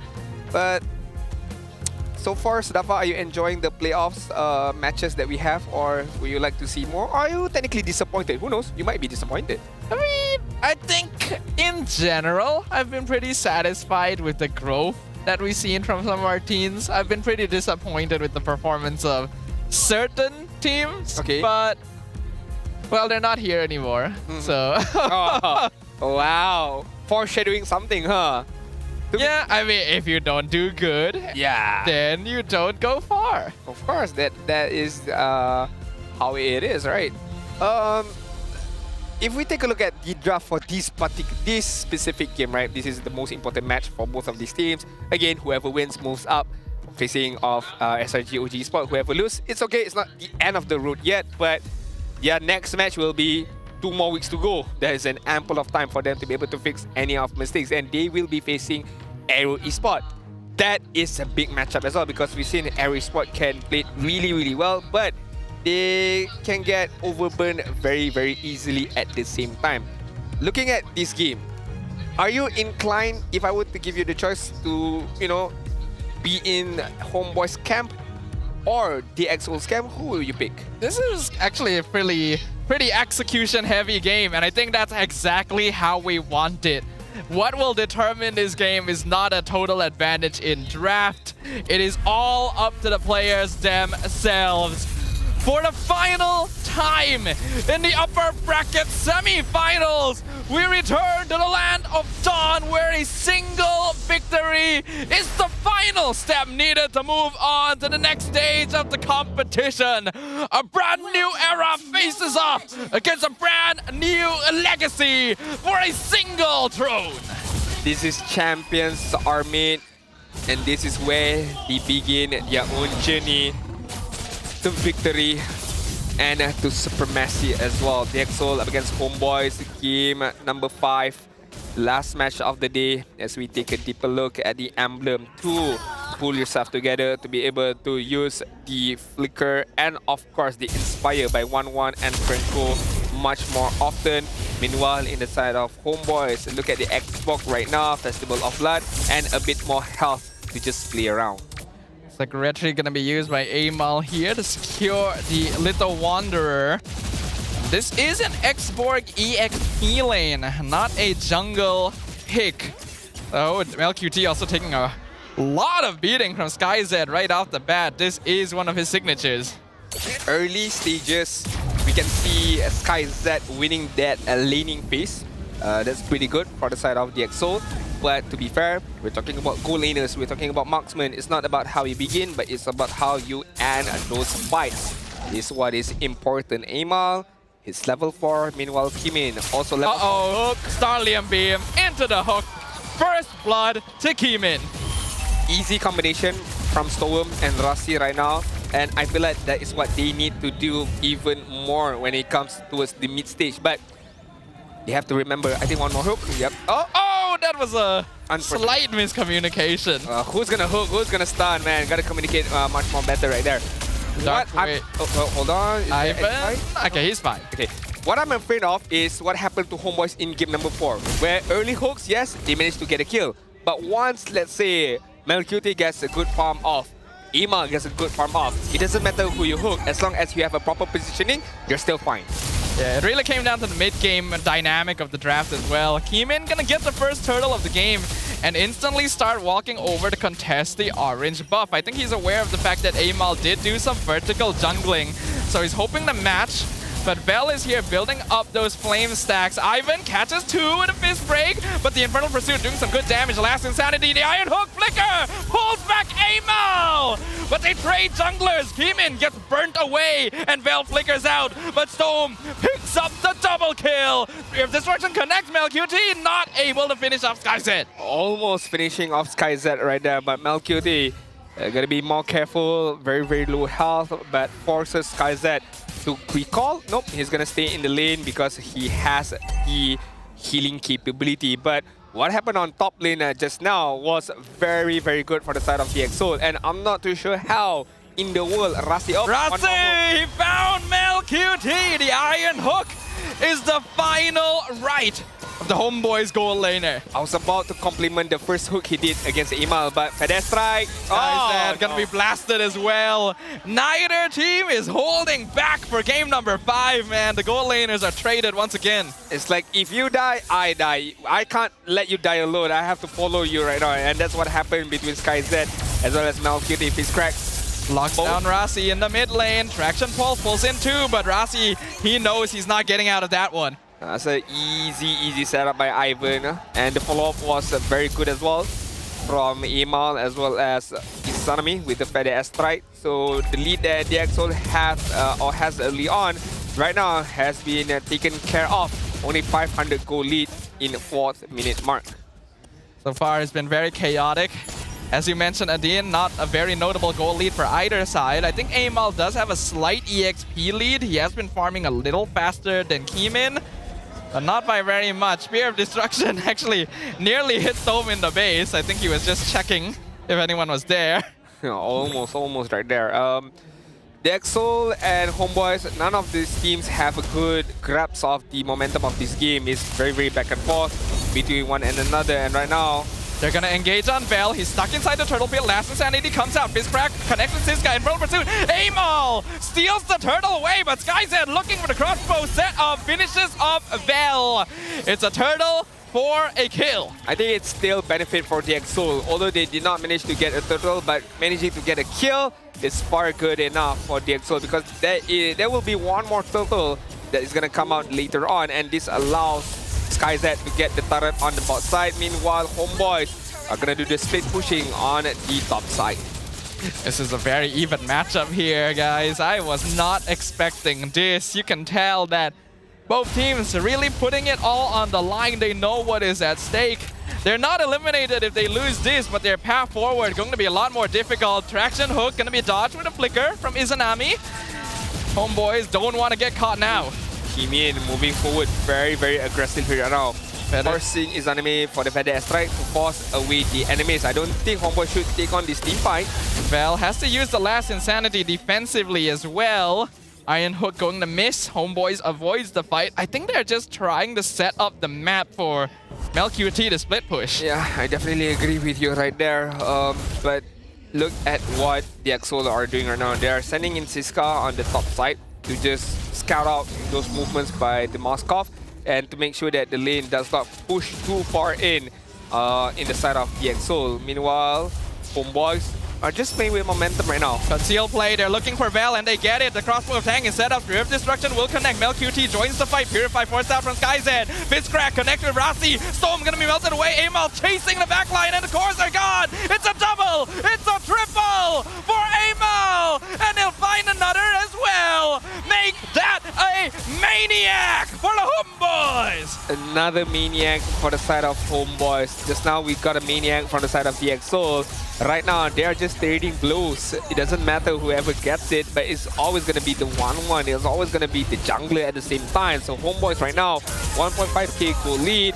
Meanwhile, the Exol are losing a grasp of this game. And finally, we get to see at least one team holding on towards the momentum, and that team is HomeBois. Yeah, things were pretty back and forth up until then, but I think the Exol committed too many resources to picking off Vel. This is an Exborg after all. He basically has 2 health bars. And that time allowed HomeBois to come in and finish them off. They need to take care of their backline a little bit more. Amal should not have been given so many kills. I mean, Amal found the space and he just tanked everyone immediately, right? Electrifying bits away, Rhythm of Joy away. Easy enough to get a kill against the Exol. At the same time, SkyZ, we cannot count him out just of yet. We do know that 1-1 is one of the signature heroes for the Exol, for himself. So there will be a time where the Exol, if they can create that space, somehow the Exol can come out on top. Under Conceal, Ivan commits a fist crack onto Siska. Feathered Airstrike comes out as well. Kimin gonna go and cancel it out. Vel loses his Viraga armor. They're gonna continue the Infernal Pursuit, and they'll crush the Exborg. Electrifying Beast doing good damage. Spear of Destruction. Looks like MelQT will not jump to it. And that's going to be it from DX. Another movement from the side of the Exol, managing to get a kill against Vel. And then immediately the shot call was to disengage and focus on the next objective. Meanwhile, MelQT, since nobody is focusing on him, he took the opportunity to take care of business on the bot side. Meanwhile, the Exol as a team taking care of things on the top end. HomeBois still have control of the gold lead, but it's not quite large enough for it to be a guaranteed victory just yet. If we look at the items, neither marksman has actually completed their Trinity yet, and SkyZ went for a magic dagger just to get that extra shielding in. Holy Trinity has not been completed as of yet from 1-1, focusing on those magic blade, knowing that the damage coming from Amal is just too much, so would like to provide a bit of magic resistance and of course the shield that he may get. In the side of Moskov, Holy Trinity has been picked up immediately. I think the next item should be a Wind of Nature to be able to withstand any amount of physical damage from SkyZ or from Rasi for that matter as well. Like things are gonna slow down a little bit. Both teams this game do have pretty solid late game scaling. So there's not going to be any particular point where a team just drops off in terms of relevance. And HomeBois does have a better ability to split push thanks to MelQT as well. I'm very, very scared. Every time I see Baxia jumping into a bush, I am very, very scared. Because the Baxia If there is nobody, then it's fine. But Seal if comes there's in, Ivan standby- with the flicker, fist crack, finds 2, locks them down! The Lord is secured by Amal, Brave Destruction comes in, MelQT gets bloody hunted in the backline! Guys in looking for the crossbow tank, but is not able to set it up. All of his teammates are falling, but he will at least trade MelQT. Siska still alive, 1v4, the Infernal Pursuit trying to stay alive, but it is not enough. The HomeBois take out 4 members of DX Soul. Good engagement from DX Soul just now. Understanding the SOD is going to come from MelQT. Good bloody hunt. But it was all too late because HomeBois, yes, one member of themselves gets the bloody hunt. That is MelQT. That is very unfortunate. But the others, Amal, Izanami, Ivan, all did their job immediately, taking care of 3 members of DX Soul. And that was Storm Kimin at the same time as Siska right there. It was only the one only alive at that particular moment. Rasi with the hook into the bloody hunt. Bell loses his armor. Traction Bolt pulls him back in. SkyZ picks up the X-Borg. Good hook once again from Rasi. Be able to buy some time for them to able to defend the top inhibitor turret, and at the same time, one last outer turret for themselves is still up alive. HomeBois, it's okay. Still a win in my books because they managed to even further lead ahead. 4.8k goal lead. Not only that, the map control is also within their hands. Let's take a look at itemization right now. Holy Crystal, Bloody Wings, and of course the Winter Crown on the side of Joy, the Blood Wings as well. So more shields, more magical power as well with the Holy Crystal, and of course the Starlam side. On the side of Moskov, looks like still trying his best to pick up that win of nature most likely, and 1-1 is not that far behind. Maybe one more item that she needs would be the golden staff, but not too sure if she's gonna get it immediately. Looking at the situation right now, even though HomeBois have a roughly 5k lead at this point, the game has lasted long enough that it's still not really guaranteeing anything. Wind of Nature is complete on MelQT, so he has a bit more freedom to play aggressively now, and it's actually very important for HomeBois to get Amal and MelQT set up in the backline. If they're able to remove SkyZ and Stome, the rest of DX Soul are not actually much of a threat. I think they still need to wait for the next slot. D is in the HomeBois.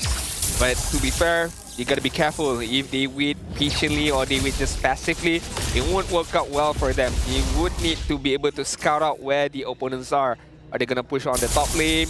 Are they gonna push on the bot lane to ensure that the minions are pushing against from their own base? Take it for example on the top side, Moskov clearing up the wave before the Lord spawns, less than 7 seconds. Then even if he continues pushing in the top lane, he can SOD away to join any particular team fights. Teams are taking this slowly. The X-Soul actually going to be the first ones on the Lord, HomeBois, making sure housekeeping is handled. But Ivan is here to scout things out and make sure the X-Soul know it's still risky to try and force this. It's very, very risky.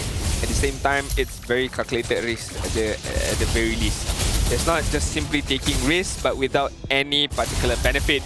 Right now, as we take a look at the mini-map, I can see SkyZ and also Rasi starting to move upwards. But I feel like he knows something is not right. So the Moskov does not need to push even further right now. Amal gonna commit electrifying beats. Darkwave knocks him up. Feathered airstrike zones out Siska. Last insanity by Bell, but the Winter Crown denies the damage. Here comes Rasi and SkyZ from the top side. They're looking for a setup, but HomeBois will walk out the other way. And this entire time, MelQT is still split pushing. Look at Moskov. I mean, just still on that top side, just still providing some troublesome right now for the side of HomeBois. Again, knowing that he can come immediately with the SOD, so it does not matter for him to be on that top side. Meanwhile, on the bot side, Imam just not clearing the wave, just focusing on, okay, is anybody gonna come? Just trying to get more information, but at the same time that they're doing this, they're not overextending, right? Ivan is not too far ahead, but it's just far enough to be able to scout out the side of the X-Soul, to know where the members of the X-Souls are. Things are tense.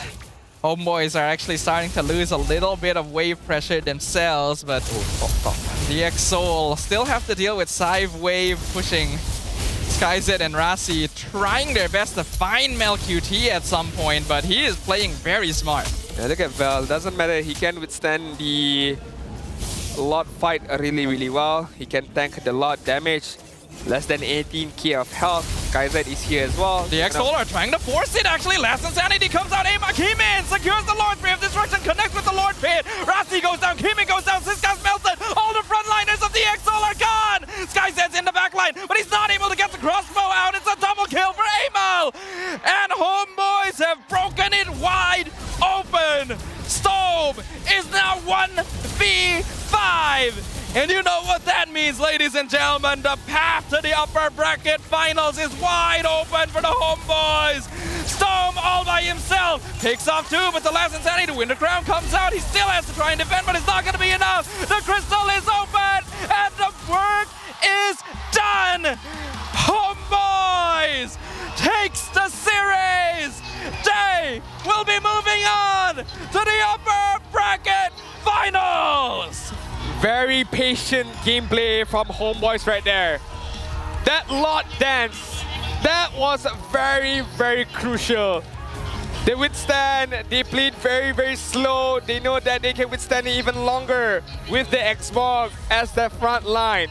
And once the decision was made by DXOL, they wanted to end that Lord immediately. Yes, they gotten the Lord, but as you mentioned, Sadafa, all of their frontliners was gone. There was no more Forvius, there was no more Baxia.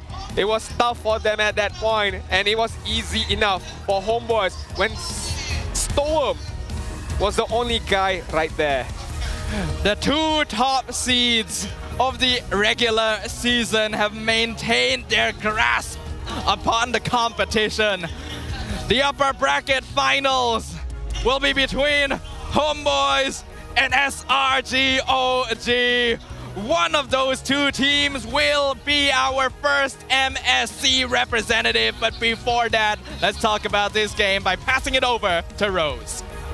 Inilah dia pasukan yang akan jumpa Selangor Red Giants OG Esports di upper bracket finals.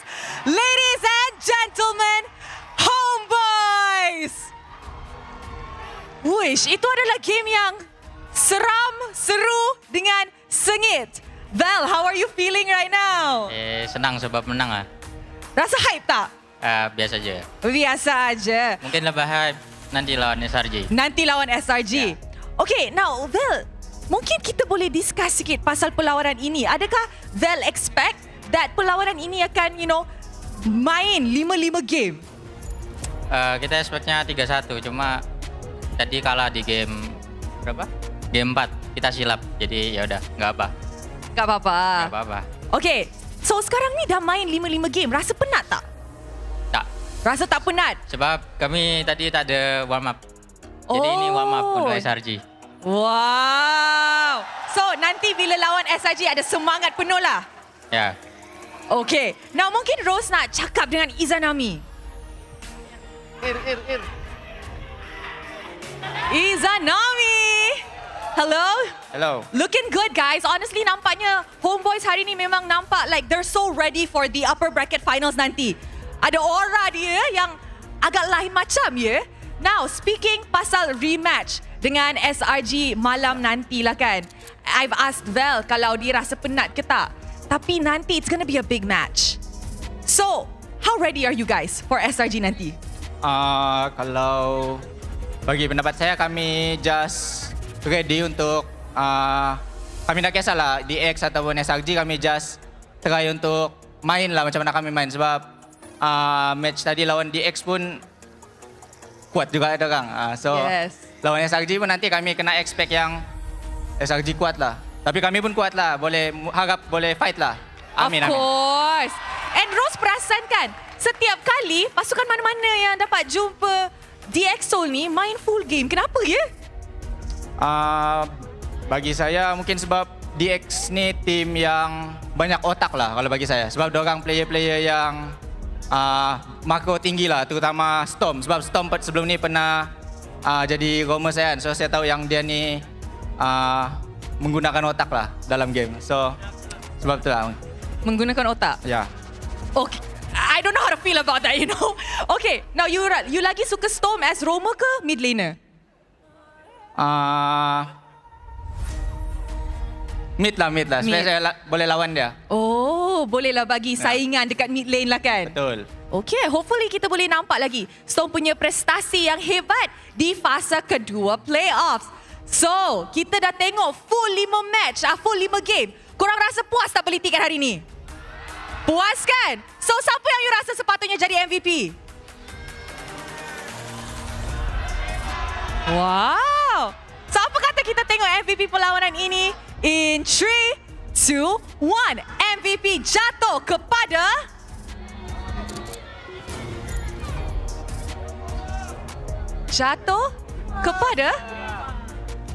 Oh. Emal! Wow, Emal. Amazing game. Tapi Rose nak tanya, kenapa tiba-tiba game kedua Benedetta jungle? Sebab Coach suruh. Okay, nanti coach suruh lagi tak pick pelik-pelik ke tak? Secret? Ada. So, you guys are saying you guys have a secret weapon yang akan keluarkan di upper bracket finals nanti? InsyaAllah ada. Okay, and of course, okay, and also, perlawanan ni sengit. For your matchup against SRG, apa expectations Emal untuk matchup ni? Expectation? Apa yang you expect? 3-2 ke? 3-1 ke? 3-0 ke? 3-2. Kalau tak kita orang 3, dia orang 3. Tak tahu. Betul juga, tak salah. Tapi tak apalah, maksud tu bagi fight lah kan. Sampai hujung. Alright, ada pasukan yang akan balik rumah hari ini. Kita kena ingat, ada lagi fasa kedua playoffs mana the losing team will still play in the lower bracket matches. And of course, everybody's favorite, Mercury. Mel. Apa? Sabar, belum lagi. Jangan nak gaduh. Tak. Okay, Mel. Tadi Rose borak dengan Yums kan? Lepas tu, Yums cakap dia 110% ready untuk upper bracket finals nanti. Kalau Yums 110% ready, Mel berapa persen? Ready je lah, ready. Tak ada nombor? Tak ada nombor. Tak ada? Infinity. Wow!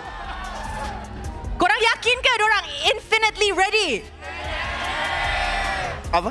Tak, I tanya diorang. So, nanti ada match lagi, suruhlah fans datang, tengok. Okay, nanti datang lagi ya guys. Okay guys, datang nanti? Datang tak nanti? Datang. Alright, so, you know what? Thank you very much. Okay. Yes, thank you. Jumpa nanti ya. Okay. Jumpa nanti. Rest well. Okay guys, so, yes. Oh, ada. Okay, go. Boleh? Boleh. Takkan tak boleh?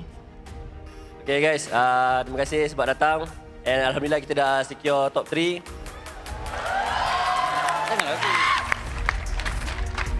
Tapi kita takkan pernah cukup lah dengan apa ni. Tapi tetap akan bersyukur lah. Tak sedih, happy. So, terima kasih guys yang sedia-sedia dengan kita orang. Terima kasih semua. Jadi, terima kasih dia. Dia bila nak next day. Alright guys, so jumpa malam ni kan. Thank you, Ellie. Terima kasih.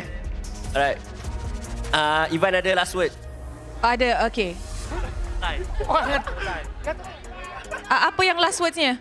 Oh, troll je. Okay, tak apa. Jangan troll nanti. Apa bracket finals? Tu jangan troll. Sini boleh troll. Alright guys, terima kasih kepada HomeBois. Once again, congratulations. And of course, kepada semua orang yang tengah nonton live stream ini, jangan pergi ke mana-mana sebab sebentar lagi, kita punya Poji ada post-match insight bersama dengan DXO.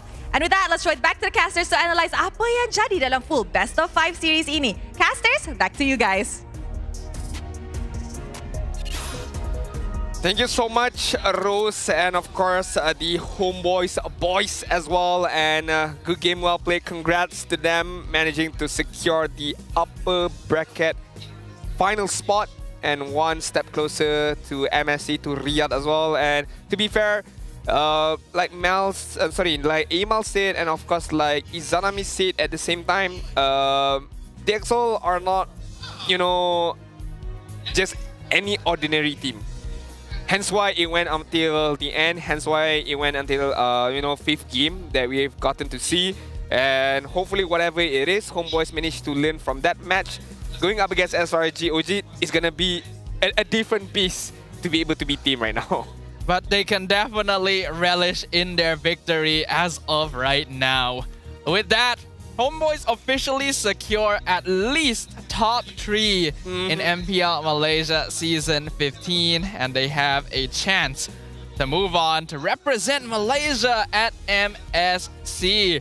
This final game 5 was a close one. The first couple of minutes were really back and forth, but that very first Lord fight really made a huge difference and showed why I was a little concerned for DX Seoul. HomeBois have so many tools, have so much damage for controlling the team fights. And if we can recall back on how HomeBois won that game is when they managed to take over or take out the 2 frontliners of DX Seoul, which was the Baxia and the Fovius. Without this true frontliner, Skyset can't do anything about it, Rasi can't do anything about it, even Storm was left alone in that final defense to be able to clear all those minions wave, but he could not. Only one man could not do the job up against the 4-man members of the side of HomeBois. And to be fair, going back to what you said, this officially puts HomeBois in the top 3 spots. And honestly, there is a vast improvement. Just to recall, last season they did not make it to the playoffs, but they were still in MPL. They did not lose their slot. With less than 1 season, less than a year of changes, he managed to get top 3. That is a Cinderella story for me. It's one of the most effective lineup revamps that we have ever seen in the history of MPL MY, and HomeBois should definitely be very proud of themselves for being able to come this far in such a short time. The series definitely wasn't the cleanest. There's still some things that can be worked on both sides. And they're not going to have a lot of time to work on it because HomeBois is going to be facing off against SRG OG right after this. DX Seoul can lick their wounds, prepare themselves. They'll have quite a long period to prepare for their next matchup against AERO Esports. That is going to be an interesting matchup as well, right? DX Seoul up against AERO Esports with 2 weeks of break as well. Feeling refreshed, feeling rejuvenated at the same time. So I would like to see those phase 2 playoff be very different kind of a gameplay. But HomeBois, they won't have much time to rest. Although, if I'm not mistaken, we're gonna start at 8.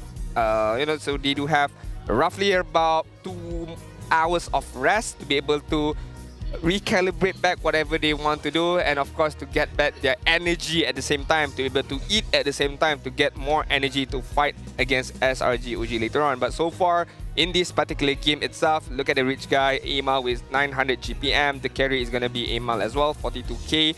82k amount of damage being taken by Vel, and the best wingman is going to be with Ivan with 14 assists. So all in all HomeBois all the way stay true to their gameplay and managed to get a win with a scoreboard of 16 and 10 overall. HomeBois, how should I say, good showcase from them, but to be fair, there were some mistakes happen, especially game number 2 and especially game number 1, but they bounced back very well in game number 2 and in game number 3, just showcasing that it is possible. Even if they go down against SRG, let's say 2-0, they can still come back.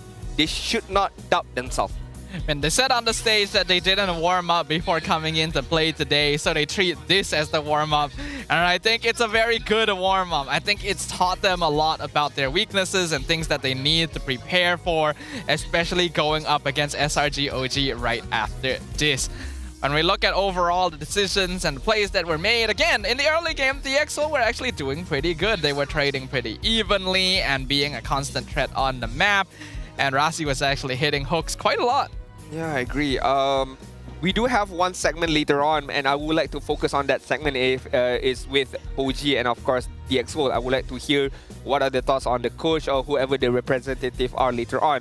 What are their thoughts on this game? Because honestly, DX Seoul played well throughout this whole series. Yes, a few mistakes here and there cost them the game, but all in all, in general, in terms of drafting, it was quite good. Although there was one game with the Xbox jungle did not go too well.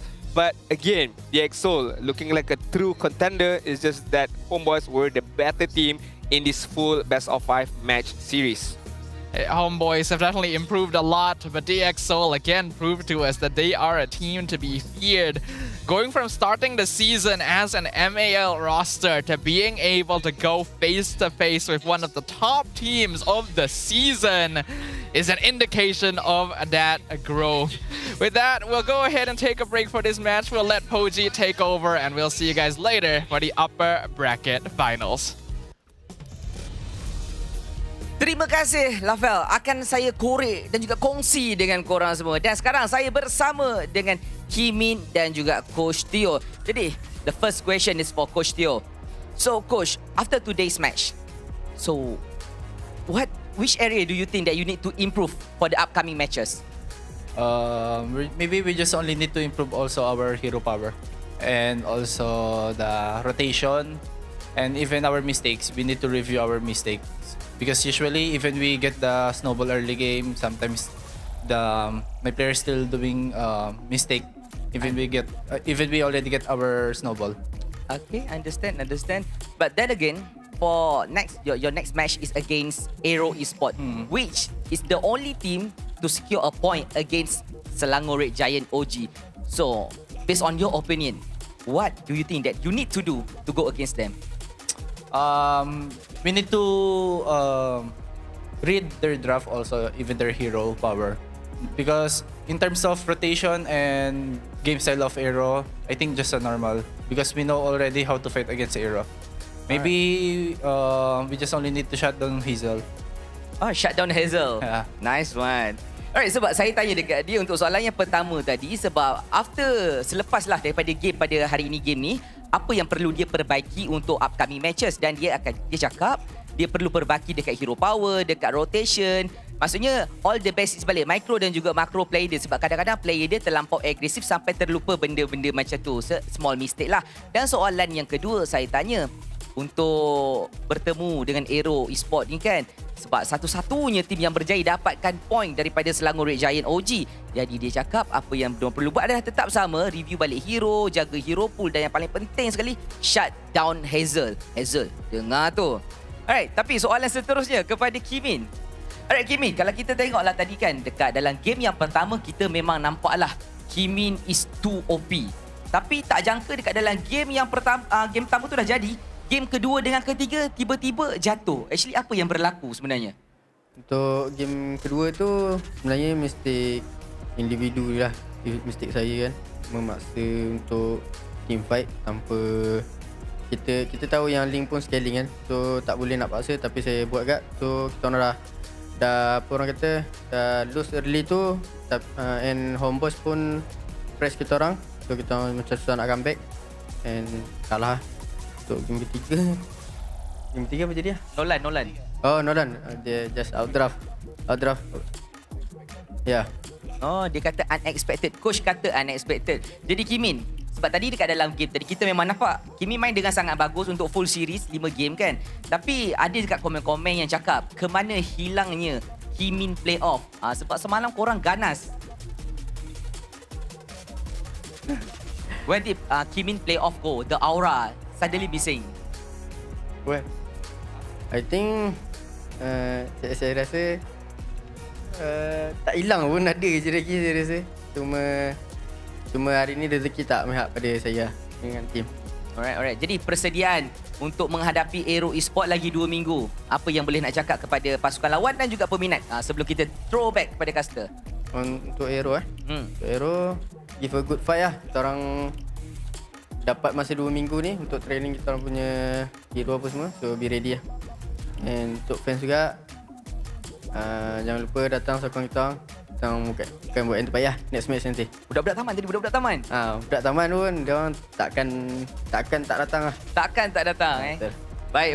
Itu dinamakan sehati sejiwa bersatu padu, teguh demi DxSoul. Thank you Coach, thank you Kimin. Itu sahaja daripada saya untuk info-info penting sebelum mereka bertemu 2 minggu lagi. Dan sekarang kita nak tengok apa kata caster dengan info-info yang telah pun disalurkan. Tanpa kita melengahkan masa, let's go.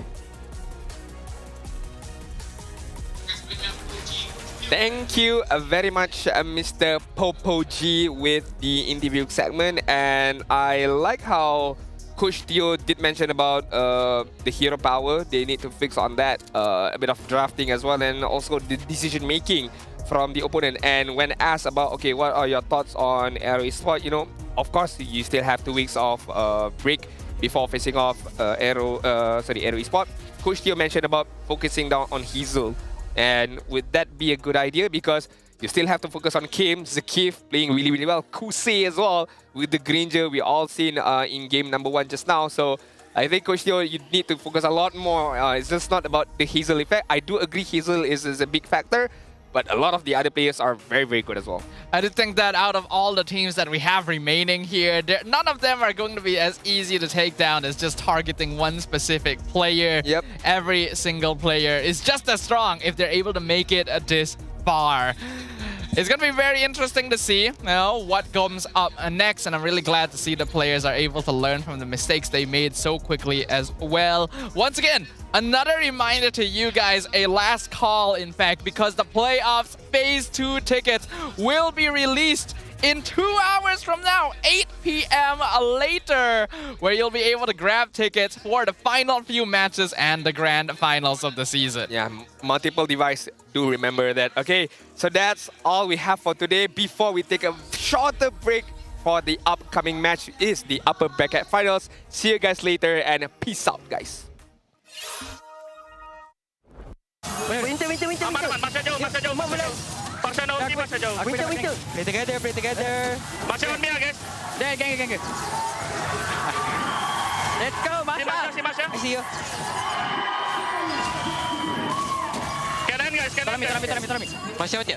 Santai. Mid, kanan. Aku tolak. Santai. Optan. Aku paksa. Masukin rot kan. Klik. Try attack. Lock door. No.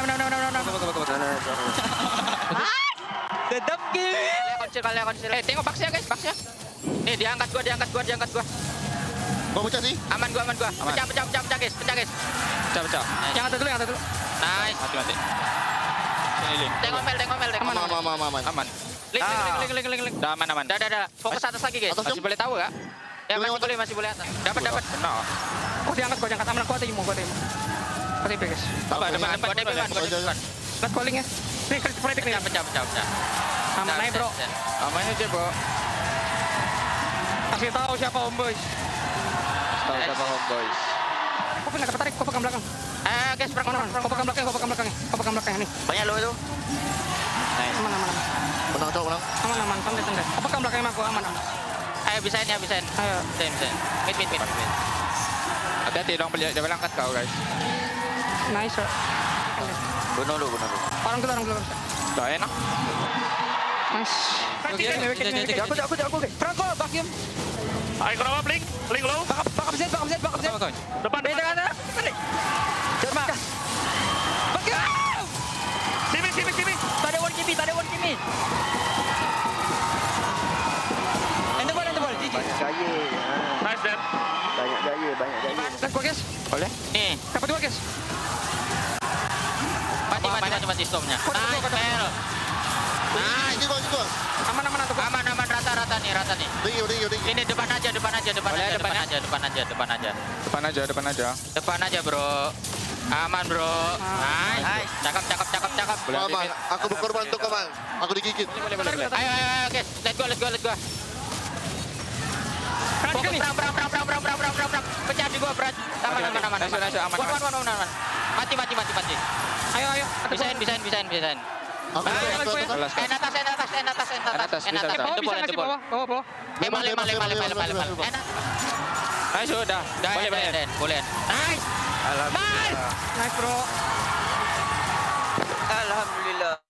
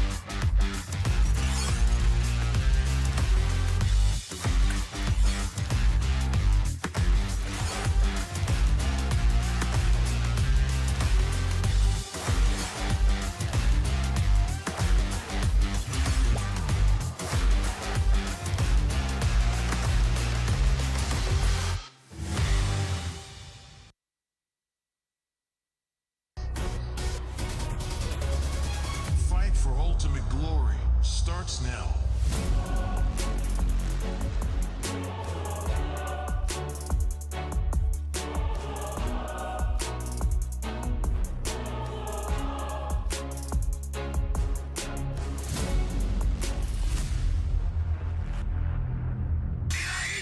Mobile Legend M6 Swiss Watch. Kerap menggaru kulit kepala disebabkan kelomomor, masalahnya lebih mendalam. Gunalah Head and Shoulders menembusi 5 lapisan untuk membasmi kelomomor dan kegatalan. Bebas kelomomor sehingga 100%. Head and Shoulders diuji secara dermatologi.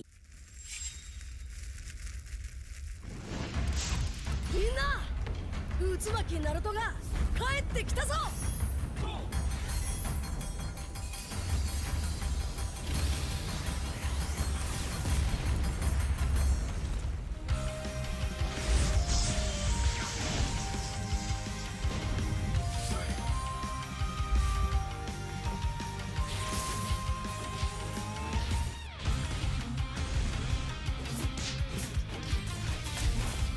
Kurama! 力を貸してくれ!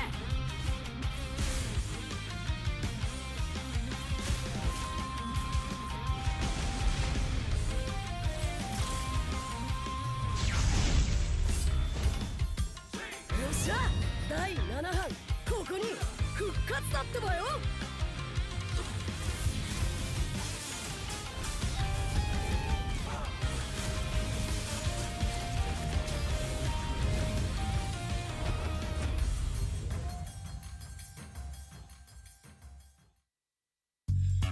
You keep scratching the surface for dandruff? But the problem lies deeper. Use Head and Shoulders. It goes 5 layers deep to defeat dandruff and itch. Be up to 100% dandruff-free. Head and Shoulders, dermatologically tested. 見せてやるよ。シャリンガンの本当の力をな。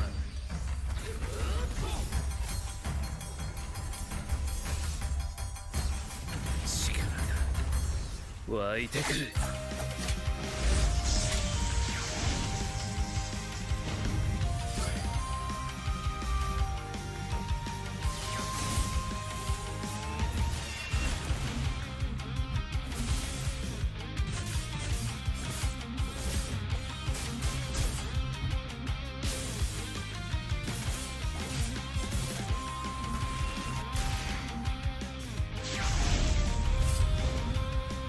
相変わらずやかましい奴らだ。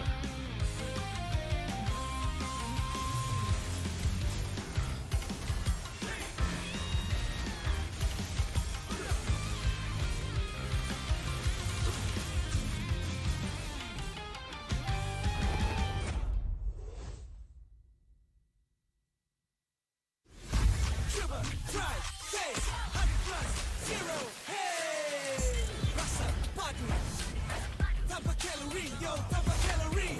Don't hebatkan harimu dengan 100 plus zero. Coba, try, taste, 100 plus zero. Hey. Jiwa perwira, setinggi semangat gagah sang harimau. Medan bertarung walau di mana, kita berdiri sama perkasa. Biar lawangan kita bergema satu dunia. Perwira dan pertiwi, bangkitlah dan terus berjuang. Marilah kita bersorak, harapan pasti ada. Ayo Tim Mas, kita mara bersama. Kita semua Tim Mas. みんなを守るために私はもっと強くなる。やっさよなら。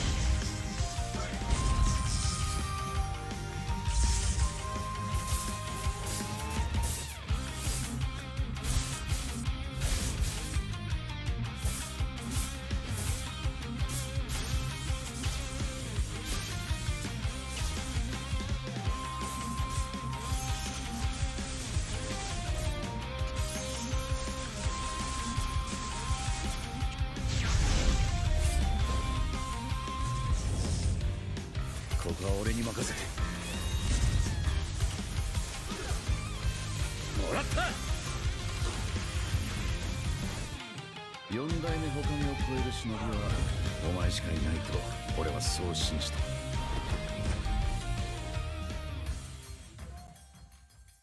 Ini 5 sebab kenapa korang kena datang tengok MPL MY di Stadium Juara. Pertama, korang dapat tengok kita orang main dan tim MPL lain main secara langsung. Kedua, boleh jumpa player depan-depan. Bruh. Yang ketiga, sebab ada booth Vamos. Keempat, tiket murah, RM10 je. Last sekali, yang penting sebab ada saya lah. Jom datang Stadium Juara setiap minggu untuk tonton semua tim MPL MY bertanding. And paling penting, jangan lupa beli tiket guys kat Ticket to You atau tekan link di bio. Jangan lupa follow MPL MY.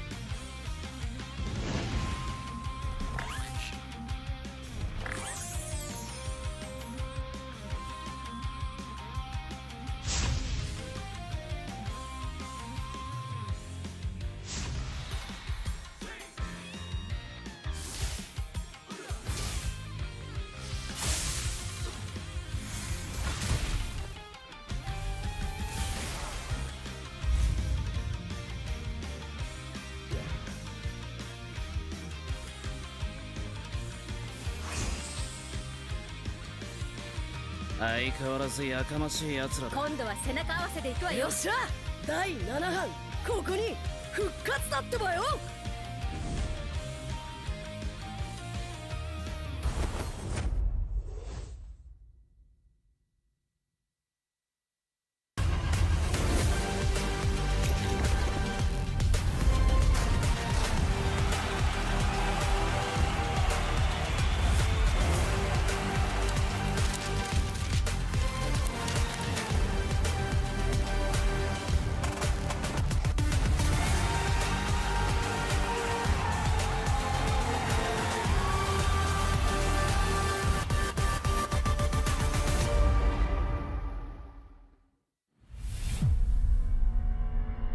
Trofi MPL Malaysia, dia adalah simbol untuk tunjuk kejayaan satu pasukan.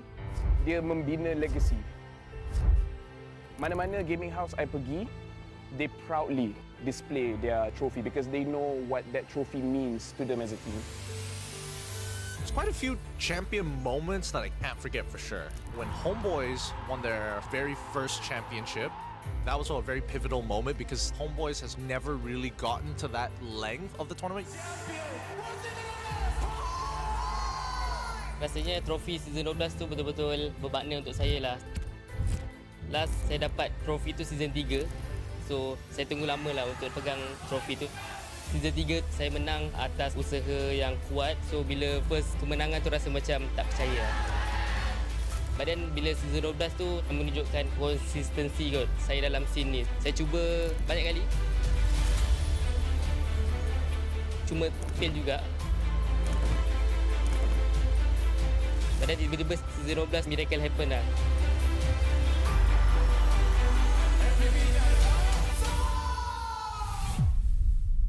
Season yang saya tak boleh lupakan is season 9 sebab itu first time saya champion. Dan saya dapat MVP pada season tu lah. Masa Grand Final season 9, saya ada teman Momo sebab dia gunakan sniper. Tapi sekarang saya baru sedar yang kita orang dua tak communicate dan saya pun nervous jugalah. So yeah, sorry Momo. SRG did it so handedly as well. Haven't had like champions who've dominated that hard in quite some time. Time season 13 bermula, Maria from WTM datang interview saya dekat sekolah saya and saya ada cakap saya boleh kalahkan Chibi or be better than him, then it's just come true lah what I said.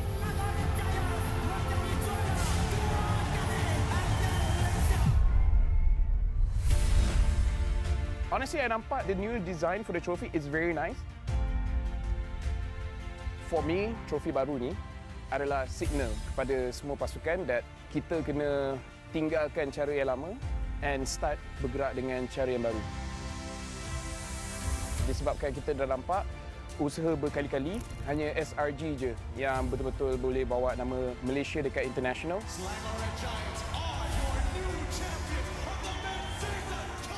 So pastikan you come very prepared. Hopefully dengan trofi baru kita pun akan nampak banyak player baru ataupun organisation baru yang boleh step up and wakil Malaysia dekat international.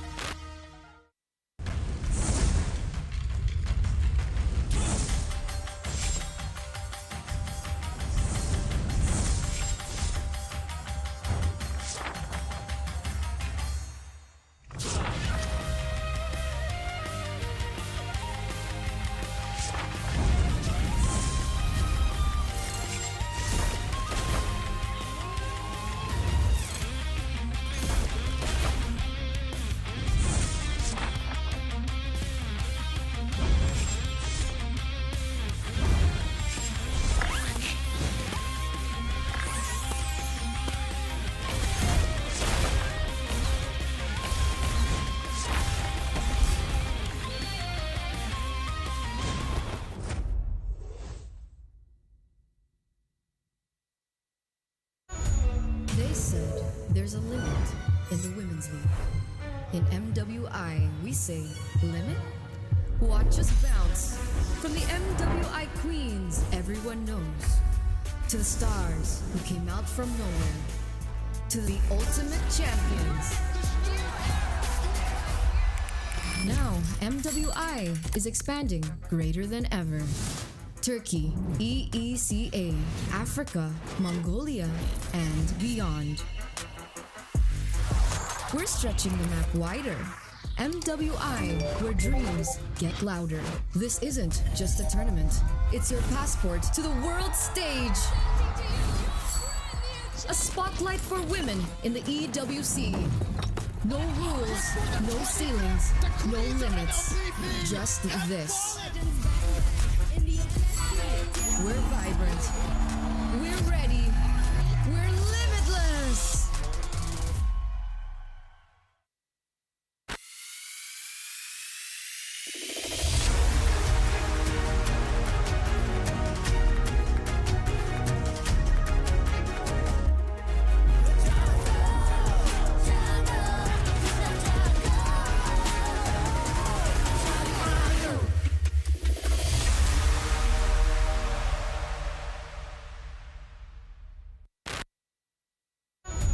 They said there's a limit in the Women's League. In MWI, we say limit. Watch us bounce. From the MWI Queens, everyone knows, to the stars who came out from nowhere, to the ultimate champions.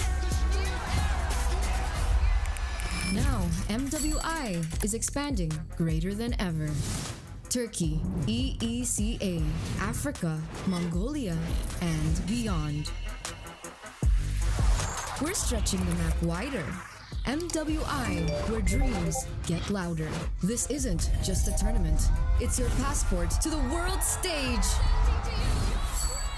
A spotlight for women in the EWC. No rules, no ceilings, no limits. Just this. We're vibrant. We're ready.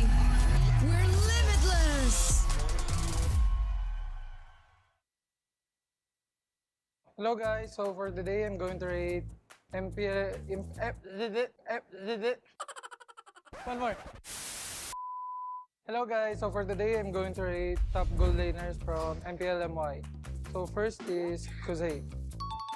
Because I think he's the one who's carrying their team and he's being consistent on his role. Usir saya letak dekat B lah, B. So ada Mel QT, saya letak S. Biasa-biasa S. Because they're just a new team but their gameplay is kinda great, so I think S. So kita ada Lolial, saya letak C. Hey, because when I'm watching their ISF, when they won, I think you just really need to have some good teammates that can help him carry the game. Lepas tu kita ada Super Z, saya letak A. Sebab dia selalu gendong-gendong. Sky Z. Oh, okay, remember. Because he got savage, that's why I put him at S+. Ada Innocent, the one and only, letak atas ni. Innocent kita letak dekat sini lah. So dia God, kita letak dia S. Me? F. Getting carried by teammates. Lepas tu ada Trap. Saya letak Trap dekat A juga. Sebab Trap dengan SkyZ sama. Diorang selalu gendong tim diorang. Trap. Because he wants to solo kill me, so I'll put him at S+. Aduh, Trap ni dia kawan aku lah. Kita orang rapat. Sorry lah Trap. F. SkyZ, ada tu lawan 2-1, saya letak F lah. Lolial 2-0, saya letak F ke A, F. Kuse 2-0, okey, 2-0, F ke A. Let's Presco, saya letak B. B for now. Because their team kinda underperformed since last 2 seasons. Next, F. Shaheen, saya letak dekat B. B.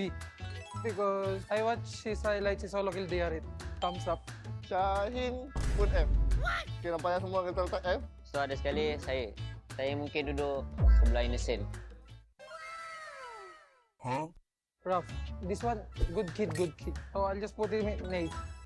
Rough kita belum lawan guys. So kita letak dia dekat A dulu lah, A dulu. Sebab kita tak tahu, mungkin kita kalah.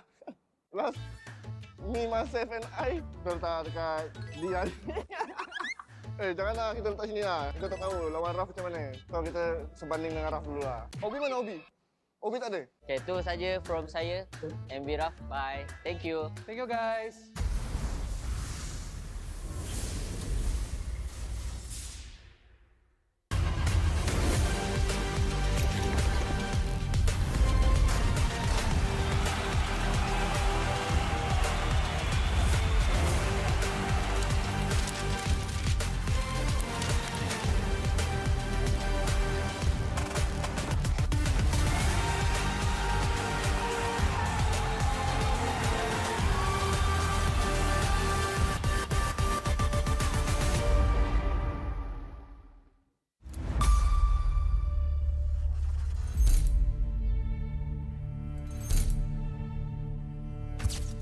Kami dekat regular ni selalu menang 2-1 dan kalah pun 2-1, dan boleh jadi kat playoff ni kami boleh menang 3-1, boleh menang 3-2. So lebih banyak match saya rasa tim kami lebih kuat.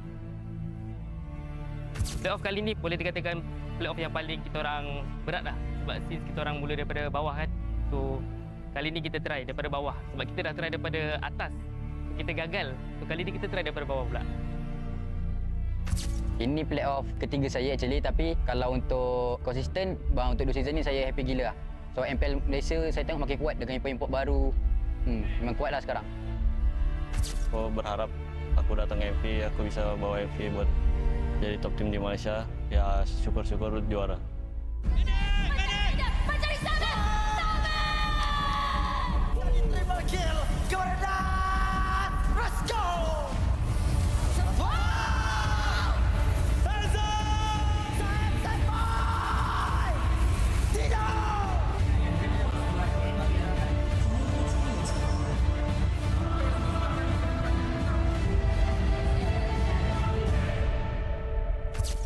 Untuk playoff ni kami memang betul-betul all out sebab season ni adalah season Esports World Cup and saya rasa semua tim pun memang target untuk capai target tu and kami pun tak akan buang-buang masa lah, kami akan betul-betul all out dalam 1 bulan ni.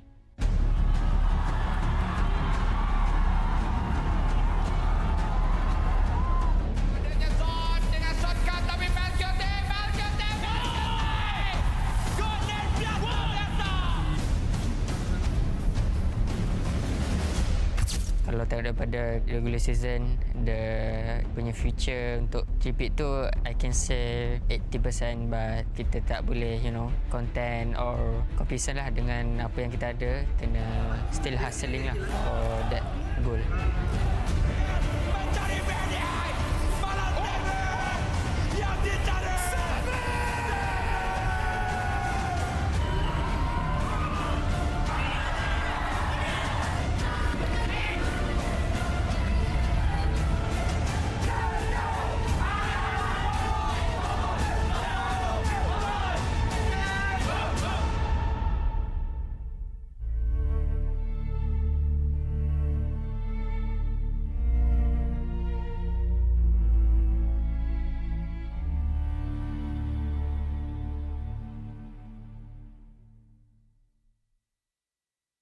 Hello guys, saya AERO 44 and hari ni saya nak rate siapa jungle paling padu kat MPL MY season ni. First, kita ada RRQ Hazel atau dia kena AERO Hazel sekarang. Dia solo kill saya banyak kali, so macam seram dengan dia ni. So saya kena letak sini kot. So Hazel is the king of jungle right now. So I will put this. Hazel sini kot. Tahu. Next ada Emal, tengah-tengah A, B, C. Mungkin saya tak C kot. Jahat lah. Dia nombor 2. Tak boleh lah. Biar B. Emal, I think A. Emal ni padu juga. Maybe A kot. Match, saya dah lawan ke? Oh, dah. Saya tak D lah. Reason, tak payah cakap. Match ni rasa kurang bila saya lawan dia. C lah. Oh, Kimin. Uish, dia dah house. Saya boleh letak C kot. Kimi ni juga dia bagi impact kat team DXO lah. So maybe A lah. Ush, siapa ni? Oh, tak kenal ni. Ni out of data. So saya tak tahu. Saya letak bawah.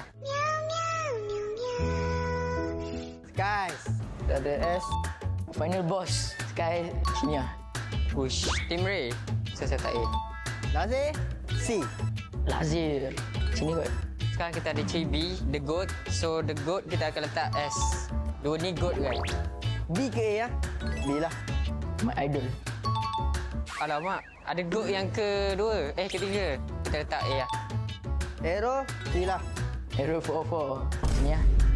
Weh, ada Prime Zahid juga. Respect sikit lah. Zahid, B lah. Zahid ni power juga. S. Weh, GB. Saya geram dengan dia. Tak apa. GB D lah. GB A lah. Ronaldo guys. King of Fanny. I think he's the goat lah. Boleh tukar-tukar sikit tak?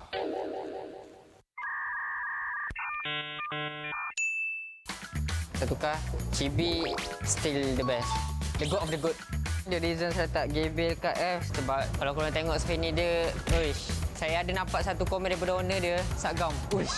Saya as user Fanny rasa macam tersakiti tau tengok Fanny dia. So, tak mahal GB, tapi it's true. Ini boleh lah, power kat lah. S. Hazel letak aku kat mana Uish, apa ni? Cupu dia. You what?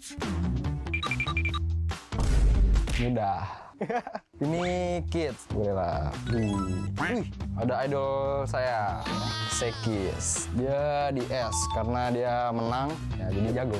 Cibi saya letak A aja. Karena dia sering masuk internasional kan, jadi A aja. Error 404 ya? Nggak tahu sih, dia juga baru main dikit kan. Letak D deh. Yang kalah kita letak bawah aja. Iqmal belum pernah lawan, tapi kayaknya jago. Derby.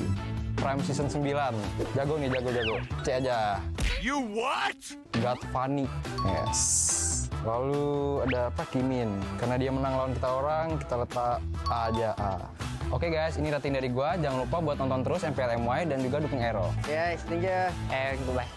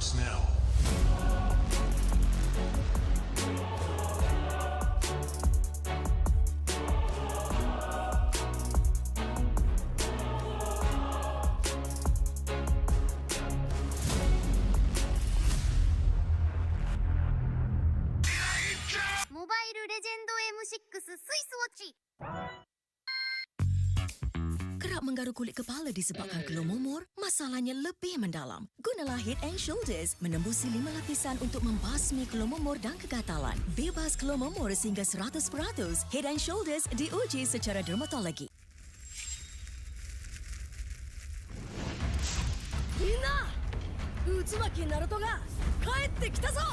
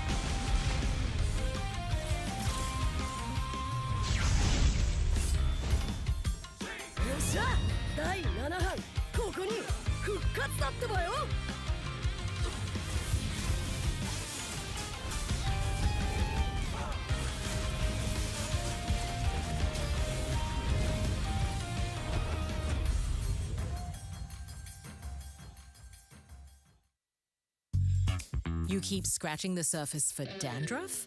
But the problem lies deeper. Use Head & Shoulders. It goes 5 layers deep to defeat dandruff and itch. Be up to 100% dandruff-free. Head and Shoulders. Dermatologically tested. 見せてやるよシャリンガンの本当の力をな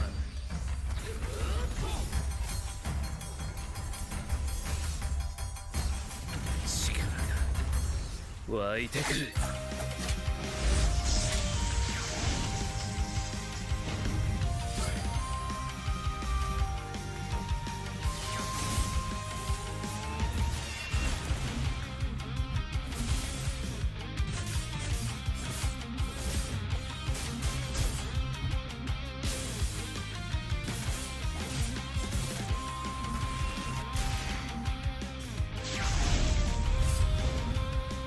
相変わらずやかましい奴らだ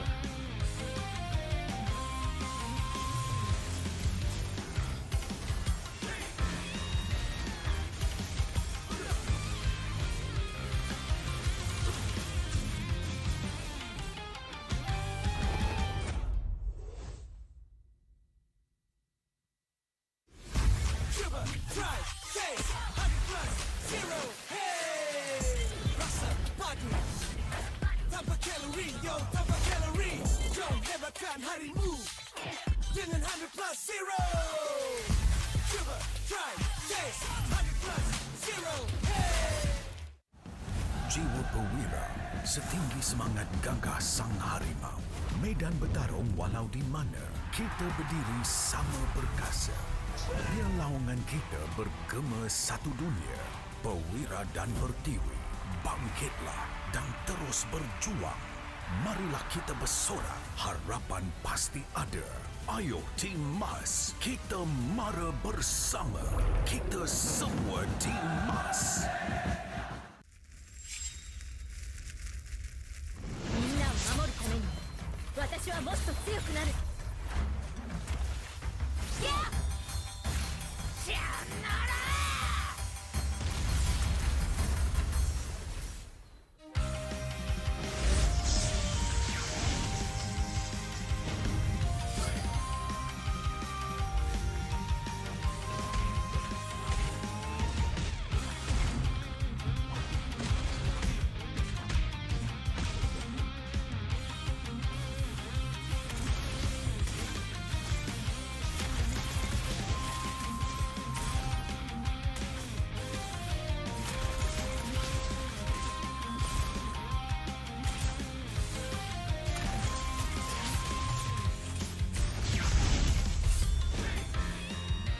今度は背中合わせでいくわよ。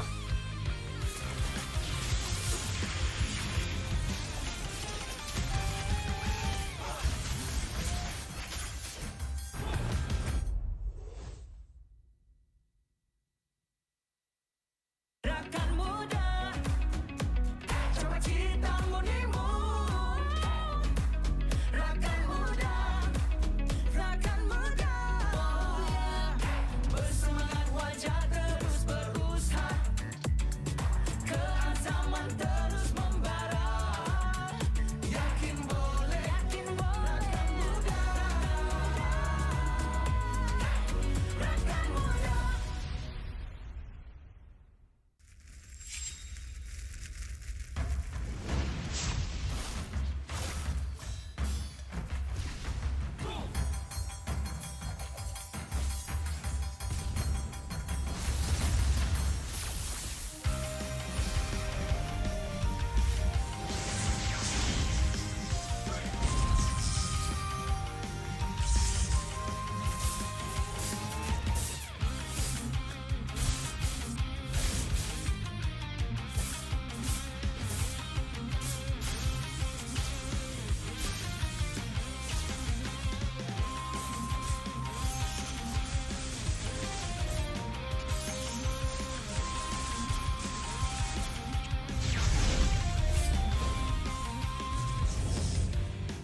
ここは俺に任せて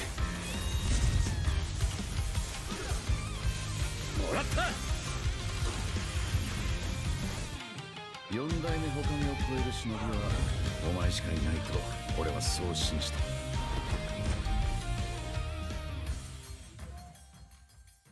Ini 5 sebab 5 sebab kenapa korang kena datang tengok MPL MY di Stadium Juara. Pertama, korang dapat tengok kita orang main dan tim MPL lain main secara langsung. Kedua, boleh jumpa player depan-depan. Bruh. Yang ketiga, sebab ada booth Vamos. Keempat, tiket murah, RM10 je. Last sekali, yang penting sebab ada saya lah. Jom datang Stadium Juara setiap minggu untuk tonton semua tim MPL MY bertanding. And paling penting, jangan lupa beli tiket guys kat Ticket to You atau tekan link di bio. Jangan lupa follow MPL MY.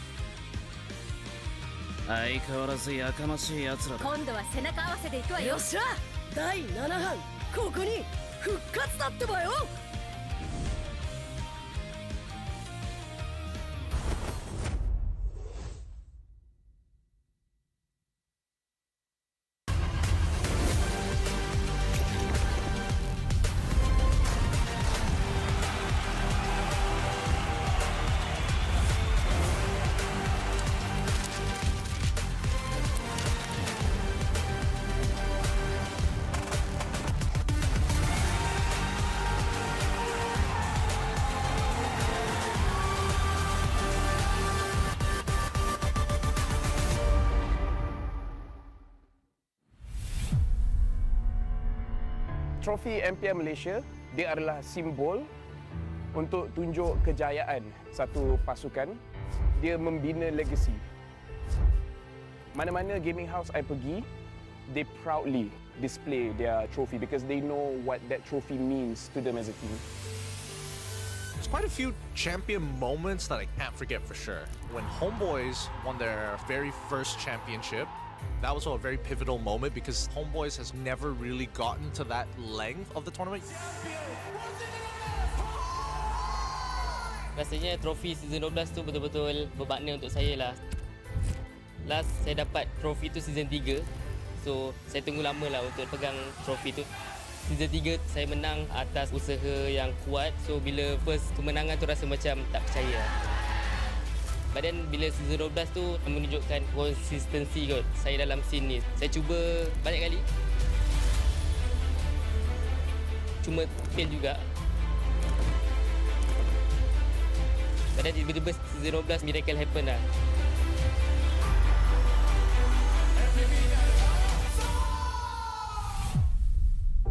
Season yang saya tak boleh lupakan is season 9 sebab itu first time saya champion. Dan saya dapat MVP pada season tu lah. Masa Grand Final season 9, saya ada temarang Momo sebab dia gunakan sniper. Tapi sekarang saya baru sedar yang kita orang dua tak communicate dan saya pun nervous jugalah. So yeah, sorry Momo. SRG did it so handedly as well. Haven't had like champions who've dominated that hard in quite some time.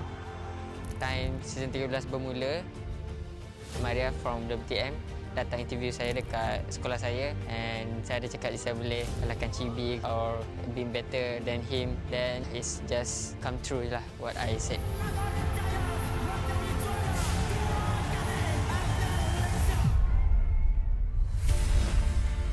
Honestly, I nampak the new design for the trophy is very nice. For me, trofi baru ni adalah signal kepada semua pasukan that kita kena tinggalkan cara yang lama and start bergerak dengan cara yang baru. Disebabkan kita dah nampak usaha berkali-kali, hanya SRG je yang betul-betul boleh bawa nama Malaysia dekat international.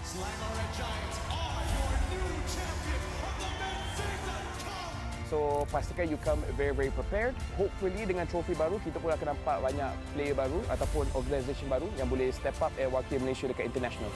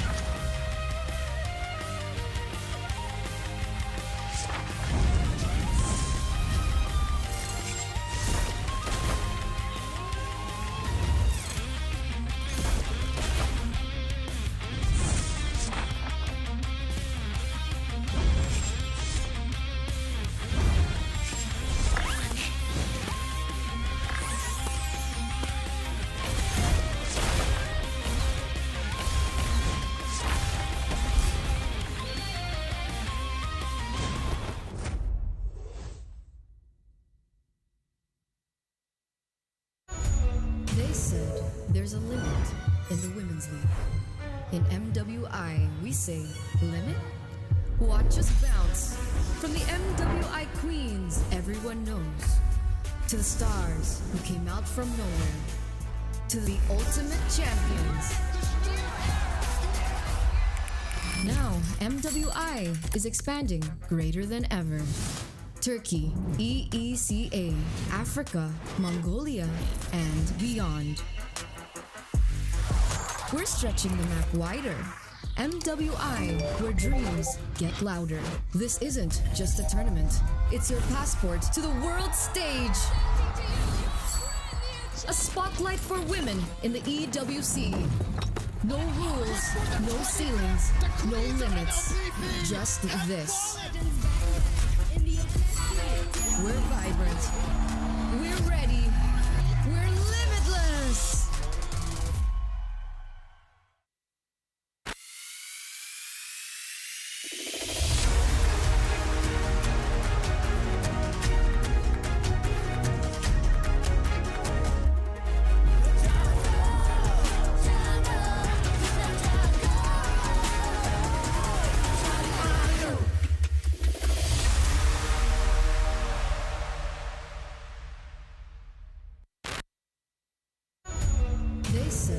There's a limit in the women's league.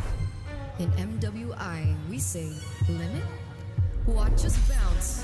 From the MWI queens everyone knows, to the stars who came out from nowhere, to the ultimate champions.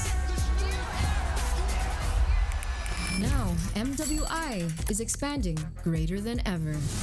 Turkey, EECA, Africa, Mongolia, and beyond. We're stretching the map wider. MWI, where dreams get louder. This isn't just a tournament. It's your passport to the world stage. A spotlight for women in the EWC. No rules, no ceilings, no limits. Just this. We're vibrant. We're ready. We're limitless. Hello guys, so for today I'm going to rate MPL One more. Hello guys, so for today I'm going to rate top goal laners from MPL MY. So first is Kuzey. Because I think he's the one who's carrying their team and he's being consistent on his role. Hussein saya letak dekat B lah, B. So ada Mel QT, saya letak S. Biasa-biasa S. Because they're just a new team but their gameplay is kinda great, so I think S. So kita ada Lolial, saya letak C.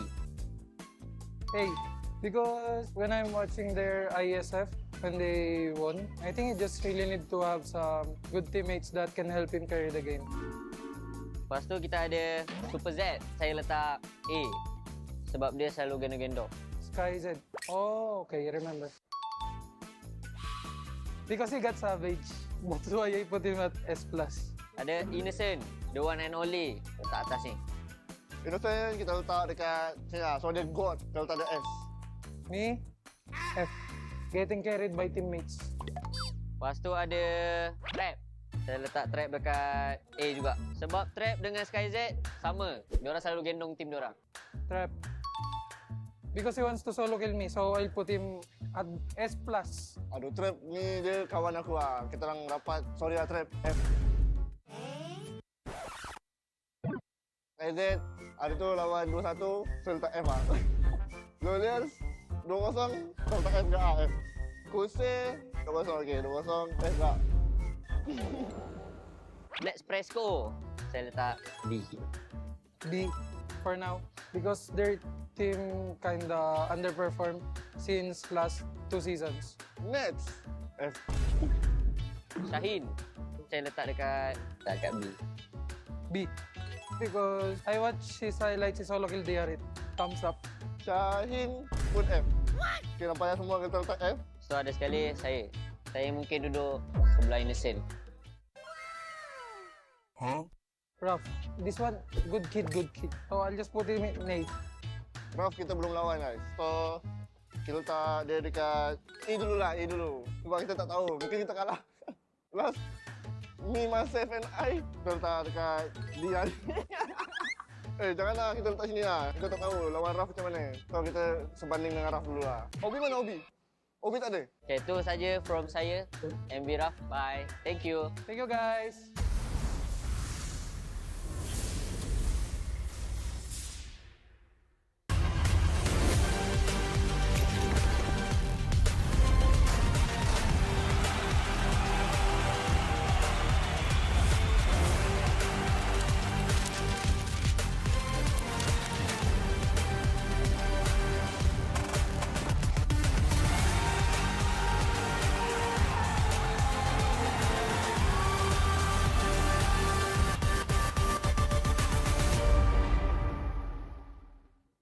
Hi guys, I'm Yums. So today I'm going to put the player on the list.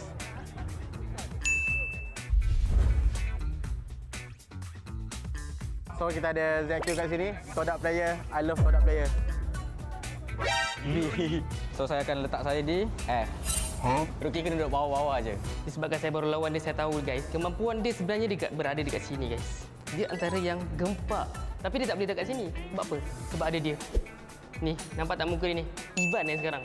Ivan ni, sini S. Memang power. Ni semua yang power So next, kita ada Van Strong from Indo. So say less. S. Van Strong, super good. Saya letak dia di S. Dia seorang Roma yang bagus. Nova Escobar, okey lah.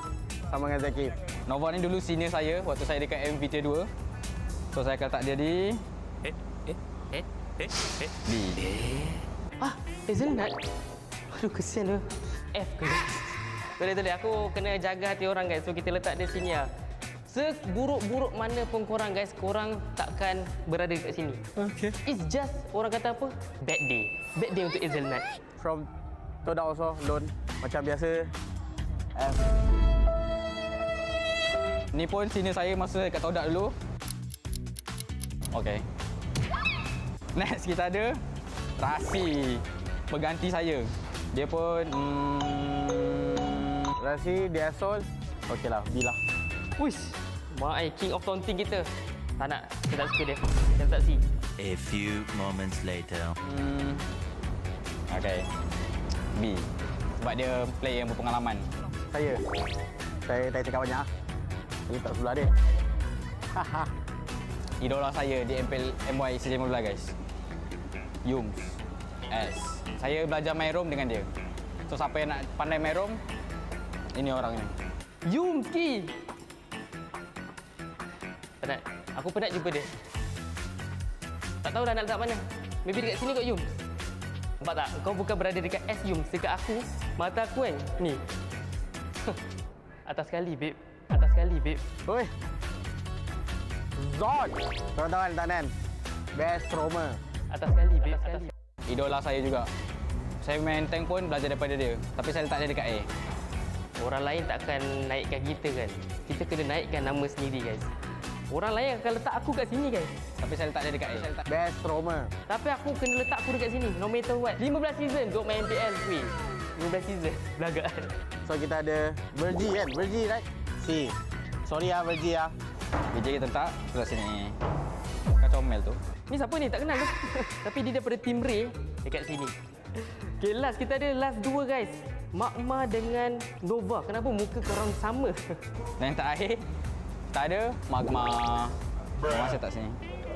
Okey. Aku letak dia dekat A. Sebab dia tahu baksa dulu daripada aku guys. Magma. Si. Why Magma si? Why no? I'm the one who red or you? You're the one. Dan last kali Nova Escobar. Disebabkan kau kalah lawan aku Nova. Tapi kau power juga. Kau lama kan main. Aku letak kau B lah. Sorang-sorang boleh. So ni guys, antara list yang saya punya tier lah tier. Korang jangan kecam pula. Suka hati aku lah. Aku punya tier bukan tier korang kan. Okay? Enjoy. Ya, dah. Bye-bye. Saya nak kena training lagi.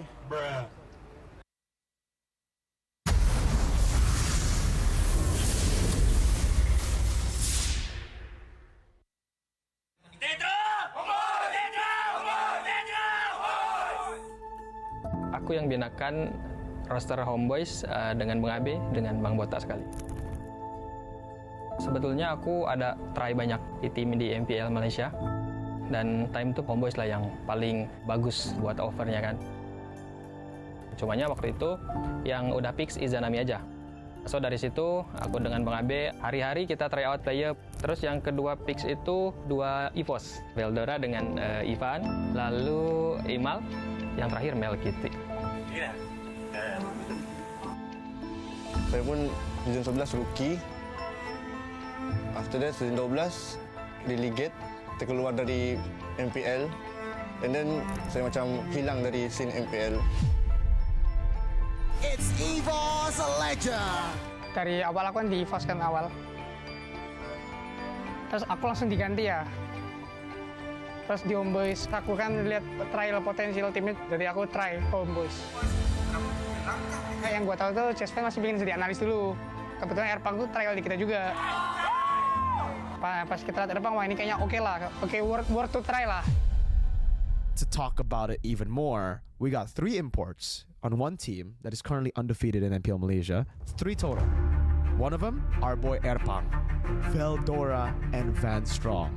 The 2 EVOS rejects, the 2 EVOS failures that have never really performed well on EVOS, but now are finding a lot of success on another team. Kalau pendapat tentang statementnya Mirko, menurut aku mungkin terlalu jahat ya bahasanya, buangan ya.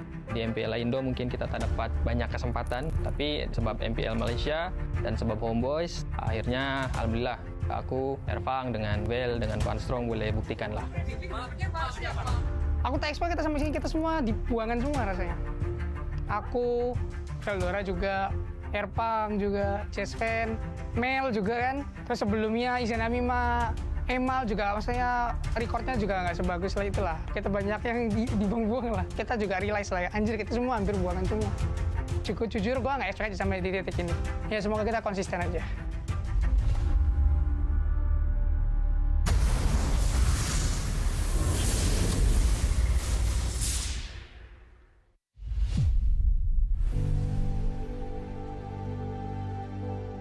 With our lineup for the past 3 seasons, maybe this is the best one.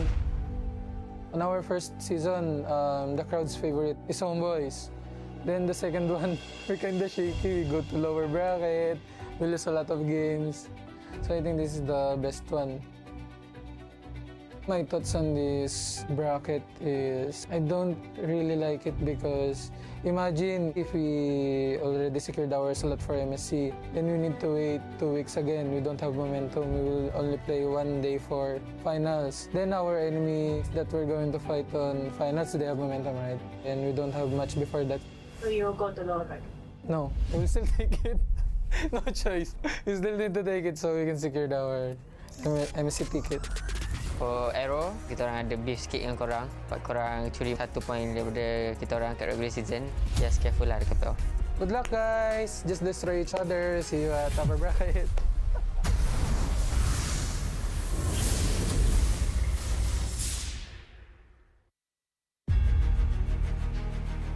To all the fans that never expected us to even reach playoffs in the first place, I think you guys shouldn't underestimate us because there's a reason why we're not getting swept by all the strong teams. So expect that we will be strong in playoff. Untuk test yang 2-1, kita orang selalu dapat tu, saya tak kisah pun. Asalkan kita orang dapat menang first game tu, kalah 1, menang 1, kalah 1, dan menang game yang kelima.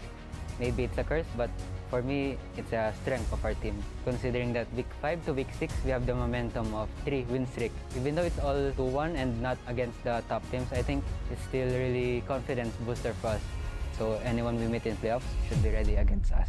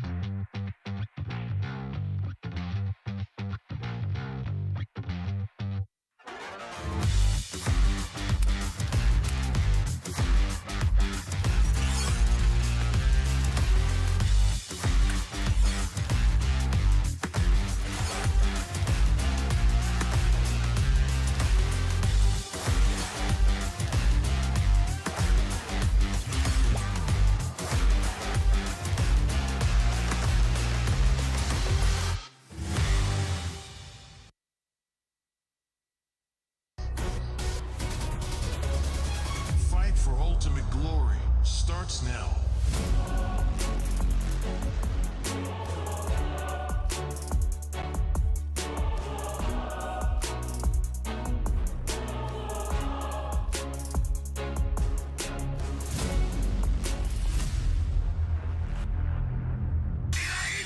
Mobile Legend M6 Swiss Watch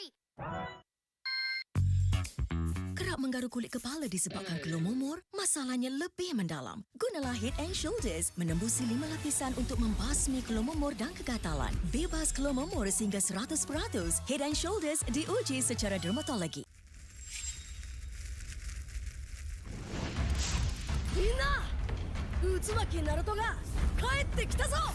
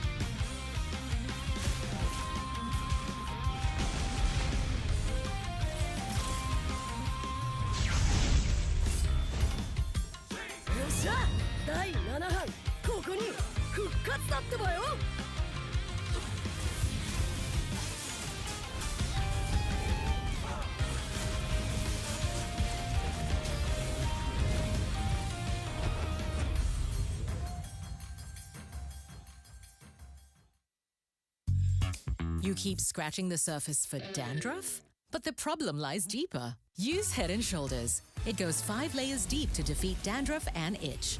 Be up to 100% dandruff-free. Head & Shoulders, dermatologically tested. 見せてやるよ。車輪ガンの本当の力をな。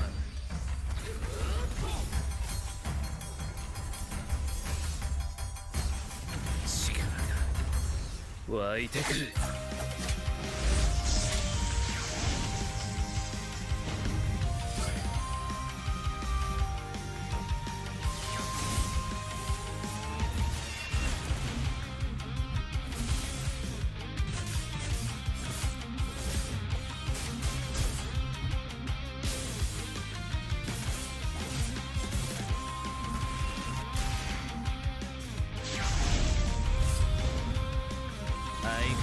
やかましい奴らだ。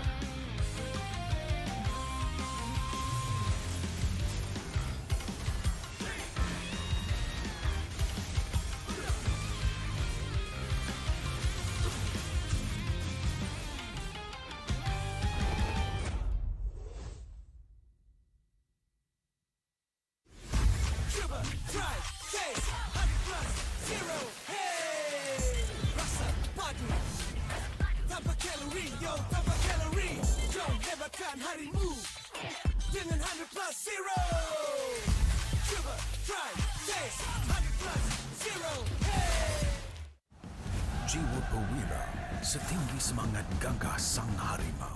Medan bertarung walau di mana, kita berdiri sama perkasa. Biar lawangan kita bergema satu dunia. Perwira dan pertiwi, bangkitlah dan terus berjuang. Marilah kita bersorak, harapan pasti ada. Ayo Tim Mas, kita mara bersama. Kita semua Tim Mas.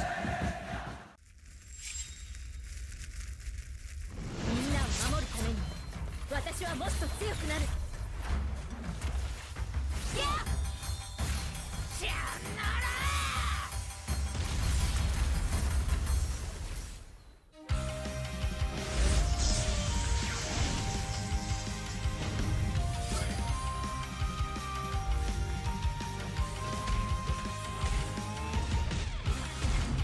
Jiwa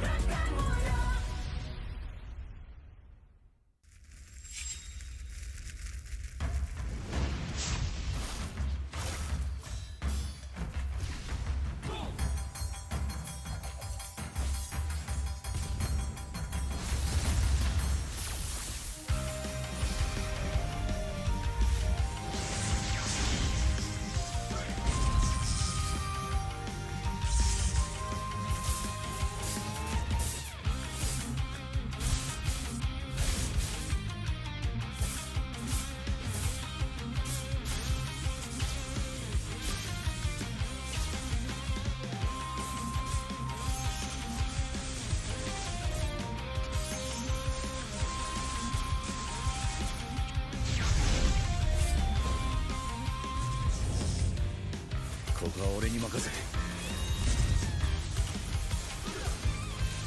もらった。4代目他目を超える忍びはお前しかいないと俺はそう信じた。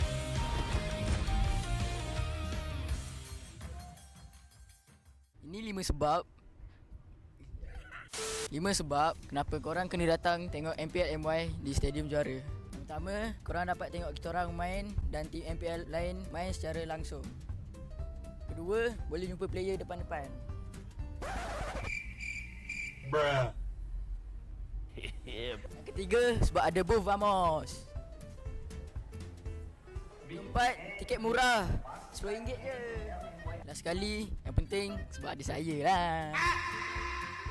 Jom datang Stadium Juara setiap minggu untuk tonton semua tim MPL MY bertanding. And paling penting, jangan lupa beli tiket guys kat Ticket to You atau tekan link di bio. Jangan lupa follow MPL MY.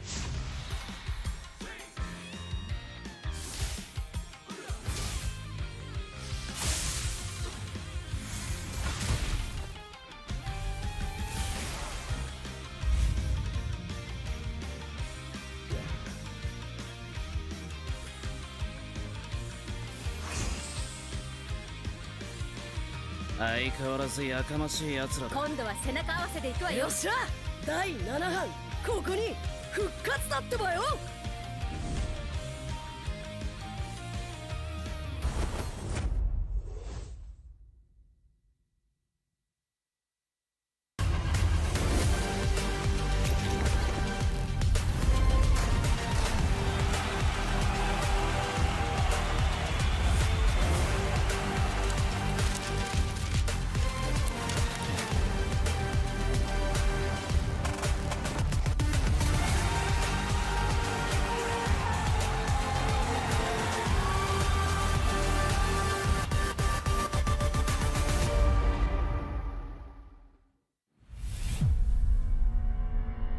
Trofi MPL Malaysia, dia adalah simbol untuk tunjuk kejayaan satu pasukan. Dia membina legasi.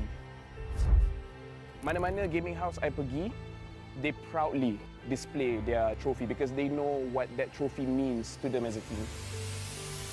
There's quite a few champion moments that I can't forget for sure. When HomeBois won their very first championship, that was a very pivotal moment because HomeBois has never really gotten to that length of the tournament. Rasanya trofi season 12 tu betul-betul bermakna untuk saya lah. Last saya dapat trofi tu season 3. So saya tunggu lama lah untuk pegang trofi tu. season 3 saya menang atas usaha yang kuat. So bila first kemenangan tu rasa macam tak percaya.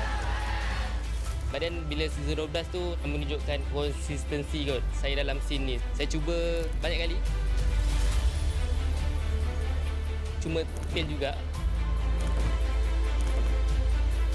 But then tiba-tiba season 12 miracle happen lah.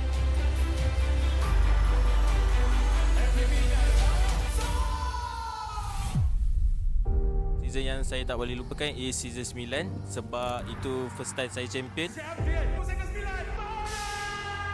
Dan saya dapat MVP pada season tu lah. Masa Grand Final season 9, saya ada teman Momo sebab dia gunakan sniper. Tapi sekarang saya baru sedar yang kita orang dua tak communicate dan saya pun nervous jugalah. So yeah, sorry Momo. SRG did it so handedly as well. Haven't had like champions who've dominated that hard in quite some time. Time season 13 bermula, Maria from WTM datang interview saya dekat sekolah saya and saya ada cakap saya boleh kalahkan Chibi or be better than him, then it's just come true lah what I said.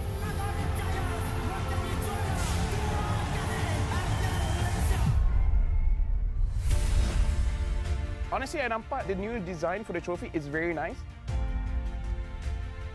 For me, trofi baru ni adalah signal kepada semua pasukan that kita kena tinggalkan cara yang lama and start bergerak dengan cara yang baru. Disebabkan kita dah nampak usaha berkali-kali, hanya SRG je yang betul-betul boleh bawa nama Malaysia dekat international.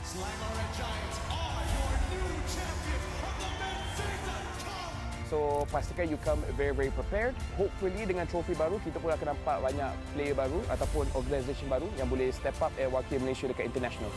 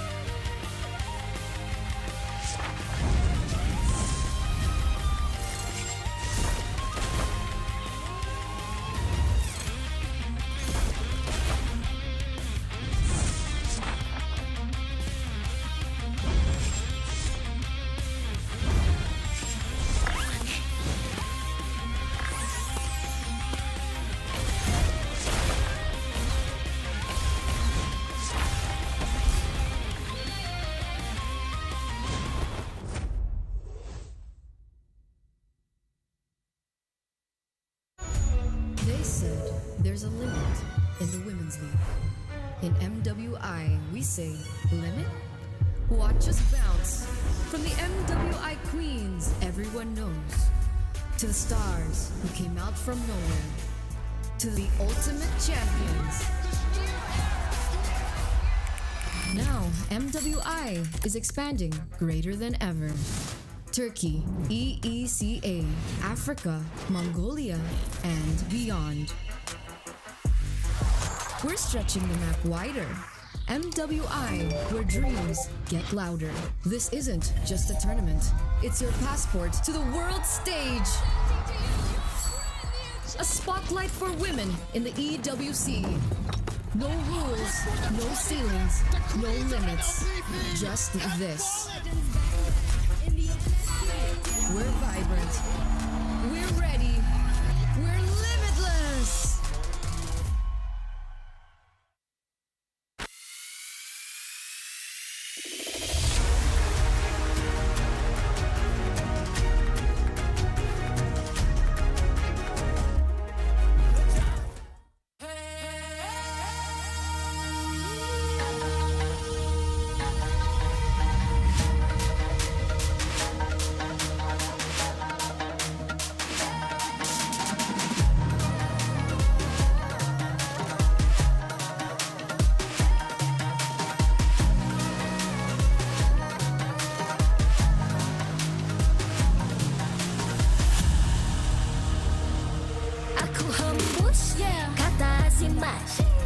terjatuh, aku beringat. Jalan dah jauh, cari titik bermula. Krak, krak, krak, krak. Jangan patah semangat. Semarak api bukan calon cadangan. Biar apa menghalang, aku sambut datang. 1000 daya, 1000 alasan. Harungi semua sampai di akhir garisan. Eo, eo. Kami tak senang mengalah, kami luar biasa. Semangat membara, harungi bersama. Lakukanlah sama-sama lakukan, bergema di kiri dan kanan. Tak berhenti marah ke hadapan, tak mengalah berdepan cabaran. Jaga, jaga, kita jaga. Jaga, jaga, kita jaga. Jadi ayo. See me, watch me, hype me, gotta give it all. Don't matter how many times I fall, gotta get back up. Yeah, yeah, gotta go. I can hear them calling, now I gotta serve. Mess with my clique, now you get what you deserve. We keep it tight, we keep it cool. They got me and I got them too. Rasa api tak kunjung padam. Marah ke hadapan kita, sehaluan jangan simpan-simpan. Kita anak Malaysia. Kami tak senang mengalah, kami luar biasa. Semangat membara, harungi bersama. Jaga, jaga, kita jaga.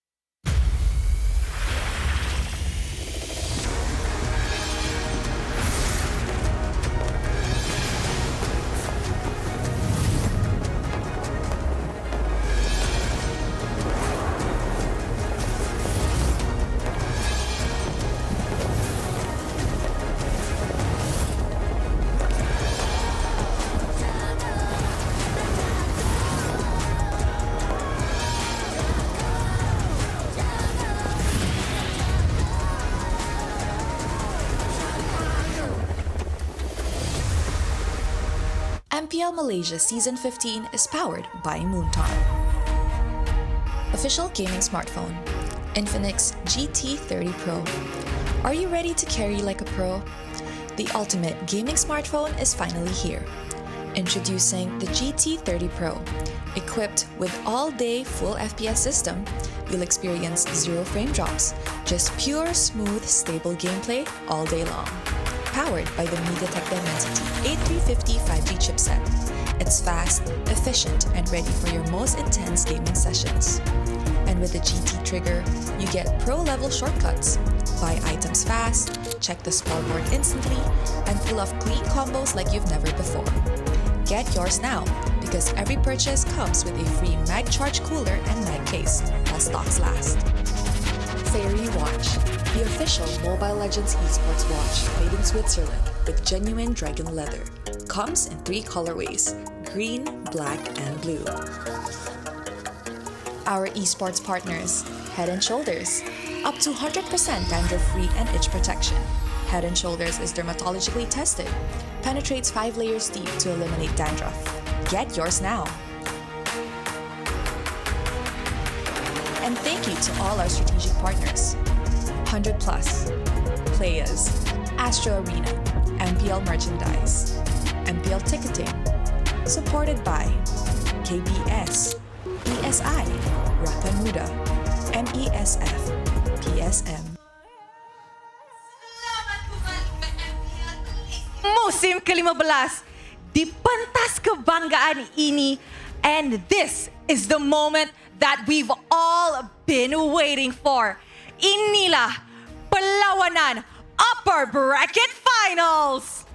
Dua pasukan terbaik Malaysia berada di Upper Bracket, SRG OG Esports dan juga HomeBois Esports. Tapi cuma satu yang bakal berjaya untuk ke Grand Final, Rose. Yes, indeed, Poji. Now, kalau kita tengok balik dekat record kedua-dua pasukan lah kan, SRG OG masih lagi ada clean record daripada regular season sampai ke Phase 1 playoffs. HomeBois pula dapat kalah match lawan SRG sahaja. And of course, ini bukan sahaja rematch ataupun match membalas dendam. Match ini sangat-sangat penting sebab pasukan yang menang match ni akan layak ke finals and mendapat tiket pertama ke MSC. Bila kita bercakap macam tu, Rose, sebenarnya saya ada benda sikit je. Saya nak leak. Janganlah leak. Tu kerja lah, Fel. Dah. Please, tu kerja lah, Fel.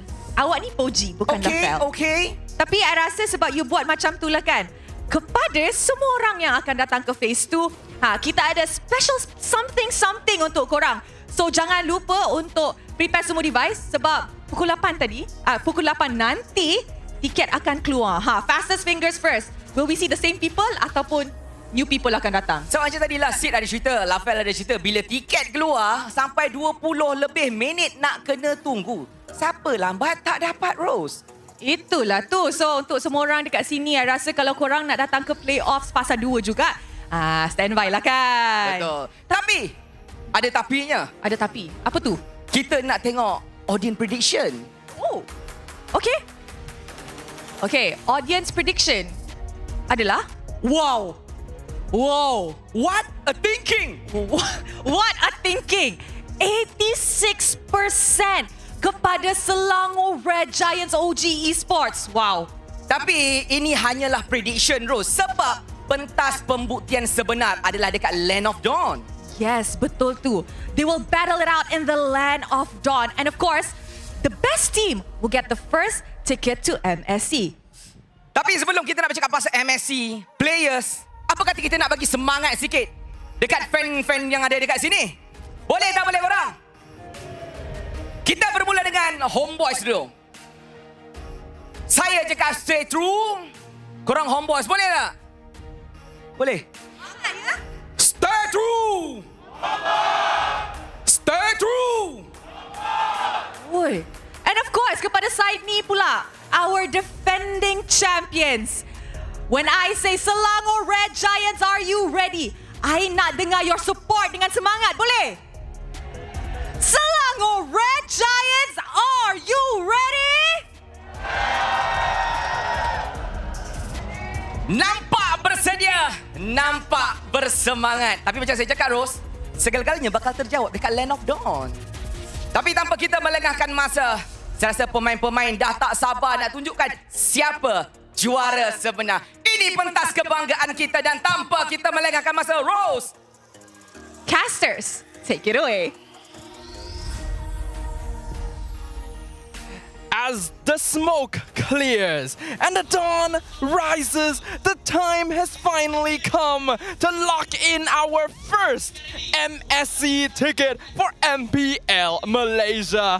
Welcome, ladies and gentlemen. You are watching the upper bracket finals between SRGOG and HomeBois, and we will be your casters for today. My name is Stafa, and I am joined on the desk by Husky. It's going to be pretty exciting because these two teams were in MSC Riyadh 2024 last year, but HomeBois eventually fell to Team Flash and NIP Flash at that time, and SRG went on to win the whole thing. Right now we're back in the same position again, where SRGOG are the favorites to take it all. Of course, they are the favorites, but they may not necessarily have the easiest path forward. So I think it's very important for them and for all of you guys watching at home to refresh with zero sugar, zero calories. I almost messed that up. I haven't had my 100 plus. The same great 100 plus taste that you have always loved, because no matter the occasion, sugar-free and calorie-free 100 plus zero is here to keep you replenished so you can get the most out of every moment. Making sure that you are recharged, refreshed, and rehydrated for the most intense matches that are about to hit the Land of Dawn. We've seen 9 games today on the big screen, and all of them have been pretty jaw-clenching, right? Some landslides, some close victories, some epic comebacks, and some unexpected results. There was a crack in the universe, in the timeline, that we would have had DX Seoul against SRGOG, but even if that wasn't a reality, I still feel that I'm satisfied with what we've seen today. Yeah, I'm really happy with how much growth we've witnessed from every single team in the playoffs thus far, and I'm really happy with the top 4 that we still have. But now we gotta talk about the top 2. The winner of this best of 5 series moves on to the grand finals and becomes Malaysia's first MSC representative. SRGOG and HomeBois have both been titans of the entire regular season, but only one of them is officially undefeated. Yeah, coming back essentially full circle to how things were in Season 13, where they both, again, were the titans, and HomeBois were closely following in SRGOG's footsteps. This decided match is going to be of utmost importance, and up till this point, as AERO Esports has proven to all of us for the second time in a row, they were the only team who were able to force SRG into a corner, and I'm looking for HomeBois to do what they couldn't achieve in the regular season. Well, considering that AERO Esports has now shown everyone else what the weakness of SRGOG is, perhaps that's something that HomeBois can learn from, something they can use to improve on their gameplay. Hopefully, they've had enough time to refresh themselves, because both of these teams have had to play a best of 5 series earlier today, with HomeBois only just coming off of their victory against DX Seoul. But there's no time to rest. This is it. This is the most important one. If you can take a victory here, your path to MSC is the easiest it possibly could be. Yeah, a direct slot into the main stage. No more wildcard shenanigans, but most importantly, you can wait until the grand final Sunday on phase number 2. You don't have to go to the lower bracket gauntlet, which entails a possible 2 full BO5s. 2 teams are already waiting down there, right? DxO and AERO Esports will face off at the start of phase 2. So for now, I think it's very important for these 2 teams to get their tickets. And speaking of tickets, once again reminding everyone that tickets for Phase 2 are going to be released and ready for purchase at 8 p.m.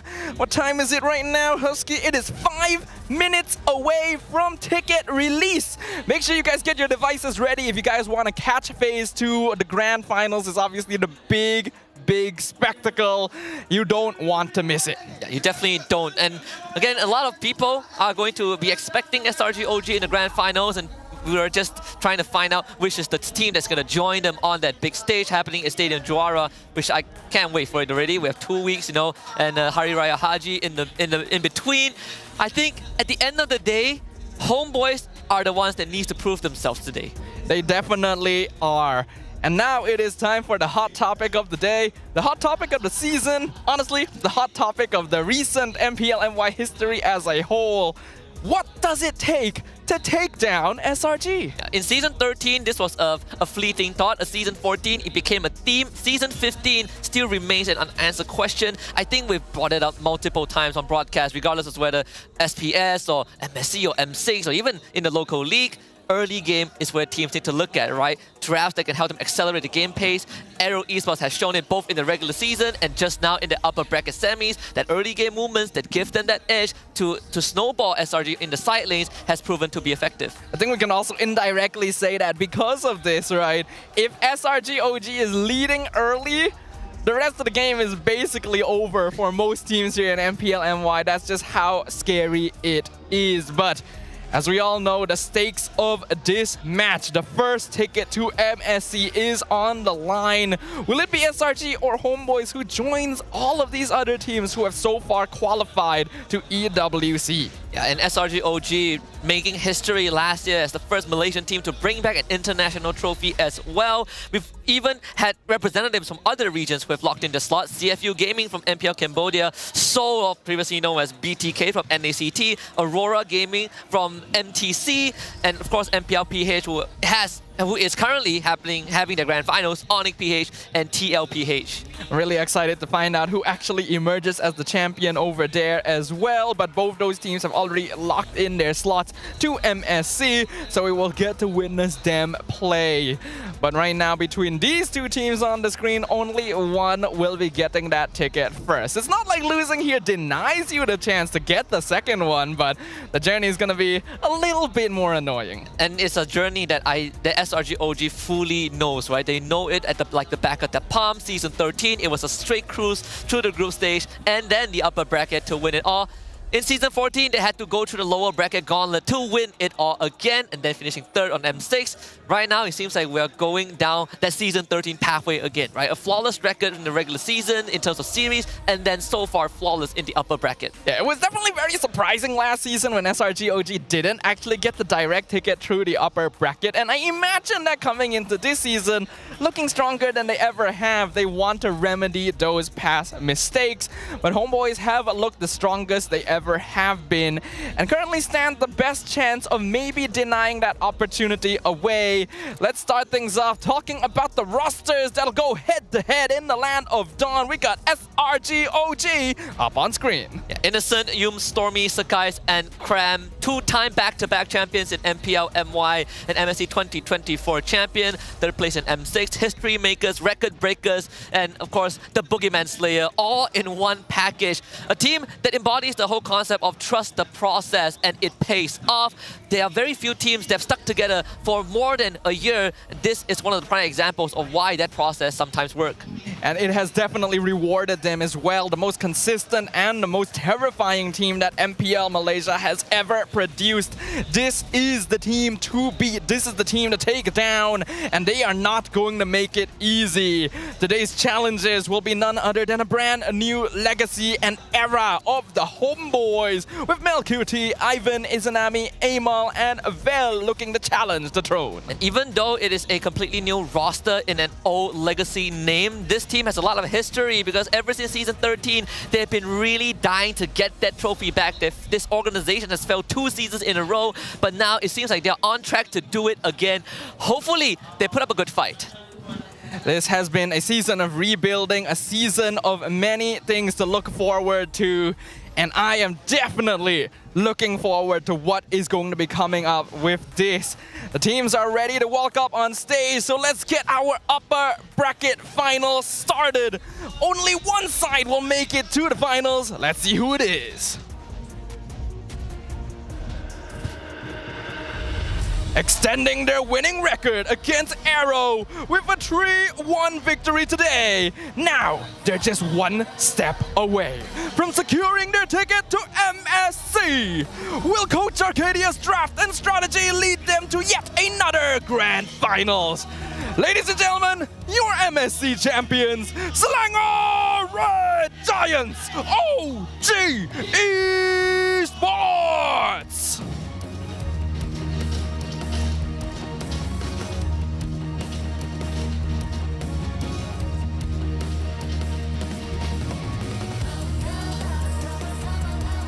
Securing a victory after a full-blown battle just moments ago. Now, they return, aiming to keep the momentum alive and end SRG's reign. Will the mission to bring HomeBois back to MSC be fulfilled today? Put your hands up for La Familia is HomeBois!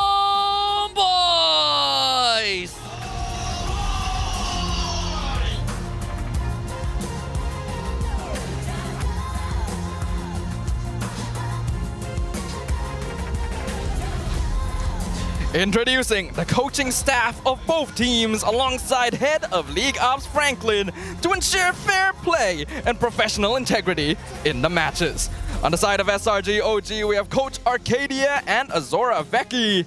And for the HomeBois, we have Coach Erpang and Jesvin.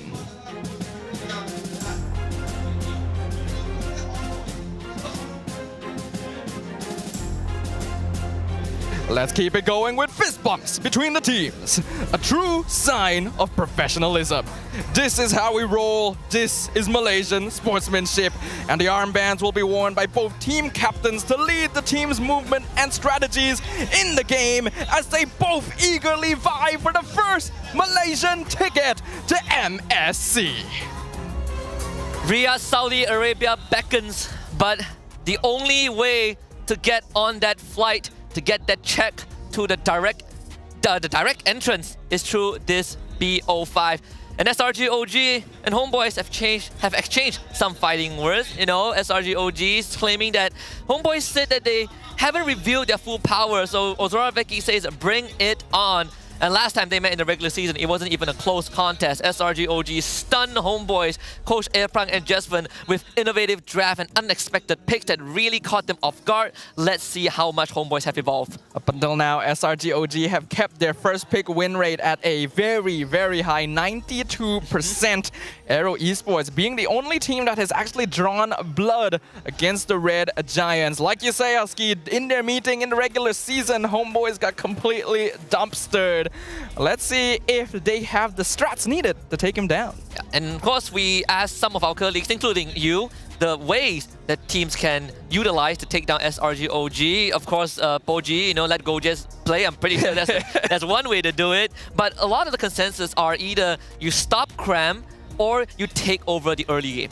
Yeah, Shamilo, Rose, and LaFell all talk about locking Cram down. The EXP laner on the side of SRG OG has been creating miles of space for the squad to just overwhelm the map with their presence. And me, as well as I think a lot of people, have observed that SRG OG, as strong as they are, is still the most vulnerable in the first few minutes of the game. If you're able to take control of early rotations and get a snowball rolling before SRG can really become a threat, that could be your best chance to victory. It was something me and Adin also echoed in the earlier series between SRG OG and AERO Esports. We talk about how as much as Cram usually doesn't get much of the spotlight, right? He's overshadowed by flashy savages, multi-kills, big Lord steals from the rest of his teammate. Cram is the pillar of the squad. If there was a chance that they win this grand finals and there's a finals MVP candidate, I personally think Cram is the one deserving to receive it. So HomeBois, if there's any way to shut down SRG OG, you start with the foundations, and the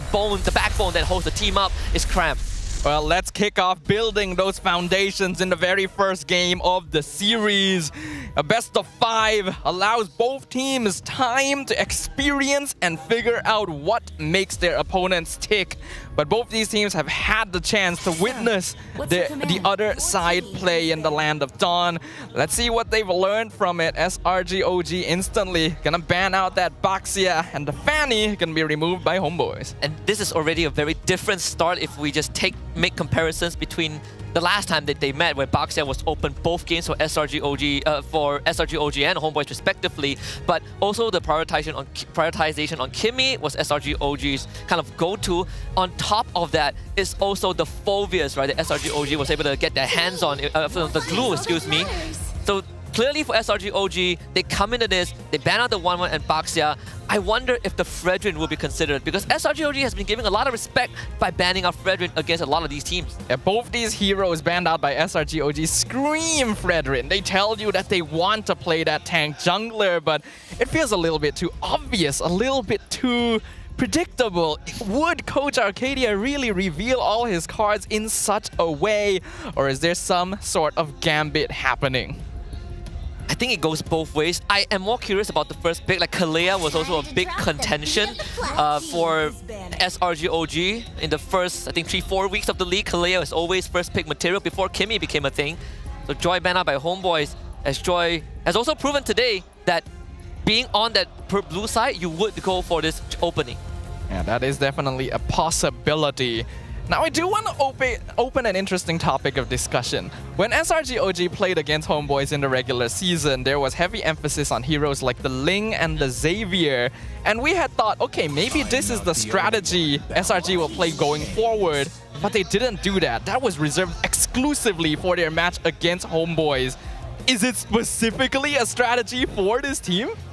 If that's the case, I wouldn't put it past them. I feel like if that is the case, it is going to be a, you know what, a targeted vengeance, or you can say it, a targeted vendetta towards HomeBois. But I also am on board with the idea that if you have a particular strat that works well against your enemies, I think by all means go for it, right? At that point of time, HomeBois were playing a draft that wants to dive SRG OG. For 2 games in a row, they were taking picks like Baxia, Lucas. They want to get on top of SRG OG, and all the Giants had to do was to pick heroes that had self-sustained or abilities to peel the teammates away. That is something SRG has always been specialized in, though. Skirmishing, engaging and disengaging at the right opportunities is what makes it so difficult for other teams to actually get under their skin. With the Phobias and Loyi now finishing out the ban phase for both these teams, SRG OG will be the ones to kick things off. What is that first pick? Will they go back to the Kimmy, or is something else on their mind? The Kalea is also open, but then you invite a trade like the Badang on the side of HomeBois, right? So SRG OG, they go back to the Kalea, which has not been picked for majority of the games today. Kimmy, Badang, what else? Kimmy, Badang is open for HomeBois. They could go for an early Fredrin. We've seen them pick in the red 2. Sometimes they leave it to red 3 as well. It's a pick your poison kind of scenario. The Gatot also, right? A very direct answer to most Kalea picks in the league. Yeah, direct answer to the Kalea, which surprisingly we haven't seen a lot of recently. The Fredrin is still a big question mark. Did Arcadia ban Baxia and 1-1 specifically to draft it for themselves, or is that some kind of trick to force HomeBois to steal it away? As you mentioned, picks like the Kimmy are still open, the Harif is still open, they go for that, and they do actually take the Fred. Yeah.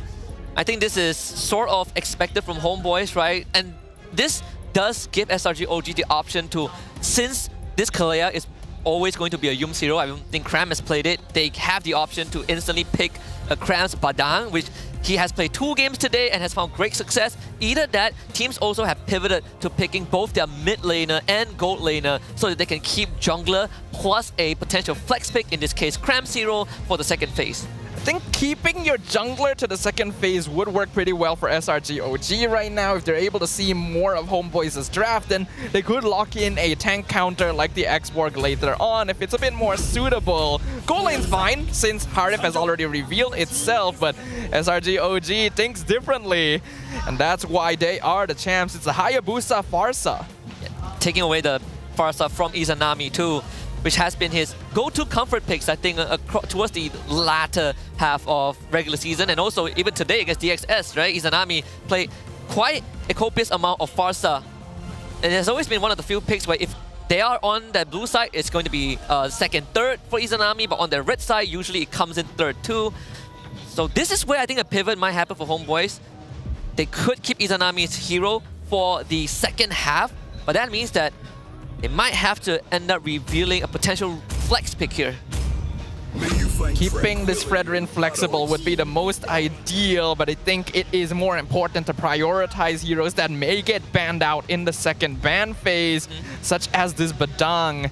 Going to be a very good answer to heroes like the Farsa, and we've already seen well-timed fist breaks lock down Hayabusas in the tournament, so it could be a good answer for the HomeBois. They'll just go ahead and grab that.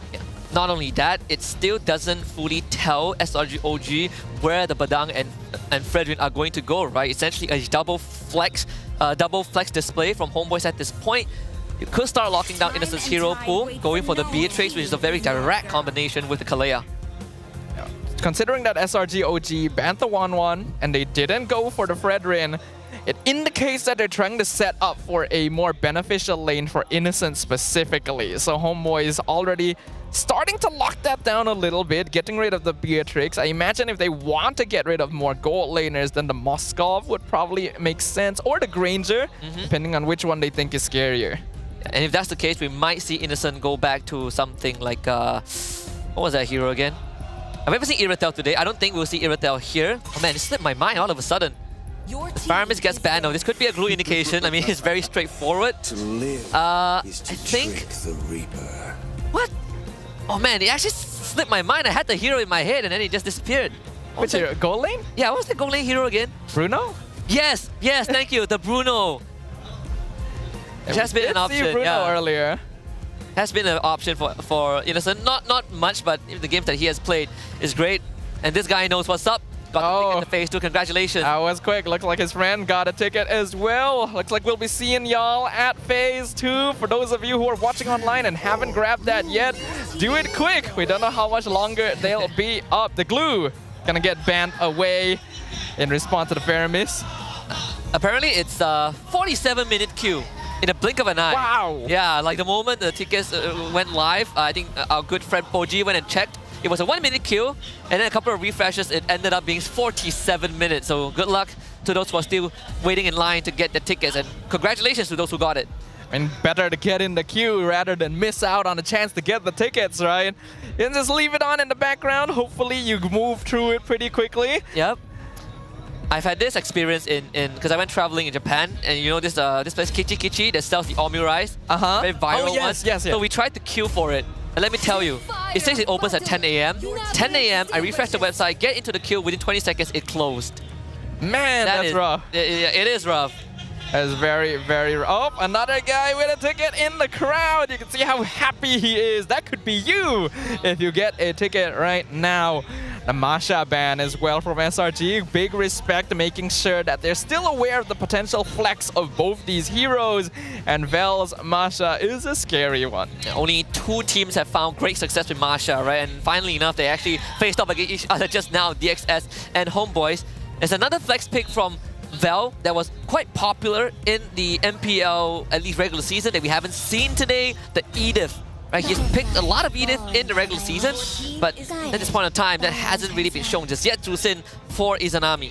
So I instantly have a slight concern for the side of the HomeBois in that they just don't have a lot of damage, especially earlier on in the game. This last pick from their side is gonna need to be a pretty notable damage hero, but at the same time, it's probably going to be their roamer, depending on where this Badang ends up. We could see Vel on a damage EXP. The Edith is still open. That's one of his usual go-tos. Unless we see him on the Fredrin again. And then they pick like an assassin, right? That like is true. Suyo is still up. The Ling is still up. The, I don't know if you want to go Alpha, though we did see Alpha in MPL PH. Couple of options left for HomeBois. The finishing pick to Rizla. Coming online for Cram and a Moskov for Innocent. And Moskov is an Innocent classic and typically a hero that does well in lane against the Harif, so that makes a lot of sense. But Crams to Rizla is something we have not seen in a very, very long time. We're getting treated to a lot of old classics today here. And earlier, that was done by Amal. He actually played a lot of interesting assassins in the jungle, bringing back the Benedetta and the Nolan. So if they do want to flex the Fredrin into EXP still, Amal has plenty of options. Yeah, a blast to the past, right? In fact, Amal played a full series, and all 5 games he picked different junglers. Benedetta, Nolan, Ling, the Baxia, then the Joy. So let's see if this is going to be a flex Brethren, it seems like okay, wait. We actually still have no idea. We have no idea. It is a Val Benedetta. Ooh, I don't think we've actually seen Vel's Benedetta yet. Even though he normally can play damage EXP lane, he lanes towards Masha or Ide. So this is going to be a treat. This is going to be something interesting. And Benedetta is actually still on 100% win rate. This hero is difficult to handle here at MPL MY. Across multiple roles too. Siska has found success with Benedetta. Supat has done it. And the most recent addition is Amao in the jungle. Let's see if Val will be the 4th name on that list. All right, ladies and gentlemen, put your hands together. We are about to get started with the upper bracket finals. Game number 1 may only be the first step in a journey, but it is a path that leads you straight to MSC in Riyadh. Will it be the defending champions or a brand new era of challengers? Let's find out in the land of Dawn. HomeBois on red side, SRG OG on blue side. To some people, this might just be a fresh encounter between 2 different eras, but for some, it is a rivalry as old as Season 13. We start off with a bit of a pause. Last time we got a pause from SRG OG. Innocent spilled his drink, but this time, it seems like it's called. Oh, is that what happened? Yeah, he spilled his drink, so you can see the marshals wiping his side of the table with tissue paper.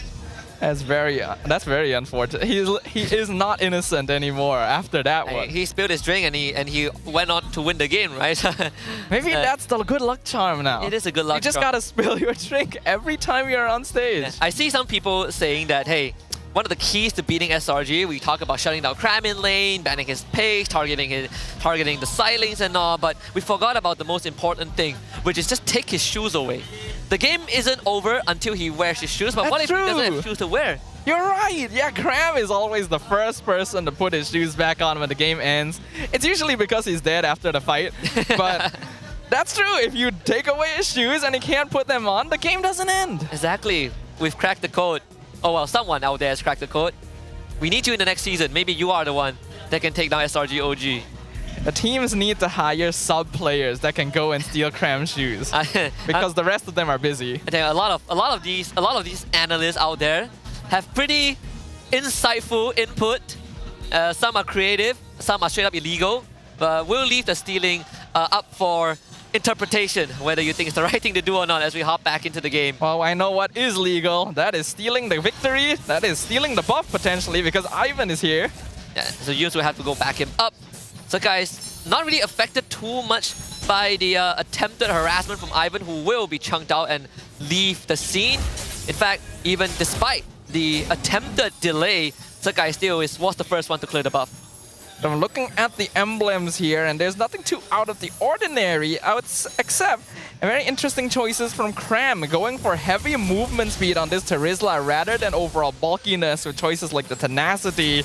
Tells you that he is going to be joining fights. He wants to be unlocked from this lane as early as possible. Yeah, that is something that we have seen be a pretty common occurrence for Cram, like Baxia, Glue even.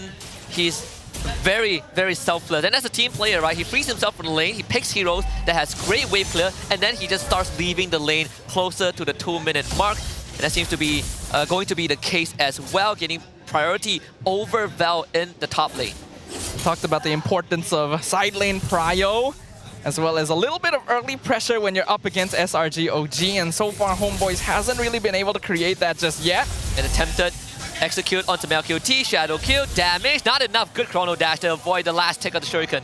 MelQT surviving there is very, very important. You cannot allow a Hayabusa to get a kill with his first Ogi shadow kill of the game. That sets up a very dangerous precedence. Yeah, they do find Sakai, who will be chunked down low as the turtle is about to spawn. Val shows up middle lane to free up Izanami, as now they look to take priority over Turtle, but Izanami, he's not going to be level 4 just yet, but since Sakai is low, SRG OG would just give this one up. Ivan doing a great job of reconnaissance. HomeBois stopping SRG OG, and now are looking for Stormy, forces Flicker out. Sakai is in a very precarious position, and Cram, with the help of Stormy, Blast takes out 2.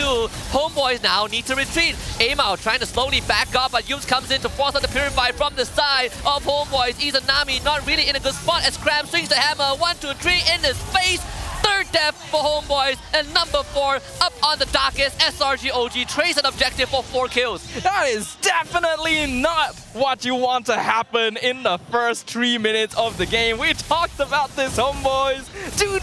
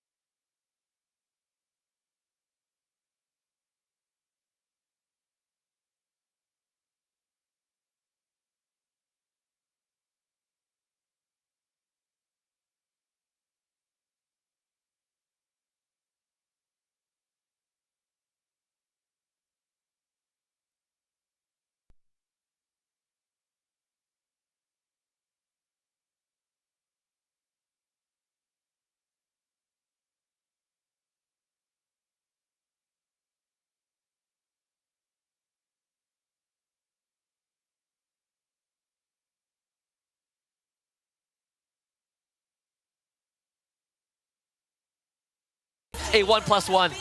Very well done by the HomeBois there, committing most of their resources to stop Innocent and getting a bonus kill on Yums in exchange. I think SRGOG themselves, though, were already ready to potentially give up on Innocent in the bot lane. They had Cram Split pushing up top, and Sky's going for a push down mid side as well. Not a lot of effort to actually come down there to help, since I don't feel like it would have gotten them much benefit. They would have been late to the party for sure. And that is a 1,000 goal swing towards HomeBois. Now they have basically just flattened out whatever deficit that they suffered earlier on. SRGOG sitting in less than 1,000 goal advantage. That the airstrike used very early. Chunked out Izanami and Vel. HomeBois on the turtle. Here comes Surkai into the shadow kill. Izanami is a target, uses the Purify to get out of danger, but Cram is swinging it. The hammer, left, right, and center, trying to polarize HomeBois. Turtle for SRGOG, but Yums ends up going down. Vel tries to assassinate Innocent, finds the kill at the very end with the lethal ignition, and now it's just Cram who finds Vel in return, but there's just too many members of HomeBois. Cram with the flicker to try and look for Ivan, but Ivan gets to safety, and now Cram is just another sacrificial lamb. HomeBois with 3. Man, it sure takes a long time to take him out, though. As Guys is able to get the mid tier 1 hurt. Stormy snipes Ivan after the fight is over. So despite everything, it's still somewhat even for SRGOG. I was a little worried that they spent a bit too many resources just to get a turtle, but the kill score ends up being somewhat even, and that is actually perfectly okay for them, since initially it looked like HomeBois were in control. And we gotta give SRG OG credits for some forward thinking, right? They realized that the fight was over. Cram is gonna draw attention away and get as much trade done as possible. Guys took the mid-tier 1 in the process. So I agree, I think the eventual winner is still SRG OG. Gonna attempt to steal from Guys, which ends up bearing no fruit. But for HomeBois, at least, they're not behind, right? They're keeping even with the Red Giant. I think we've seen from past experience that SRGOG is the type of team that is willing to throw bodies. They don't really care about the overall kill score of the game because the goal is always to make it further into the base and take down the crystal. So in this case, even though they're not getting much of a net worth lead, even though they are taking more deaths than usual on their main cores, they are getting a lot of macro done. And HomeBois are oftentimes going to be rotating the map together, so they're not really able to respond to that in exchange. And because as a result of that, for the past few minutes, Guys has finally overtaken Amao in terms of experience. Even when you look at the items, right? First item, Genius 1 for the Farsa, Feather Airstrike used very early on. Izanami got chunked just a little bit. Glowing on up next for Stormy. Innocent working towards his final item, the DHS Radiant Armor for Cram. I think SRG OG are ready for the skirmishes. Val actually going for a fairly greedy build. Oh! Shadow kill, Izanami. Gets a low roll this time. Saves the Crimson Beacon and the Purify. Chunking out Izanami is also pretty good. Looking at the itemization, Vel is going for a second item BOD after the Hunter Strike. So not going for more economical builds on this Benedetta. Whereas Yum skipped the fleeting time, went for an Antique Cuirass to play more defensively. They get the bottom tier 1, but HomeBois wants this Lord. It's about reconnaissance. Vel has a good angle to come in. They get a Petrify on the Stormy, which blows him up, and Yums also cannot stay in the fight for any longer. A double kill for MelQT, and Cram left out to dry. Mega kill for Amao. Lord's gonna be for HomeBois, but SRG OG once more on the macro sense broke the holy defense bot. I think it's still worth it for the HomeBois there. They're able to get 3 kills. They get the Lord for free, and oh wow, Skies, you're playing with fire right there, sir. But really well played by HomeBois. They dive the backline instantly. They don't really care about Yums or Cram in the front because they know that as long as they eliminate Stormy, they basically have no damage to worry about, since as long as they position correctly, Innocent cannot risk jumping to his SOD, and he chose not to, went for the split push instead. Despite all of that, the net worth score is still even thanks to the macro play that Innocent has been doing. Innocent and Guys, right? Taking, swapping roles every now and then. Holy Trinity now done for Innocent. At 10th minute mark, Lord spawning bottom side. Ivan does have the approach. So gonna try and corral SRG OG so that HomeBois can get the mid-tier 1. MelQT also just completed his Holy Crystal. Oracle comes out from Ivan. Pretty notable item power spikes for the side of HomeBois. That'll make their team fights even more efficient. I think we're at the stage of the game where the HomeBois can actually afford playing 4-1. Vel can start matching up the macro, since I think even in a 4v5 situation, HomeBois are strong enough. And it's eye for an eye petrifies. Guys takes on the challenge and survives. Here comes the damage block. That's the final blow. Good iframe from Vel. So Guys gets nothing. Lord bottom side, 2 HomeBois looking for a potential pinch. There is the concealed play. Cram will put his body in front, eats the taunt and everything from the rest of HomeBois. Stormy getting jumped up by Izanami, but still gets all 4 pops off. Bottom tier 2 falls, and Cram also goes down. All right. Much better for... Oh! SOD, Innocent! Goes in from MelQT, and follow-up from Yums! Innocent! Once more! Does it again! 4-dead for HomeBois! The Half-Man, Half-Beast, the savior of SRG OG. How does he keep doing it? The moment I was about to say that was a good engagement, a positive trade for the HomeBois, Innocent turns around and says, no, you don't. I am here. And all of a sudden, the inhibitors being cracked open. This is some mad stuff from SRG OG. They were the ones on the back foot, and yet they were the ones that got an advantage. It was all set up by Innocent. Not just the big plays, but that macro play in the bottom lane with the absence of the Holy Shield popped earlier on. It did naturally went down either way, but it puts SRG OG back in the driver's seat. HomeBois let down their guard, and I don't even blame them. Anyone in that position would assume that they were in a perfectly comfortable spot. They had already won the fight. They had taken out the frontliners of SRG OG. Vel was pushing up top lane. They just needed to buy a little bit more time. Then the SOD comes in on the perfect target. And MelQT is taken out first as well. This is why Innocent has gained the recognition of goal laners across the world. From the most doubted one to the most recognized one, it is a badge of honor. And no one can take away from him for sure, right? It took him a while, a journey to the Malaysian scene to make it happen.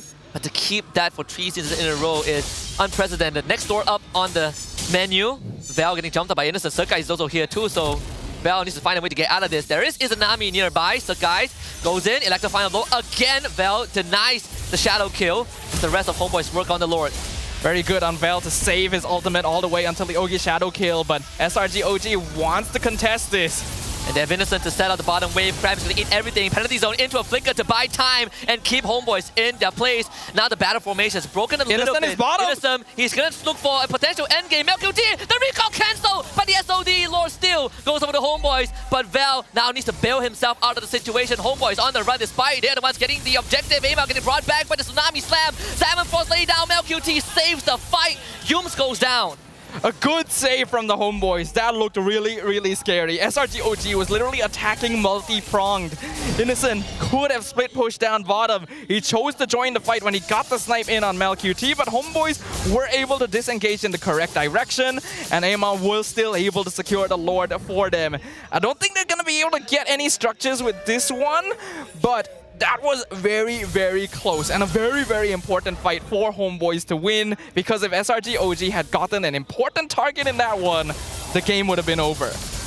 Innocent getting his final item, the Malefic Gun. And it's safe to say that at least HomeBois is putting up a way closer fight than they did last time. They met Aemon with the fist break engage! Takes down one, but isn't it enough though? Because Innocent is still around and we've seen him work magic. Lord goes down, SOD, Innocent, he's gonna take it again! Innocent! Belch on the top of it, but Innocent prevails! Half man, half beast, Baba, Jaeger, Innocent! He's insane! They are insane! How do you turn that sort of situation around? Ivan got such an incredible catch at such a good timing. I don't think SRG was prepared to respond to that, and yet, they're the ones who come out on top. This Moskov, this player, I don't even know if he's human anymore. In the words of Vigo from John Wick Season 1, he is not the boogeyman. He is the person you sent to kill the boogeyman. Man of sure will and pure determination. Saved the game twice. Both were Lord pushes from HomeBois. Can you believe it? I don't even know what to say. I have no words about this. Every bone in my body screams that this logically should not be possible. But by now, I guess we should be aware that Innocent breaks the laws of reality itself. If he wants a win, he's gonna take it, no matter what it takes. In our games, that game would have ended. Yeah, definitely. We would have went next. I would have FF'd a long time ago. I would have too. But if my Moskov is Innocent, maybe FFing would be on the bottom of the list. Although HomeBois, they're still keeping even with SRG, and Kram is going to be the one that they jump on. Kram knows that he has to sacrifice himself to buy a bit of time. Here comes Sakai and use to conceal from the side. Sakai looking for a backline. Innocent free hitting everyone. The Tsunami standing by. Time MelQT collected and harvested by SRG OG. And this one is the nail in the coffin for game number 1. Innocent and the rest of the team gives him a maniac. Innocent is just too damn good. SRG OG is just too damn good. Game number 1 taken. The perfect nail in the coffin. Innocent had been turning fights around the entire time, and for one last attempt, SRG OG shows we don't need to turn this fight around anymore. We are in the driver's seat this time. HomeBois humbled in game number 1. Every single time HomeBois thought that they can go from calling shotgun in the vehicle to putting their hands on the steering wheel, SRG OG keeps them at bay and even takes out the aux cable because they want HomeBois to dance to the tune, and Innocent is the conductor, the orchestrator of all these tangos. What a display, saving the team twice during an enemy Lord push and ending it off with a maniac. SRG OG truly setting the bar higher and higher every time we see them play. How do you even counterplay this?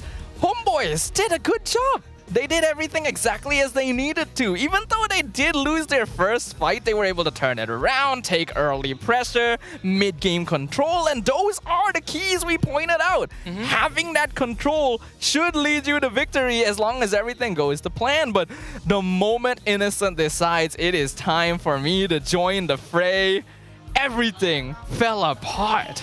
So it begs the question, was game 1 set up for success for SRG OG due to macro or due to just pure clutch mechanics from Innocent? I think it came down to the willingness of SRG OG to trade. The goal is to get maximum efficiency out of every exchange. If HomeBois is going to kill our marksman, we are going to find something else. We are going to create space by any means necessary, and that space was all the half-man, half-beast needed to become the MVP of Game 1. Yeah, with the Moskov, this skewered HomeBois like shish kebab, the power of family for once, unlike Fast and Furious franchise, did not stand in a whole threat, a candle to SRG OG. And this man right here on your screen, if there's anything that he has done to remind us that he was the one who got us through the M6 group stage at one point into eventual top 3 finish, this is one of those few reminders that he is still the half-man half-beast that we all knew from Season 13. There is a reason SRG OG was willing to try a 4 Protect 1 comp in this day and age around this man alone. And he continues to demonstrate that quality every single time he takes the stage. By the way, he did all of that without a Wind of Nature. He only had it for the last fight, and by then he didn't even need it anymore. I do think that HomeBois kind of lost the sauce a little bit towards the end. Stormy was doing a great job of playing a ring around the Rosie with Vel, just buying as much time from the Benedetta as possible. And by the time Vel realizes his team needs him, it's already too late. Yeah, and throughout the entire game, HomeBois have made some great moves as well, right? At one point, it was like watching two Grandmaster playing chess. You know, you get a lane, we get the Lord, you get a kill, we take one back. But eventually, it was SRG OG thinking a couple steps ahead. And even at HomeBois' highest moments, which was Ivan's engaged in front of SRG OG's base, they still ended up losing a game. Oh, as someone who plays Rome, seeing how well Ivan set that up and what it resulted in breaks my heart. I cannot believe that I would be watching my screen and thinking, what? What else can I do, right? Like, I served up a full course meal. Here's your A5 Wagyu steak, perfectly grilled, you know, medium rare, just how you like it, with some balsamic vinegar reduction, and then you drop the plate. Or maybe I drop the plate, I don't know anymore. Or in this case, Innocent make them drop the plate. Yeah, Innocent. He just trips you over, and there's nothing you can do about it because he stares you in the face and you realize, I can't do anything to this man. Oh, man. Sheer terror up against Innocent. I feel like it's one of the games where I look at HomeBois and I think to myself, what do they need to adjust? I don't think the draft was a big of a problem. It certainly is a bit more technical than what SRG OG wants to achieve, but they've been putting it off to a very respectable degree. I think HomeBois are basically just lacking in a little bit of experience, especially on the international stage, because they were doing everything correctly. But what comes next? When they started splitting, going for that bot lane push, sending Vel up top, they were already in a comfortable position, but they forget what this Moskov is capable of, and they're not really in position to actually counteract it. That's fine. But after that, the goal needs to be to find Innocent. You cannot start a fight without knowing where he is on the map, and ideally having good positioning over him. And I don't feel like HomeBois met those criteria, especially in that final fight. They, for some reason, chased Cram down half the river to try and kill the tankiest member of the team. I don't think that was smart. Felt like a tunnel vision moment, right? And even, let's say, they get the kill onto Cram, you probably lay down your Zaman Force. What comes next? And SRG OG, just through that itself, was able to punish HomeBois. We say that Cram is very selfless, and this entire game, it's not like he went full tank, he went War X first item, and he still was one of the hardest men to take down. As the body of the Smith right there, boys. It is so difficult to remove this Terizla. It's a similar situation to Fredrin. Even without items, you need to commit a good amount of resources to actually take them out. So Even though normally, if you're able to take out the enemy main front line first, it's usually good for you. On certain heroes, you need to reconsider whether that is the correct choice. This one definitely was not. Even in the objective distribution, right? It didn't feel like SRG OG was dominating, and I didn't think to any degree that they were dominating. It's just when it comes down to the important moments, when all the chips are down, SRG OG were the ones that win the gambit. They were biding their time. You're right, Husky. It did not look like at any point in that game until, Innocent, that they were actually winning. They were just trading. They were just like taking what they could in exchange for the lives that were lost by really aggressive rotations from the HomeBois. But sometimes that's all that's needed. Because normally, with the number of ganks and pressure that HomeBois had applied, they should be looking at a pretty comfortable net worth lead. There was never any net worth lead. SRG OG were always in the game. Yeah, either they were slightly ahead or they were even. We gotta look at the Hall of Famers. This game, of course, is Innocent as the rich guy, but MelQT still did the most damage overall. Literally everyone else is from the HomeBois. That's how much of an impact Innocent had himself. His GPM isn't really even that high compared to some of the numbers we've seen up there, but the fact that he was able to do that after dying twice in the first 5 or 6 minutes really speaks to the importance of trading for space. MelQT did a good job with damage. Amal was difficult to remove as the Fredrin, and Izanami was pretty annoying, but the results speak for themselves as RGOG have laid the first brick to MSC. And once more coming up with a pick that HomeBois might not have expected. In this case, the Terista, right? Every other hero was what we've seen from SRG OG when we compare these two teams itself. Just today, I think HomeBois have shown, 20 unique heroes prior to this upper bracket finals, whereas SRG OG, they've only shown 11 in 4 games. That is a very, very big difference. I have the feeling SRG OG is the type of team that, you gotta make us show you more of our heroes. Look at this gold graph, and again, it is ridiculous to think about that HomeBois were leading in kills for most of the game, and they only ever got a 1k lead max. Yeah, that's the craziest thing. That was the first Lord. First Lord, Innocent clutched it. It was like, okay, whoopsie, we can do it again. Guess the second Lord, and look, no structures, right? 2 Lords, but no inhibitor conversions for HomeBois. And in fact, after the second Lord, it was SRG who ran away with the game. It is so impressive to see. And it is an indication to every team, once again, that the state of the game can change on a dime. You cannot afford to let down your guard anytime. Whether it be a small 2k lead or a 10k lead, a single mistake is all that it costs you. But in this case, it wasn't even really a mistake. It was legitimately just one man saying, it's time to take things into my own hands. Yes, I'd win. Actually, I'd win. Fine, I'll do it myself. Oh man, I mean, looking at just the conclusion of game 1, I'm looking ahead into game number 2, and I'm thinking there's a chance that HomeBois is gonna take that first pick. Is there any adjustments that they're gonna make? I would boldly assume that we're not gonna see a Benedetta being brought out anymore. They're gonna try and give Amal the assassin jungler, but how is that going to affect their approach against SRG OG? So my worry with HomeBois is that they may rely a little bit too much on getting kills, on winning team fights. I think this is the same issue that allowed MV to get clean swept by DXS. There's a lack of adaptability and flexibility in the way you play the game. Even though you pick this Benedetta to try and match the macro of SRG OG, you can tell that Vel wasn't really doing that a lot of the time, and I feel like that cost HomeBois a lot more advantage than they should have been giving up. Yeah. And then even when Vel was doing it, which was, into the mid towards late game, you have Surkais to deal with him, right? And it's not like Surkais needed to take him out. He just needed to stop Vel from functioning. And even when you look at the highlight reel, every single time something happens on the map, SRG OG always finds a trade elsewhere. Yeah, it's SRG just saying, we are going to find some way to make this an efficient trade for us. And then this fight, the first fight, Vel decides, okay, you guys are fine, right? I can go split push somewhere else on the map. It completely turns around. And despite Ivan's best efforts to get this setup right in front of the base, This is what happens. I still cannot believe it, and I'm watching it right now. I believe this is like the second, third time that Innocent had to press Purify. But for a majority of the game, HomeBois weren't even worthy of the Purify. And this was the final nail in the coffin. Val gets a midway push, and suddenly his team goes down.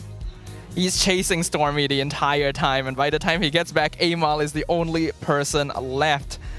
Again, there was no reason to try and chase Cram down that far. At a certain point, you have to decide, actually, they're probably going to be collapsing on us pretty soon. Maybe it's time to back off. No, they double down. They throw everything at Cram, gathering themselves up to get pin-cushioned by Innocent, who is literally not being cared about in the backline. And the first guy he found was Mel. It's like the most important target on HomeBois. So well done, SRGOG. They continue to shock us over and over again. But what's more shocking is how fast tickets are selling out for Phase 2.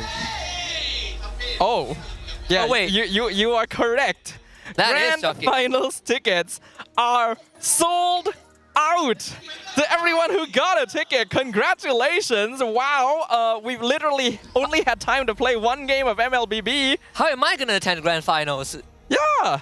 I need tickets. My family. Now we won't have casters. My family needs tickets. Your family needs tickets. At least there is still day one. Phase 2 day one tickets are still available, but they're selling fast. So if you guys want to catch the final few matches before the Grand Finals as well, this is your last chance to do it. Yeah, and if you are the unfortunate ones who are not able to get a ticket to come down to the arena at Stadium Jara, don't worry, you can watch it in a virtual arena. Indeed, the virtual arena that is Astro Arena, where you don't miss a single moment of MPL Malaysia Season 15 because you can now catch all the live action on your TV screens only with Astro Arena. From epic clashes to highlight-worthy plays, experience the thrill of esports like never before, right from your living room. I've seen a lot of people reshare or post stories on social media, them watching on the big television screens. Keep it coming. This is what makes the league so much more fun. It's not just a local thing, it's a national celebration of great achievements of our local players and even the imports who are willing to take their chances in our local league. Which, even according to Merkel, right, up to this point, HomeBois, Coach Erpang, Jesvan, Val, Ivan, they were undefeated up till SRG, almost dropped against DXS earlier on, but still the second best team in the league. You look at the gap between SRG OG and HomeBois in the regular season, not that much. Between HomeBois and the third seed, which at that time was Monster Vicious, pretty darn far, and yet here we are. Yet here we are. These are two of the best teams we have here in MPL Malaysia, and it still seems like SRG OG is too big of a mountain to climb. What to even do? HomeBois have had so much development. The players that you mentioned, the imports you mentioned, were literally called rejects by Merkel, by many players and fans over in MPL ID. They found a new breath of life here, revitalized the HomeBois organization as a whole, and now they're playing in the upper bracket finals. They want to show everything that they're capable of, but SRG OG, it's just another day for them. Yeah, just for HomeBois, it was the fight of the lives. For SRG, it's just another day in the scrim room. So hopefully HomeBois can bounce back. There's going to be the lower bracket, but like you mentioned early on, you want to be able to get through to Riyadh as fast as possible. In fact, we have a quick trivia Q&A brought to you by Ferry. Which player made their MPL MY debut in Season 8 and later claimed the regular season MVP title? Season 8. Hold on. Season 7 was RSG MY. Yes. Season 8. Oh, regular season MVP, not finals MVP. Regular season MVP? Was that Smooth? Momo? Was it Stormy season? Is it too early to be Stormy season? No, it is. It is too early to be Stormy season. It is too early. Oh, man. Which... Are we supposed to answer this? Or do we actually need to answer? Oh, man. Who is the... Oh, I gotta brush up my history. You were here. You were here. I was not. But this was so long ago. Season 8. Who won Season 8? Hold on. Was it Toad? It might have been SMG. SMG, yes. It's SMG. Was it Smooth? It could have been Smooth. Smooth or Momo? Smooth? Oh, okay. We're completely wrong. I'm so sorry. Shibi. Wow, I completely... Really? Sorry, Vamos fans. I wasn't Wait, here. really? Hold on. I know Chibi debuted in Season 7. Did he get regular season MVP the next season? I guess so. He has a regular season MVP, just don't remember which one. Well, we found the answer. Well, my memory is not what it used to be. It's okay though. It's been a long time. It's alright. You guys will forgive me, right? Right? For those who got the answer right, truly a Vamos fan. Or Chibi fan, in this case. Man. And this feels so long ago. I feel so It old. does. Dude, thinking back to it, it's insane how far we have come. How far MPL Malaysia has developed. Yeah, we talk about the regular season MVP, you know, in Season 8. And this season was a completely different one, right? He has won a championship. He's finished runner-up 2 times. He's been to M5. He's been to MSC. He's been to M6. Right now going to one of the lower points in his career. We do hope he bounces back next season, but it does speak volumes of how much more competitive we've gotten. Last 2 seasons, it was only SRG plus HomeBois/Vamos. Right now, with SRG, with HomeBois, with DXS, with MV, we have AERO. I think we're moving in the right direction. We are definitely getting better and stronger with every season, and that goes double for SRGOG as well. You would think they don't need to anymore, but I'm really happy to see that this team is consistently pushing themselves. They definitely want to be on top of the international stage once again, but that just means that every other team is having a tough time keeping up. I would say that SRGOG are too good for their own good. Oh, another question. All right, what is this? Besides Zorn, which player has played the longest in MPL MY from his debut season until now, and in which season did he start? Zorn started in Season 3. So, it's Smooth, right? But I don't remember when he started. Is it Smooth or is I think this was before I debuted. No, not Momo. No Momo, right? Momo was after. I'm was pretty sure around- Momo was also Season 7, actually. I was around in Season 5. Was Smooth around? I honestly, I can't remember. It was COVID season. I think it was Smooth. I think it was Smooth, right? It should be. There hasn't been much players that has played from the earlier days and still stuck around until now. But which season did he start? Could be Smooth, actually. That time it was Evo's SG who won Season 5 against Over Todak. I feel like we have to lock in Smooth. It should. Yeah, Okay. Okay, Oh, Season it was 3. 3. So it was with the same season as Zorn. Wow. Well, I wouldn't know. I was not actually around at that time. Yeah, I know that Smooth was around in Season 5, but I didn't know his origins was in Season 3. It's been a long time. Actually, wasn't Zorn around even from Season 1? I actually don't remember. I feel like Zorn has been around since Season 1. Season 1, I was still like a general audience, you know, walking through the malls and reminiscing an Air Agent Cyan. I don't think I even existed.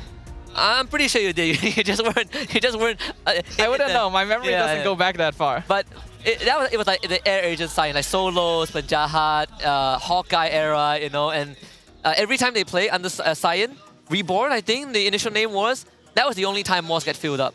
It was actually crazy. And then they became Air Agent Cyan because Air Agent picked them up. And there was long history, different times. Look at MPL now. Look at this. We went from malls to this. We got drums over there. That's cool. That's been around a while as well. Mission Mall policy doesn't allow drums. So we've come a long way. We've come a long way. Well, we have come a long way. And all these teams have as well ever since the start of Season 15. Upper Bracket Finals, Grand Finals on the line, MSC ticket on the line. SRGOG 1 game up. HomeBois do need to adjust their playstyle, I think. It's not a draft issue. Yeah, I agree. It actually is an approach problem. And is it possible for us to draw parallels between the earlier topics, right? AERO, looking at how AERO approaches SRG and how HomeBois approach SRG. Is that, again, the main focus in this matchup that's making HomeBois fall behind just by a little bit? Yes, actually, because AERO Esports, I think, is a little more flexible overall. The way that they play the game is different from HomeBois in that they're not wholly reliant on team fighting or any particular style of gameplay.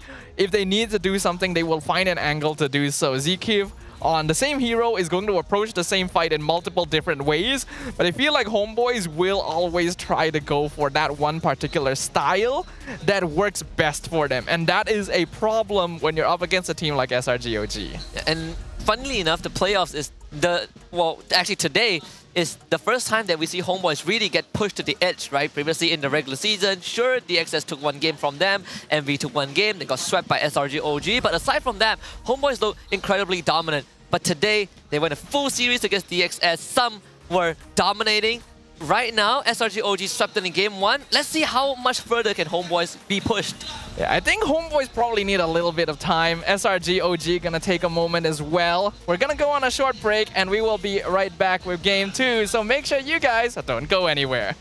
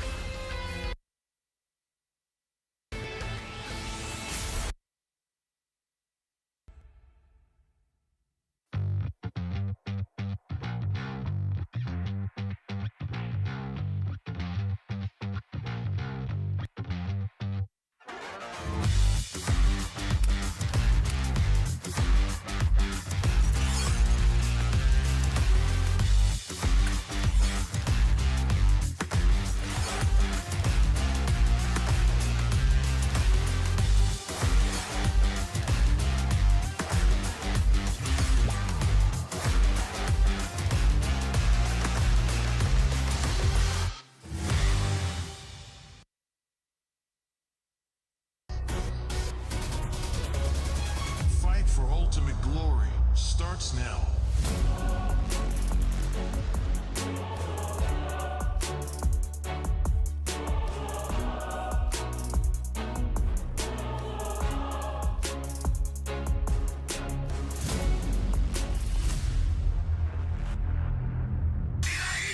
Mobile Legend M6 Swiss Watch.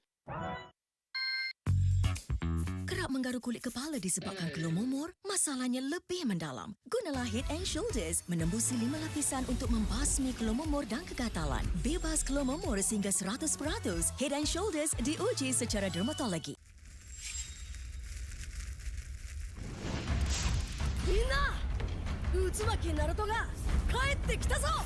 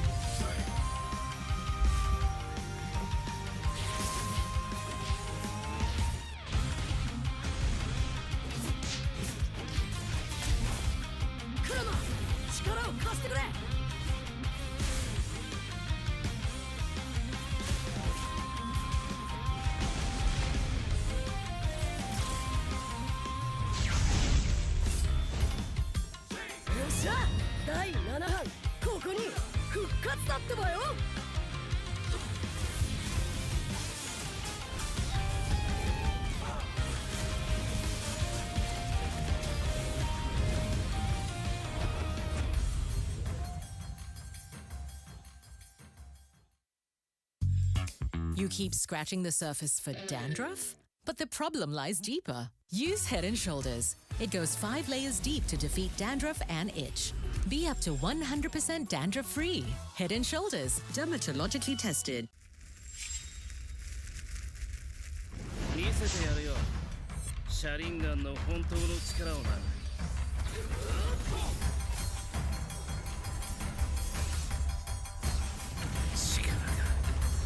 湧いてくる。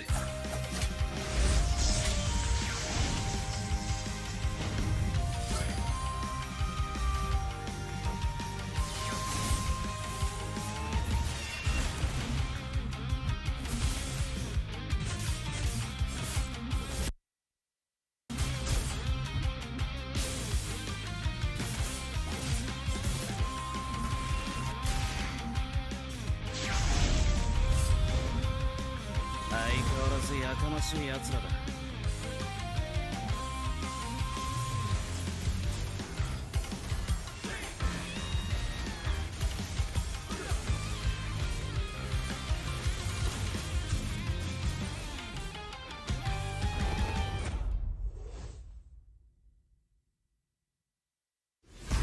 Dribble, drive, chase, 100 plus, 0, hey!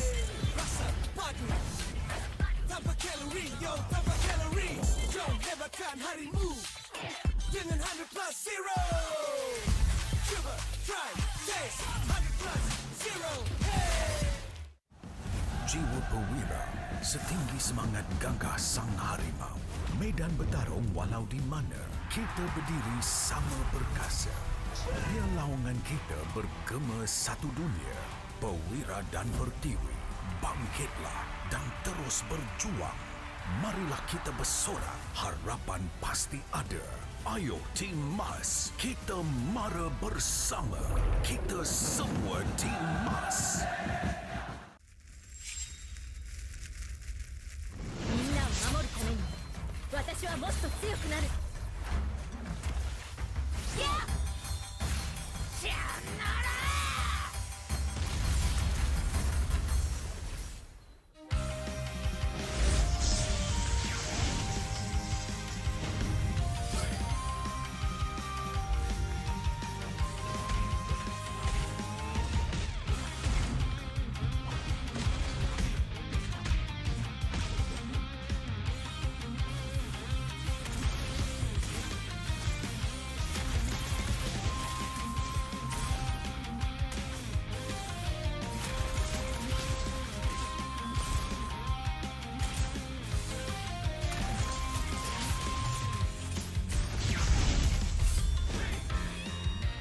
今度は背中合わせでいくわよ。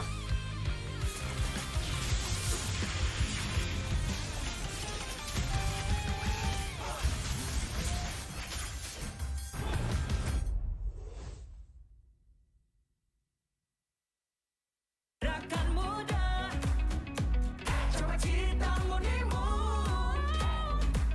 Rakan muda, oh yeah. Bersemangat wajah terus berusaha, keazaman terus membara. Yakin boleh, rakan muda, rakan muda.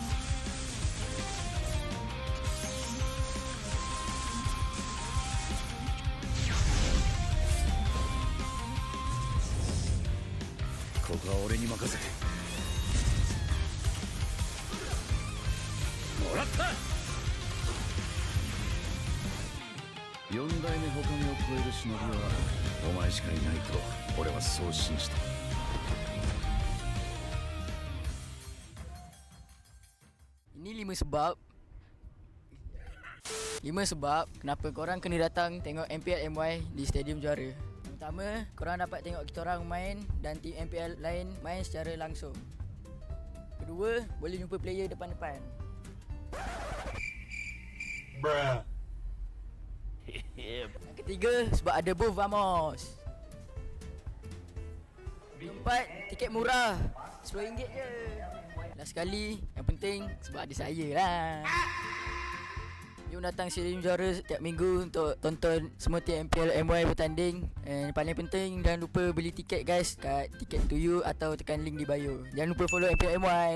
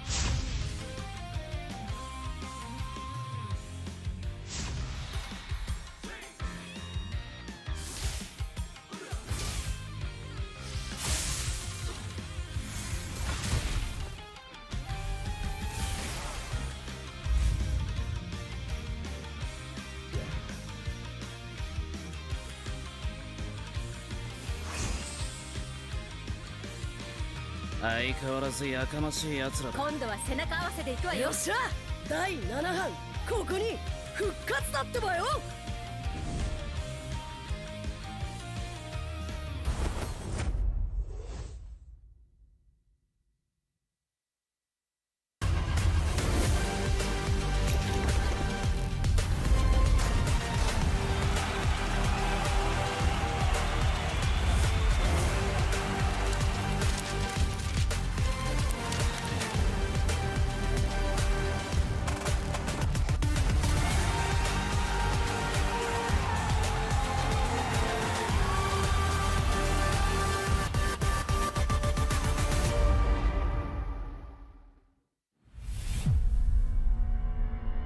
Trofi MPL Malaysia, dia adalah simbol untuk tunjuk kejayaan satu pasukan.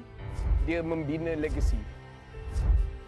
Mana-mana gaming house I pergi, they proudly display their trophy because they know what that trophy means to them as a team. There's quite a few champion moments that I can't forget for sure. When HomeBois won their very first championship, that was a very pivotal moment because HomeBois has never really gotten to that length of the tournament. Rasanya trofi season 12 tu betul-betul bermakna untuk saya lah.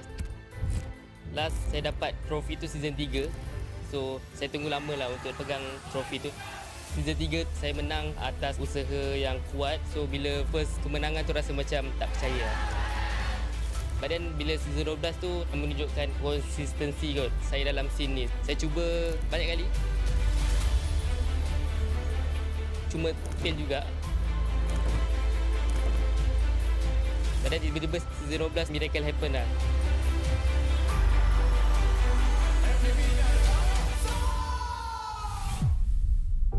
Season yang saya tak boleh lupakan is season 9 sebab itu first time saya champion. Dan saya dapat MVP pada season tu lah. Masa Grand Final Season 9, saya ada marah Momo sebab dia gunakan sniper. Tapi sekarang saya baru sedar yang kita orang dua tak communicate dan saya pun nervous jugalah. So yeah, sorry Momo. SRG did it so handedly as well. Haven't had like champions who've dominated that hard in quite some time. Time season 13 bermula, Maria from WTM datang interview saya dekat sekolah saya and saya ada cakap saya boleh kalahkan Chibi or be better than him, then it's just come true lah what I said.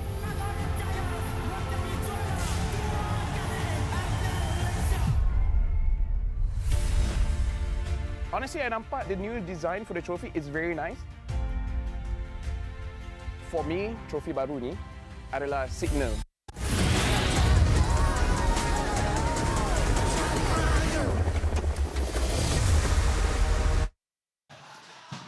The festivities return, ladies and gentlemen. Thank you very much, everyone, for being patient with us. We are going to be resuming with Game 2 of the upper bracket finals very, very soon. And I, for one, am very excited to see what will happen. Can HomeBois figure out what needs to be changed? Yeah, both teams have had some extra time given the circumstances. That means more planning, more time to deliberate on what went wrong, on the what ifs. I want to see HomeBois bounce back, and nothing stays more than the night is still young with all the echoes behind us. I'm not sure if it's captured in this. It's actually not captured in the shot, but on that side where the SRG camp is, that the Ultras are at, the HomeBois, the Flame Boys are also joining in this big huddle. We did the Viking clap just now live here as well. So if you are not a Stadium Jara, you are missing out just a little bit, but the games continue to be good. The atmosphere here really is something different, and it's because of the fans and all of you watching at home that we are able to enjoy the festivities here in such a way. Both nations coexisting in harmony here as both sides of the fan base are coming together to have a great time and just enjoy some really, really good MLBB. We're going to be jumping into Game 2 very, very soon. But on a personal level, Husky, is there anything you want to see? I want to see HomeBois continue to push SRG OG a bit more, right? They've already done more than what we saw in the regular season, which was close to none. So I want to see them push the envelope, right? Like we went through, polish a bit on some of their movements. They were forcing some moves in Game 1. I think polish on that, know when to reel back. And I think from that, it would give them a clearer idea on how to deal with SRG OG, because they did have a direction, but it's the tunnel visioning that leads them down the wrong path. Yeah, I agree with you. I think HomeBois does have the skills necessary to put up a strong fight against SRG OG. They already did manage to push them somewhat in the earlier stages of Game 1, but they were not able to maintain that composure going through towards the end game. HomeBois still has very little international experience as a lineup, and many of these players have not had many chances to go up on the big stage as well. So I think it can be attributed to that somewhat when you compare it to SRG OG, who has achieved accolades across the international scene. Yeah, and I think to a certain degree in MPL MY, we still are somewhat stuck in a phase where we are discussing about mental state in long series, right? In series where teams start taking a beat down, some of them cannot move on. I don't think HomeBois is the case. They are one of the rare few cases of teams that can recover from a bad start. But generally, we've seen examples such as Monster Vicious, right? Monster Vicious, we've seen DXS, we've even seen Team Vamos this season go down that road. So in this case, we are seeing the best of the best teams that don't crumble under pressure, and it really comes down to the battle of the wits. Who makes the better shot calls when the chips are down? And so far, HomeBois are the ones that are lagging behind. HomeBois gotta be able to lock in those decisions, gotta be able to make them on the fly, and they gotta be really smart with it in the draft as well. So let's have a look at what both coaches are gonna be cooking up. Looks like they've switched sides for Game 2. HomeBois have first pick. First pick and a first ban on the Lucas, which was completely ignored by both SRG OG the entire day, even against AERO, that this hero was untouched. So this Lucas ban, I'm not sure if how much it indicates, it hints at a potential Suyo being revealed, because that has always been one of the more common matchup that Lucas loves to take on. We've seen, I think, Hazel himself use the Lucas during the play-ins against the Vamos. So there's already some deviation for HomeBois side of the ban, but for SRG OG, it's still the same Fanny Baxia. Yeah, it's interesting to see this Lucas being banned out. Skies has played it this season, but I only think he's brought it out like once or twice. It was at against most. Hazel, right? Ah, yes. So, and it was also completely ignored in game 1 as far as I recall. So it's a very strange shift, especially since this isn't really a hero that particularly counters anyone, but it is very annoying to play against. There has been this point of discussion at one point. I think also it also stemmed from the loss in the regular season to SRG OG, where there are some worries that maybe Coach Erpang might think too deep into the draft, right? The overthinking might cause them to deviate from the original plan, especially when they get caught off guard or they suffer a defeat that really felt like it should have been closer, like that game 1. I don't mind the shift in paradigm in what HomeBois is trying to bring. I just hope that whatever they are going to bring to the table can push SRG a bit further than game 1. I mean, throughout this entire season, we've sent a lot of praises towards the coaching staff of the HomeBois.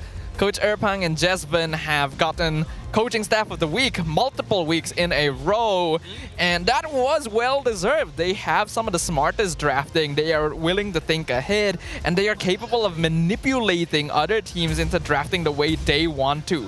But when you're used to being the one in control like that, you may not have a lot of experience dealing with it the other way around. Coach Arcadia has a lot of experience doing this, and you're right, Husky, I do worry if overthinking may end up being an issue for them. With the Kalea banned out this time, Coach Erpang, let's see what's up on the table. I mean, Dusin has, at least back then, it's a first pick commodity. It's not really the case right now. The Phovis is open, but very less teams go for open Phovis pick 2. Badang is up on the table.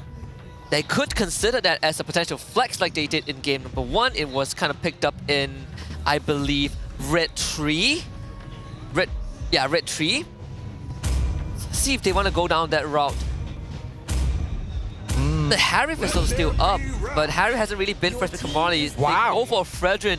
Last time we saw this, I think the Fredrin ended up being in Vel's hand. So we'll see. Fredrin Matilda is always a possible combination. Fredrin first pick is pretty unusual. It's not the first time it's happened this season, but it is still a very rare occasion. And I agree with you, if HomeBois are revealing this early, there is a higher chance it might end up going to Vel in the end as a way to maybe trick SRG OG, but I don't really feel like they'll fall for that sort of thing. Once you see this hero, especially coming out of HomeBois, you're already going to be considering both possibilities. There's 1-1, that 1-1 is an open option on that red side. There is also heroes that I think the heroes that, aside from 1-1, heroes that can stop the Fredrin, right? Franco is also one of the more popular picks in the local league, although that is more likely a Red 3 and beyond pick. So I do wonder if the SRG is going to reveal that early 1-1 on Red 1 and 2, which is a possibility. We actually have a Type 1 issue once more in the picks and bans phase, I believe, stemming from SRG OG side. So hopefully we get this on the way. I'm sure that the bans aren't going to change. Seems like we're running into some unfortunate hiccups here. Perhaps Innocent's plays were so good in game 1 that even the MPL arena itself couldn't handle it. They weren't ready for him. they weren't ready. Innocent shattered the Matrix. Oh man. Funny enough, it is on SRG OG's side, so maybe it is Innocent. Maybe it is. Hopefully Innocent didn't spill another drink. Maybe that is actually the lucky charm now. Doesn't look like it. No, seems pretty dry over there. Last time we had a player needing to pay for anything technical in MPL MY was season 13, where Udio did a mic drop. Yes. And then he was presented with an invoice during the award ceremony, and then he casually just flexed a stack of dough to pay for it. That was the last time we ever had something like that. That definitely exuded aura right there. I feel like we haven't had that in a long time, you know? No, we haven't. It's hard to top it, right? Like, remember his, what do they call it? His declaration on stage? His speeches, his very passionate statements on stage have never been beaten. Yes, shout out to the fallen RSG Empire. The Outer Egos, those were also one of his big targets. Moment of silence to all the fallen out there. Aku terbang dengan HomeBois. They didn't make it quite far, you know, considering the first season. At least his first season. They definitely did. Good old times. So much has happened. So much has happened. And yet, it doesn't feel all that long ago either. Hopefully the issues won't continue for too much longer. At the very least, again, it's happening before the game actually starts, so... Yeah, not like during a Lord fight or base push. We've had our fair share of that in previous seasons. Wasn't pretty.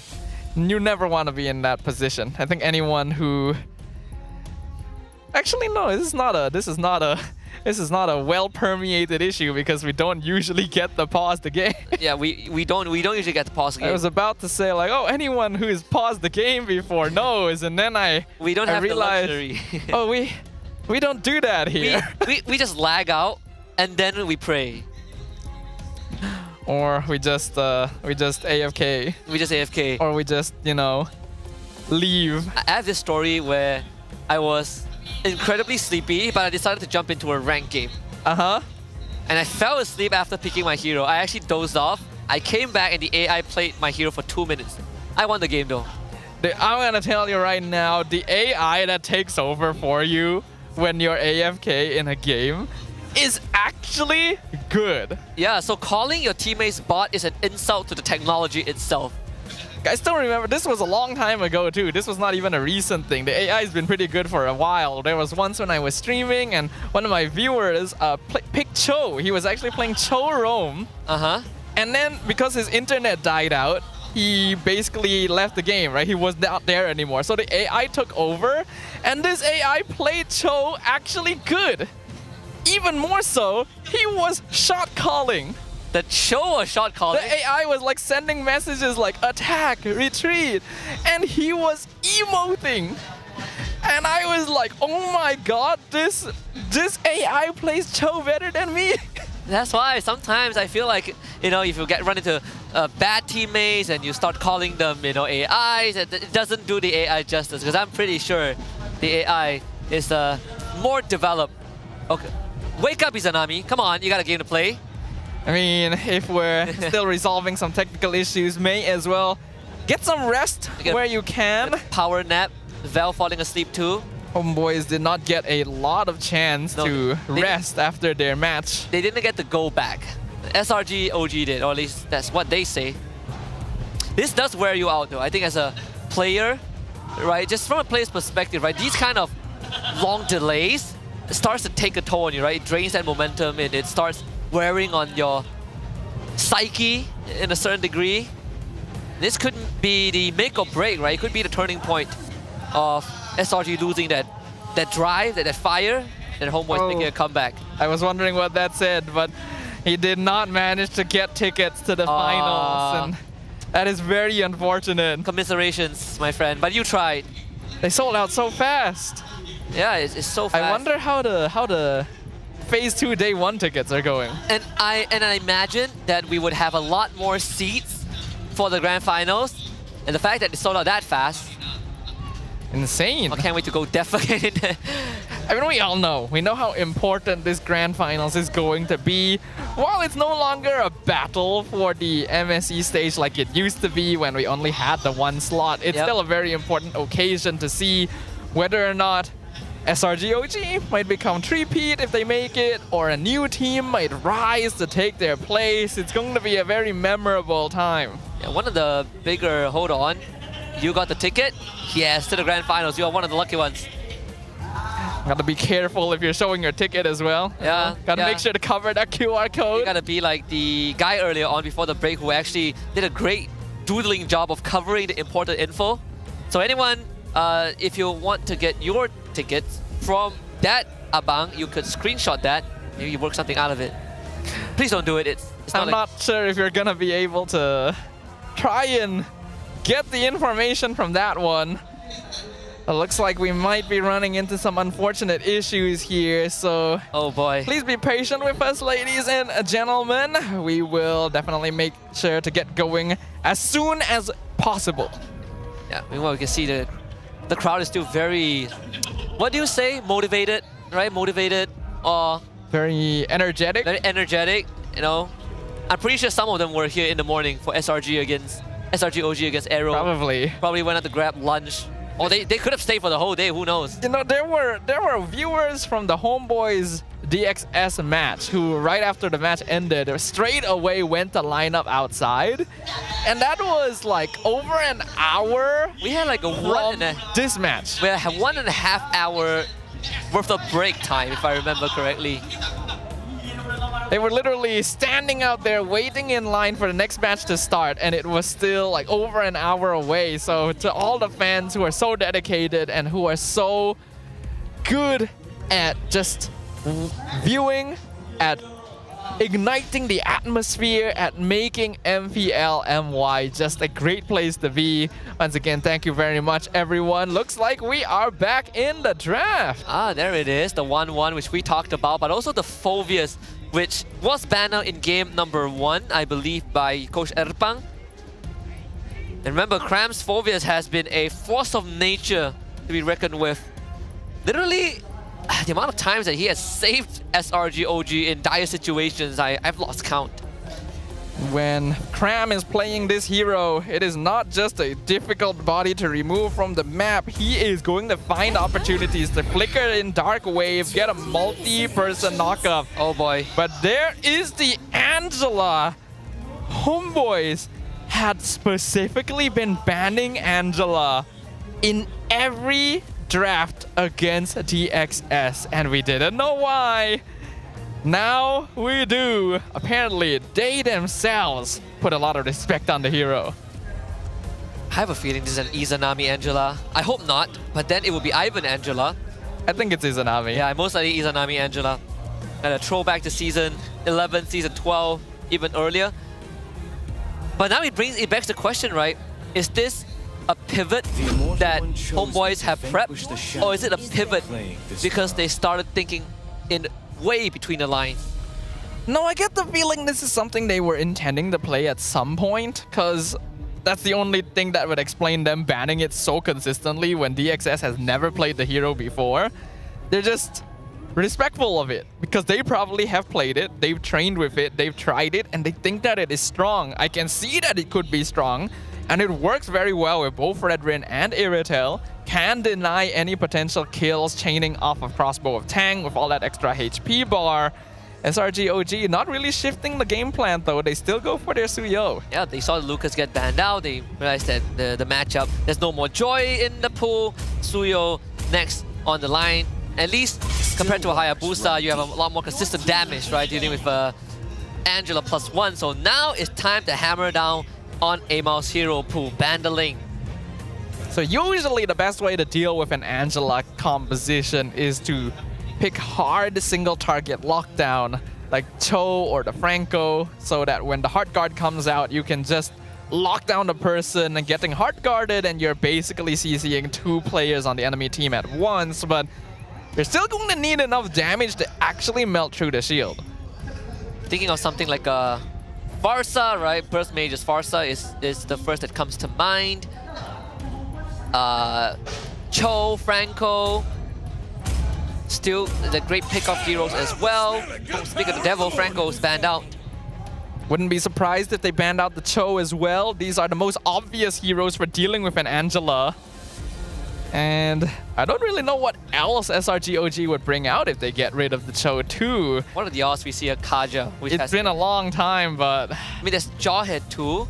I know that there's always that fallback option of a Tigreal, but we've seen how Tigreal is just... There's just so little margins of error for error. It's a bad season for Tigreal. It's a bad season. And it's very sad because I love Tigreal, but watching these players try to make the hero work has been a lot of suffering that you do not wish upon anyone. Lo Yi gonna get banned instead. I don't know, I think there are things worse than not being able to play Tigreal effectively. Like for example, if you play Natalia Roll with Execute, or Uranus with Revitalize. I don't think I would like you very much if you did that in my game. Or like Argus Inspire, you know, Sun with Petrify. There are worse things than getting a bad Tigreal game. Funny thing is, some of those actually work in pubs, so I don't feel like we should call them out too, but I do kind of wish SRG didn't reveal Suyo so early so that we could think about the possibility of a yin. Oh man. So if someone gets hard guarded and you kidnap the hard guarded person, Angela pops out, right? Yes. They do go for Jawhead. I don't know, I don't feel like Jawhead is good enough. Like you throw them back at your team when they're hard guarded is not really a good idea. I suppose, yeah, I can see where you're coming from for sure. Is this like a, I mean, if you want burst damage, again, Farsa, Novaria, Vexana, the Juicin is up on the table, right? Izanami, if he's on the Angela, mid laner is going, there's a plethora of choices for Stormy too. You ideally want a mid lane hero that will naturally build into the Scorching Wand? The Glowing Wand. Glowing Wand. Suddenly I couldn't remember the first word. I was like, Scorching's not correct. Scorching Wand is a cool name though. It does have a burn. So that's the Edith we've been talking about. And wait a minute. It is going to be Ivan, Angela. Huh. Didn't see that coming. Izanami Angela has been a thing in MPL MY since way back when, but looks like they are going to be delegating that role to Ivan instead. They do already have Vel and Amal to do the frontline catching, so I guess why not? Now the question for SRG OG is, just judging by HomeBois' draft, this is a draft that kind of fits the criteria of what it takes to get a head start over SRG, right? That early presence and prowess. SRG's answer is the Valentina. Oh, all right. We have a heart guard too. Yay! Why not? Everyone, you have a heart guard. You have a heart guard. Everyone has a heart guard. HomeBois has a complete lineup. Almost every hero on this composition works well with Angela, and it can get them set up for a pretty solid mid-game overall. I think SRG OG has a lineup that's a little bit more conditional though, a little more difficult to execute. Which ultimate do you steal? Do you always go for the hard guard? I mean, Primal Wrath looks pretty juicy. Crimson Beacon. Plenty of choices on the table for Stormy. It's up to that situational awareness to see what Stormy decides to go for, because SRG OG are up one game. One more game will put them literally a half an hour mark away from potentially going to Ria as we hop into game 2. Let's see if they can do it. Can they create an even larger lead for themselves as the defending champions of MPL MY? Or will the HomeBois heart guard their way to victory? Let's find out in the land of Dawn. Not just using the heart guard to protect teammates, but also guard the hearts of the Flame Boys, who have been with HomeBois rebuilding phase for a full season. They were there at their lowest, and they were there, and now they are here when HomeBois are at the peak of that restoration. Of course, some love taps mid lane. Very smart way to keep Stormy away and just freeze the lane. Gonna start missing out some minions too. Looking at Stormy, went for Impure Rage alongside the Penetration Emblem. So I feel like there is a good possibility that he's actually gonna go for Primal Wrath a lot more often. The first item will tell us whether or not that is the main goal, because we have seen Valentina's build Starlium Scythe and just steal the Edith ult the entire game. Oh yeah. And it's so easy to proc too, right? Any Shadow Strike, any dashes into a sneaky auto attack in between, the true damage, that extra hybrid magic vamp. Let's keep you topped up. On top of your passive, use the Flicker, Ejector Toss, and Melqt surrendered. First blood for Innocent. I had a feeling this was going to happen when I saw that Jawhead. It's not very good against the Angela when hard guard's available, so what do? You play faster than that. Amal? Trying to keep Surkais under control for the Lantern Flash stacks, but not enough, so Surkais gets away. And with Innocent winning out that lane, that is already a great start for SRG. Really, really good start.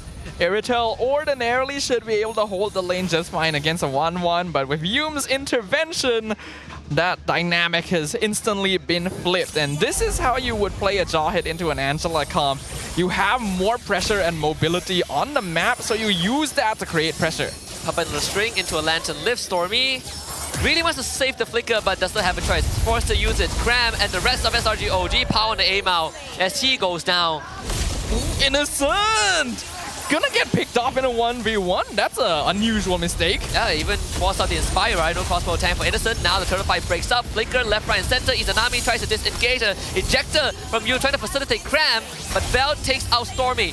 The guys ends up getting the turtle for himself. Now they get the Dark Wave pull into Bell. Primal Wrath finally unleash unstoppable force from Muse for the collection as HomeBois wants to keep the fight rolling, and Cram gladly takes on the challenge. He loves those on. Ivan is the next one. Jumps on the Amao. The guys now follow through with the Blazers, and Amao is in no man's land, and he does not want to go down because he just came back. Well, that was a long exchange right there. It started out pretty good with the initial gank from SRG OG. I thought that it was a mistake for HomeBois to try and contest the turtle when Amal was still there, but I think they were trying to buy time for him to revive and come back. And even though they did lose the turtle for it, they actually got a pretty alright trade, all things considered. So I think the board is actually kind of even. I agree.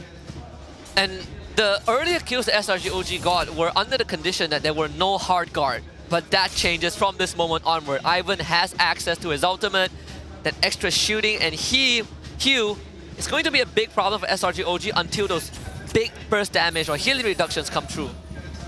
I'm still worried though. A Angela roam means giving up a lot of potential rotation pressure. If Cram is able to keep Vel in the lane, HomeBois doesn't have a lot of good ways of reliably starting a fight, and that's something that SRG OG could abuse.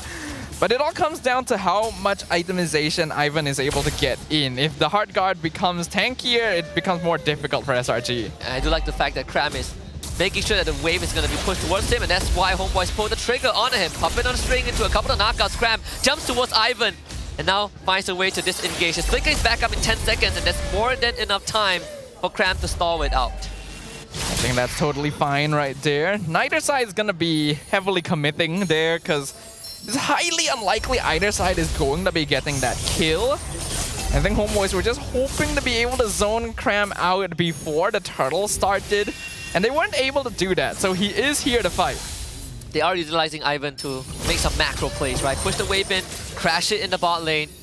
So Cram makes the first move, and the ejector into a toss. Amao gets the help of the hard guards. The guys now will have to wait for his cooldown, but Amao dangerously low, doesn't want to be there anymore. Vel wants to get a kill with the help of Amao, and Melchior team will do just that. 2 dead on the side of SRG OG. So guys, next on the list, Izanami flickers, finds the lift, and Ivan follows up. Izanami falls. So guys, survive death. Even though guys survived though, that's actually quite a big win for the HomeBois. SRG OG tried to jump the gun. They tried to engage on Amal when the rest of them weren't in position to defend him, and it actually was a really good gap in the armor they were able to find, but the hard guard kept him topped up just enough to barely survive. And because of that, SRG OG actually overcommitted a little bit to try and keep the fight going. The board state will reset though, both junglers still alive. Blast into the Oasis up for Ivan. Still is waiting for his hard guard to come back up online, but SRG OG will decide to not contest this turtle. HomeBois can have it. Innocent with the Wind Talker. So guys getting the pot tier 1. End of the day, just like clockwork from game 1, SRG OG, they give something up, but they trade it back. Even though they ended up throwing a lot more bodies than I think they would have liked initially, they are still holding on to a very slight goal lead. And there's just something about SRG OG, even though the goal lead is not very big, it's very scary. Junes finds a big toss on the Ama, but the hard guard is going to come through right now from Ivan. A big taunt on the UMT is going to go down. The bodies now have to set up for Sakai's and Innocent to go for success, and they find a target with the crossbow tank. Izanami is no more. Innocent now will just hop left, right, and center. He is just styling on the HomeBois. 2 dead, 3 dead for the HomeBois.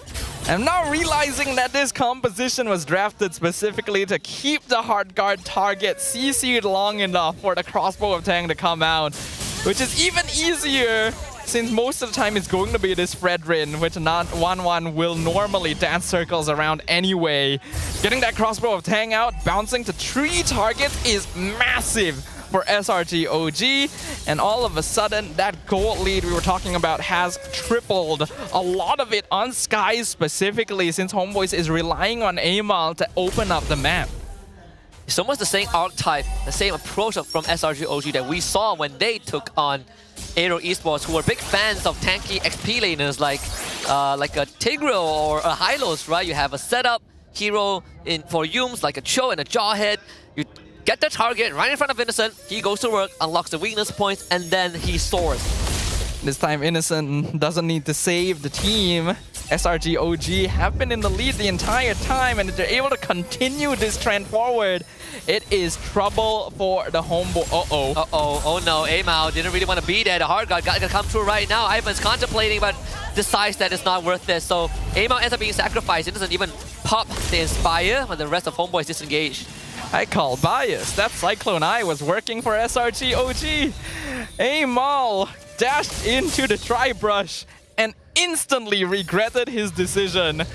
SRG OG were waiting for him, and a free kill on the jungle means instant control and probably a free Lord. Right on time too, the 8-minute mark. Yums is going to spot out the approach of Vel and Izanami, and it's not even a contest. Lord number 1 going down to the red side team. This is now starting to be a problem. When you draft a composition like this from the HomeBois, you really need early mid control. And they do not have that. None of it, in fact. Their late game scaling is not quite able to match up to SRG OG. And the longer this game goes, the scarier it becomes. The final chance for HomeBois to actually turn this around is probably just in the next 2 or 3 minutes. I agree. I think the window has definitely shortened. Just based off of the amount of events that HomeBois have found success. The solo kill from MelQT on the Innocent and the first turtle fight. That's pretty much it. Afterwards, these hard guards haven't really converted to much. At most, it's an even trade. And SRG OG, they're setting up double waves on all 3 lanes. Top tower will fall. HomeBois already having to play very defensively. This is the risk of having an Angela. You don't have as many heroes that can stand in front as you think, and even the tankier ones will melt instantly to SRG OG now. The hard guard is literally a non-factor. SRG do not care about it at the stage they're in. And Lord gonna be taking yet another tower from the HomeBois. Which is why I was wondering if it was the right call to put Ivan on the Angela, right? I think in this case, I much rather Izanami be on the Angela, Starling side for Stormy, a conceal from SRG OG. Just to push HomeBois back, the Lord successfully crashing on the bottom inhibitor. No structures would fall for HomeBois just yet. But SRG OG looking at a 6.6k goal advantage at 10 minutes. They already managed to bait out some resources from the HomeBois, including that Primal Wrap.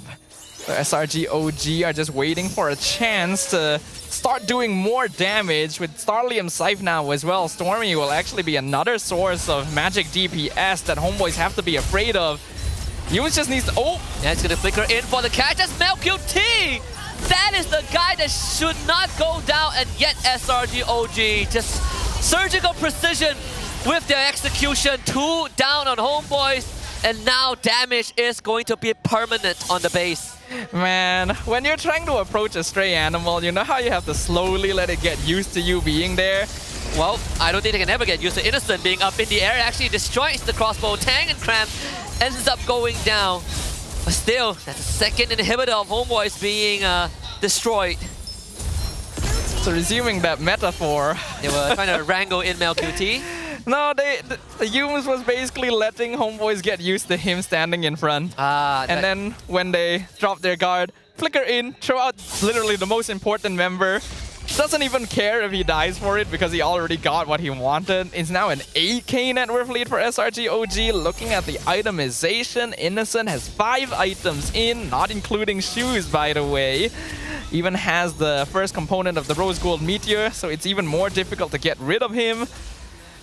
The small window that I said HomeBois could maybe turn this around, I think it's officially closed. I don't think they're coming back from this one. Yeah, I think Yums ejected that out of the window for sure. BOD for Sakai, he is so rich. Become unstoppable force and attempted Earth Shadow to cancel the toss, but still it comes through anyways. Amao goes down. They commit the hard guard on the MelQT because he is the only one that can bring them back, and he's doing so good, so well, so far, but not good enough. Double kill for Sakai as Ivan ends up going down, and now Innocent has liberty to fly up into the air for a double kill. 4 down on HomeBois, and Izanami to stare down the inevitable defeat of HomeBois in game number 2. A couple of slashes to the face, a monster kill streak for Sakai, and SRG OG Esports are just 1 game away from the ticket back to Riyadh.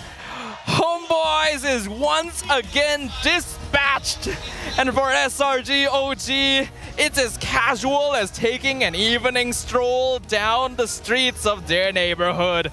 No issues at all. The secret strategy, the Angela that brought out so much respect from the HomeBois, denied in an instant through smart drafting and a gameplay approach. Like you said, Husky, one more game is all that separates SRG OG from the Grand Finals and MSC. And our HomeBois really down in a pinch, backs against the wall. Last time it was an 0-2 defeat and they accepted it with grace. They admitted that it was an oversight on their end. But this one, I don't think it's an oversight. I think it could be overthinking to a certain degree, a bit of tunnel visioning from the side of the HomeBois to funnel into a strat that is so reliant on multiple angles of success in the first 8 minutes, and once that didn't happen, everything fell apart. I feel like it's the same issue I talked about initially. This team is too focused on a particular playstyle, and the Angela is very good for that playstyle, right? You want to play similar to Ube, basically stick together quite a lot. You've drafted an EXP laner that's meant to help catch. You have the Fredrin to form the front line so that your DPS can go to work, but SRG OG sees the recipe, and they've already done it before. They know how to overcome the odds, and once again, Innocent is our MVP. Fly high, my prince. You're gonna stay up there for a very long time. The hawk always eyes its prey, and so far, this guy has only been the predator. I don't even think there were moments where he felt vulnerable. And this time as the 1-1-5-1-7, completely uncontested, aside from that solo kill in that gold lane itself. But other than that, flawless game. 906 GPM, only a single death, and that was earlier in the game before Innocent was really even an issue to worry about. 80% kill participation on the 1-1. This is not a hero that's supposed to be able to join fights very early on, but Yume's coming to gank his lane right at the beginning and then using that momentum to continue snowballing their main carry.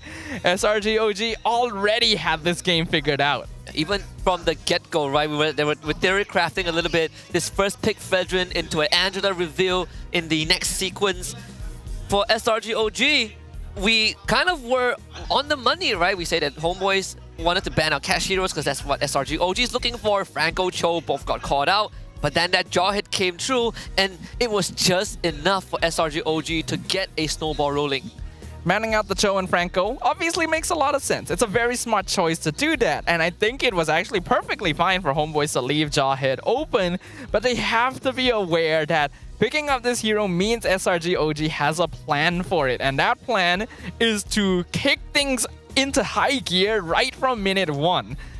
And HomeBois were not prepared for that. They were just trying to play it slow for that Angela level 4 to use to contest the turtle. But when they already lost that initial advantage to play for, they became less and less relevant. We saw so much investment into just keeping Stormy at bay, right? Forcing him to really back off, lose the wave, not reach level 4 on time. But it ended up backfiring because at the end of the day, all that commitment amounted to nothing when SRG OG were getting early kills before Ivan hit level 4. And even when he did hit level 4, he only found minor degrees of success in like what, the 4th minute. And after that, SRG OG didn't even consider this Angela to be a thing. You can hard guard all you want. We're just going to completely disembowel you regardless. In fact, it's just only going to prolong your suffering. That's the situation we are looking at here. SRG OG were so unfazed by the Angela that the Suyo lock-in was instant. It almost made you wonder, huh? Did they see this hero? Did they think about it properly? They did. They're used to this. Yeah. This Suyo melted Amal so fast, even with hard guard. It was a buy one free one. For sure. And I think on top of that is also, wow, Amal, you sure have a lot of missing health. This is exactly what my Soul Sever likes. So, ooh, it is. Actually, thinking about it, it's pretty interesting because Tap Soul Sever is basically the opposite of Praiser's Wrath. Yep.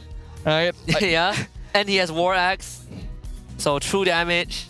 Amal died so fast, he actually could not appraise his wrath. Yeah, poor. I don't feel like we saw him ult like once. I don't remember either. I don't think he even had time to get enough energy points. Yeah. Man, SRG OG are so oppressive every time. Just looking at the stats here even, Cram did almost as much damage as Izanami, which was the highest DPS output from the side of the HomeBois. MelQT couldn't do anything. He already got ganked in lane. Every time he joined the fight, it was already over. I feel like he needed to play a little bit more safely, but unfortunately, Iritel isn't the type of marksman that can really start pushing the map the same way Moskov does, so he has to join, and well, that just doesn't end well. Yeah, I think HomeBois also felt that the window is closing faster than they anticipated, and it's a Hail Mary attempt, right? If we don't try to force something and we just let SRG OG take control, we might never bounce back. And they took their chances, and just like game 1, certain gambits just ended up not benefiting them. And like you said, Sadafa, they didn't need Innocent to clutch it out this time. SRG OG were in full control from the get-go. SRG just needed to play the game exactly the way the draft was designed to do, and there was nothing HomeBois could do to counter it because they had committed all their pieces to this strategy. They put all their eggs in one basket. And when someone breaks a hole in that basket, all your eggs fall out. And then you have no eggs and you have no chance of winning. I do feel like it could also be a couple of, I think, the lack of situational awareness. Maybe, HomeBois getting slightly sloppy with those earlier decisions as well. For example, MelQT getting into a trade with Innocent, who had Inspire. He pops his spin, but yet he's hard shelving waves when they had no idea what use was. And this was probably the last semblance of potential we saw from HomeBois. And right after this, there was just nothing left. That was the last play that they could actually do something with. After that, they're positioned aggressively, but they're not respecting the potential crossbow of Tang. This is the fight that got things started and basically set the fate of HomeBois in stone only 6 minutes in. You gave Innocent a double kill. 3-1 on this 1-1 before the game even gets going. The timing, the eye for opportunity. You can really see why SRG OG has been so consistent. It's a massive difference, a massive contrast from game 1 where HomeBois, they put up a very good fight. They pushed SRG to the edge of a cliff, and SRG OG were just able to do a turnaround in the end. But game 2 was a complete blowout where SRG OG felt like they didn't even need to break a sweat. And it goes back to the same question. How else can HomeBois push SRG OG? And if there is a way, where does HomeBois start? When we were watching the HomeBois versus DXS matchup, I feel like the team that was able to pick up more independent heroes ended up having more of an advantage because it just gave them more resources, more room to play around. I think they just gotta go to that, right? Just draft heroes that are able to push the map, maybe take fights on their own without needing to rely too heavily on having the numbers advantage, because you're not getting enough out of that. Yeah, just like there is a bit of a shadow, a husk of game 1, but even more reliant on that early game execution, right? Game 1, at least we have something like a Benedetta, but game 2, Evangela, it's just very tough to pull off. Ooh, it is rough. It is a rough one. There is a lot that needs to be worked on, but looks like we have... Oh! Wow. Wow, really? 2 seasons in a row, they go 7 games. Man, MPL PH, they are actually just too scary over there. It is a full 7-game series happening at the Grand Finals. For those of you who don't actually know, the MPL Philippines Grand Finals is happening right now, actually, at the same time as we are. Yep. So in between games over here, you can actually go and check out what's happening over there, and I think it is definitely worth it at this point, since they're going to a full series. Yeah, I caught a glimpse of one of the KTL at PH1. It was a Sanji Loi diversion push down mid lane backdoor play. Very, very scary. Well, for now, we have a fun little video for you guys to check out, so have a look at this. So today, I'm going to put the player on the list.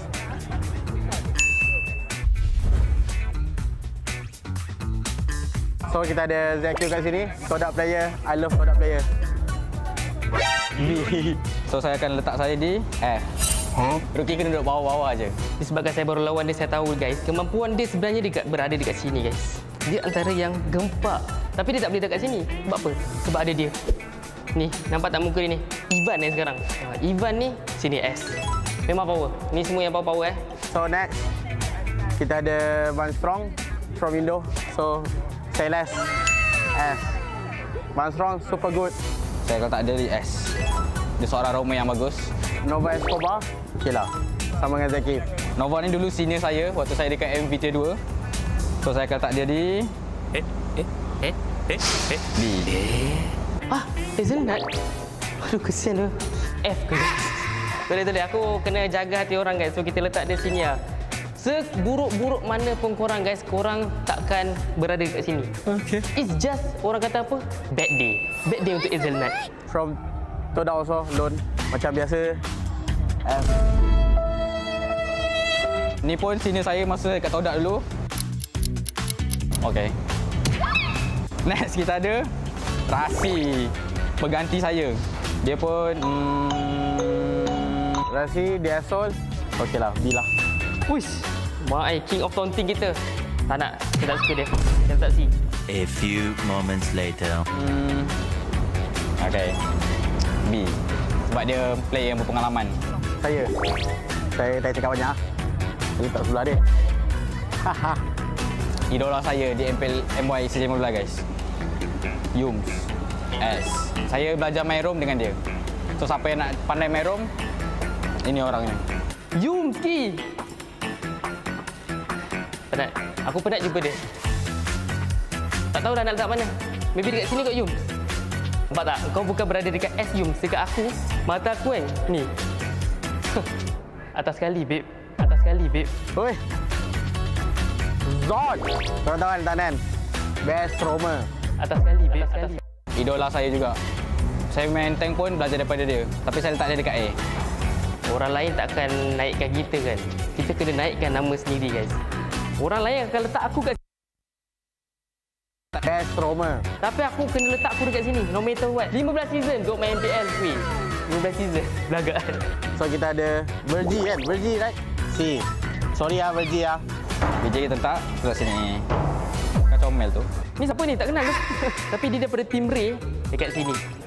Okay, last. Kita ada last dua guys. Magma dengan Nova. Kenapa muka korang sama? Dan yang terakhir, tak ada Magma. Magma saya tak sini. Okay. Aku letak dia dekat A.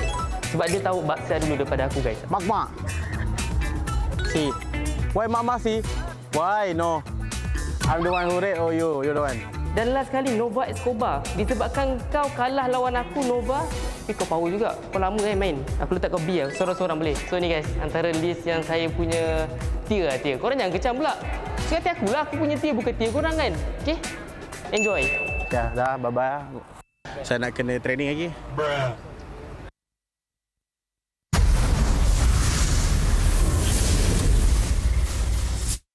Our roamers certainly are characters, all right. We have Yums the Troll, Zorn the Recall guy, Recall King. What was the other? Zikif, right? Yeah, Ziki. Almost forgot his name. Ziki the rookie, but doesn't play like a rookie. Ziki deserves so much respect, man. I am so impressed by what he's been able to do. So it's good, you know, and he learns from both Yums and Zorn. They are the goats of Rome here in MPL Malaysia. Fortunately, Zorn no longer continuing his journey here in MPL for this season. Yums, though, still, as ever, one of the biggest threats. Yeah, which is pretty, in of itself, a big achievement. But we also want to check out the MSC team's average game time. So Onyx PH average game time 60 minutes 40 seconds, TLPH 60 minutes 20 seconds, Aurora Turkey 12 minutes 34 seconds, Seoul 60 minutes 23. And CFU Gaming 14 minutes and 51 seconds. So I guess we're hovering around a good average of 14-15 minutes for most of the teams. I think that's about the average game time nowadays. 12 minutes 34 seconds is actually really, really quick. So that's actually pretty scary. You know, that could be a team that threatens us, especially if SRGOG does go through. It might indicate that they lean more towards early game. So gotta watch out for that. And CFU as the old rival, the one that gave the entirety of Malaysia heart attacks during M6 in their match against SRG. Yeah, they made half the nation cry before the game was even over. So they definitely will be here hungry for more blood at MSC. I do hope we get a rematch against them, maybe in the group stage at some point, because I do think it's a rivalry that's worth revisiting. But for now, we gotta get through this first. I think HomeBois, they have some time to again readjust a little bit, and it seems like the vibes are still pretty positive on the side of HomeBois. I think HomeBois went into this match knowing that it was going to be an uphill battle, knowing that it was very unlikely that they would be able to easily take out SRG OG. I'm just hoping that they haven't given up before the battle is actually over here.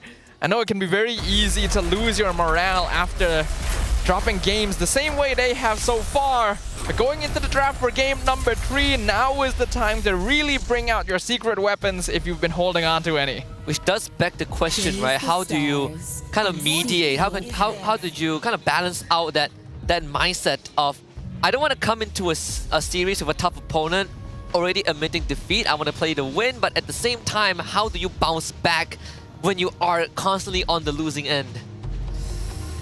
It's difficult. You have to have a total shift in mindset. There's no real other choice you have in the matter. It's clear that HomeBois trying to play the same style they have for the whole season has not worked against this particular opponent. You gotta be willing to adapt. Let's see if they adapt in the draft. SRG OG certainly has changed it up a little bit. I mean, we still throw in that Loi ban, I believe that was shown in game 1 or 2. Kalea is still open. Kimmy still up on the table for the teams. And so far, we haven't... Oh, we see one game of Harif in game 1 by MelQT. But we haven't seen a single Granger game yet. That is true. I feel like SRG OG was one of the first teams to really stop contesting Granger very heavily, like roughly halfway through the season. And other teams started following suit. It's still a very solid goal laner, but compared to others in the hero pool nowadays, it's not quite as prioritized. SRG OG still ban out the 1-1, so the ever-present question of Fredrin will exist. It feels like it's a bait at this point, right? Like the conditioning HomeBois to be like, hey, there's no 1-1, do you want the Fredrin?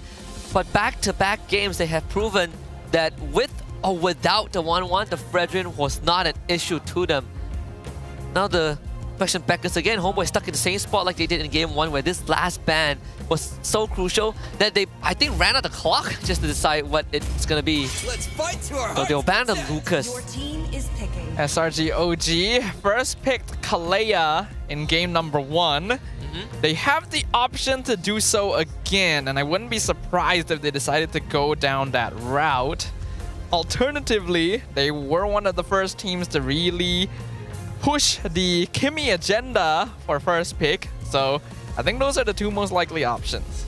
Yeah, but they could take the Kalea, and then we've seen the answer to a Kimmy pick from SRG, right? Backline divers like Ling, the Hayabusa, just assassins in general. The Joy is also still open, so Coach Erpang is forcing a trade too. Do you want that Joy, or do you want the Kalea? As strong as Joy still is, I don't really think it's first pick material, so Kalea is gonna get locked in first here for SRG OG. HomeBois now have to think about this very, very clearly. Hero picks like Kimmy may be solid, but are vulnerable to backline dive. I go for the Badang first. Sort of what I did have the Badang in mind too, so Badang Joy is now the option. The ball back into SRG OG's court. Kimmy still up. They could also get a Harif for themselves, which is pretty open right now.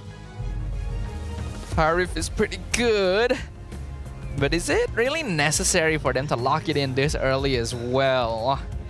Phoveus is already taken off the table, so that's one obvious Joy counter. Ooh, that sounds like a Fredrin and a Kimmy from SRG. So they themselves take it. The last time there was a Fredrin frontline on the enemy team, HomeBois, they gravitate towards a Red Tree Franco too. It was also the way that they dealt with the Kalea as well with the Franco, but then you instantly expose this Badang to be an XP lane. HomeBois, again, another important decision that they need to make. And I personally feel like Badang XP right now, at least in the situation, it's not good enough. Gotta look for something else. So you do ideally keep Badang as a flex for as long as possible. You take Melkuti's pick here. Another gold medal. Yeah. So you take the Moskov away. Because they do have to choose something in the end. You either reveal your goal lane or your mid lane here, otherwise you're going to be revealing too much with this Badang's positioning too early on. And it's safer to go goal lane because it's going to be less affected overall by whatever counter picks come out.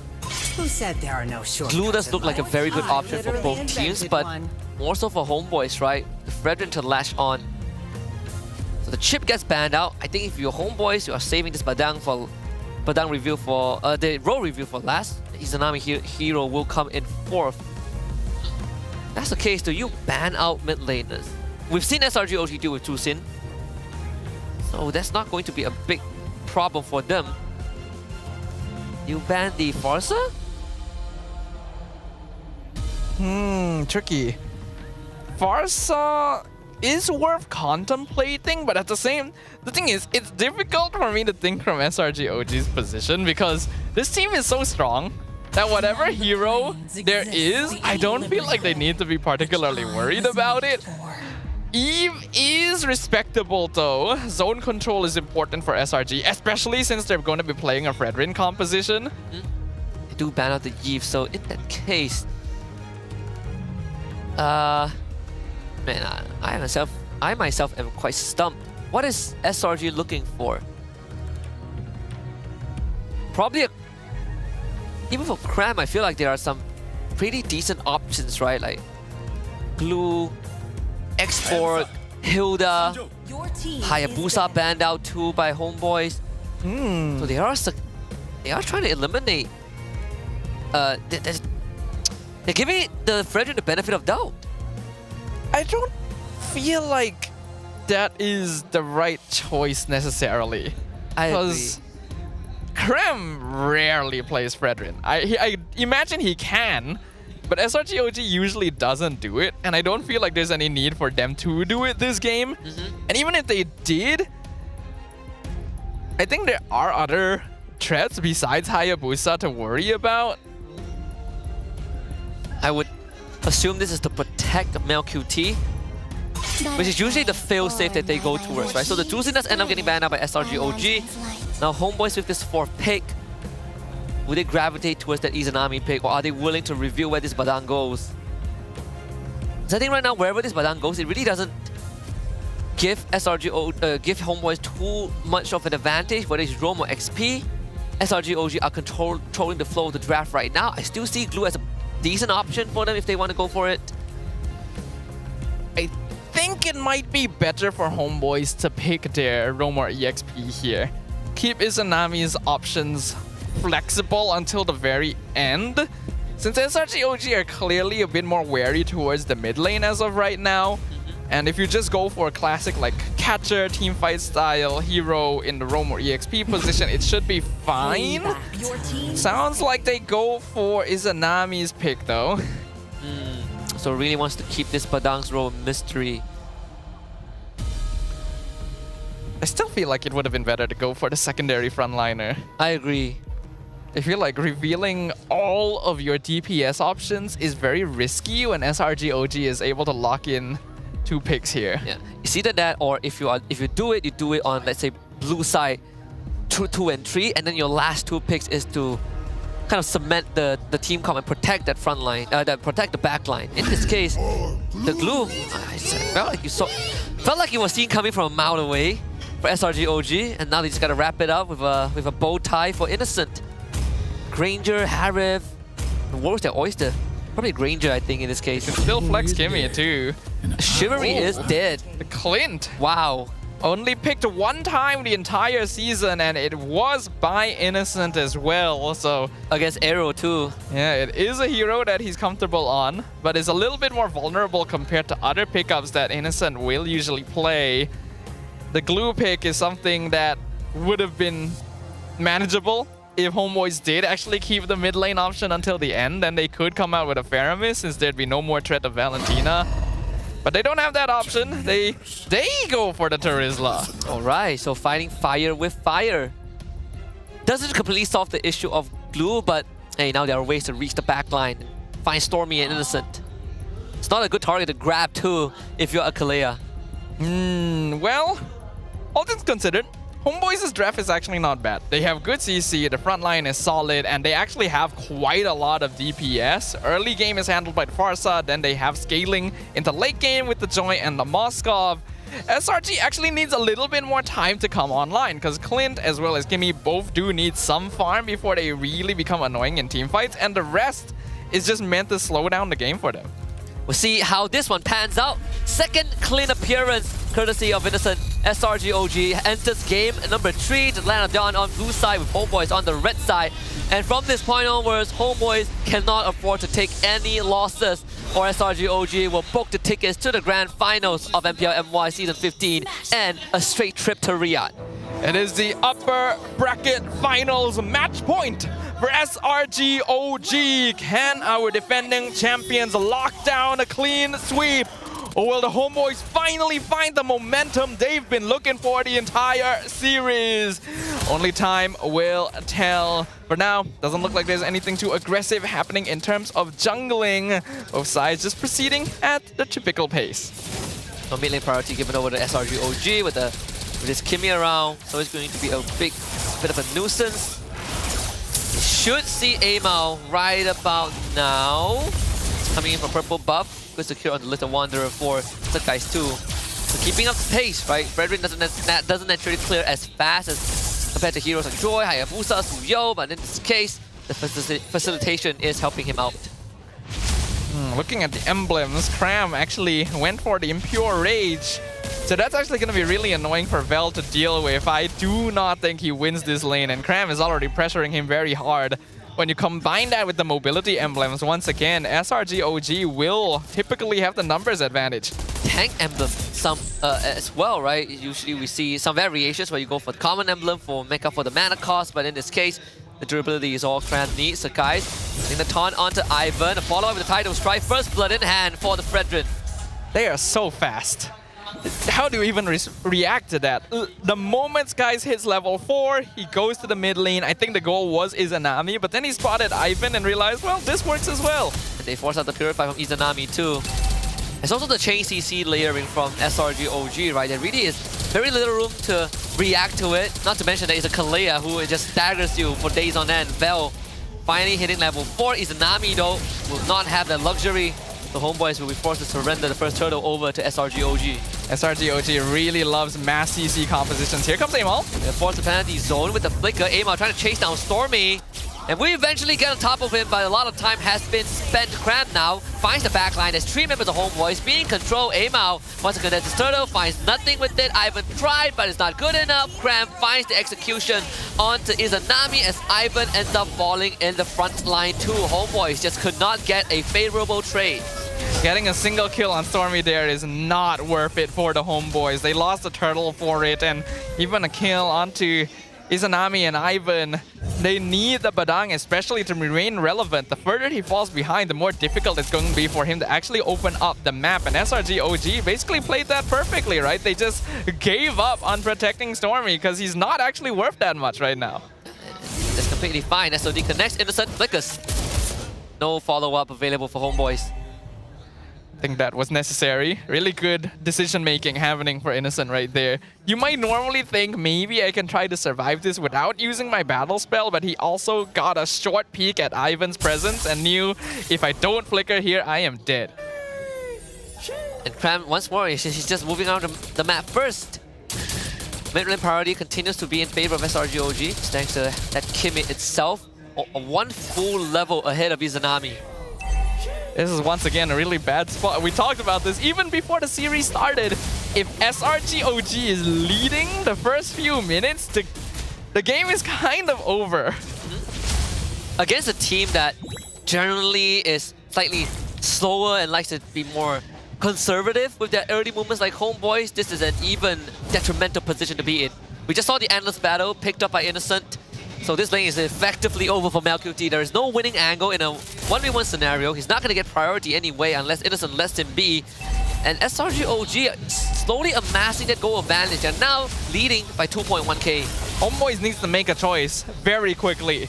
They need to give up on part of the map to get some kind of advantage somewhere. I think the ideal would be in the gold lane, just let Vel fend for himself somewhat, but their initial attempt didn't actually amount to anything, and that gave Innocent enough presence to manipulate the wave the way he wants. And it seems like HomeBois, they're stuck on the top side.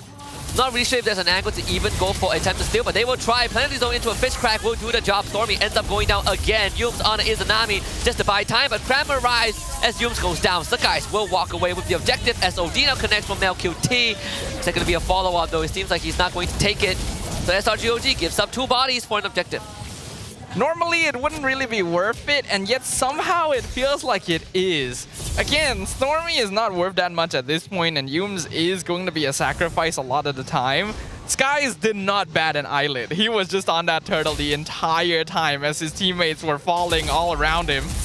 Another move onto Innocent, an attempt made. Aim out, finally finds the electrocution. Innocent going down, traction post. Good dash from Ivan to get away from that. Okay, that is actually a positive exchange for the HomeBois. That is not a trade that SRG OG was actually able to salvage. And getting a kill onto Innocent will allow them to reset pressure in the goal lane somewhat. It doesn't really do much to even out the net worth lead, but it's a good start. Yeah, and they will continue to put on the pressure in the bottom lane. Yums, the next victim, is Anami with the collection. All right, keep doing this. That's all HomeBois needs to do. SRG OG might be willing to trade some bodies, but this is starting to add up to a number that's not really worth it for them in the long run. MLQT, even though he got disrupted somewhat, has not actually died yet. And this Moskov, as we've seen, is capable of doing some impressive things once you get into the later stages of the game. Slow it down, put pressure on, and keep an eye on Yums' rotations, and HomeBois will actually be fine. And HomeBois are going to continuously do this. Ideally, you want the bottom tier 1, but not getting it is good enough, right? They regain presence on the map. We see the buddy system between Innocent and Stormy sticking together, making sure that they have that big wave clip, but also at the same time able to protect each other. Third turtle now going to be spawning on the top side. Let's see if HomeBois want to contest the objective or once more try to step down on Innocent. I think at this stage, it might actually be worth it to surrender initial control on the turtle to try and see if you can get a flank going. Looks like they're still going to try and approach from the front though. Vel does have the flicker too. We've seen that. It's going to use it to the backline. Stormy will flicker the safety as Cram plus Yums goes to the backline to disrupt HomeBois. Sakai still walks away with the rejective. SOD connects, but there's no angle to come in yet. A ton into traction pulse, pull back, and a tsunami slam guarantees SRG OG 2 kills on top of an objective. Ooh, the way SRG OG split up that fight was so clean. I want to watch that again just to teach a class exactly all the minute details of their positioning. But HomeBois are actually the ones that are able to trade for a little bit of something themselves. They were able to get the top and bottom tier 1s. MelQT needs to get out though. That's a Purify, but how much can you save yourself? Gonna use the Purify, a bit of a dash to get away, but just run down by Cram anyways. So all that lead that he tried to garner in that bottom lane fizzled out into nothing. Ooh, that's rough. If MelQT was able to get out, it would have been worth it. Uh-oh. They're gonna find under the turret anyway. Brute force through the structures. Ivan tries to keep Innocent away.